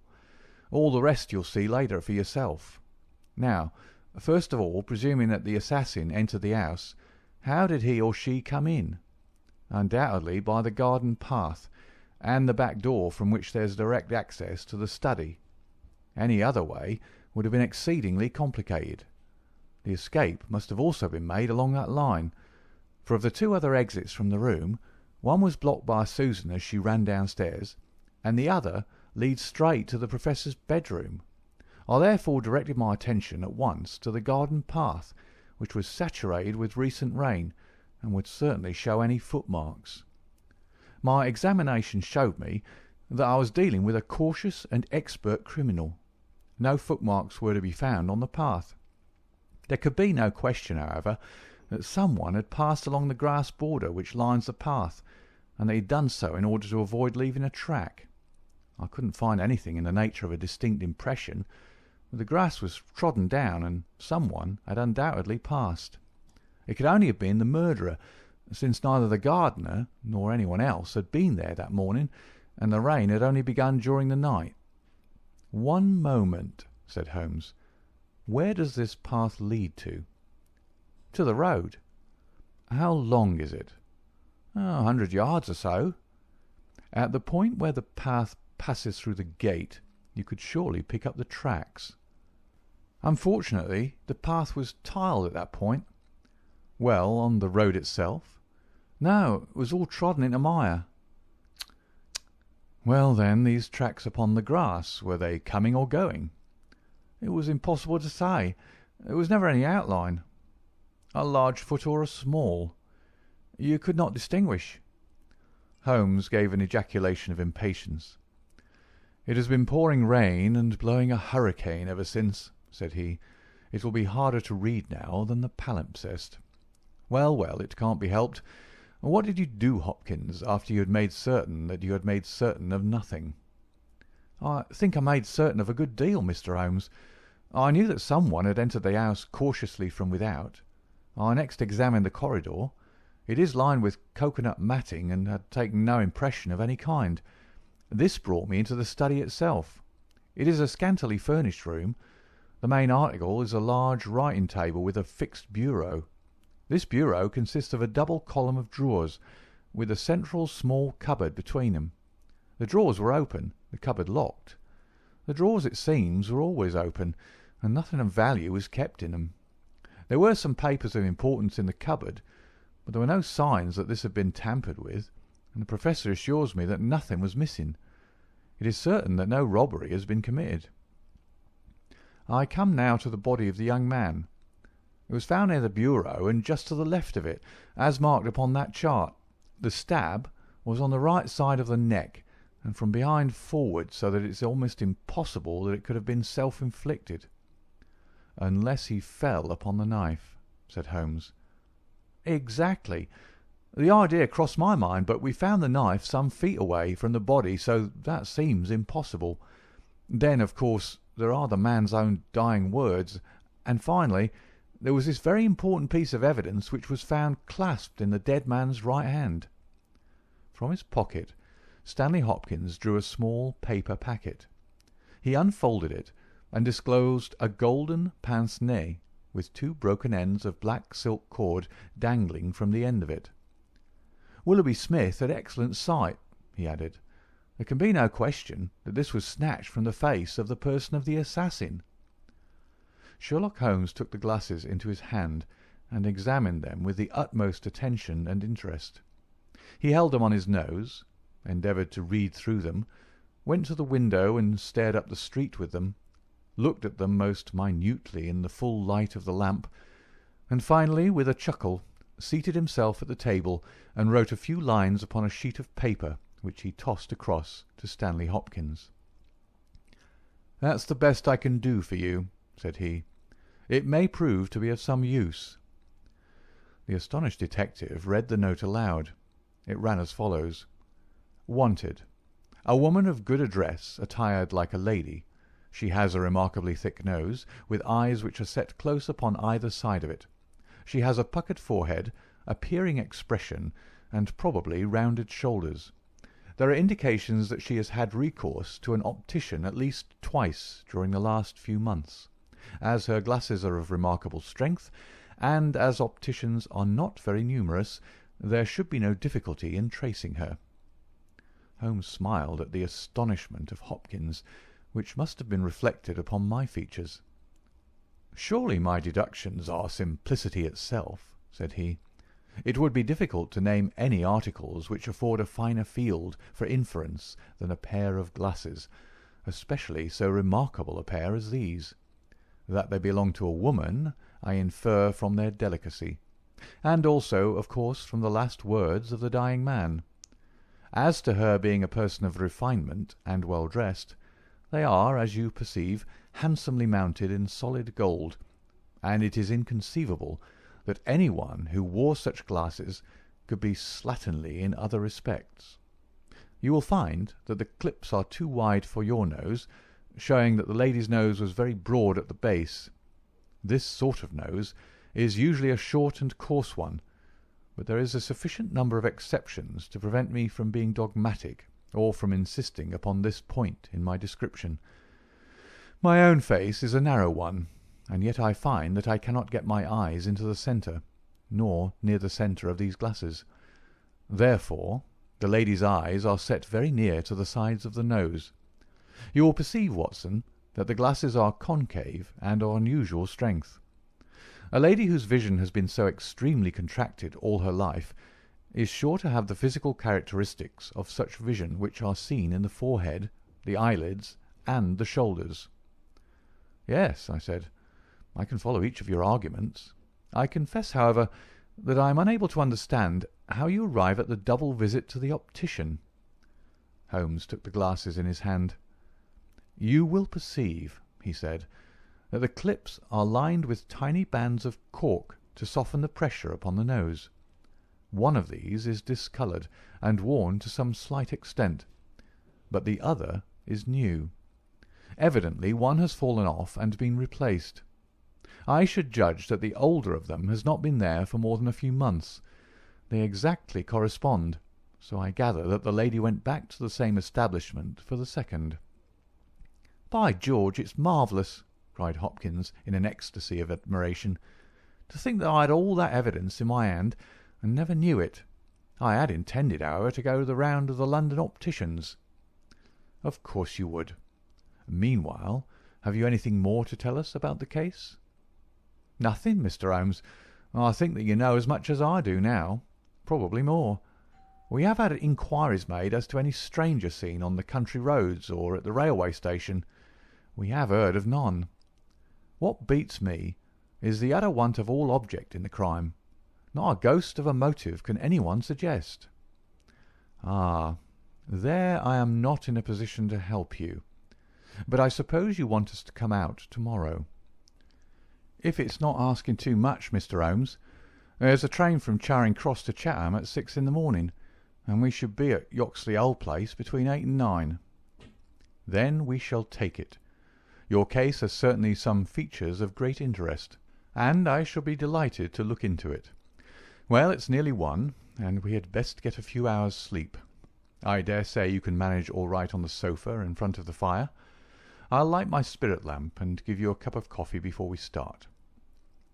The gale had blown itself out next day, but it was a bitter morning when we started upon our journey. We saw the cold winter sun rise over the dreary marshes of the Thames and the long sullen reaches of the river, which I shall ever associate with our pursuit of the Andaman Islander in the earlier days of our career. After a long and weary journey, we alighted at a small station some miles from Chatham. While a horse was being put into a trap at the local inn, we snatched a hurried breakfast, and so we were all ready for the business when we at last arrived at Yoxley Old Place. A constable met us at the garden gate. "Well, Wilson, any news?" "No, sir, nothing." "No reports of any stranger seen?" "No, sir. Down at the station they're certain that no stranger either came or went yesterday." "Have you had any inquiries made at inns and lodgings?" "Yes, sir. There is no one that we cannot account for." "Well, it's only a reasonable walk to Chatham. Anyone might stay there or take a train without being observed. This is the garden path of which I spoke, Mr. Holmes. I'll pledge my word that there was no mark on it yesterday." "On which side were the marks on the grass?" "This side, sir, This narrow margin of grass between the path and the flower bed. I can't see the traces now, but they were clear to me then." "Yes, yes. Someone has passed along," said Holmes, stooping over the grass border. "Our lady must have picked her steps carefully, must she not, since on the one side she would leave a track on the path, and on the other an even clearer one on the soft bed." "Yes, sir. She must have been a cool hand." I saw an intent look pass over Holmes's face. "You say that she must have come back this way?" "Yes, sir. There is no other." "On this strip of grass?" "Certainly, Mr. Holmes." It was a very remarkable performance. Very remarkable. Well, I think we've exhausted the path. Let us go farther. This garden door is usually kept open, I suppose. Then this visitor had nothing to do but to walk in. The idea of murder was not in her mind, or she would have provided herself with some sort of weapon instead of having to pick this knife off the writing table. She advanced along this corridor, leaving no traces upon the coconut matting. Then she found herself in this study. How long was she there? We have no means of judging. "Not more than a few minutes, sir.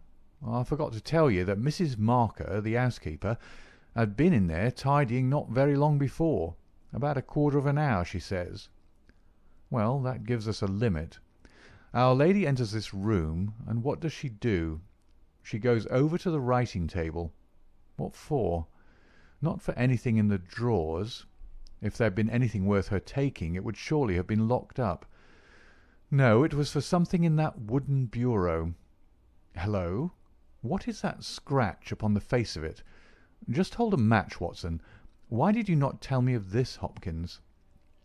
The mark which he was examining began upon the brasswork on the right-hand side of the keyhole, and extended for about 4 inches, where it had scratched the varnish from the surface. "I noticed it, Mr. Holmes, but you'll always find scratches around a keyhole." "This is recent, quite recent. See how the brass shines where it is cut. An old scratch would be the same colour as the surface. Look at it through my lens. There's the varnish, too, like earth on each side of a furrow. Is Mrs. Marker there?" A sad-faced elderly woman came into the room. "Did you dust this bureau yesterday morning?" "Yes, sir." "Did you notice this scratch?" "No, sir, I did not." "I'm sure you didn't, for a duster would have swept away those shreds of varnish. Who has the key of this bureau?" "The Professor keeps it on his watch chain." "Is it a simple key?" "No, sir, it's a Chubb key." "Very good, Mrs. Marker, you can go. Now we are making a little progress. Our lady enters the room, advances to the bureau, and either opens it or tries to do so. While she is thus engaged, young Willoughby Smith enters the room. In her hurry to withdraw the key, she makes this scratch upon the door. He seizes her, and she, snatching up the nearest object, which happens to be this knife, strikes at him in order to make him let go his hold. The blow is a fatal one. He falls, and she escapes, either with or without the object for which she has come. Is Susan the maid there? Could anyone have got away through that door after the time that you heard the cry, Susan?" "No, sir, it is impossible. Before I get down the stair I'd have seen anyone in the passage. Besides, the door never opened, or I would have heard it." "That settles this exit. Then no doubt the lady went out the way she came. I understand that this other passage leads only to the Professor's room. There is no exit that way." "No, sir." "We shall go down it and make the acquaintance of the Professor. Hello, Hopkins! This is very important indeed. The Professor's corridor is also lined with coconut matting." "Well, sir, what of that?" "Don't you see any bearing upon the case? Well, well, I don't insist upon it. No doubt I am wrong, and yet it seems to me to be suggestive. Come with me and introduce me." We passed down the passage, which was of the same length as that which led to the garden. At the end was a short flight of steps ending in a door. Our guide knocked and then ushered us in to the Professor's bedroom. It was a very large chamber, lined with innumerable volumes, which had overflowed from the shelves and lay in piles in the corners, or were stacked all round at the base of the cases. The bed was in the centre of the room, and in it, propped up with pillows, was the owner of the house.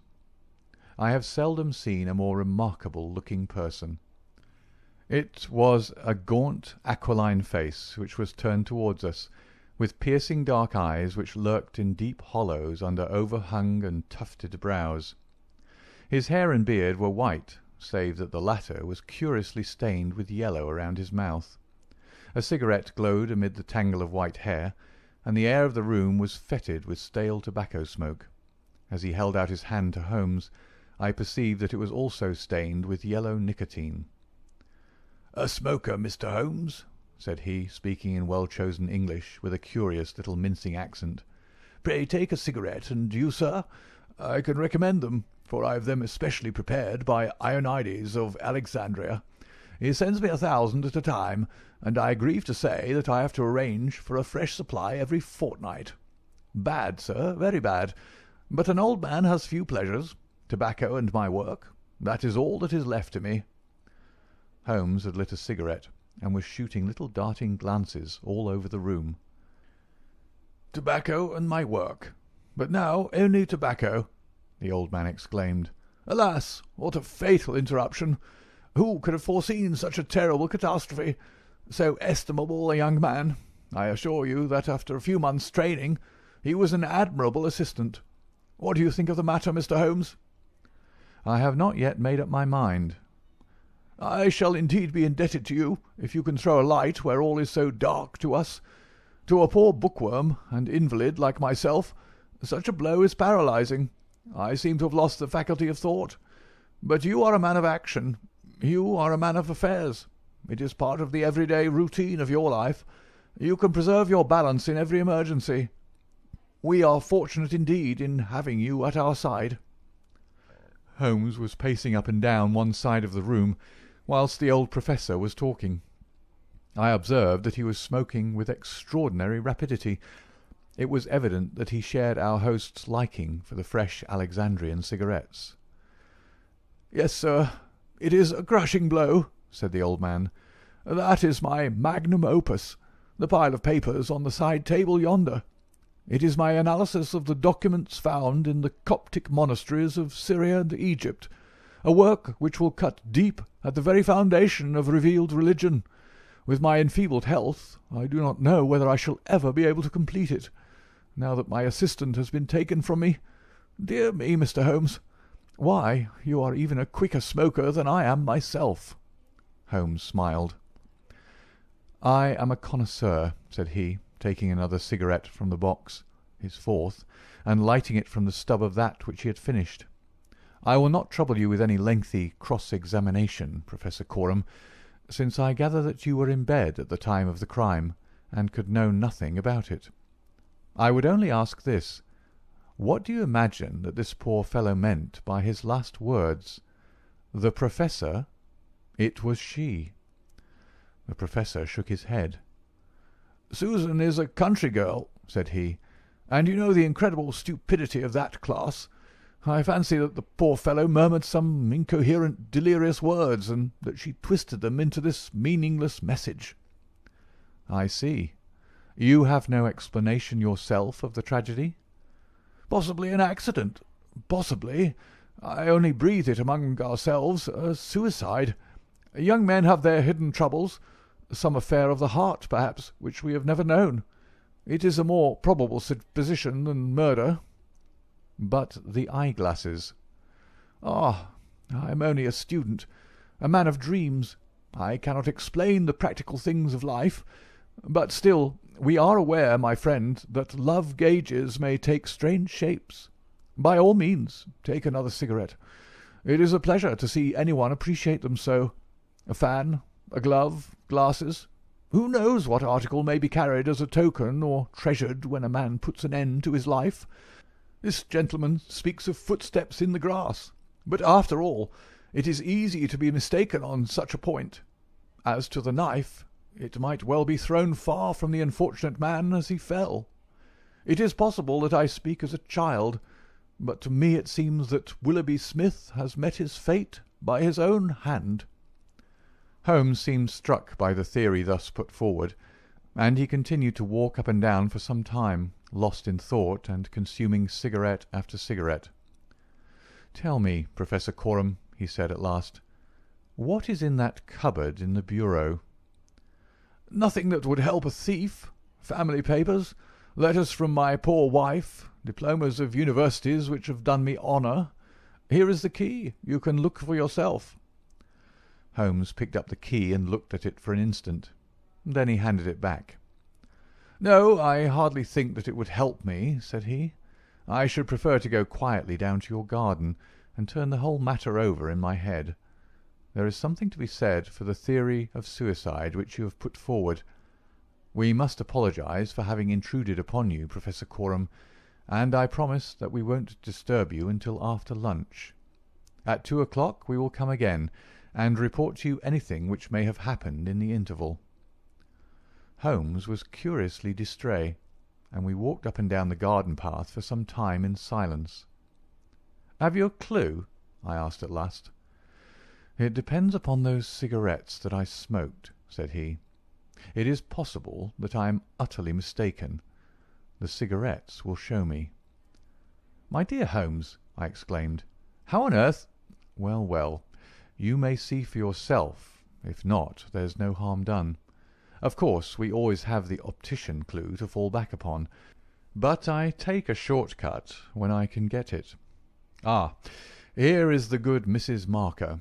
Let us enjoy 5 minutes of instructive conversation with her." I may have remarked before that Holmes had, when he liked, a peculiarly ingratiating way with women, and that he very readily established terms of confidence with them. In half the time which he had named, he had captured the housekeeper's goodwill, and was chatting with her as if he had known her for years. "Yes, Mr. Holmes, it is as you say, sir.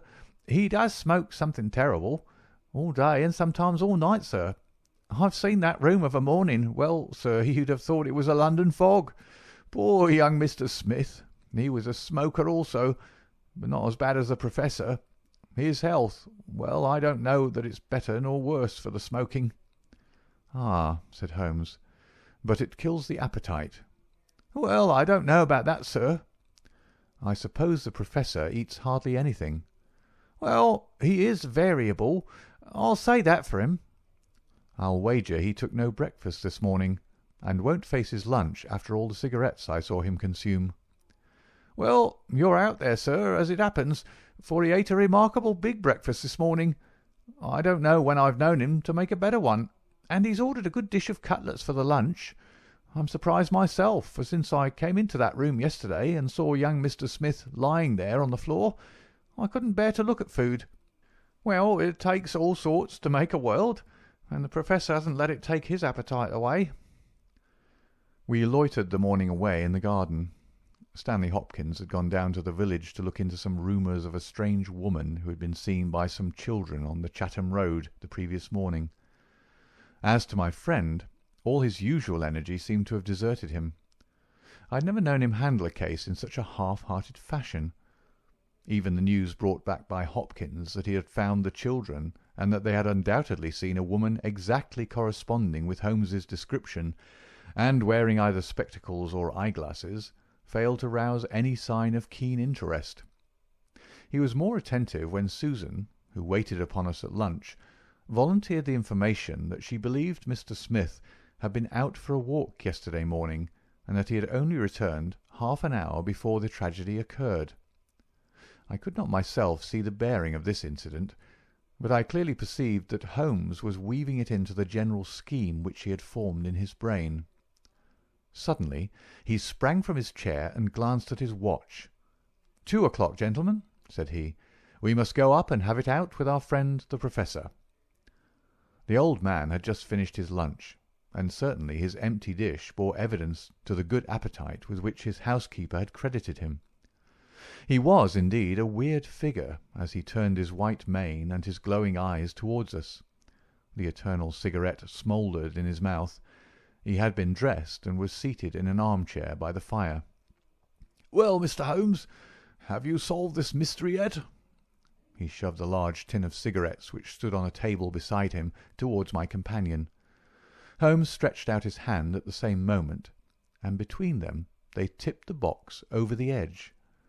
For a minute or two we were all on our knees retrieving stray cigarettes from impossible places. When we rose again, I observed Holmes's eyes were shining and his cheeks tinged with colour. Only at a crisis have I seen those battle signals flying. "Yes," said he, "I have solved it." Stanley Hopkins and I stared in amazement.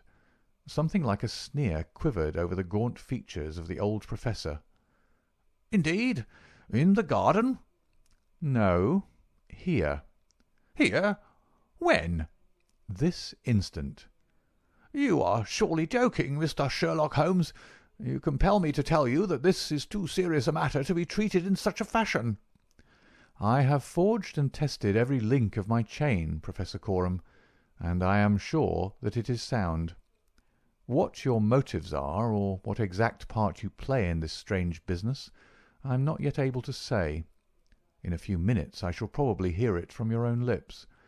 Meanwhile I will reconstruct what is past for your benefit, so that you may know the information which I still require. A lady yesterday entered your study. She came with the intention of possessing herself of certain documents which were in your bureau. She had a key of her own. I have had an opportunity of examining yours, and I do not find that slight discoloration which the scratch made upon the varnish would have produced. You were not an accessory, therefore, and she came, so far as I can read the evidence, without your knowledge, to rob you." The Professor blew a cloud from his lips. "This is most interesting and instructive," said he. "Have you no more to add? Surely, having traced this lady so far, you can also say what has become of her." "I will endeavour to do so. In the first place, she was seized by your secretary and stabbed him in order to escape. This catastrophe I am inclined to regard as an unhappy accident, for I am convinced that the lady had no intention of inflicting so grievous an injury. An assassin does not come unarmed. Horrified by what she had done, she rushed wildly away from the scene of the tragedy. Unfortunately for her, she had lost her glasses in the scuffle, and as she was extremely short-sighted, she was really helpless without them. She ran down a corridor which she imagined to be that by which she had come. Both were lined with cocoanut matting, and it was only when it was too late that she understood that she had taken the wrong passage, and that her retreat was cut off behind her. What was she to do? She could not go back. She could not remain where she was. She must go on. She went on. She mounted a stair, pushed open a door, and found herself in your room." The old man sat with his mouth open, staring wildly at Holmes. Amazement and fear were stamped upon his expressive features. Now, with an effort, he shrugged his shoulders and burst into insincere laughter. "All very fine, Mr. Holmes," said he, "but there is one little flaw in your splendid theory. I was myself in my room, and I never left it during the day." "I am aware of that, Professor Coram." "And you mean to say that I could be upon that bed, and not be aware that a woman had entered my room?" "I never said so. You were aware of it. You spoke with her. You recognized her. You aided her to escape." Again the Professor burst into high-keyed laughter. He had risen to his feet, and his eyes glowed like embers. "You are mad!" he cried. "You are talking insanely. I helped her to escape? Where is she now?" "She is there," said Holmes, and he pointed to a high bookcase in the corner of the room. I saw the old man throw up his arms. A terrible convulsion passed over his grim face, and he fell back in his chair. At the same instant the bookcase at which Holmes pointed swung round upon a hinge, and a woman rushed out into the room. "You are right," she cried in a strange foreign voice. "You are right. I am here." She was brown, with the dust and draped with the cobwebs which had come from the walls of her hiding-place. Her face, too, was streaked with grime, and at the best she could never have been handsome, for she had the exact physical characteristics which Holmes had divined, with, in addition, a long and obstinate chin. What with her natural blindness, and what with the change from dark to light, she stood as one dazed, blinking about her to see where and who we were. And yet, in spite of all these disadvantages, there was a certain nobility in the woman's bearing, a gallantry in the defiant chin and in the upraised head, which compelled something of respect and admiration. Stanley Hopkins had laid his hand upon her arm and claimed her as his prisoner, but she waved him aside gently, and yet with an overmastering dignity which compelled obedience. The old man lay back in his chair with a twitching face, and stared at her with brooding eyes. "Yes, sir, I am your prisoner," she said. "From where I stood I could hear everything, and I know that you have learned the truth. I confess it all. It was I who killed the young man. But you are right. You say it was an accident. I did not even know that it was a knife which I held in my hand, for in my despair I snatched anything from the table and struck at him to make him let me go. It is the truth that I tell." "Madam," said Holmes, "I am sure that it is the truth. I fear that you are far from well."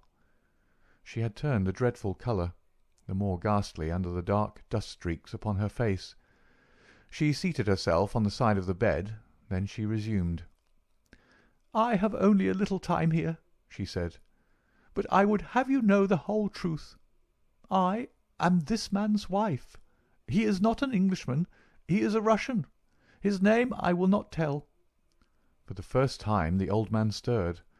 "God bless you, Anna!" he cried. "God bless you!" She cast a look at the deepest disdain in his direction. "Why should you cling so hard to that wretched life of yours, Sergius?" said she. "It has done harm to many and good to none, not even to yourself. However, it is not for me to cause the frail thread to be snapped before God's time. I have enough already upon my soul since I crossed the threshold of this cursed house. But I must speak, or I shall be too late. I have said, gentlemen, that I am this man's wife. He was 50, and I a foolish girl of 20 when we are married. It was in a city of Russia, a university. I will not name the place." "God bless you, Anna," murmured the old man again. "We were reformers, revolutionists, nihilists. You understand. He and I and many more. Then there came a time of trouble. A police officer was killed. Many were arrested. Evidence was wanted, and in order to save his own life and to earn a great reward, my husband betrayed his own wife and his companions. Yes, we were all arrested upon his confession. Some of us found our way to the gallows, and some to Siberia. I was among these last, but my term was not for life. My husband came to England with his ill-gotten gains, and has lived in quiet ever since, knowing well that if the Brotherhood knew where he was, not a week would pass before justice would be done." The old man reached out a trembling hand and helped himself to a cigarette. "I am in your hands, Anna," said he. "You were always good to me." "I have not yet told you the height of his villainy," said she. "Among our comrades of the order there was one who was the friend of my heart. He was noble, unselfish, loving, all that my husband was not. He hated violence. We were all guilty, if that is guilt, but he was not. He wrote forever, dissuading us from such a course. These letters would have saved him. So would my diary, in which from today I had entered both my feelings towards him and the view which each of us had taken. My husband found and kept both diary and letters. He hid them, and he tried hard to swear away the young man's life. In this he failed. But Alexis was sent a convict to Siberia, where now, at this moment, he works in a salt mine. Think of that, you villain, you villain! Now, at this very moment, Alexis, A man whose name you are not worthy to speak works and lives like a slave. And yet I have your life in my hands, and I let you go." "You were always a noble woman, Anna," said the old man, puffing at his cigarette. She had risen, but she fell back again with a little cry of pain. "I must finish," she said. "When my term was over, I set myself to get the diary and letters which, if sent to the Russian government, would procure my friend's release. I knew that my husband had come to England. After months of searching, I discovered where he was.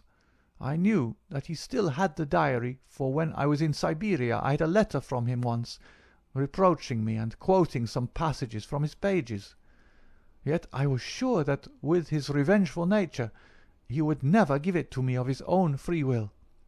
I must get it for myself. With this object I engaged an agent from a private detective firm, who entered my husband's house as a secretary. It was your second secretary, Sergius, the one who left you so hurriedly. He found that papers were kept in the cupboard, and he got an impression of the key. He would not go farther. He furnished me with a plan of the house, and he told me that in the forenoon the study was always empty, as the secretary was employed up here. So at last I took my courage in both hands, and I came down to get the papers for myself. I succeeded, but at what a cost! I had just taken the paper, and was locking the cupboard, when the young man seized me. I had seen him already that morning. He had met me on the road, and I had asked him to tell me where Professor Coram lived, not knowing that he was in his employ. Exactly, said Holmes. The secretary came back and told his employer of the woman he had met. Then, in his last breath, he tried to send a message that it was she, the she whom he had just discussed with him.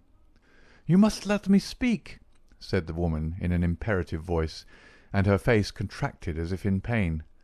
"When he had fallen, I rushed from the room, chose the wrong door, and found myself in my husband's room. He spoke of giving me up. I showed him that if he did so, his life was in my hands.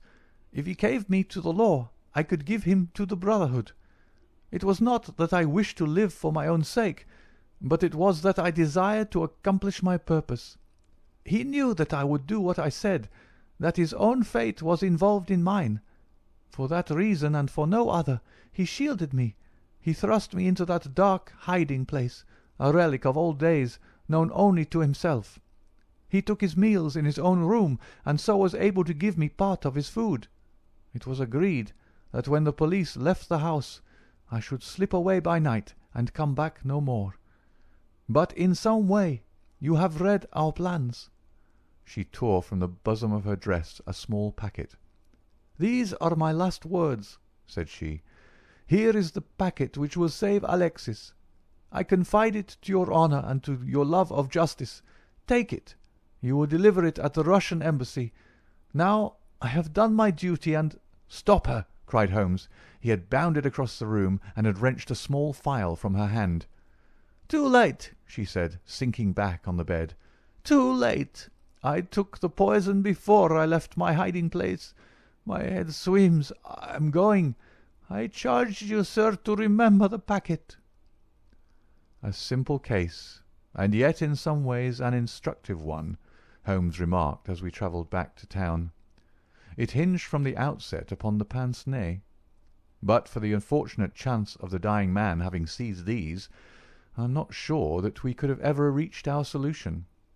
It was clear to me, from the strength of the glasses, that the wearer must have been very blind and helpless when deprived of them. When you asked me to believe that she walked along a narrow strip of grass without once making a false step, I remarked, as you may remember, that it was a noteworthy performance. In my mind I set it down as an impossible performance, save in the unlikely case that she had a second pair of glasses. I was forced, therefore, to consider seriously the hypothesis that she had remained within the house. On perceiving the similarity of the two corridors, it became clear that she might very easily have made such a mistake, and, in that case, it was evident that she must have entered the professor's room. I was keenly on the alert, therefore, for whatever would bear out this supposition, and I examined the room narrowly for anything in the shape of a hiding-place. The carpet seemed continuous and firmly nailed, so I dismissed the idea of a trapdoor. There might well be a recess behind the books. As you are aware, such devices are common in old libraries. I observed that books were piled on the floor at all other points, but that one bookcase was left clear. This, then, might be the door. I could see no marks to guide me, but the carpet was of a dun colour which lends itself very well to examination. I therefore smoked a great number of those excellent cigarettes, and I dropped the ash all over the space in front of the suspected bookcase. It was a simple trick, but exceedingly effective. I then went downstairs, and I ascertained in your presence, Watson, without your perceiving the drift of my remarks, that Professor Coram's consumption of food had increased, as one would expect when he is supplying a second person. We then ascended to the room again, when by upsetting the cigarette-box I obtained a very excellent view of the floor, and was able to see quite clearly from the traces upon the cigarette ash that the prisoner had, in our absence, come out from her retreat. Well, Hopkins, here we are at Charing Cross, and I congratulate you on having brought your case to a successful conclusion. You are going to headquarters, no doubt. I think, Watson, you and I will drive together to the Russian embassy. End of the adventure of the Golden Pince-Nez. Adventure 11 of the Return of Sherlock Holmes by Sir Arthur Conan Doyle. Adventure 11. The Adventure of the Missing Three-Quarter. We were fairly accustomed to receive weird telegrams at Baker Street, but I have a particular recollection of one which reached us on a gloomy February morning, some 7 or 8 years ago, and gave Mr. Sherlock Holmes a puzzled quarter of an hour. It was addressed to him, and ran thus: "Please await me. Terrible misfortune. Right wing 3/4 missing. Indispensable tomorrow. Overton." "Strand postmark, and dispatched 10:36, said Holmes, reading it over and over. Mr. Overton was evidently considerably excited when he sent it, and somewhat incoherent in consequence. Well, well, he will be here, I dare say, by the time I have looked through the Times, and then we shall know all about it. Even the most insignificant problem would be welcomed in these stagnant days." Things had indeed been very slow with us, and I had learned to dread such periods of inaction, for I knew by experience that my companion's brain was so abnormally active that it was dangerous to leave it without material upon which to work. For years I had gradually weaned him from that drug mania which had threatened once to check his remarkable career. Now I knew that under ordinary conditions he no longer craved for this artificial stimulus, but I was well aware that the fiend was not dead but sleeping, and I have known that the sleep was a light one, and the waking near when in periods of idleness I have seen the drawn look upon Holmes's ascetic face, and the brooding of his deep-set and inscrutable eyes. Therefore I blessed this Mr. Overton, whoever he might be, since he had come with his enigmatic message to break that dangerous calm which brought more peril to my friend than all the storms of his tempestuous life. As we had expected, the telegram was soon followed by its sender, and the card of Mr. Cyril Overton, Trinity College, Cambridge, announced the arrival of an enormous young man, 16 stone of solid bone and muscle, who spanned the doorway with his broad shoulders, and looked from one of us to the other with a comely face which was haggard with anxiety. "Mr. Sherlock Holmes?" My companion bowed. "I have been down to Scotland Yard, Mr. Holmes. I saw Inspector Stanley Hopkins. He advised me to come to you. He said the case, so far as he could see, was more in your line than in that of the regular police." "Pray sit down and tell me what is the matter." "It's awful, Mr. Holmes. Simply awful. I wonder my hair isn't grey. Godfrey Staunton, you've heard of him, of course. He's simply the hinge the whole team turns on. I'd rather spare 2 from the pack, and have Godfrey for my three-quarter line. Whether it's passing or tackling or dribbling, there's no one to touch him, and when he's got the head and can hold us all together, what am I to do? That's what I ask you, Mr. Holmes. There's Morehouse, first reserve, but he's trained as a half, and he always edges right in on the scrum, instead of keeping out on the touchline. He's a fine place kick, it's true, but then he has no judgment, and he can't sprint for nuts. Why, Morton or Johnson, the Oxford Flyers, could romp around him. Stevenson is fast enough, but he couldn't drop from the 25 line, and a three-quarter who can't either punt or drop isn't worth a place for pace alone. No, Mr. Holmes, we're done unless you can help me to find Godfrey Staunton."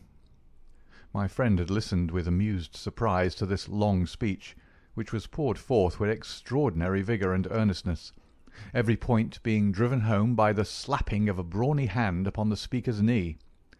When our visitor was silent, Holmes stretched out his hand and took down letter S of his commonplace book. For once he dug in vain into that mine of varied information.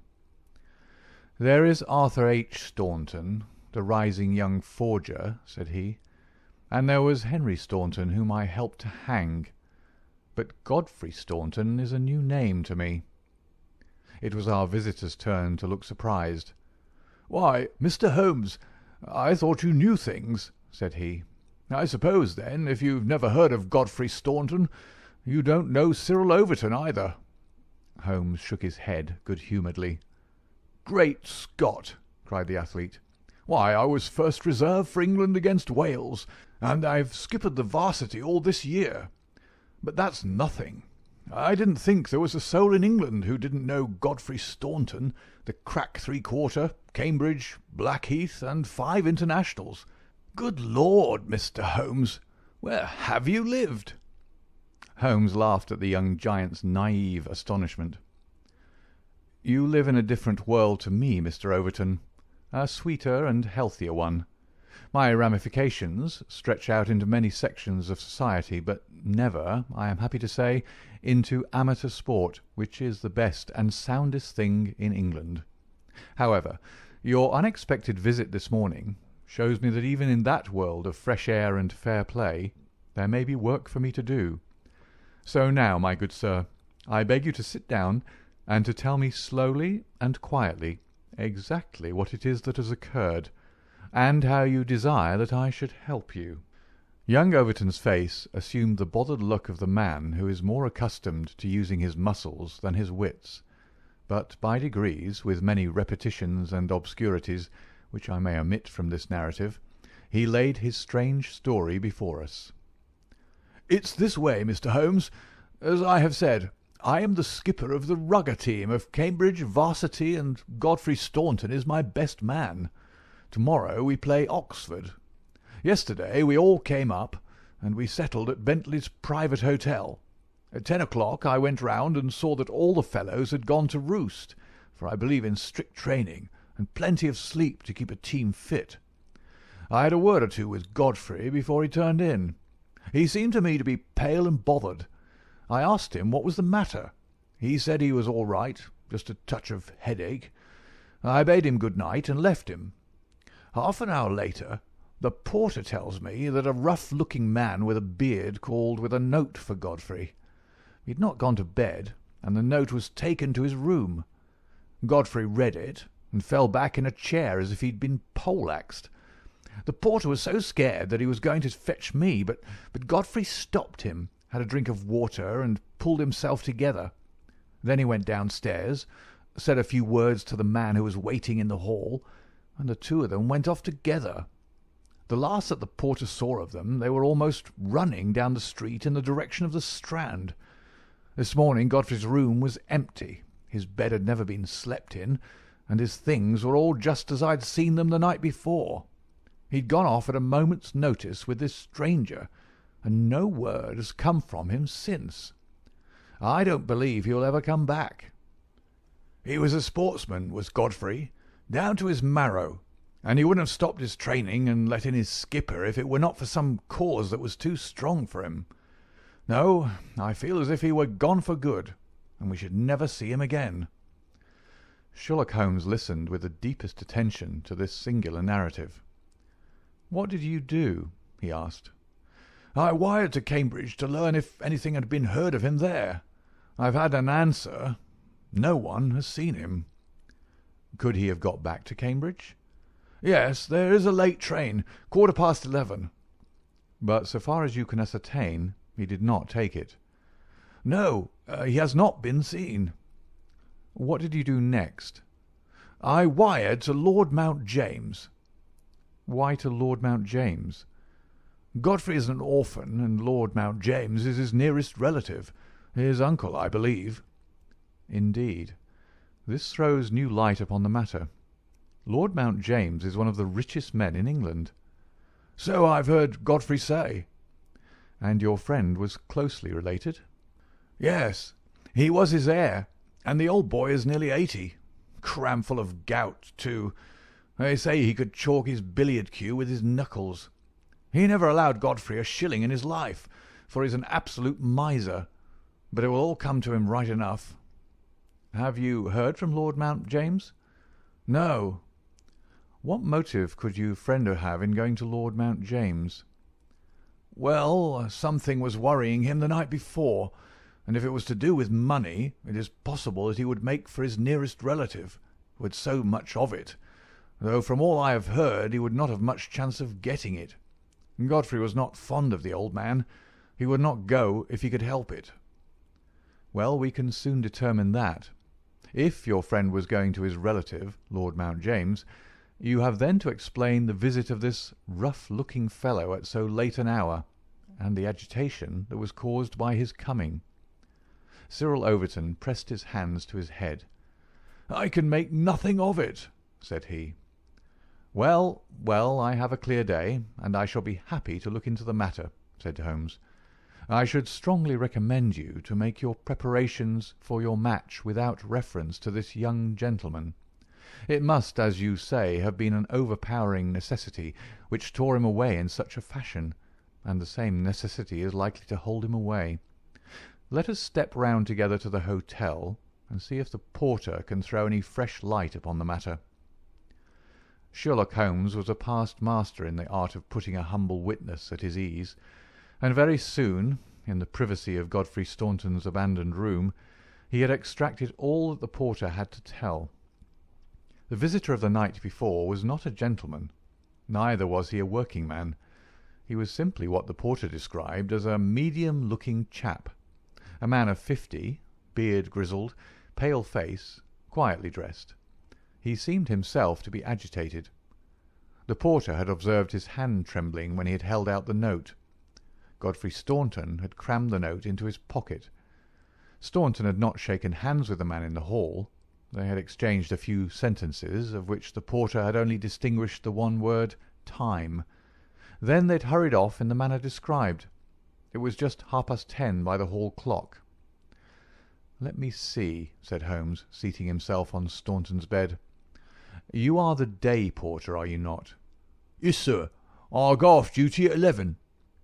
"The night porter saw nothing, I suppose?" "No, sir. One theatre party came in late. No one else." Were you on duty all day yesterday?" "Yes, sir." "Did you take any messages to Mr. Staunton?" "Yes, sir. One telegram."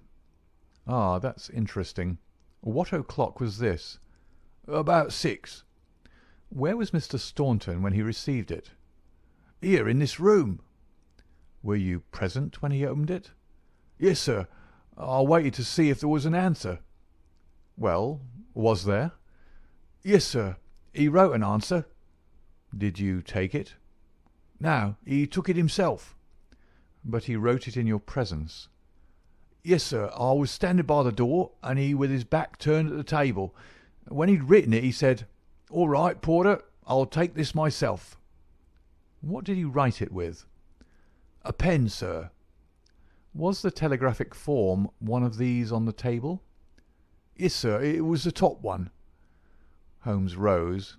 Taking the forms, he carried them over to the window and carefully examined that which was uppermost. "It is a pity he did not write in pencil," said he, throwing them down again with a shrug of disappointment. "As you have no doubt frequently observed, Watson, the impression usually goes through, a fact which has dissolved many a happy marriage. However, I can find no trace here. I rejoice, however, to perceive that he wrote with a broad-pointed quill pen, and I can hardly doubt that we will find some impression upon this blotting-pad. Ah, yes, surely this is the very thing." He tore off a strip of the blotting paper and turned towards us the following hieroglyphic. Cyril Overton was much excited. "Hold it to the glass!" he cried. "That is unnecessary," said Holmes. "The paper is thin, and the reverse will give the message. Here it is." He turned it over and read, "Stand by us, for God's sake." So that is the tail end of the telegram which Godfrey Staunton dispatched within a few hours of his disappearance. There are at least 6 words of the message which have escaped us, but what remains, "Stand by us for God's sake," proves that this young man saw a formidable danger which approached him, and from which someone else could protect him. Us, mark you. Another person was involved. Who should it be but the pale-faced, bearded man who seemed himself in so nervous a state? What then is the connection between Godfrey Staunton and the bearded man? And what is the third source from which each of them sought for help against pressing danger? Our inquiry has already narrowed down to that. "We have only to find to whom the telegram is addressed," I suggested. "Exactly, my dear Watson. Your reflection, though profound, had already crossed my mind, but I dare say it may have come to your notice that, counterfoil of another man's message, there may be some disinclination on the part of the officials to oblige you. There is so much red tape in these matters. However, I have no doubt that with a little delicacy and finesse the end may be attained. Meanwhile, I should like, in your presence, Mr. Overton, to go through these papers which have been left upon the table."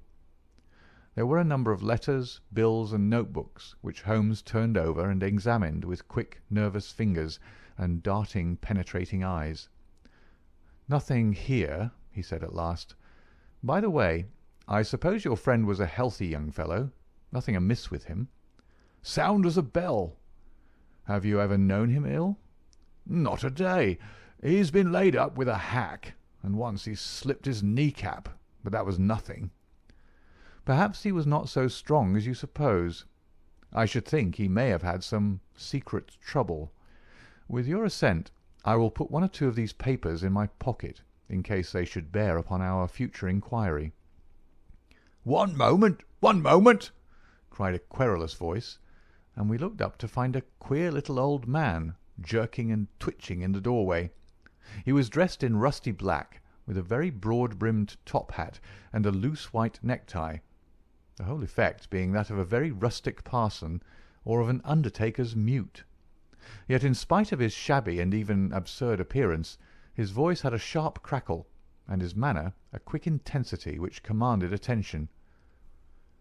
"Who are you, sir, and by what right do you touch this gentleman's papers?" he asked. "I am a private detective, and I am endeavouring to explain his disappearance." "Oh, you are you? And who instructed you, eh?" "This gentleman, Mr. Staunton's friend, was referred to me by Scotland Yard." "Who are you, sir?" "I am Cyril Overton." "Then it is you who sent me a telegram. My name is Lord Mount James. I came round as quickly as the Bayswater bus would bring me. So you've instructed a detective?" "Yes, sir." "And are you prepared to meet the cost?" "I have no doubt, sir, that my friend Godfrey, when we find him, will be prepared to do that." "But if he's never found, eh? Answer me that." "In that case, no doubt his family—" "Nothing of the sort, sir," screamed the little man.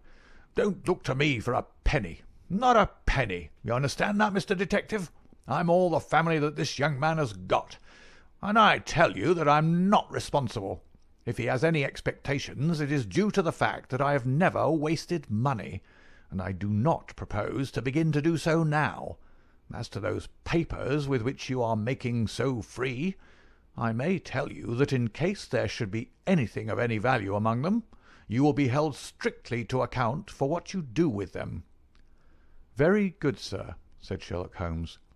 "May I ask, in the meanwhile, whether you have yourself any theory to account for this young man's disappearance?"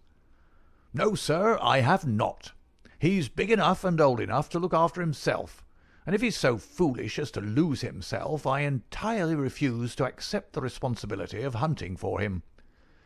"I quite understand your position," said Holmes, with a mischievous twinkle in his eyes. "Perhaps you don't quite understand mine. Godfrey Staunton appears to have been a poor man. If he has been kidnapped, it could not have been for anything which he himself possesses. The fame of your wealth has gone abroad, Lord Mount James, and it is entirely possible that a gang of thieves have secured your nephew in order to gain from him some information as to your house, your habits, and your treasure." The face of our unpleasant little visitor turned as white as his neckcloth. "Heavens, sir, what an idea! I never thought of such villainy. What inhuman rogues there are in the world! But Godfrey is a fine lad, a staunch lad. Nothing would induce him to give his old uncle away.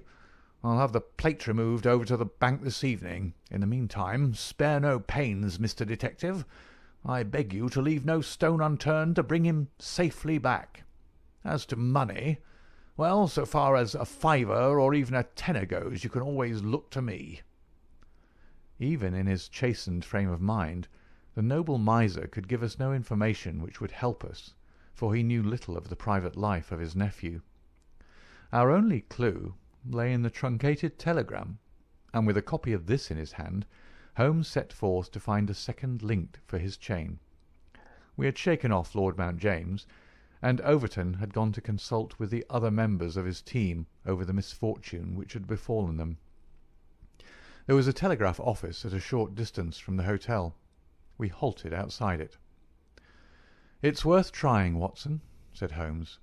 "Of course, with a warrant we could demand to see the counterfoils, but we have not reached that stage yet. I don't suppose they remember faces in so busy a place. Let us venture it." "I am so sorry to trouble you," said he in his blandest manner to the young woman behind the grating. "There is some small mistake about a telegram I sent yesterday. I have had no answer, and I very much fear that I must have omitted to put my name at the end. Could you tell me if this was so?" The young woman turned over a sheaf of counterfoils. "What o'clock was it?" she asked. "A little after 6. Whom was it to?" Holmes put his finger to his lips and glanced at me. "The last words in it were 'for God's sake,'" he whispered confidentially. "I'm very anxious at getting no answer." The young woman separated one of the forms. "This is it. There is no name," said she, smoothing it out upon the counter. "Then that of course accounts for my getting no answer," said Holmes. "Dear me, how very stupid of me, to be sure. Good morning, miss, and many thanks for having relieved my mind." He chuckled and rubbed his hands when we found ourselves in the street once more. "Well?" I asked. "We progress, my dear Watson, we progress. I had 7 different schemes for getting a glimpse of that telegram, but I could hardly hope to succeed the very first time." "And what have you gained?" "A starting point for our investigation." He hailed a cab. "King's Cross Station," said he. "We have a journey, then?" "Yes, I think we must run down to Cambridge together. All the indications seem to me to point in that direction." "Tell me," I asked as we rattled up Gray's Inn Road, "have you any suspicion yet as to be the cause of the disappearance? I don't think that among all our cases I've known one where the motives are more obscure. Surely you don't really imagine that he may be kidnapped in order to give information against his wealthy uncle?" "I confess, my dear Watson, that does not appeal to me as a very probable explanation. It struck me, however, as being the one which was most likely to interest that exceedingly unpleasant old person." "It certainly did that. But what are your alternatives?" "I could mention several. You must admit that it is curious and suggestive that this incident should occur on the eve of this important match, and should involve the only man whose presence seems essential to the success of the side. It may, of course, be a coincidence, but it is interesting. Amateur sport is free from betting, but a good deal of outside betting goes on among the public, and it is possible that it might be worth someone's while to get at a player as the ruffians of the turf get at a racehorse. There is one explanation. A second very obvious one is that this young man really is the heir of a great property, however modest his means may at present be, and it is not impossible that a plot to hold him for ransom might be concocted. These theories take no account of the telegram. Quite true, Watson. The telegram still remains the only solid thing with which we have to deal, and we must not permit our attention to wander away from it. It is to gain light upon the purpose of this telegram that we are now upon our way to Cambridge. The path of our investigation is at present obscure, but I shall be very much surprised if before evening we have not cleared it up, or made a considerable advance along it. It was already dark when we reached the old university city. Holmes took a cab at the station, and ordered the man to drive to the house of Dr. Leslie Armstrong. A few minutes later we had stopped at a large mansion in the busiest thoroughfare. We were shown in, and after a long wait were at last admitted into the consulting room, where we found the doctor seated behind his table. It argues the degree in which I had lost touch with my profession that the name of Leslie Armstrong was unknown to me. Now I am aware that he is not only one of the heads of the medical school of the university, but a thinker of European reputation in more than one branch of science.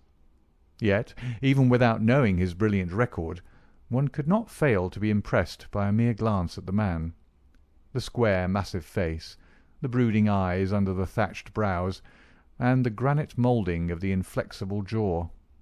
A man of deep character, a man with an alert mind, grim, ascetic, self-contained, formidable.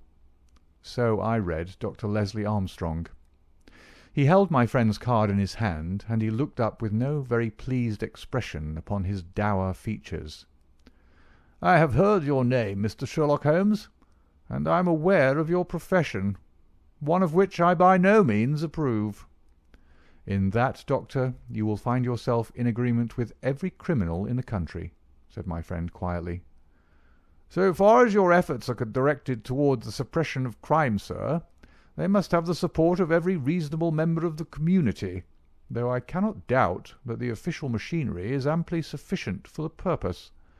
Where your calling is more open to criticism is when you pry into the secrets of private individuals, when you rake up family matters which are better hidden, and when you incidentally waste the time of men who are more busy than yourself. At the present moment, for example, I should be writing a treatise instead of conversing with you." "No doubt, Doctor, and yet the conversation may prove more important than the treatise.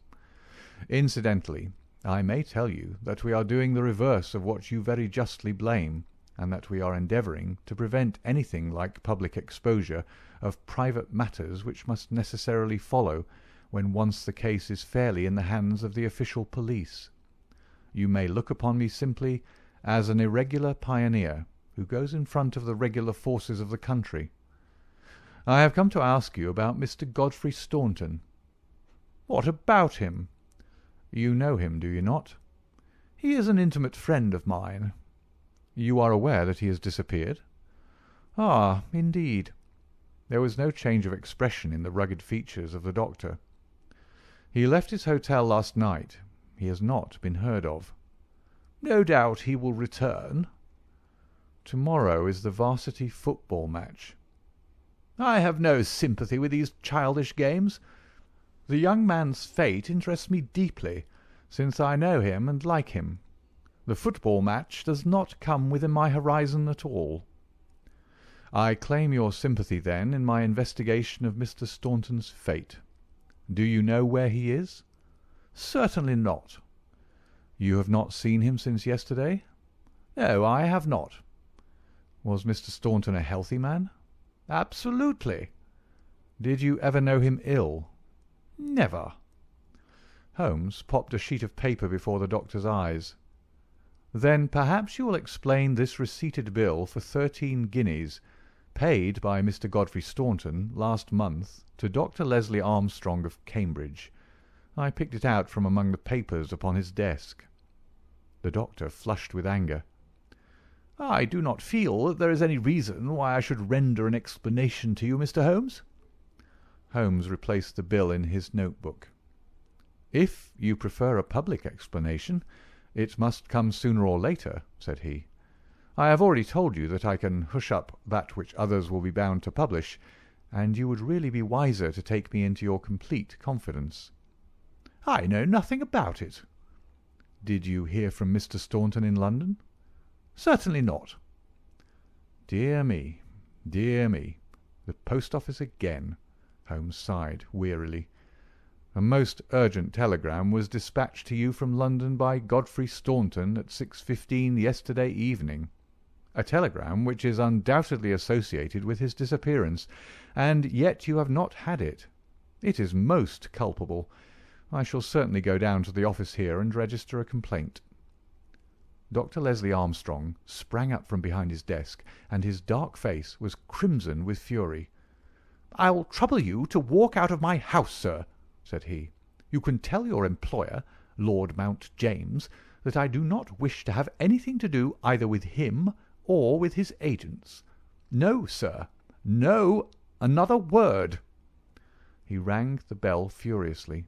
"John, show these gentlemen out." A pompous butler ushered us severely to the door, and we found ourselves in the street. Holmes burst out laughing. "Dr. Leslie Armstrong is certainly a man of energy and character," said he. "I have not seen a man who, if he turns his talents that way, was more calculated to fill the gap left by the illustrious Moriarty. And now, my dear Watson, here we are, stranded and friendless in this inhospitable town, which we cannot leave without abandoning our case. This little inn, just opposite Armstrong's house, is singularly adapted to our needs. If you would engage a front room and purchase the necessaries for the night, I may have time to make a few inquiries." These few inquiries proved, however, to be a more lengthy proceeding than Holmes had imagined, for he did not return to the inn until nearly 9 o'clock. He was pale and dejected, stained with dust, and exhausted with hunger and fatigue. A cold supper was ready upon the table, and when his needs were satisfied and his pipe alight, he was ready to take that half-comic and wholly philosophic view which was natural to him when his affairs were going awry. The sound of carriage wheels caused him to rise and glance out of the window. A brougham and a pair of greys, under the glare of a gas-lamp, stood before the doctor's door. "It's been out 3 hours," said Holmes. "Started at 6:30, and here it is back again. That gives a radius of 10 or 12 miles, and he does it once or sometimes twice a day. No unusual thing for a doctor in practice. But Armstrong is not really a doctor in practice. He is a lecturer and a consultant, but he does not care for general practice, which distracts him from his literary work. Why, then, does he make these long journeys which must be exceedingly irksome to him? And who is it that he visits? His coachman, my dear Watson, can you doubt that it was to him that I first applied? I do not know whether it came from his own innate depravity or from the promptings of his master, but he was rude enough to set a dog at me. Neither dog nor man liked the look of my stick, however, and the matter fell through. Relations were strained after that, and further inquiries out of the question. All that I have learned I got from a friendly native in the yard of our own inn. It was he who told me of the doctor's habits and of his daily journey. At that instant, to give point to his words, the carriage came round to the door. Could you not follow it? Excellent, Watson. You are scintillating this evening. The idea did cross my mind. There is, as you may have observed, a bicycle shop next to our inn. Into this I rushed, engaged a bicycle, and was able to get started before the carriage was quite out of sight. I rapidly overtook it, and then, keeping at a discreet distance of 100 yards or so, I followed its lights until we were clear of the town. We had got well out on the country road when a somewhat mortifying incident occurred. The carriage stopped, the doctor alighted, walked swiftly back to where I had also halted, and told me in an excellent sardonic fashion that he feared the road was narrow, and that he hoped his carriage did not impede the passage of my bicycle. Nothing could have been more admirable than his way of putting it. I at once rode past the carriage, and keeping to the main road, I went on for a few miles, and then halted in a convenient place to see if the carriage passed. There was no sign of it, however, and so it became evident that it had turned down one of several side roads which I had observed. I rode back, but again saw nothing of the carriage, and now, as you perceive, it has returned after me. Of course, I had at the outset no particular reason to connect these journeys with the disappearance of Godfrey Staunton, and was only inclined to investigate them on the general grounds that everything which concerns Dr. Armstrong is at present of interest to us. But now that I find he keeps so keen a look-out upon anyone who may follow him on these excursions, the affair appears more important, and I shall not be satisfied until I have made the matter clear. We can follow him tomorrow. Can we? It is not so easy as you seem to think. You are not familiar with Cambridgeshire scenery, are you? It does not lend itself to concealment.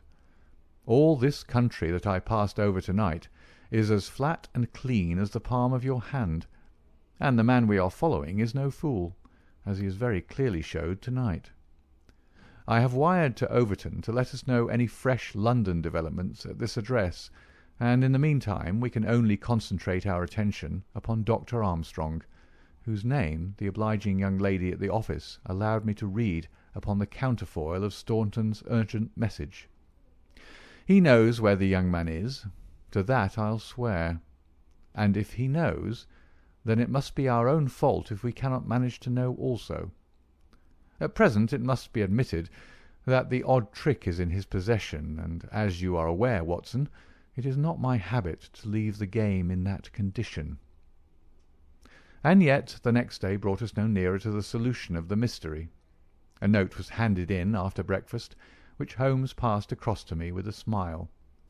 "Sir," it ran, "I can assure you that you are wasting your time in dogging my movements. I have, as you discovered last night, a window at the back of my brougham, and if you desire a 20-mile ride which will lead you to the spot from which you started, you have only to follow me. Meanwhile, I can inform you that no spying upon me can in any way help Mr. Godfrey Staunton, and I am convinced that the best service you can do to that gentleman is to return at once to London, and to report to your employer that you are unable to trace him. Your time in Cambridge will certainly be wasted. Yours faithfully, Leslie Armstrong." "An outspoken, honest antagonist is the doctor," said Holmes. "Well, well, he excites my curiosity, and I must really know before I leave him." "His carriage is at his door now," said I. "There he is stepping into it. I saw him glance up at our window as he did so. Suppose I try my luck upon the bicycle?" "No, no, my dear Watson. With all respect for your natural acumen, I do not think that you are quite a match for the worthy doctor. I think that possibly I can attain our end by some independent explorations of my own. I am afraid that I must leave you to your own devices, as the appearance of two inquiring strangers upon a sleepy countryside might excite more gossip than I care for. No doubt you will find some sights to amuse you in this venerable city, and I hope to bring back a more favourable report to you before evening." Once more, however, my friend was destined to be disappointed. He came back at night, weary and unsuccessful. "I have had a blank day, Watson. Having got the doctor's general direction, I spent the day in visiting all the villages upon that side of Cambridge, and comparing notes with publicans and other local news agencies. I have covered some ground. Chesterton, Histon, Waterbeach, and Oakington have each been explored, and have each proved disappointing. The daily appearance of a brougham and pair could hardly have been overlooked in such sleepy hollows. The doctor has scored once more. Is there a telegram for me?" "Yes, I opened it. Here it is." Ask for Pompey from Jeremy Dixon, Trinity College. I don't understand it. Oh, it is clear enough. It is from our friend Overton, and is in answer to a question from me. I'll just send round a note to Mr. Jeremy Dixon, and then I have no doubt that our luck will return. By the way, is there any news of the match? Yes, the local evening paper has an excellent account in its last edition. Oxford won by a goal and 2 tries. The last sentences of the description say, "The defeat of the Light Blues may be entirely attributed to the unfortunate absence of the crack international Godfrey Staunton, whose want was felt at every instant of the game.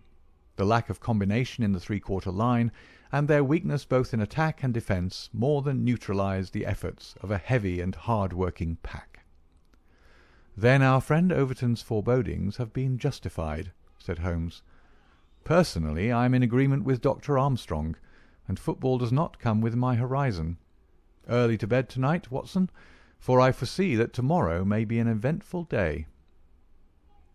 I was horrified by my first glimpse of Holmes next morning, for he sat by the fire holding his tiny hypodermic syringe. I associated that instrument with the single weakness of his nature, and I feared the worst when I saw it glittering in his hand. He laughed at my expression of dismay, and laid it upon the table. "No, no, my dear fellow, there is no cause for alarm. It is not upon this occasion the instrument of evil, but it will rather prove to be the key which will unlock our mystery.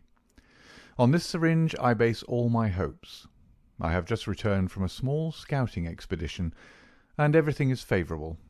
Eat a good breakfast, Watson, for I propose to get upon Dr. Armstrong's trail to-day, and once on it, I will not stop for rest or food until I run him to his burrow." "In that case," said I, "we had best carry our breakfast with us, for he's making an early start. His carriage is at the door." "Never mind. Let him go. He will be clever if he can drive where I cannot follow him. When you have finished, come downstairs with me, and I will introduce you to a detective who is a very eminent specialist in the work that lies before us." When we descended, I followed Holmes into the stable yard, where he opened the door of a loose box and led out a squat, lop-eared, white and tan dog, something between a beagle and a foxhound. "Let me introduce you to Pompey," said he. "Pompey is the pride of the local drag-hounds. No very great flyer, as his build will show, but a staunch hound on a scent. Well, Pompey, you may not be fast, but I expect you won't be too fast for a couple of middle-aged London gentlemen, so I will take the liberty of fastening this leather leash to your collar. Now, boy, come along and show what you can do." He led him across to the doctor's door. The dog sniffed round for an instant, and then, with a shrill whine of excitement, started off down the street, tugging at his leash in his efforts to go faster. In half an hour we were clear of the town and hastening down a country road. "What have you done, Holmes?" I asked. "A threadbare and venerable device, but useful upon occasion. I walked into the doctor's yard this morning, and shot my syringe full of aniseed over the hind wheel. A draghound will follow aniseed from here to John O'Groats, and our friend Armstrong would have to drive through the Cam before he would shake Pompey off his trail. Oh, the cunning rascal! This is how he gave me the slip the other night." The dog had suddenly turned out of the main road into a grass-grown lane. Half a mile farther, this opened into another broad road, and the trail turned hard to the right in the direction of the town, which we had just quitted. The road took a sweep to the south of the town, and continued in the opposite direction to that in which we started. "This detour has been entirely for our benefit, then," said Holmes. "No wonder that my inquiries among those villagers led to nothing. The doctor has certainly played the game for all it is worth, and one would like to know the reason for such elaborate deception. This should be the village of Trumpington to the right of us, and by Jove, here is the brougham coming round the corner. Quick, Watson, quick, or we are done." He sprang through a gate into a field, dragging the reluctant Pompey after him. We had hardly got under the shelter of the hedge when the carriage rattled past. I caught a glimpse of Dr. Armstrong within, his shoulders bowed, his head sunk on his hands, the very image of distress. I could tell by my companion's graver face that he also had seen. "I fear there is some dark ending to our quest," said he. "It cannot be long before we know it. Come, Pompey. Ah, it is the cottage in the field." There could be no doubt that we had reached the end of our journey. Pompey ran about and whined eagerly outside the gate, where the marks of the brougham's wheels were still to be seen. A footpath led across to the lonely cottage. Holmes tied the dog to the hedge, and we hastened onward. My friend knocked at the little rustic door, and knocked again without response.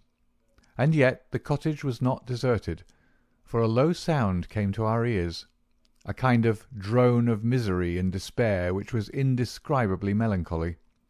Holmes paused irresolute, and then he glanced back at the road which he had just traversed. A brougham was coming down it, and there could be no mistaking those grey horses. "By Jove, the doctor is coming back," cried Holmes. "That settles it. We are bound to see what it means before he comes." He opened the door, and we stepped into the hall. The droning sound swelled louder upon our ears until it became one long, deep wail of distress. It came from upstairs. Holmes darted up, and I followed him. He pushed open a half-closed door, and we both stood appalled at the sight before us. A woman, young and beautiful, was lying dead upon the bed. Her calm, pale face, with dim, wide-opened blue eyes, looked upward from amid a great tangle of golden hair.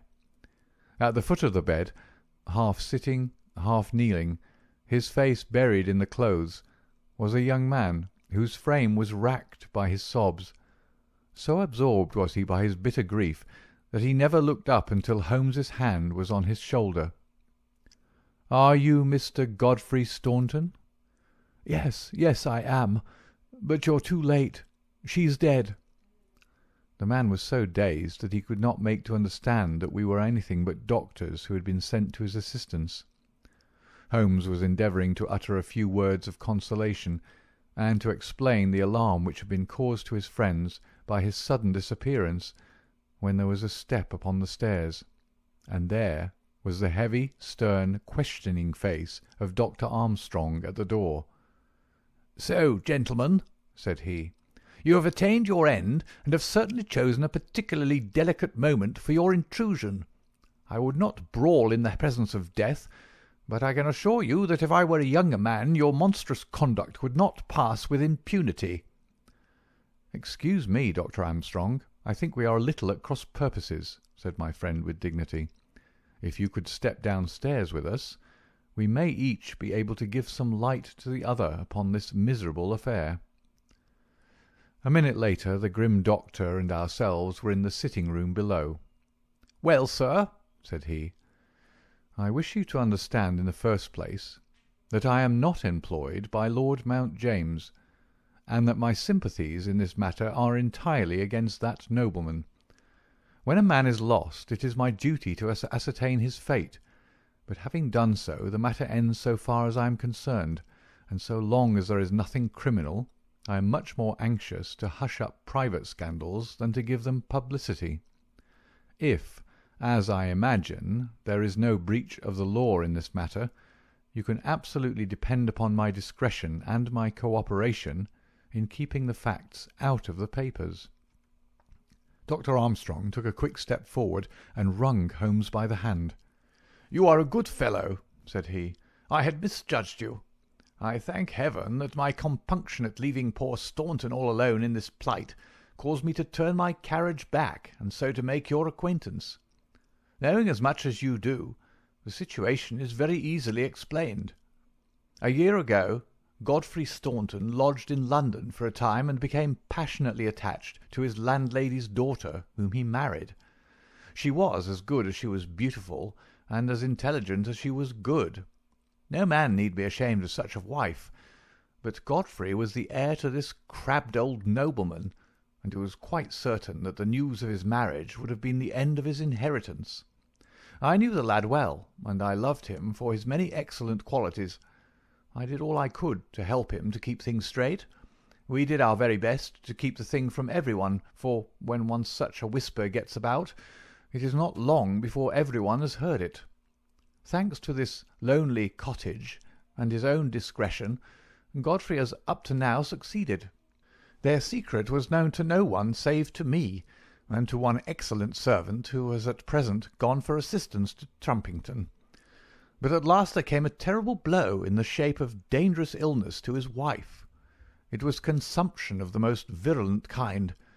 The poor boy was half crazed with grief, and yet he had to go to London to play this match, for he could not get out of it without explanations which would expose his secret. I tried to cheer him up by wire, and he sent me one in reply, imploring me to do all I could. This was the telegram which you appear in some inexplicable way to have seen.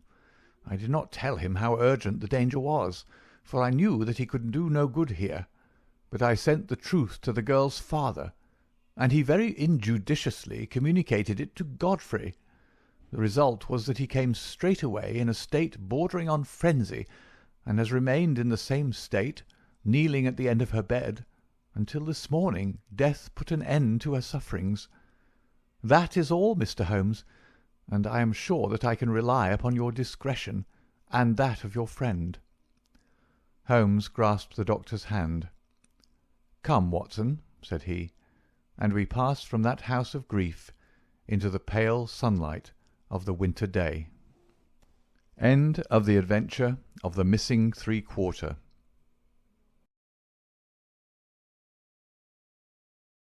Adventure 12 in the Return of Sherlock Holmes by Sir Arthur Conan Doyle.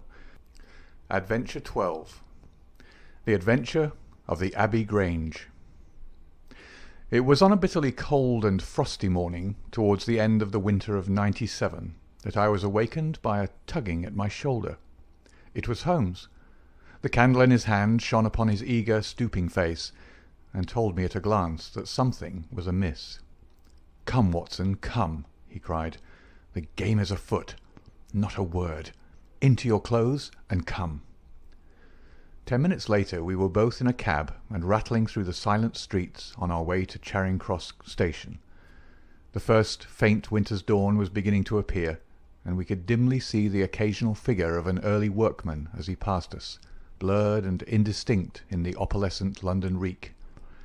Holmes nestled in silence into his heavy coat, and I was glad to do the same, for the air was most bitter, and neither of us had broken our fast. It was not until we had consumed some hot tea at the station and taken our places in the Kentish train that we were sufficiently thawed, he to speak and I to listen. Holmes drew a note from his pocket and read aloud. "Abbey Grange, Marsham, Kent, 3:30 a.m. My dear Mr. Holmes, I should be very glad of your immediate assistance in what promises to be a most remarkable case. It is something quite in your line. Except for releasing the lady, I will see that everything is kept exactly as I have found it. But I beg you not to lose an instant, as it is difficult to leave Sir Eustace here. Yours faithfully, Stanley Hopkins." "Hopkins has called me in 7 times, and on each occasion his summons has been entirely justified," said Holmes. "I fancy that every one of his cases has found its way into your collection, and I must admit, Watson, that you have some power of selection which atones for much of which I deplore in your narratives. Your fatal habit of looking at everything from the point of view of a story instead of as a scientific exercise has ruined what might have been an instructive and even classical series of demonstrations. You slur over work of the utmost finesse and delicacy in order to dwell upon sensational details which may excite but cannot possibly instruct the reader." "Why do you not write them yourself?" I said with some bitterness. "I will, my dear Watson, I will. At present I am, as you know, fairly busy, but I propose to devote my declining years to the composition of a text-book which shall focus the whole art of detection into one volume. Our present research appears to be a case of murder." "You think this Sir Eustace is dead, then?" "I should say so. Hopkins's writing shows considerable agitation, and he is not an emotional man. Yes, I gather there has been some violence, and that the body is left for our inspection. A mere suicide would not have caused him to send for me. As to the release of the lady, it would appear that she has been locked in her room during the tragedy. We are moving in high life, Watson. Crackling paper, E.B., monogram, coat of arms, picturesque address. I think that friend Hopkins will live up to his reputation, and that we shall have an interesting morning. The crime was committed before 12 last night. How can you possibly tell? By an inspection of the trains, and by reckoning the time. The local police had to be called in. They had to communicate with Scotland Yard. Hopkins had to go out, and he in turn had to send for me. All that makes a fair night's work. Well, here we are at Chislehurst Station, and we shall soon set our doubts at rest. A drive of a couple of miles through narrow country lanes brought us to a park gate, which was opened for us by an old lodge-keeper, whose haggard face bore the reflection of some great disaster. The avenue ran through a noble park, between lines of ancient elms, and ended in a low, widespread house, pillared in front after the fashion of Palladio. The central part was evidently of a great age, and shrouded in ivy, but the large windows showed that modern changes had been carried out, and one wing of the house appeared to be entirely new. The youthful figure and alert, eager face of Inspector Stanley Hopkins confronted us in the open doorway. "I'm very glad you've come, Mr. Holmes, and you too, Dr. Watson. But indeed, if I'd my time over again, I should not have troubled you. For since the lady's come to herself, she has given so clear an account of the affair that there's not much left for us to do. You remember that Lewisham gang of burglars?" "What, the 3 Randalls?" "Exactly. The father and 2 sons. It's their work. I've no doubt of it. They did a job at Sydenham a fortnight ago, and were seen and described. Rather cool to do another so soon and so near. But it is they, beyond all doubt. It's a hanging matter this time." "Sir Eustace is dead, then?" "Yes, his head was knocked in with his own poker." "Sir Eustace Brackenstall, the driver tells me." "Exactly. One of the richest men in Kent. Lady Brackenstall is in the morning room. Poor lady. She has had a most dreadful experience. She seemed half dead when I first saw her. I think you'd best see her and hear her account of the facts. Then we'll examine the dining room together." Lady Brackenstall was no ordinary person. Seldom have I seen so graceful a figure, so womanly a presence, and so beautiful a face. She was a blonde, golden-haired, blue-eyed, and would no doubt have had the perfect complexion which goes with such colouring, had not her recent experience left her drawn and haggard. Her sufferings were physical as well as mental, for over one eye rose a hideous plum-coloured swelling, which her maid, a tall, austere woman, was bathing assiduously with vinegar and water. The lady lay back exhausted upon her couch, but her quick, observant gaze as we entered the room, and the alert expression of her beautiful features, showed that neither her wits nor her courage had been shaken by her terrible experience. She was enveloped in a loose dressing-gown of blue and silver, but a black sequin-covered dinner-dress lay upon the couch beside her. "I have told you all that happened, Mr. Hopkins," she said wearily. "Could you not repeat it for me? Well, if you think it necessary, I will tell these gentlemen what occurred. Have they been in the dining-room yet?" "I thought they had better hear your ladyship's story first." "I shall be glad when you can arrange matters. It is horrible to me to think of him still lying there." She shuddered, and buried her face in her hands. As she did so, the loose gown fell back from her forearms. Holmes uttered an exclamation. "You have other injuries, madam. What is this?" 2 vivid red spots stood out on one of the white round limbs. She hastily covered it. "It is nothing. It has no connection with this hideous business tonight. If you and your friend will sit down, I will tell you all I can. I am the wife of Sir Eustace Brackenstall. I have been married about a year. I suppose that it is no use my attempting to conceal that our marriage has not been a happy one. I fear that all our neighbours would tell you that, even if I were to attempt to deny it. Perhaps the fault may be partly mine. I was brought up in the freer, less conventional atmosphere of South Australia, and this English life, with its proprieties and its primness, is not congenial to me. But the main reason lies in the one fact which is notorious to everyone, and that is that Sir Eustace was a confirmed drunkard. To be with such a man for an hour is unpleasant. Can you imagine what it means for a sensitive and high-spirited woman to be tied to him for day and night? It is a sacrilege, a crime, a villainy to hold that such a marriage is binding. I say that these monstrous laws of yours will bring a curse upon the land. God will not let such wickedness endure." For an instant she sat up, her cheeks flushed and her eyes blazing from under the terrible mark upon her brow. Then she strong, soothing hand of the austere maid drew her head down onto the cushion, and the wild anger died away into passionate sobbing. At last she continued, "I will tell you about last night. You are aware, perhaps, that in this house all the servants sleep in the modern wing. This central block is made up of the dwelling rooms, with the kitchen behind and our bedroom above. My maid, Teresa, sleeps above my room. There is no one else, and no sound could alarm those who are in the farther wing. This must have been well known to the robbers, or they would not have acted as they did. Sir Eustace retired about 10:30. The servants had already gone to their quarters.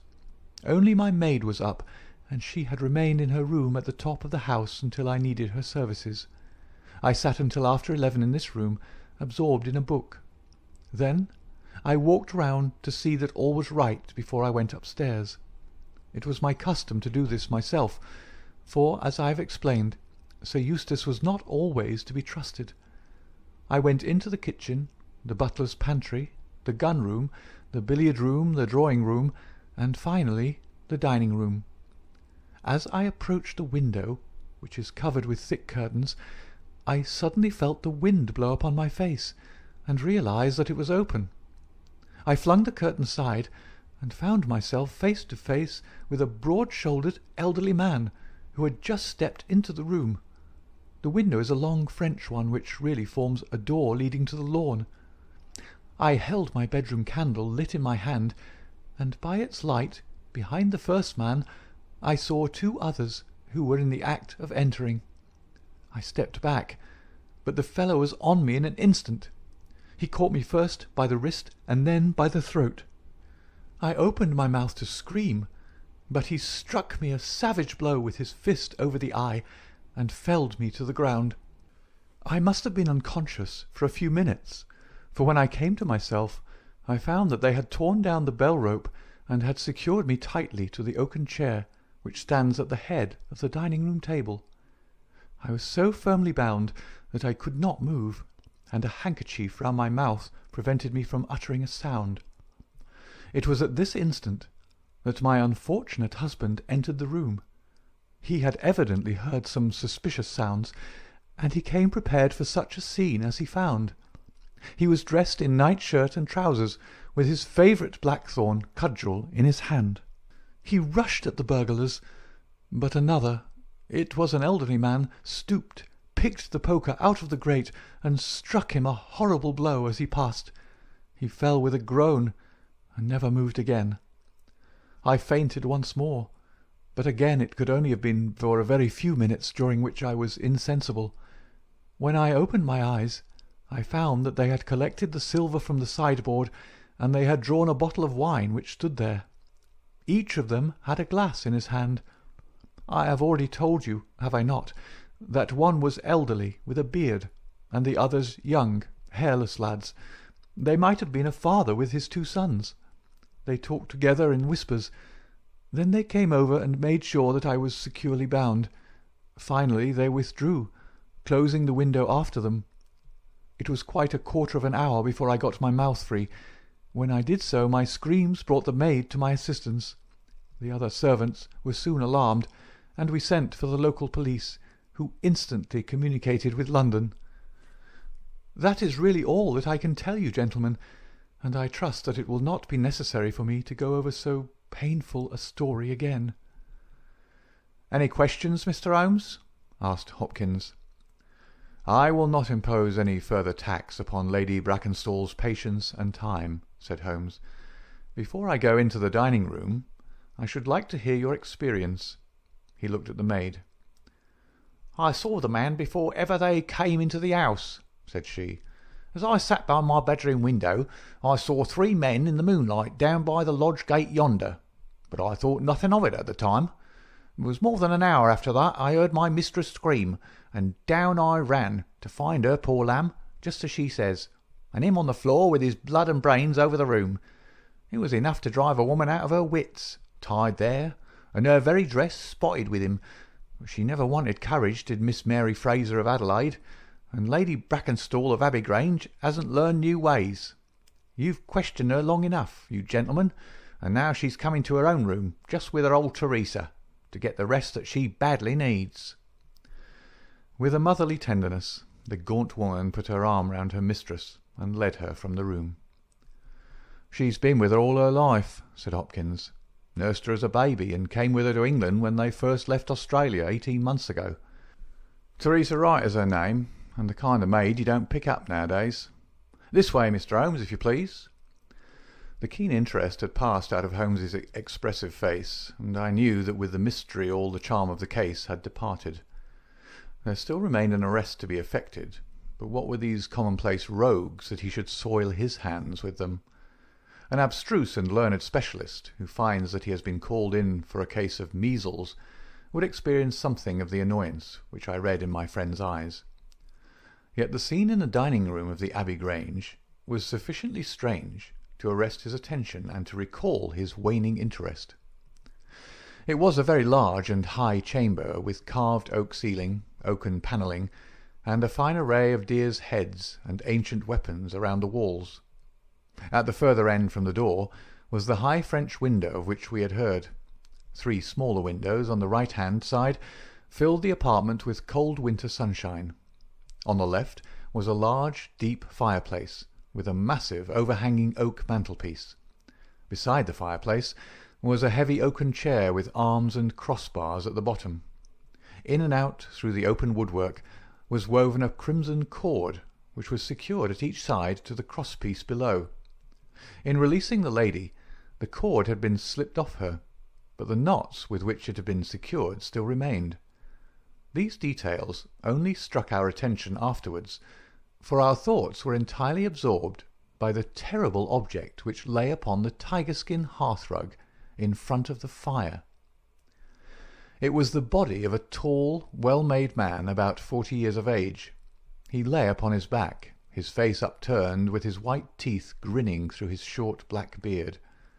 His 2 clenched hands were raised above his head, and a heavy blackthorn stick lay across them. His dark, handsome, aquiline features were convulsed into a spasm of vindictive hatred which had set his dead face in a terribly fiendish expression. He had evidently been in his bed when the alarm had broken out, for he wore a foppish embroidered nightshirt, and his bare feet projected from his trousers. His head was horribly injured, and the whole room bore witness to the savage ferocity of the blow which had struck him down. Beside him lay the heavy poker, bent into a curve by the concussion. Holmes examined both it and the indescribable wreck which it had wrought. "He must be a powerful man, this elder Randall," he remarked. "Yes," said Hopkins. "I have some record of the fellow, and he's a rough customer. You should have no difficulty in getting him." "Not the slightest. We've been on the look-out for him, and there was some idea that he got away to America. Now that we know that the gang are here, I don't see how they can escape. We have the news at every seaport already, and a reward will be offered before evening. What beats me is how they could have done so mad a thing, knowing that the lady could describe them, and that we could not fail to recognise the description." "Exactly. One would have expected that they would silence Lady Brackenstall as well." "They may not have realised," I suggested, "that she'd recovered from her faint." "That is likely enough. If she seemed to be senseless, they would not take her life. What about this poor fellow, Hopkins? I seem to have heard some queer stories about him." "He was a good-hearted man when he was sober, but a perfect fiend when he was drunk, or rather when he was half drunk, for he seldom really went the whole way. The devil seemed to be in him at such times, and he was capable of anything. From what I hear, in spite of all his wealth and his title, he very nearly came our way once or twice. There was a scandal about his drenching a dog with petroleum and setting it on fire, her ladyship's dog, to make the matter worse, and that was only hushed up with difficulty. Then he threw a decanter at the maid, Teresa Wright. There was trouble about that. On the whole, and between ourselves, it would be a brighter house without him. What are you looking at now?"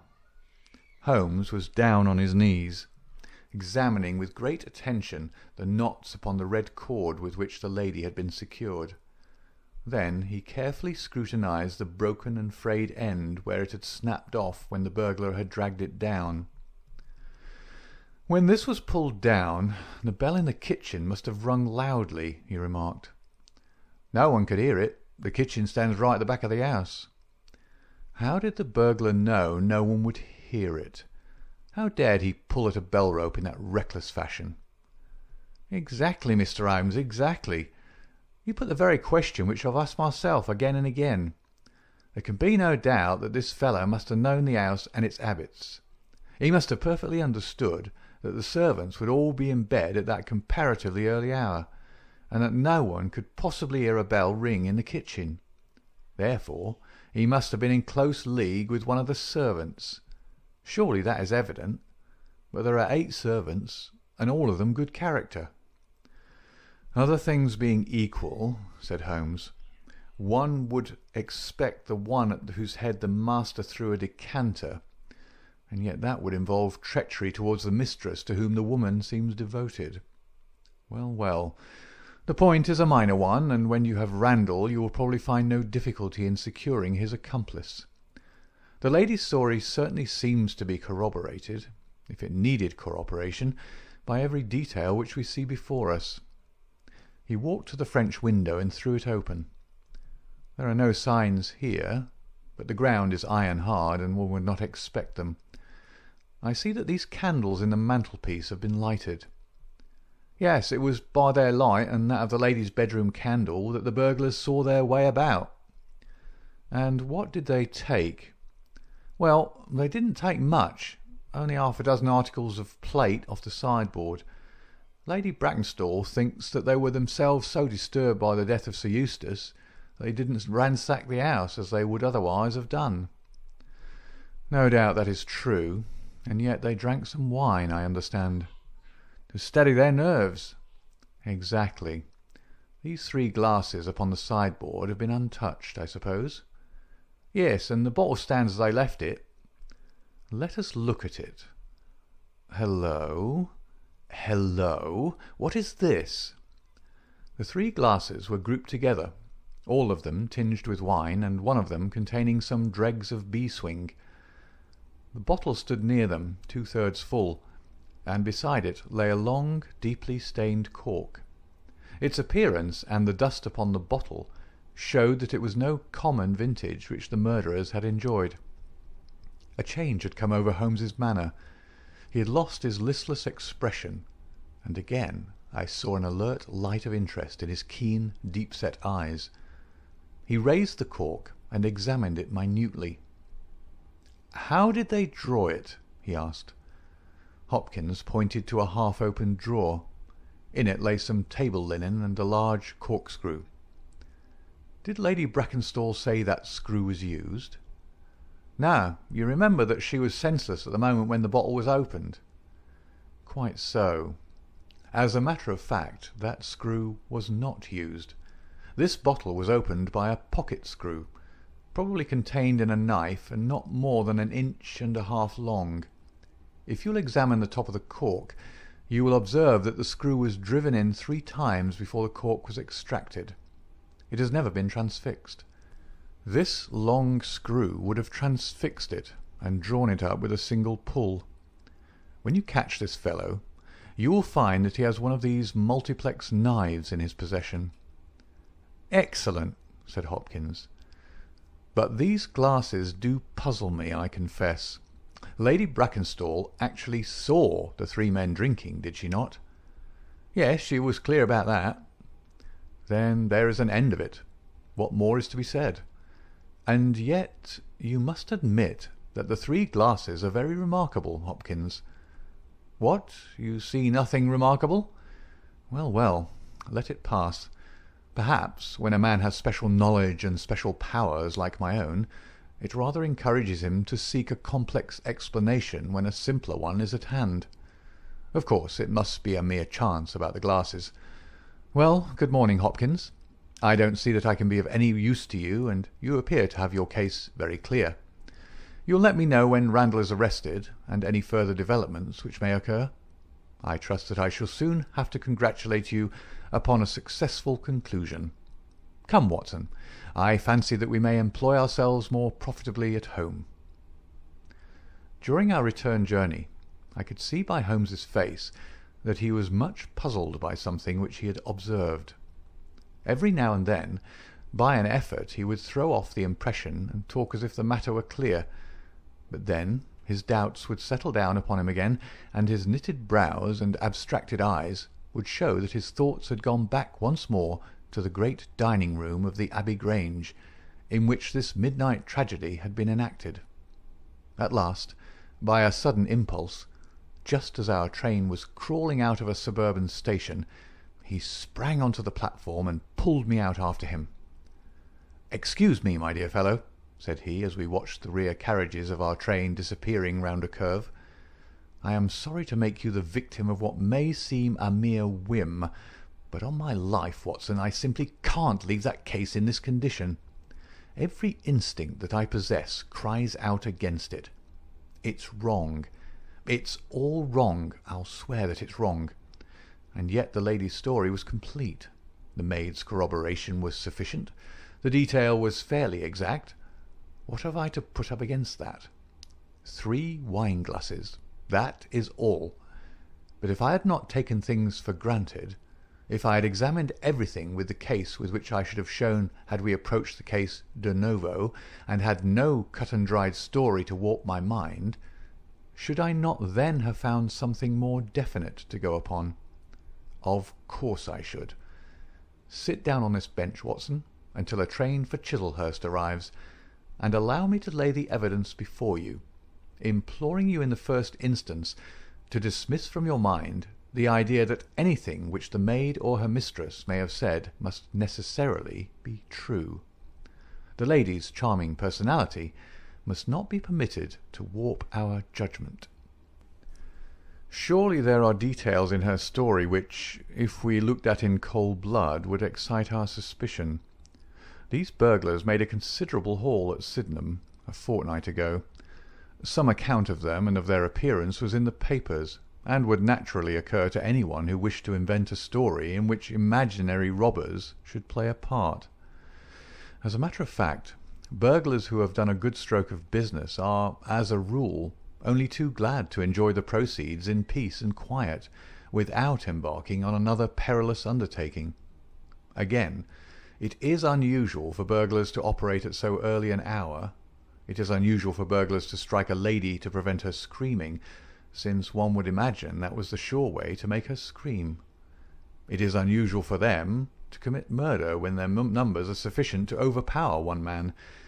It is unusual for them to be content with a limited plunder when there was much more within their reach.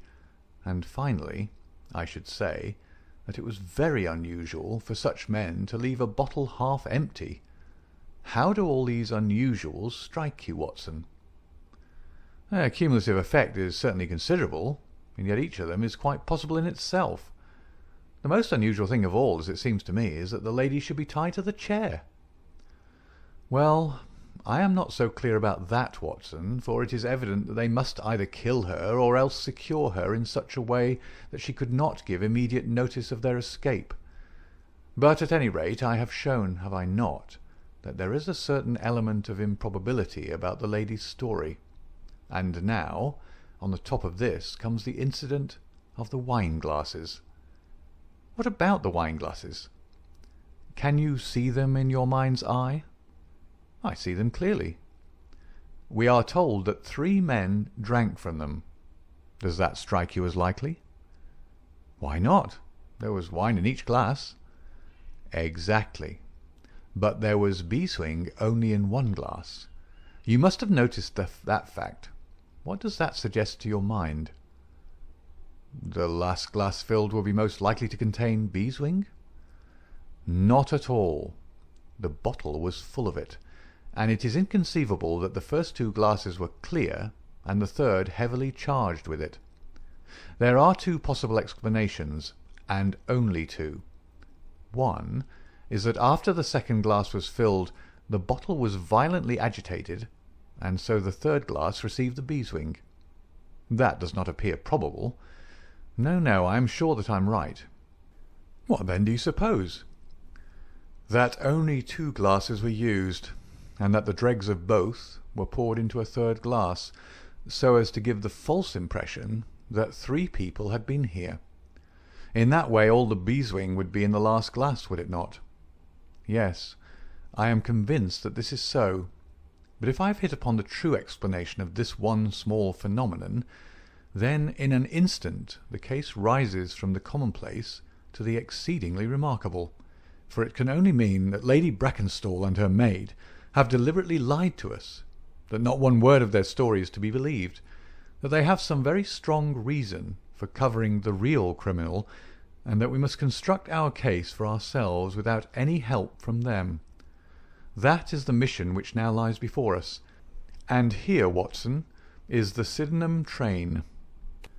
The household at the Abbey Grange were much surprised at our return, but Sherlock Holmes, finding that Stanley Hopkins had gone off to report to headquarters, took possession of the dining-room, locked the door upon the inside, and devoted himself for 2 hours to one of those minute and laborious investigations which form the solid basis on which his brilliant edifices of deduction were reared. Seated in a corner like an interested student who observes the demonstration of his professor, I followed every step of that remarkable research. The window, the curtains, the carpet, the chair, the rope, each in turn was minutely examined and duly pondered. The body of the unfortunate baronet had been removed, and all else remained as we had seen it in the morning. Finally, to my astonishment, Holmes climbed up onto the massive mantelpiece. Far above his head hung the few inches of red cord which were still attached to the wire. For a long time he gazed upward at it, and then in an attempt to get nearer to it he rested his knee upon a wooden bracket on the wall. This brought his hand within a few inches of the broken end of the rope, but it was not this so much as the bracket itself which seemed to engage his attention. Finally he sprang down with an ejaculation of satisfaction. "It's all right, Watson," said he. "We have got our case, one of the most remarkable in our collection. But dear me, how slow-witted I have been, and how nearly I have committed the blunder of my lifetime. Now I think that with a few missing links my chain is almost complete. You've got your men?" "Man, Watson, man.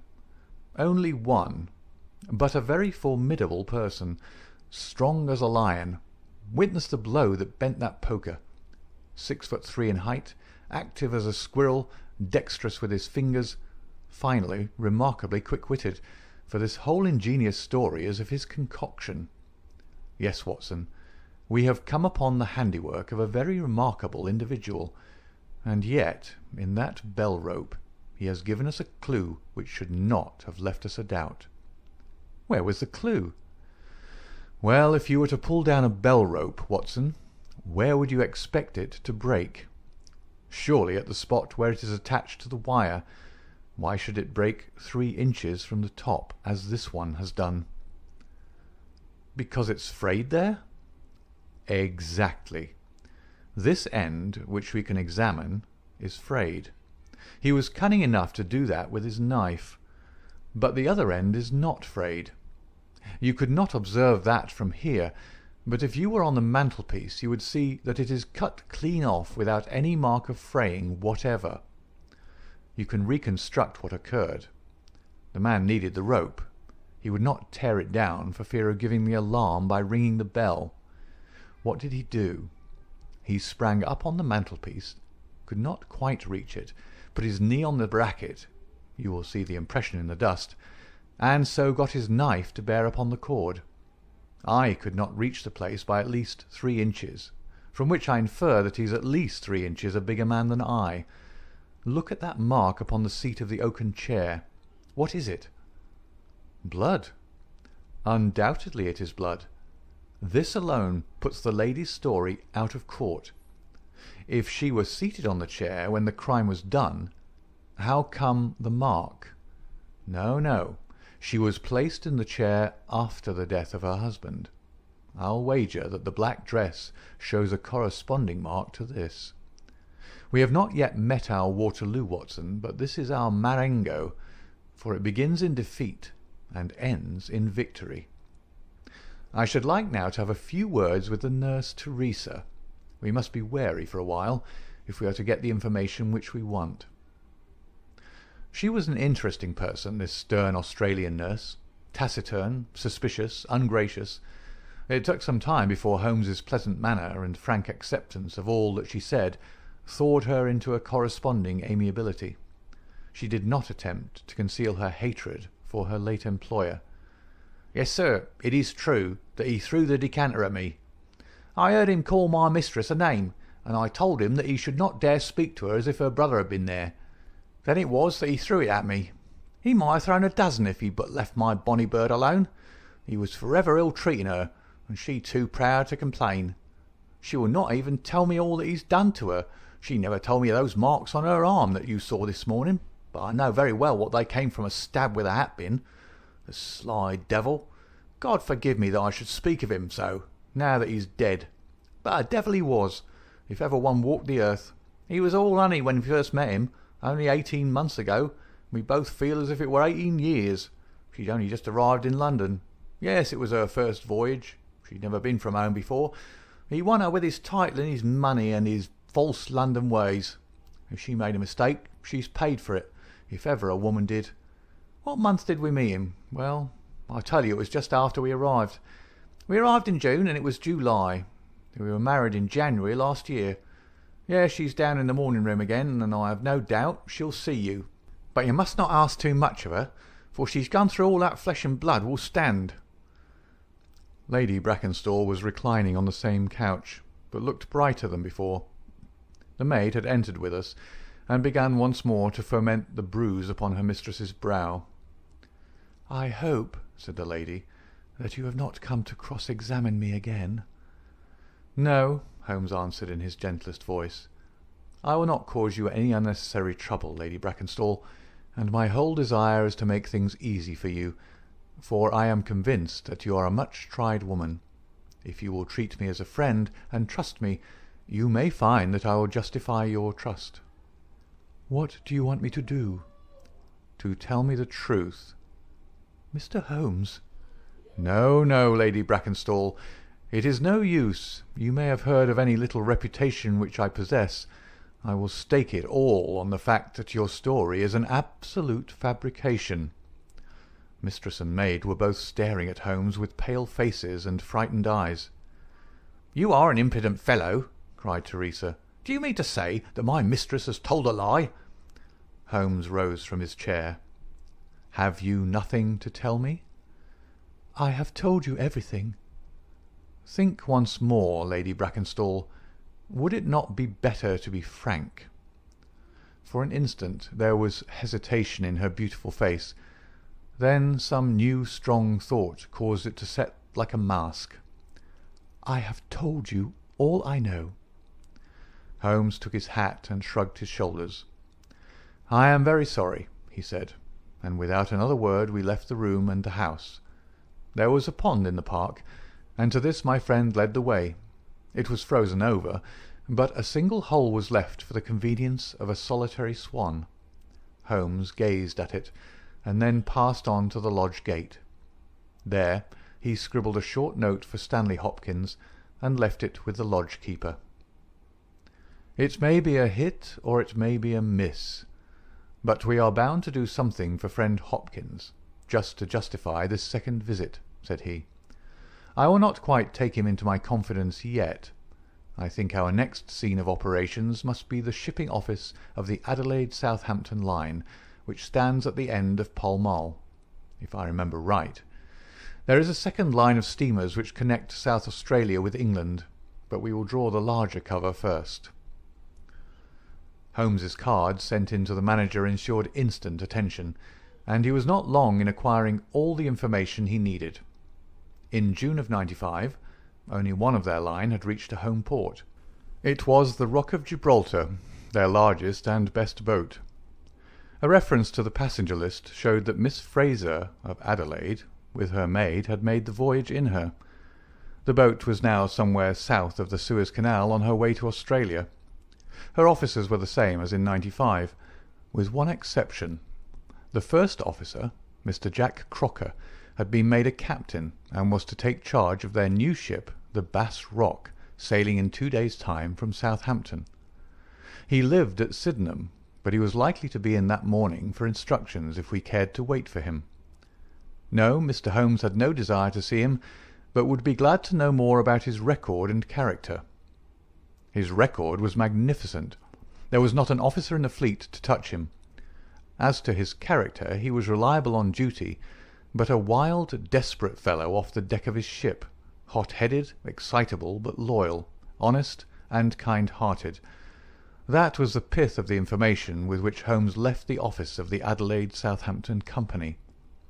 Thence he drove to Scotland Yard, but instead of entering, he sat in his cab with his brows drawn down, lost in profound thought. Finally, he drove round to the Charing Cross telegraph office, sent off a message, and then, at last, we made for Baker Street once more. "No, I couldn't do it, Watson," said he, as we re-entered our room. "Once that warrant was made out, nothing on earth would save him. Once or twice in my career I feel that I have done more real harm by my discovery of the criminal than ever he had done by his crime. I have learned caution now, and I had rather play tricks with the law of England than with my own conscience. Let us know a little more before we act." Before evening we had a visit from Inspector Stanley Hopkins. Things were not going very well with him. "I believe you are a wizard, Mr. Holmes. I really do sometimes think that you have powers that are not human. Now, how on earth could you know that the stolen silver was at the bottom of that pond?" "I didn't know." "But you told me to examine it." "You got it, then?" "Yeah, I got it." "I am very glad if I have helped you." "But you haven't helped me. You've made the affair more difficult. What sort of burglars are they who steal silver and then throw it in the nearest pond?" It was certainly rather eccentric behaviour. I was merely going on the idea that if the silver had been taken by persons who did not want it, who merely took it for a blind, as it were, then they would naturally be anxious to get rid of it. "But why should such an idea cross your mind?" "Well, I thought it was possible, when they came out through the French window. There was the pond with one tempting little hole in the ice right in front of their noses. Could there be a better hiding place?" "Ah, a hiding place. That's better," cried Stanley Hopkins. Yeah, I see it all now. It was early. There were folk upon the roads. They were afraid of being seen with the silver, so they sank it in the pond, intending to return for it when the coast was clear. Excellent, Mr. Holmes. That's better than your idea of a blind." "Quite so. You have got an admirable theory. I have no doubt that my own ideas were quite wild, but you must admit that they have ended in discovering the silver." "Yes, sir, yes. It was all your doing. But I've had a bad setback." "A setback?" "Yes, Mr. Holmes. The Randall gang were arrested in New York this morning." "Dear me, Hopkins, that is certainly rather against your theory that they committed a murder in Kent last night." "It is fatal, Mr. Holmes. Absolutely fatal. Still, there are other gangs of three besides the Randalls, or it may be some new gang of which the police have never heard." "Quite so. It is perfectly possible. What, are you off?" "Yes, Mr. Holmes. There's no rest for me until I've got to the bottom of the business. I suppose you have no hint to give me?" "I have given you one." "Which?" "Well, I suggested a blind." "But why, Mr. Holmes, why?" Ah, that's the question, of course. But I commend the idea to your mind. You might possibly find that there was something in it. You won't stop for dinner? Well, good-bye, and let us know how you get on." Dinner was over, and the table cleared before Holmes alluded to the matter again. He had lit his pipe, and held his slippered feet to the cheerful blaze of the fire. Suddenly he looked at his watch. "I expect developments, Watson." "When?" "Now. Within a few minutes. I dare say you thought I acted rather badly to Stanley Hopkins just now." "I trust your judgment." "A very sensible reply, Watson. You must look at it this way. What I know is unofficial. What he knows is official. I have the right to private judgment, but he has none. He must disclose all, or he is a traitor to his service. In a doubtful case I would not put him in so painful a position, and so I reserve my information until my own mind is clear upon the matter." "But when will that be?" "The time has come. You will now be present at the last scene of a remarkable little drama."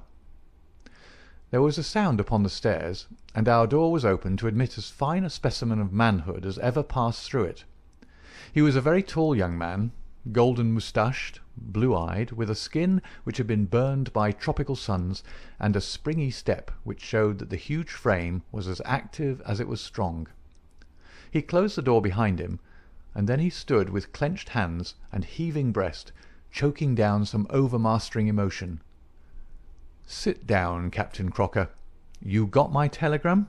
"I got your telegram, and I came at the hour you said. I heard you had been down to the office. There's no getting away from you. Let's hear the worst.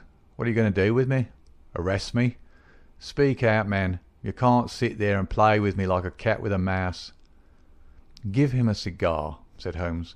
"Bite on that, Captain Crocker, and don't let your nerves run away with you. I should not sit here smoking with you if I thought that you were a common criminal. You may be sure of that. Be frank with me, and we may do some good. Play tricks with me, and I'll crush you. What do you wish me to do?" "To give me a true account of all that happened at the Abbey Grange last night. A true account, mind you, with nothing added and nothing taken off. I know so much already that if you go 1 inch off the straight, I'll blow this police whistle from my window, and the affair goes out of my hands forever." The sailor thought for a little. Then he struck his leg with his great sunburned hand. "I'll chance it," he cried. "I believe you, are a man of your word and a white man, and I'll tell you the whole story. But one thing I will say first.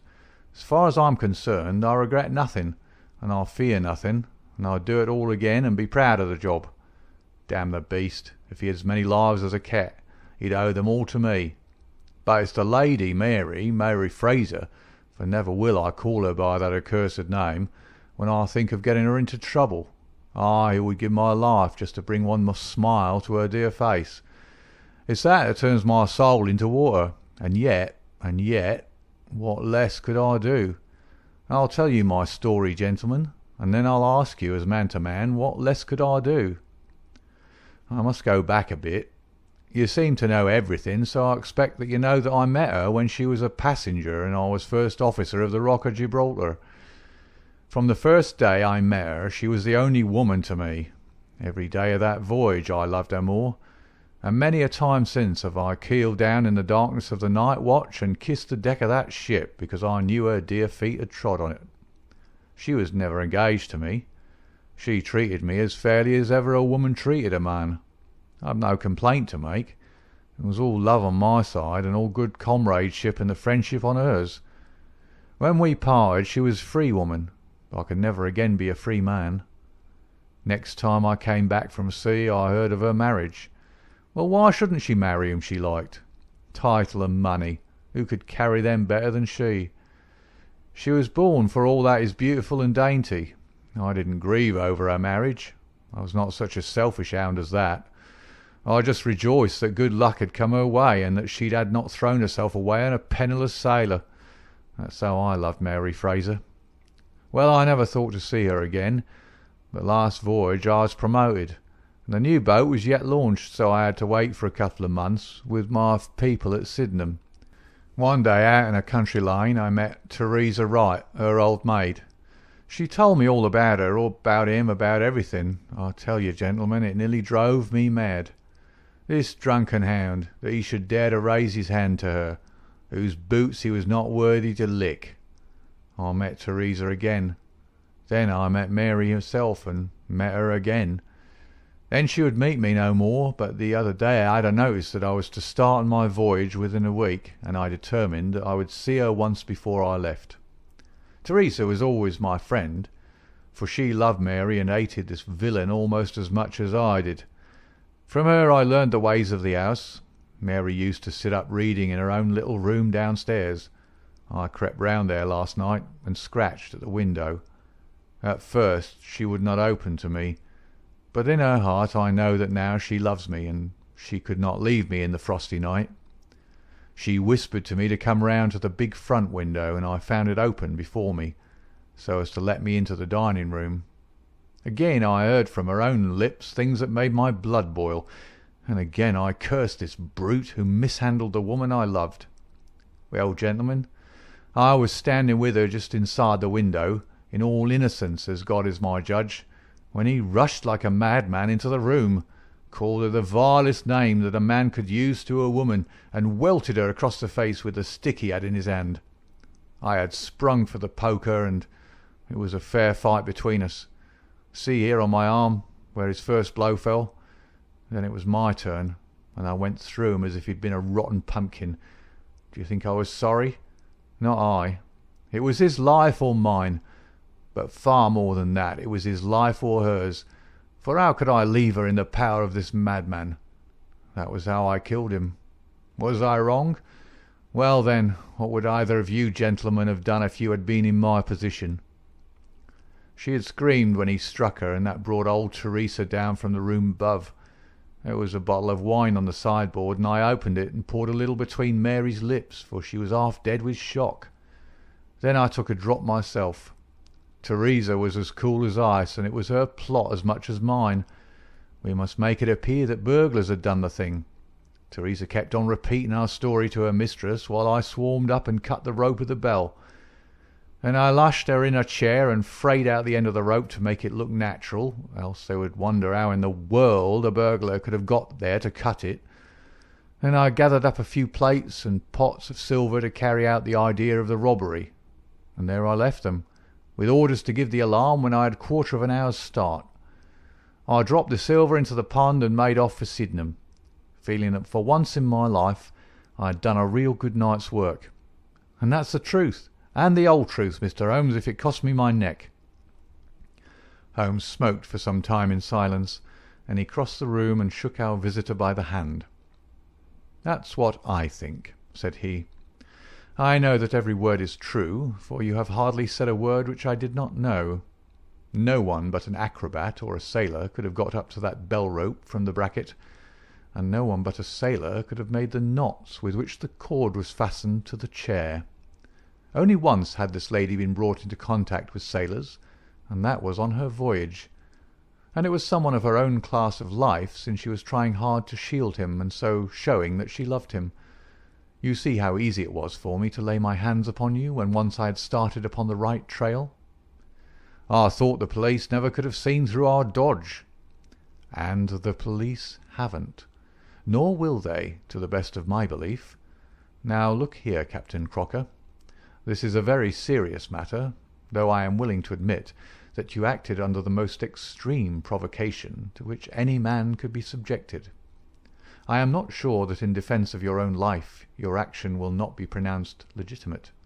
However, that is for a British jury to decide. Meanwhile, I have so much sympathy for you that, if you choose to disappear in the next 24 hours, I will promise you that no one will hinder you. And then it will all come out? Certainly it will come out. The sailor flushed with anger. What sort of proposal is that to make a man? I know enough of law to understand that Mary would be held as accomplice. Do you think I would leave her alone to face the music while I slunk away? No, sir. Let them do their worst upon me, but for heaven's sake, Mr. Holmes, find some way to keep my poor Mary out of the courts. Holmes for a second time held out his hand to the sailor.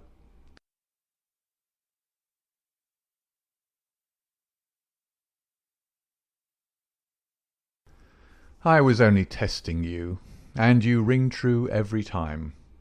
Well, it is a great responsibility that I take upon myself, but I have given Hopkins an excellent hint, and if he can't avail himself of it I can do no more. See here, Captain Crocker, we'll do this in due form of law. You are the prisoner. Watson, you are a British jury, and I never met a man who was more eminently fitted to represent one. I am the judge. Now, gentlemen of the jury, you have heard the evidence. Do you find the prisoner guilty or not guilty?" "Not guilty, my lord," said I. "Vox populi, vox Dei. You are acquitted, Captain Crocker. So long as the law does not find some other victim, you are safe from me. Come back to this lady in a year, and may her future and yours justify us in the judgment which we have pronounced this night." End of The Adventure of the Abbey Grange.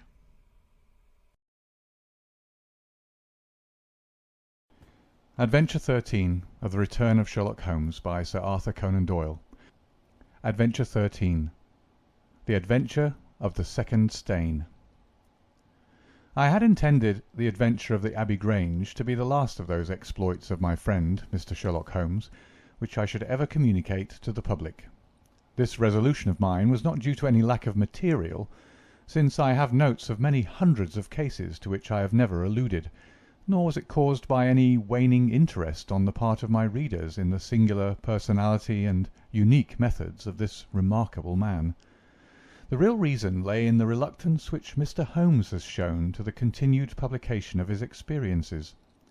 So long as he was in actual professional practice, the records of his successes were of some practical value to him.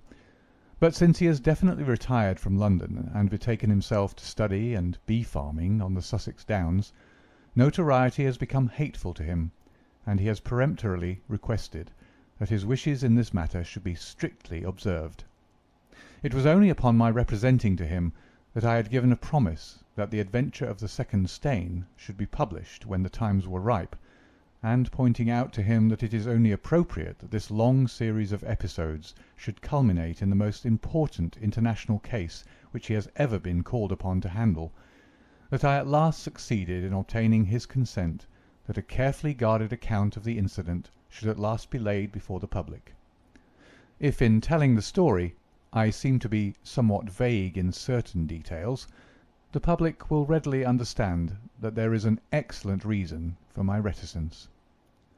It was then, in a year and even in a decade that shall be nameless, that upon one Tuesday morning in autumn we found two visitors of European fame within the walls of our humble home in Baker Street. The one, austere, high-nosed, eagle-eyed, and dominant, was none other than the illustrious Lord Bellinger, twice Premier of Britain. The other, dark, clear-cut, and elegant, hardly yet of middle age, and endowed with every beauty of body and of mind, was the Right Honourable Trelawney Hope, Secretary for European Affairs, and the most rising statesman in the country. They sat side by side upon our paper-littered settee, and it was easy to see from their worn and anxious faces that it was business of the most pressing importance which had brought them. The Premier's thin, blue-veined hands were clasped tightly over the ivory head of his umbrella, and his gaunt, ascetic face looked gloomily from Holmes to me.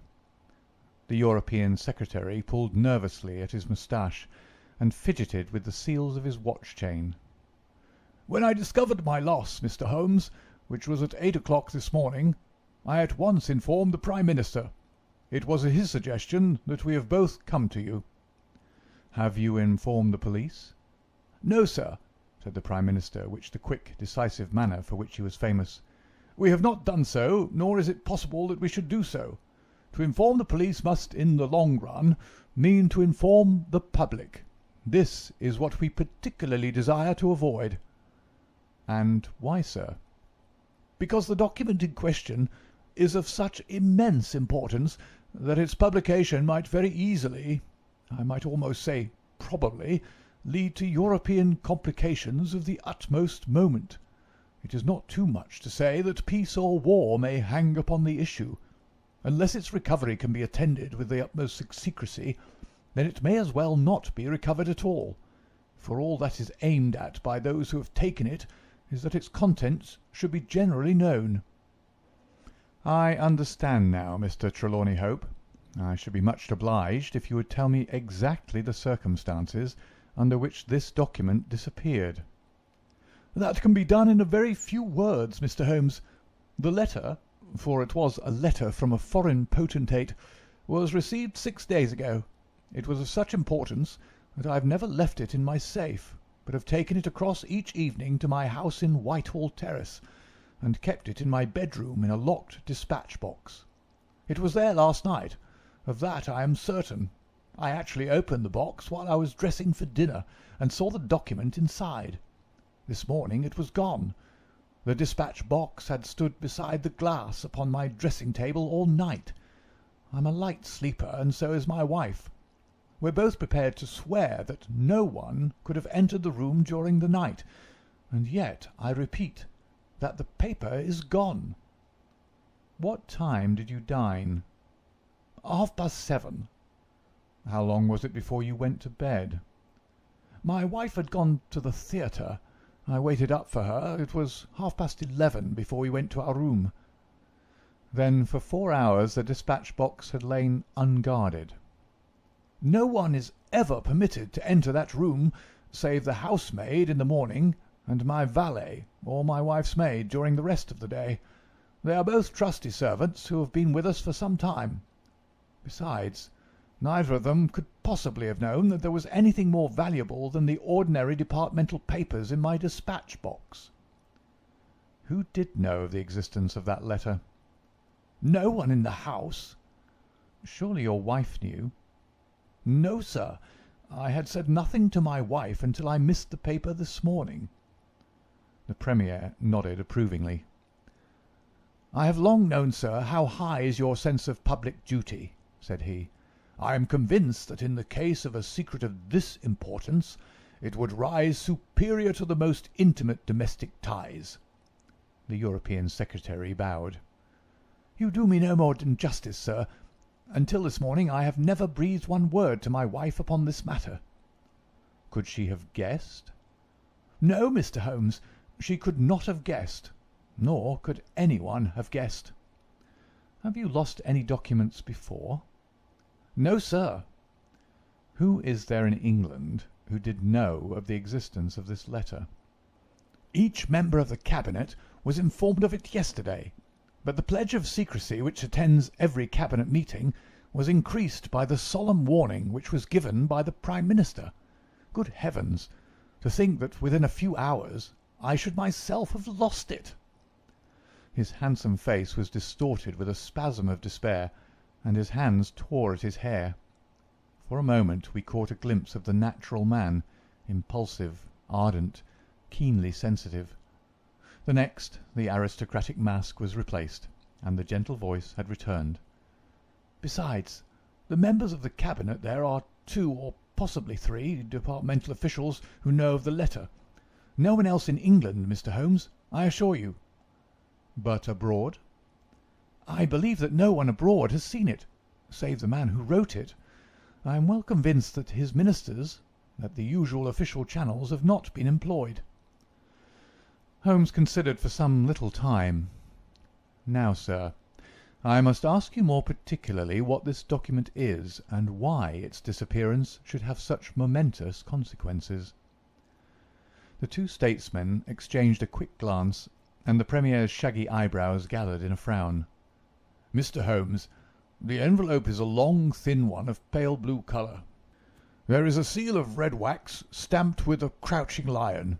It is addressed in large, bold handwriting to—" "I fear, sir," said Holmes, "that interesting and indeed essential as these details are, my inquiries must go more to the root of things. What was the letter?" "That is a state secret of the utmost importance, and I fear that I cannot tell you, nor do I see that it is necessary." If by the aid of the powers which you are said to possess you can find such an envelope as I describe with its enclosure, you will have deserved well of your country, and earned any reward which it lies in our power to bestow." Sherlock Holmes rose with a smile. "You are two of the most busy men in the country," said he, "and in my own small way I have also a good many calls upon me. I regret exceedingly that I cannot help you in this matter, and any continuation of this interview would be a waste of time." The Premier sprang to his feet with that quick, fierce gleam of his deep-set eyes before which a cabinet has cowered. "I am not accustomed, sir," he began, but mastered his anger and resumed his seat. For a minute or more we all sat in silence. Then the old statesman shrugged his shoulders. "We must accept your terms, Mr. Holmes. No doubt you are right, and it is unreasonable for us to expect you to act unless we give you your entire confidence." "I agree with you," said the younger statesman. "Then I will tell you, relying entirely upon your honour and that of your colleague, Dr. Watson. I may appeal to your patriotism also, for I could not imagine a greater misfortune for the country than that this affair should come out." "You may safely trust us." "The letter, then, is from a certain foreign potentate who has been ruffled by some recent colonial developments of this country. It has been written hurriedly and upon his own responsibility entirely. Inquiries have shown that his ministers know nothing of the matter. At the same time it is couched in so unfortunate a manner, and certain phrases in it are of so provocative a character, that its publication would undoubtedly lead to a most dangerous state of feeling in this country. There would be such a ferment, sir, that I do not hesitate to say that within a week of the publication of that letter this country would be involved in a great war." Holmes wrote a name upon a slip of paper and handed it to the Premier. "Exactly. It was he, and it is this letter which may well mean the expenditure of 1,000 millions and the lives of 100,000 men, which has become lost in this unaccountable fashion." "Have you informed the sender?" "Yes, sir. A cipher telegram has been dispatched." "Perhaps he desires the publication of the letter." "No, sir. We have strong reason to believe that he already understands that he has acted in an indiscreet and hot-headed manner. It would be a greater blow to him and to his country than to us if this letter were to come out." "If this is so, whose interest is it that the letter should come out? Why should anyone desire to steal it or to publish it?" "There, Mr. Holmes, you take me into regions of high international politics. But if you consider the European situation, you will have no difficulty in perceiving the motive. The whole of Europe is an armed camp. There is a double league which makes a fair balance of military power. Great Britain holds the scales. If Britain were driven into war with one confederacy, it would assure the supremacy of the other confederacy, whether they joined in the war or not. Do you follow?" "Very clearly. It is then the interest of the enemies of this potentate to secure and publish this letter, so as to make a breach between his country and ours." "Yes, sir." "And to whom would this document be sent if it fell into the hands of an enemy?" "To any of the great chancelleries of Europe. It is probably speeding on its way thither at the present instant as fast as steam can take it." Mr. Trelawney Hope dropped his head on his chest and groaned aloud. The Premier placed his hand kindly upon his shoulder. "It is your misfortune, my dear fellow. No one can blame you. There is no precaution which you have neglected. Now, Mr. Holmes, you are in full possession of the facts. What course do you recommend?" Holmes shook his head mournfully. "You think, sir, that unless this document is recovered there will be war?" "I think it is very probable." "Then, sir, prepare for war." "That is a hard saying, Mr. Holmes." "Consider the fact, sir. It is inconceivable that it was taken after 11:30 at night, since I understand that Mr. Hope and his wife were both in the room from that hour until the loss was found out.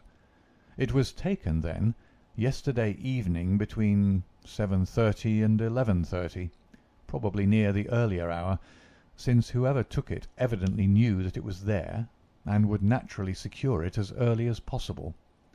Now, sir, if a document of this importance were taken at that hour, where can it be now? No one has any reason to retain it. It has been passed rapidly on to those who need it. What chance have we now to overtake or even to trace it? It is beyond our reach." The Prime Minister rose from the settee. "What you say is perfectly logical, Mr. Holmes. I feel that the matter is indeed out of our hands." "Let us presume, for argument's sake, that the document was taken by the maid or by the valet." "They are both old and tried servants." "I understand you to say that your room is on the second floor, that there is no entrance from without, and that from within no one could go up unobserved. It must, then, be somebody in the house who has taken it. To whom would the thief take it? To one of several international spies and secret agents, whose names are tolerably familiar to me. There are 3 who may be said to be the heads of their profession. I will begin my research by going round and finding if each of them is at his post. If one is missing, especially if he has disappeared since last night, we will have some indication as to where the document has gone." "Why should he be missing?" asked the European Secretary. "He would take the letter to an embassy in London, as likely as not." "I fancy not. These agents work independently, and their relations with the embassies are often strained." The Prime Minister nodded his acquiescence. "I believe you're right, Mr. Holmes. He would take so valuable a prize to headquarters with his own hands. I think that your course of action is an excellent one. Meanwhile, hope we cannot neglect all our other duties on account of this one misfortune. Should there be any fresh developments during the day, we shall communicate with you, and you will no doubt let us know the results of your own inquiries." The 2 statesmen bowed and walked gravely from the room. When our illustrious visitors had departed, Holmes lit his pipe in silence, and sat for some time lost in the deepest thought. I had opened the morning paper, and was immersed in a sensational crime which had occurred in London the night before, when my friend gave an exclamation, sprang to his feet, and laid his pipe down upon the mantelpiece. "Yes," said he, "there is no better way of approaching it. The situation is desperate, but not hopeless. Even now, if we should be sure which of them has taken it, it is just possible that it has not yet passed out of his hands. After all, it is a question of money with these fellows, and I have the British Treasury behind me. If it's on the market, I'll buy it.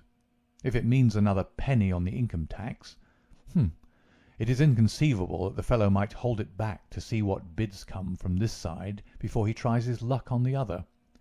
There are only those 3 capable of playing so bold a game. There are Oberstein, La Rothière, and Eduardo Lucas. I will see each of them." I glanced at my morning paper. "Is that Eduardo Lucas of Godolphin Street?" "Yes." "You will not see him." "Why not?" "He was murdered in his house last night." My friend has so often astonished me in the course of our adventures that it was with a sense of exultation that I realized how completely I had astonished him. He stared in amazement, and then snatched the paper from my hands. This was the paragraph which I had been engaged in reading when he rose from his chair. "Murder in Westminster. A crime of mysterious character was committed last night at 16 Godolphin Street, one of the old-fashioned and secluded rows of 18th century houses which lie between the river and the Abbey, almost in the shadow of the great tower of the Houses of Parliament. This small but select mansion has been inhabited for some years by Mr. Eduardo Lucas, well known in society circles, both on account of his charming personality and because he has the well-deserved reputation of being one of the best amateur tenors in the country. Mr. Lucas is an unmarried man, 34 years of age, and his establishment consists of Mrs. Pringle, an elderly housekeeper, and of Mitten, his valet. The former retires early and sleeps at the top of the house. The valet was out for the evening, visiting a friend at Hammersmith. From 10 o'clock onward, Mr. Lucas had the house to himself. What occurred during that time has not yet transpired, but at 11:45, Police Constable Barrett, passing along Godolphin Street, observed that the door of number 16 was ajar. He knocked, but received no answer. Perceiving a light in the front room, he advanced into the passage and again knocked, but without reply. He then pushed open the door and entered. The room was in a state of wild disorder, the furniture being all swept to one side, and one chair lying on its back in the centre. Beside this chair, and still grasping one of its legs, lay the unfortunate tenant of the house. He had been stabbed to the heart, and must have died instantly. The knife with which the crime had been committed was a curved Indian dagger, plucked down from a trophy of Oriental arms which adorned one of the walls. Robbery does not appear to have been the motive of the crime, for there had been no attempt to remove the valuable contents of the room. Mr. Eduardo Lucas was so well known and popular that his violent and mysterious fate will arouse painful interest and intense sympathy in a widespread circle of friends. "Well, Watson, what do you make of this?" asked Holmes after a long pause. "It is an amazing coincidence." "A coincidence. Here is one of the three men whom we had named as possible actors in this drama, and he meets a violent death during the very hours when we know that the drama was being enacted. The odds are enormous against it being coincidence. No figures could express them. No, my dear Watson, the two events are connected, must be connected. It is for us to find the connection." "But now the official police must know all." "Not at all. They know all they see at Godolphin Street. They know, and shall know, nothing of Whitehall Terrace. Only we know of both events, and can trace the relation between them. There is one obvious point which would in any case have turned my suspicions against Lucas. Godolphin Street, Westminster, is only a few minutes' walk from Whitehall Terrace. The other secret agents, whom I have named, live in the extreme West End. It was easier, therefore, for Lucas than for the others to establish a connection or receive a message from the European Secretary's household. A small thing, and yet, where events are compressed into a few hours, it may prove essential. Hello! What have we here?" Mrs. Hudson had appeared with a lady's card upon her salver. Holmes glanced at it, raised his eyebrows, and handed it over to me. "Ask Lady Hilda Trelawney Hope if she will be kind enough to step up," said he. A moment later, our modest apartment, already so distinguished that morning, was further honoured by the entrance of the most lovely woman in London. I had often heard of the beauty of the youngest daughter of the Duke of Belminster, but no description of it, and no contemplation of colourless photographs, had prepared me for the subtle, delicate charm and the beautiful colouring of that exquisite head. And yet, as we saw it that autumn morning, it was not its beauty which would be the first thing to impress the observer. The cheek was lovely, but it was paled with emotion. The eyes were bright, but it was the brightness of fever. The sensitive mouth was tight and drawn in an effort after self-command. Terror, not beauty, was what sprang first to the eye, as our fair visitor stood framed for an instant in the open door. "Has my husband been here, Mr. Holmes?" "Yes, madam, he has been here." "Mr. Holmes, I implore you not to tell him that I came here." Holmes bowed coldly and motioned the lady to a chair. "Your ladyship places me in a very delicate position. I beg that you will sit down and tell me what you desire, but I fear that I cannot make any unconditional promise." She swept across the room and seated herself with her back to the window. It was a queenly presence, tall, graceful, and intensely womanly. "Mr. Holmes," she said, and her white-gloved hands clasped and unclasped as she spoke, "I will speak frankly to you, in the hopes that it may induce you to speak frankly in return. There is complete confidence between my husband and me on all matters, save one. That one is politics. On this his lips are sealed. He tells me nothing. Now, I am aware that there was a most deplorable occurrence in our house last night. I know that a paper has disappeared, but because the matter is political, my husband refuses to take me into his complete confidence. Now it is essential, I say, that I should thoroughly understand it. You are the only other person, save only these politicians, who knows the true facts. I beg you, then, Mr. Holmes, to tell me exactly what has happened and what it will lead to. Tell me all, Mr. Holmes. Let no regard for your client's interests keep you silent, for I assure you that his interests, if he would only see it, would be best served by taking me into his complete confidence. What was this paper which was stolen?" "Madam, what you ask me is really impossible." She groaned and sank her face in her hands. "You must see that it is so, madam. If your husband thinks fit to keep you in the dark over this matter, is it for me, who has only learned the true facts under the pledge of professional secrecy, to tell what he has withheld? It is not fair to ask it. It is him you must ask." "I have asked him. I came to you as a last resource. But without your telling me anything definite, Mr. Holmes, you may do a great service if you would enlighten me on one point." "What is it, madam?" "Is my husband's political career likely to suffer through this incident?" "Well, madam, unless it is set right, it may certainly have a very unfortunate effect." "Oh!" She drew in her breath sharply, as one whose doubts are resolved. "One more question, Mr. Holmes. From an expression which my husband dropped in the first shock of this disaster, I understood that terrible public consequences might arise from the loss of this document." "If he said so, I certainly cannot deny it." "Of what nature are they?" "Nay, madam, there again you ask me more than I can possibly answer." "Then I will take up no more of your time. I cannot blame you, Mr. Holmes, for having refused to speak more freely, and you on your side will not, I am sure, think the worse of me because I desire, even against his will, to share my husband's anxieties. Once more I beg that you will say nothing of my visit."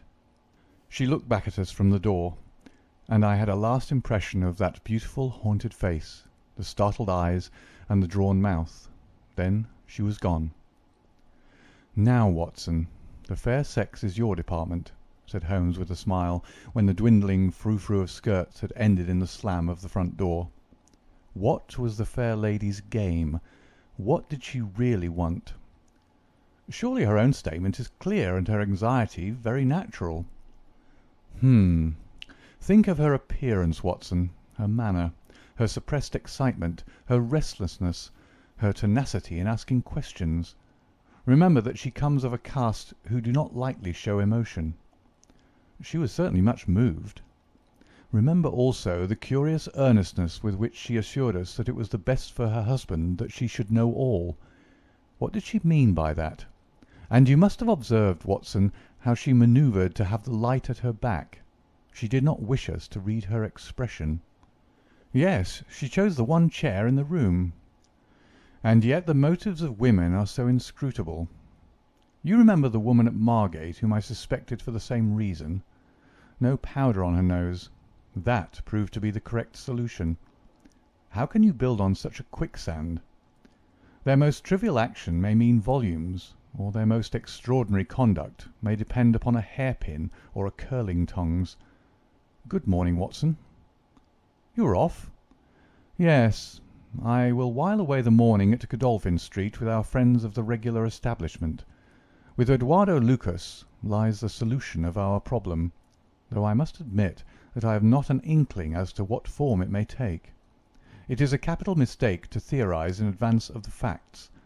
Do you stay on guard, my good Watson, and receive any fresh visitors. I'll join you at lunch if I am able. All that day and the next, Holmes was in a mood which his friends would call taciturn, and others morose.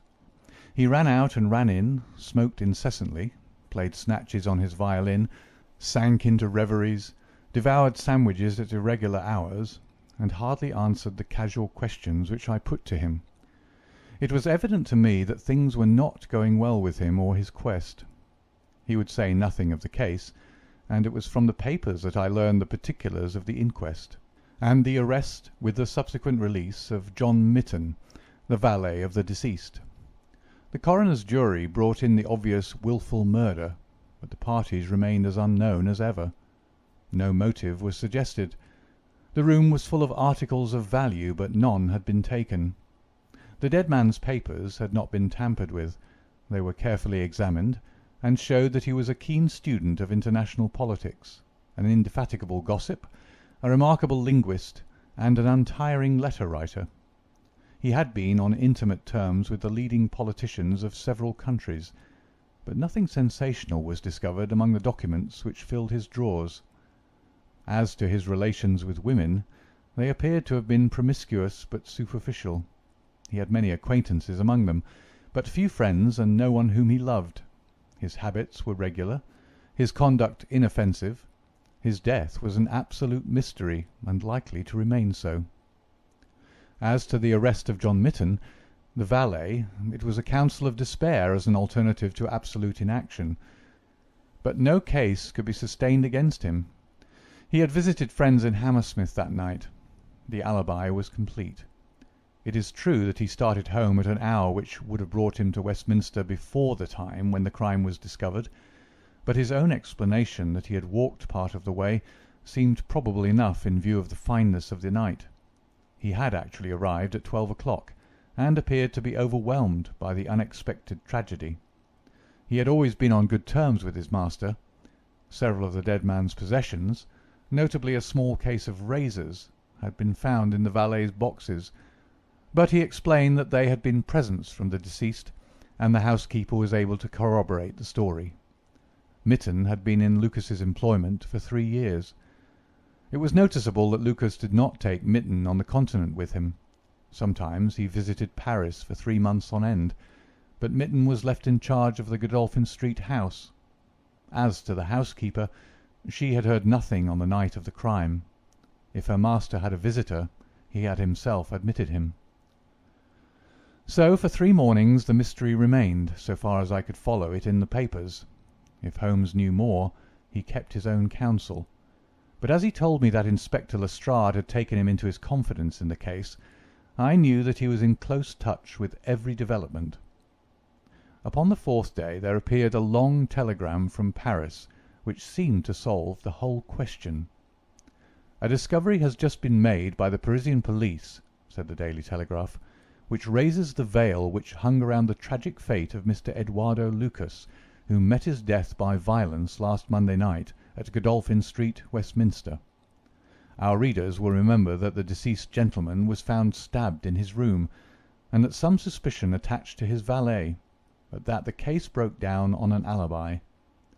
Yesterday a lady who has been known as Madame Henri Forney, occupying a small villa in the Rue Austerlitz, was reported to the authorities by her servants as being insane. An examination showed she had indeed developed mania of a dangerous and permanent form. On inquiry, the police have discovered that Madame Henri Forney only returned from a journey to London on Tuesday last, and there is evidence to connect her with the crime at Westminster. A comparison of photographs has proved conclusively that Monsieur Henri Forney and Eduardo Lucas were really one and the same person, and that the deceased had for some reason lived a double life in London and Paris. Madame Forney, who is of Creole origin, is of an extremely excitable nature, and has suffered in the past from attacks of jealousy which have amounted to frenzy. It is conjectured that it was in one of these that she committed the terrible crimes which has caused such a sensation in London. Her movements upon the Monday night have not yet been traced, but it is undoubted that a woman answering to her description attracted much attention at Charing Cross Station on Tuesday morning by the wildness of her appearance and the violence of her gestures. It is probable, therefore, that the crime was either committed when insane, or that its immediate effect was to drive the unhappy woman out of her mind. At present she is unable to give any coherent account of the past, and the doctors hold out no hopes of the re-establishment of her reason. There is evidence that a woman who might have been Madame Forney was seen for some hours upon Monday night watching the house in Godolphin Street. What do you think of that, Holmes? I had read the account aloud to him while he finished his breakfast. My dear Watson, said he, as he rose from the table and paced up and down the room, you are most long-suffering, but if I have told you nothing in the last 3 days, it is because there is nothing to tell. Even now this report from Paris does not help us much. Surely it is final as regards the man's death. The man's death is a mere incident, a trivial episode, in comparison with our real task, which is to trace this document and save a European catastrophe. Only one important thing has happened in the last 3 days, and that is that nothing has happened. I get reports almost hourly from the government, and it is certain that nowhere in Europe is there any sign of trouble. Now, if this letter were loose— no, it can't be loose. But if it isn't loose, where can it be? Who has it? Why is it held back? That's the question that beats in my brain like a hammer. Was it indeed a coincidence that Lucas should meet his death on the night when the letter disappeared? Did the letter ever reach him? If so, why is it not among his papers? Did this mad wife of his carry it off with her? If so, is it in her house in Paris? How could I search for it without the French police having their suspicions aroused? It is a case, my dear Watson, where the law is as dangerous to us as the criminals are. Every man's hand is against us, and yet the interests at stake are colossal. Should I bring it to a successful conclusion, it will certainly represent the crowning glory of my career. Ah, here is my latest from the front. He glanced hurriedly at the note which had been handed in. Hullo!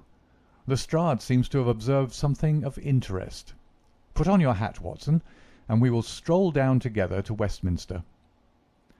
It was my first visit to the scene of the crime, a high, dingy, narrow-chested house, prim, formal, and solid, like the century which gave it birth. Lestrade's bulldog features gazed out at us from the front window, and he greeted us warmly when a big constable had opened the door and let us in. The room into which we were shown was that in which the crime had been committed, but no trace of it now remained, save an ugly, irregular stain upon the carpet. This carpet was a small square drugget in the centre of the room, surrounded by a broad expanse of beautiful old-fashioned wood flooring in square blocks, highly polished. Over the fireplace was a magnificent trophy of weapons, one of which had been used on that tragic night. In the window was a sumptuous writing-desk, and every detail of the apartment, the pictures, the rugs, and the hangings, all pointed to a taste which was luxurious to the verge of effeminacy. "Seen the Paris news?" asked Lestrade. Holmes nodded. "Our French friends seem to have touched the spot this time. No doubt it's just as they say. She knocked at the door. Surprise visit, I guess, for he kept his life in watertight compartments. He let her in, couldn't keep her in the street. She told him how she had traced him, reproached him. One thing led to another, and then with that dagger so handy, the end soon came. It wasn't all done in an instant, though, for these chairs were all swept over yonder, and he had one in his hand as if he'd tried to hold her off with it. We've got it all clear as if we can see it." Holmes raised his eyebrows. "And yet you have sent for me." "Oh, yes, that's another matter. A mere trifle, but the sort of thing you take an interest in. Queer, you know, and what you might call freakish. There's nothing to do with the main fact. Can't have, on the face of it." "What is it, then?" "Well, you know, after a crime of this sort, we're very careful to keep things in their position. Nothing's been moved. Officer in charge here day and night. This morning, as the man was buried and the investigation over, as far as this room is concerned, we thought we could tidy up a bit. This carpet, you see, it's not fastened down, only just laid there. We'd occasion to raise it. We found—" "Yes, you found—" Holmes's face grew tense with anxiety. "Well, I'm sure you'd never guess in 100 years what we did find. You see that stain on that carpet? Well, a great deal must have soaked through, must it not?" "Undoubtedly it must." "Well, you'll be surprised to hear that there's no stain on the white woodwork to correspond." "No stain? But there must—" "Yes, so you'd say, but the fact remains that there isn't." He took the corner of the carpet in his hand, and turning it over, he showed that it was indeed as he said. "But the underside is as stained as the upper. It must have left a mark." Lestrade chuckled with delight at having puzzled the famous expert. "Now, I'll show you the explanation. There is a second stain, but it does not correspond with the other. See for yourself." As he spoke, he turned over another portion of the carpet, and there, sure enough, was a great crimson spill upon the square white facing of the old-fashioned floor. "What do you make of that, Mr. Holmes?" "Why, it is simple enough. The two stains did correspond, but the carpet has been turned round. As it was square and unfastened, it was easily done." "The official police don't need you, Mr. Holmes, to tell them that the carpet must have been turned round. That's clear enough, for the stains lie above each other, if you lay it over this way. But what I want to know is, who shifted the carpet, and why?" I could see from Holmes's rigid face that he was vibrating with inward excitement. "Look here, Lestrade," said he. "Has that constable in the passage been in the charge of the place all the time?" "Yes, he has." "Well, take my advice. Examine him carefully. Don't do it before us. We'll wait here. You take him into the back room. You'll be more likely to get a confession out of him alone. Ask him how he dared to admit people and leave them alone in this room. Don't ask him if he's done it. Take it for granted. Tell him you know someone has been here. Press him. Tell him that a full confession is his only chance of forgiveness. Do exactly what I tell you." "By George, if he knows, I'll have it out of him," cried Lestrade. He darted into the hall, and a few moments later his bullying voice sounded from the back room. "Now, Watson, now!" cried Holmes with frenzied eagerness. All the demoniacal force of the man masked behind that listless manner burst out in a paroxysm of energy.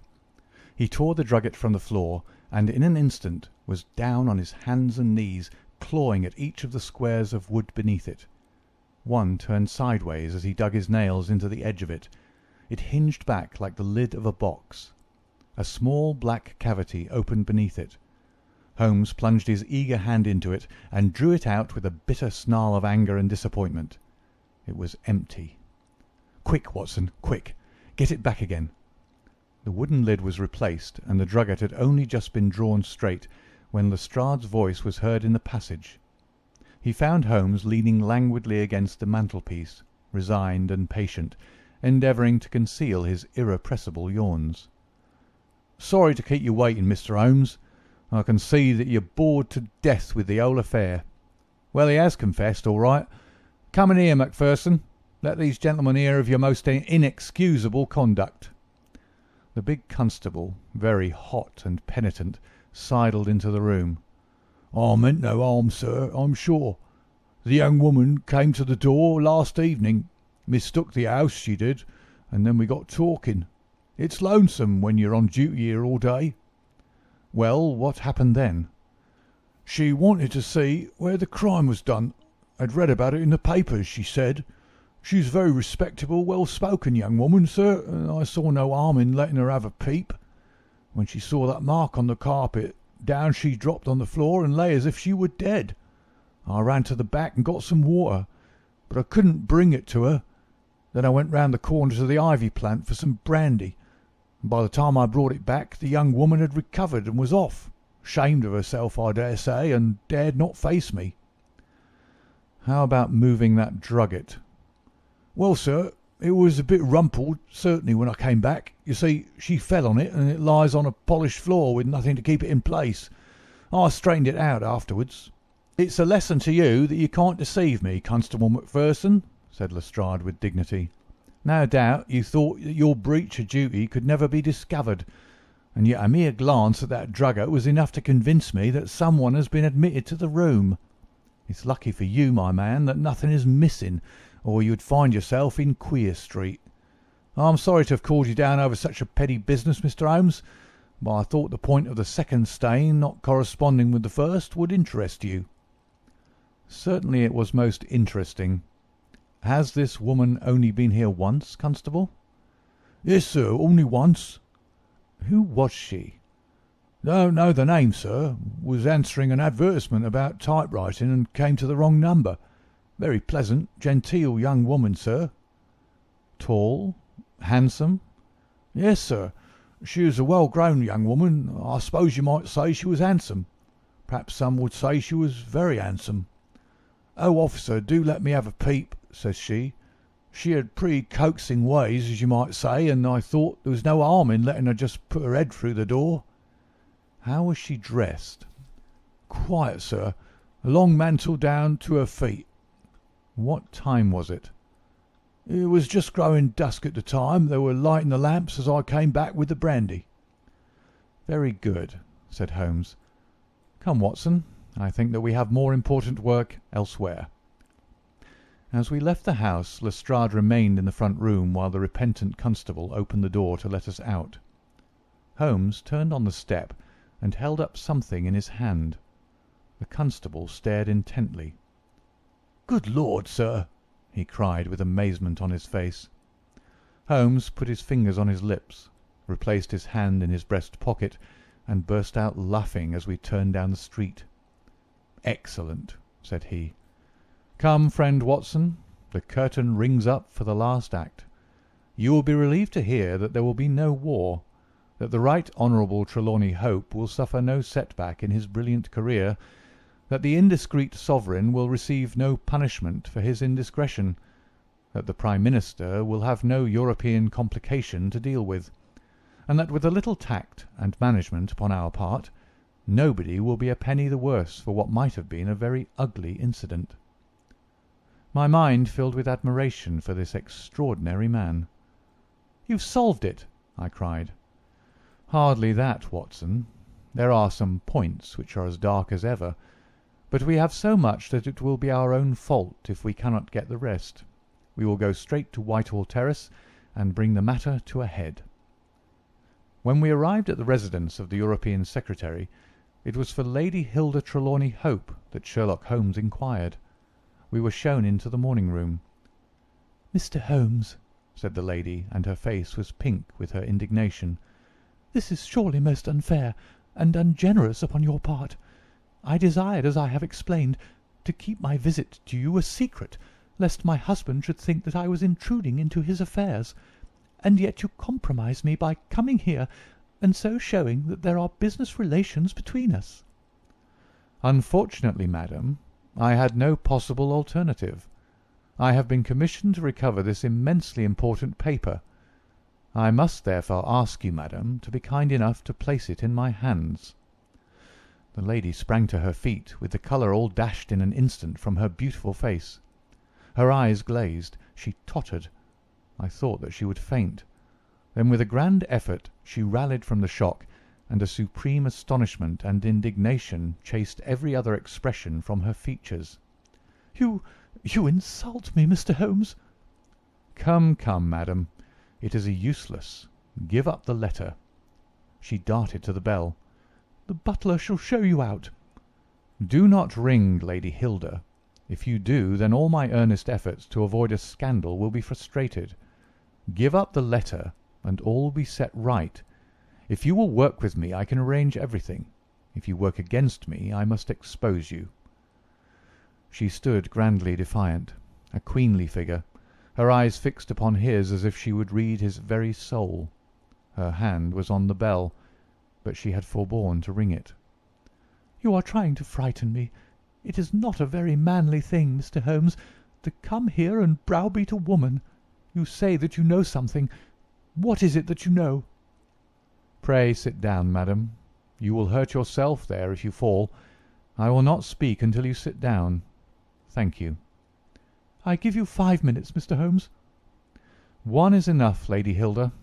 I know of your visit to Eduardo Lucas, of your giving him this document, of your ingenious return to the room last night, and of the manner in which you took the letter from the hiding-place under the carpet." She stared at him with an ashen face, and gulped twice before she could speak. "You are mad, Mr. Holmes. You are mad!" she cried at last. He drew a small piece of cardboard from his pocket. It was the face of a woman cut out of a portrait. "I have carried this because I thought it might be useful," said he. "The policeman has recognized it." She gave a gasp, and her head dropped back in the chair. "Come, Lady Hilda, you have the letter. The matter may still be adjusted. I have no desire to bring trouble to you. My duty ends when I have returned the lost letter to your husband.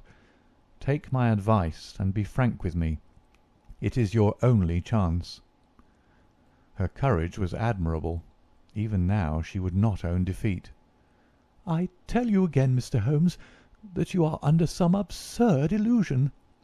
Holmes rose from his chair. "I am sorry for you, Lady Hilda. I have done my best for you. I can see that it is all in vain." He rang the bell. The butler entered. "Is Mr. Trelawney Hope at home?"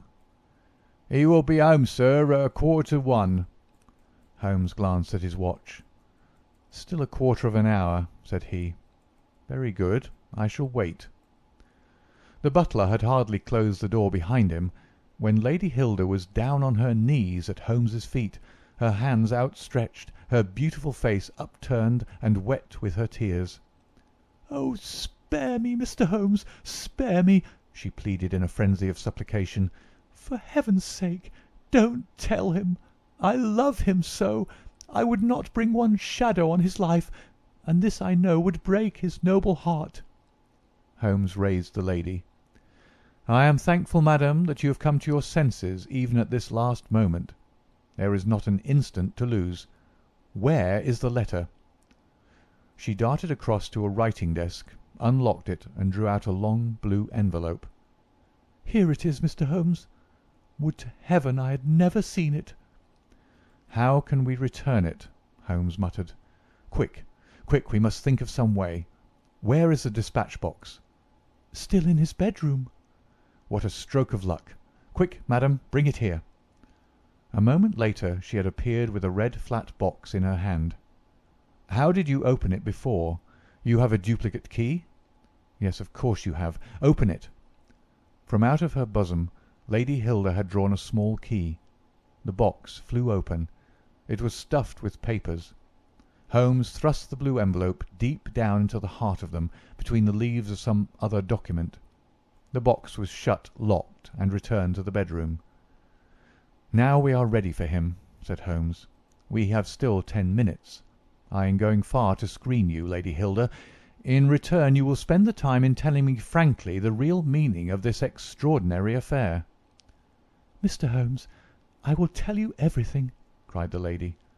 "Oh, Mr. Holmes, I would cut off my right hand before I gave him a moment of sorrow. There is no woman in all London who loves her husband as I do, and yet if he knew how I have acted, how I have been compelled to act, he would never forgive me. For his own honour stands so high that he could not forget or pardon a lapse in another. Help me, Mr. Holmes. My happiness, his happiness, our very lives are at stake." "Quick, madam, the time grows short." "It was a letter of mine, Mr. Holmes, an indiscreet letter written before my marriage, a foolish letter, a letter of an impulsive, loving girl. I meant no harm, and yet he would have thought it criminal. Had he read that letter, his confidence would have been forever destroyed. It is years since I wrote it. I had thought that the whole matter was forgotten. Then at last I heard from this man Lucas that it had passed into his hands, and that he would lay it before my husband. I implored his mercy. He said that he would return my letter if I would bring him a certain document which he described in my husband's dispatch box. He had some spy in the office who had told him of its existence. He assured me that no harm would come to my husband. Put yourself in my position, Mr. Holmes. What was I to do? Take your husband into your confidence.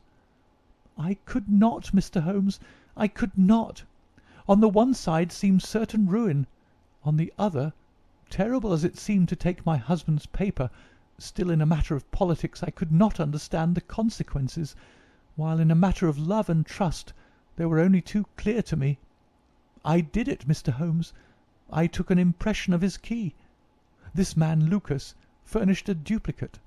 I opened his dispatch box, took the paper, and conveyed it to Godolphin Street. What happened there, madam? I tapped at the door as agreed. Lucas opened it. I followed him into his room, leaving the hall door ajar behind me, for I feared to be alone with the man. I remember that there was a woman outside as I entered. Our business was soon done. He had my letter on his desk. I handed him the document. He gave me the letter. At this instant there was a sound at the door. There were steps in the passage. Lucas quickly turned back the drugget, thrust the document into some hiding place there, and covered it over. What happened after that is like some fearful dream. I have a vision of a dark, frantic face, of a woman's voice which screamed in French, "My waiting is not in vain. At last, I have found you with her." There was a savage struggle. I saw him with a chair in his hand. A knife gleamed in hers. I rushed from the horrible scene, ran from the house, and only next morning in the paper did I learn the dreadful result. That night I was happy, for I had my letter, and I had not seen yet what the future would bring. It was the next morning that I realized that I had only exchanged one trouble for another. My husband's anguish at the loss of his paper went to my heart. I could hardly prevent myself from there and then kneeling down at his feet and telling him what I had done. But that again would mean a confession of the past. I came to you that morning in order to understand the full enormity of my offence. From the instant that I grasped it, my whole mind was turned to the one thought of getting back my husband's paper. It must still be where Lucas had placed it, for it was concealed before this dreadful woman entered the room. If it had not been for her coming, I should not have known where his hiding-place was. How was I to get into the room? For 2 days I watched the place, but the door was never left open. Last night I made a last attempt. What I did and how I succeeded you have already learned. I brought the paper back with me and thought of destroying it, since I could see no way of returning it without confessing my guilt to my husband. Heavens, I hear his step upon the stair. The European secretary burst excitedly into the room. "Any news, Mr. Holmes? Any news?" he cried. "I have some hopes." "Oh, thank heaven!" His face became radiant. "The Prime Minister is lunching with me. May he share your hopes?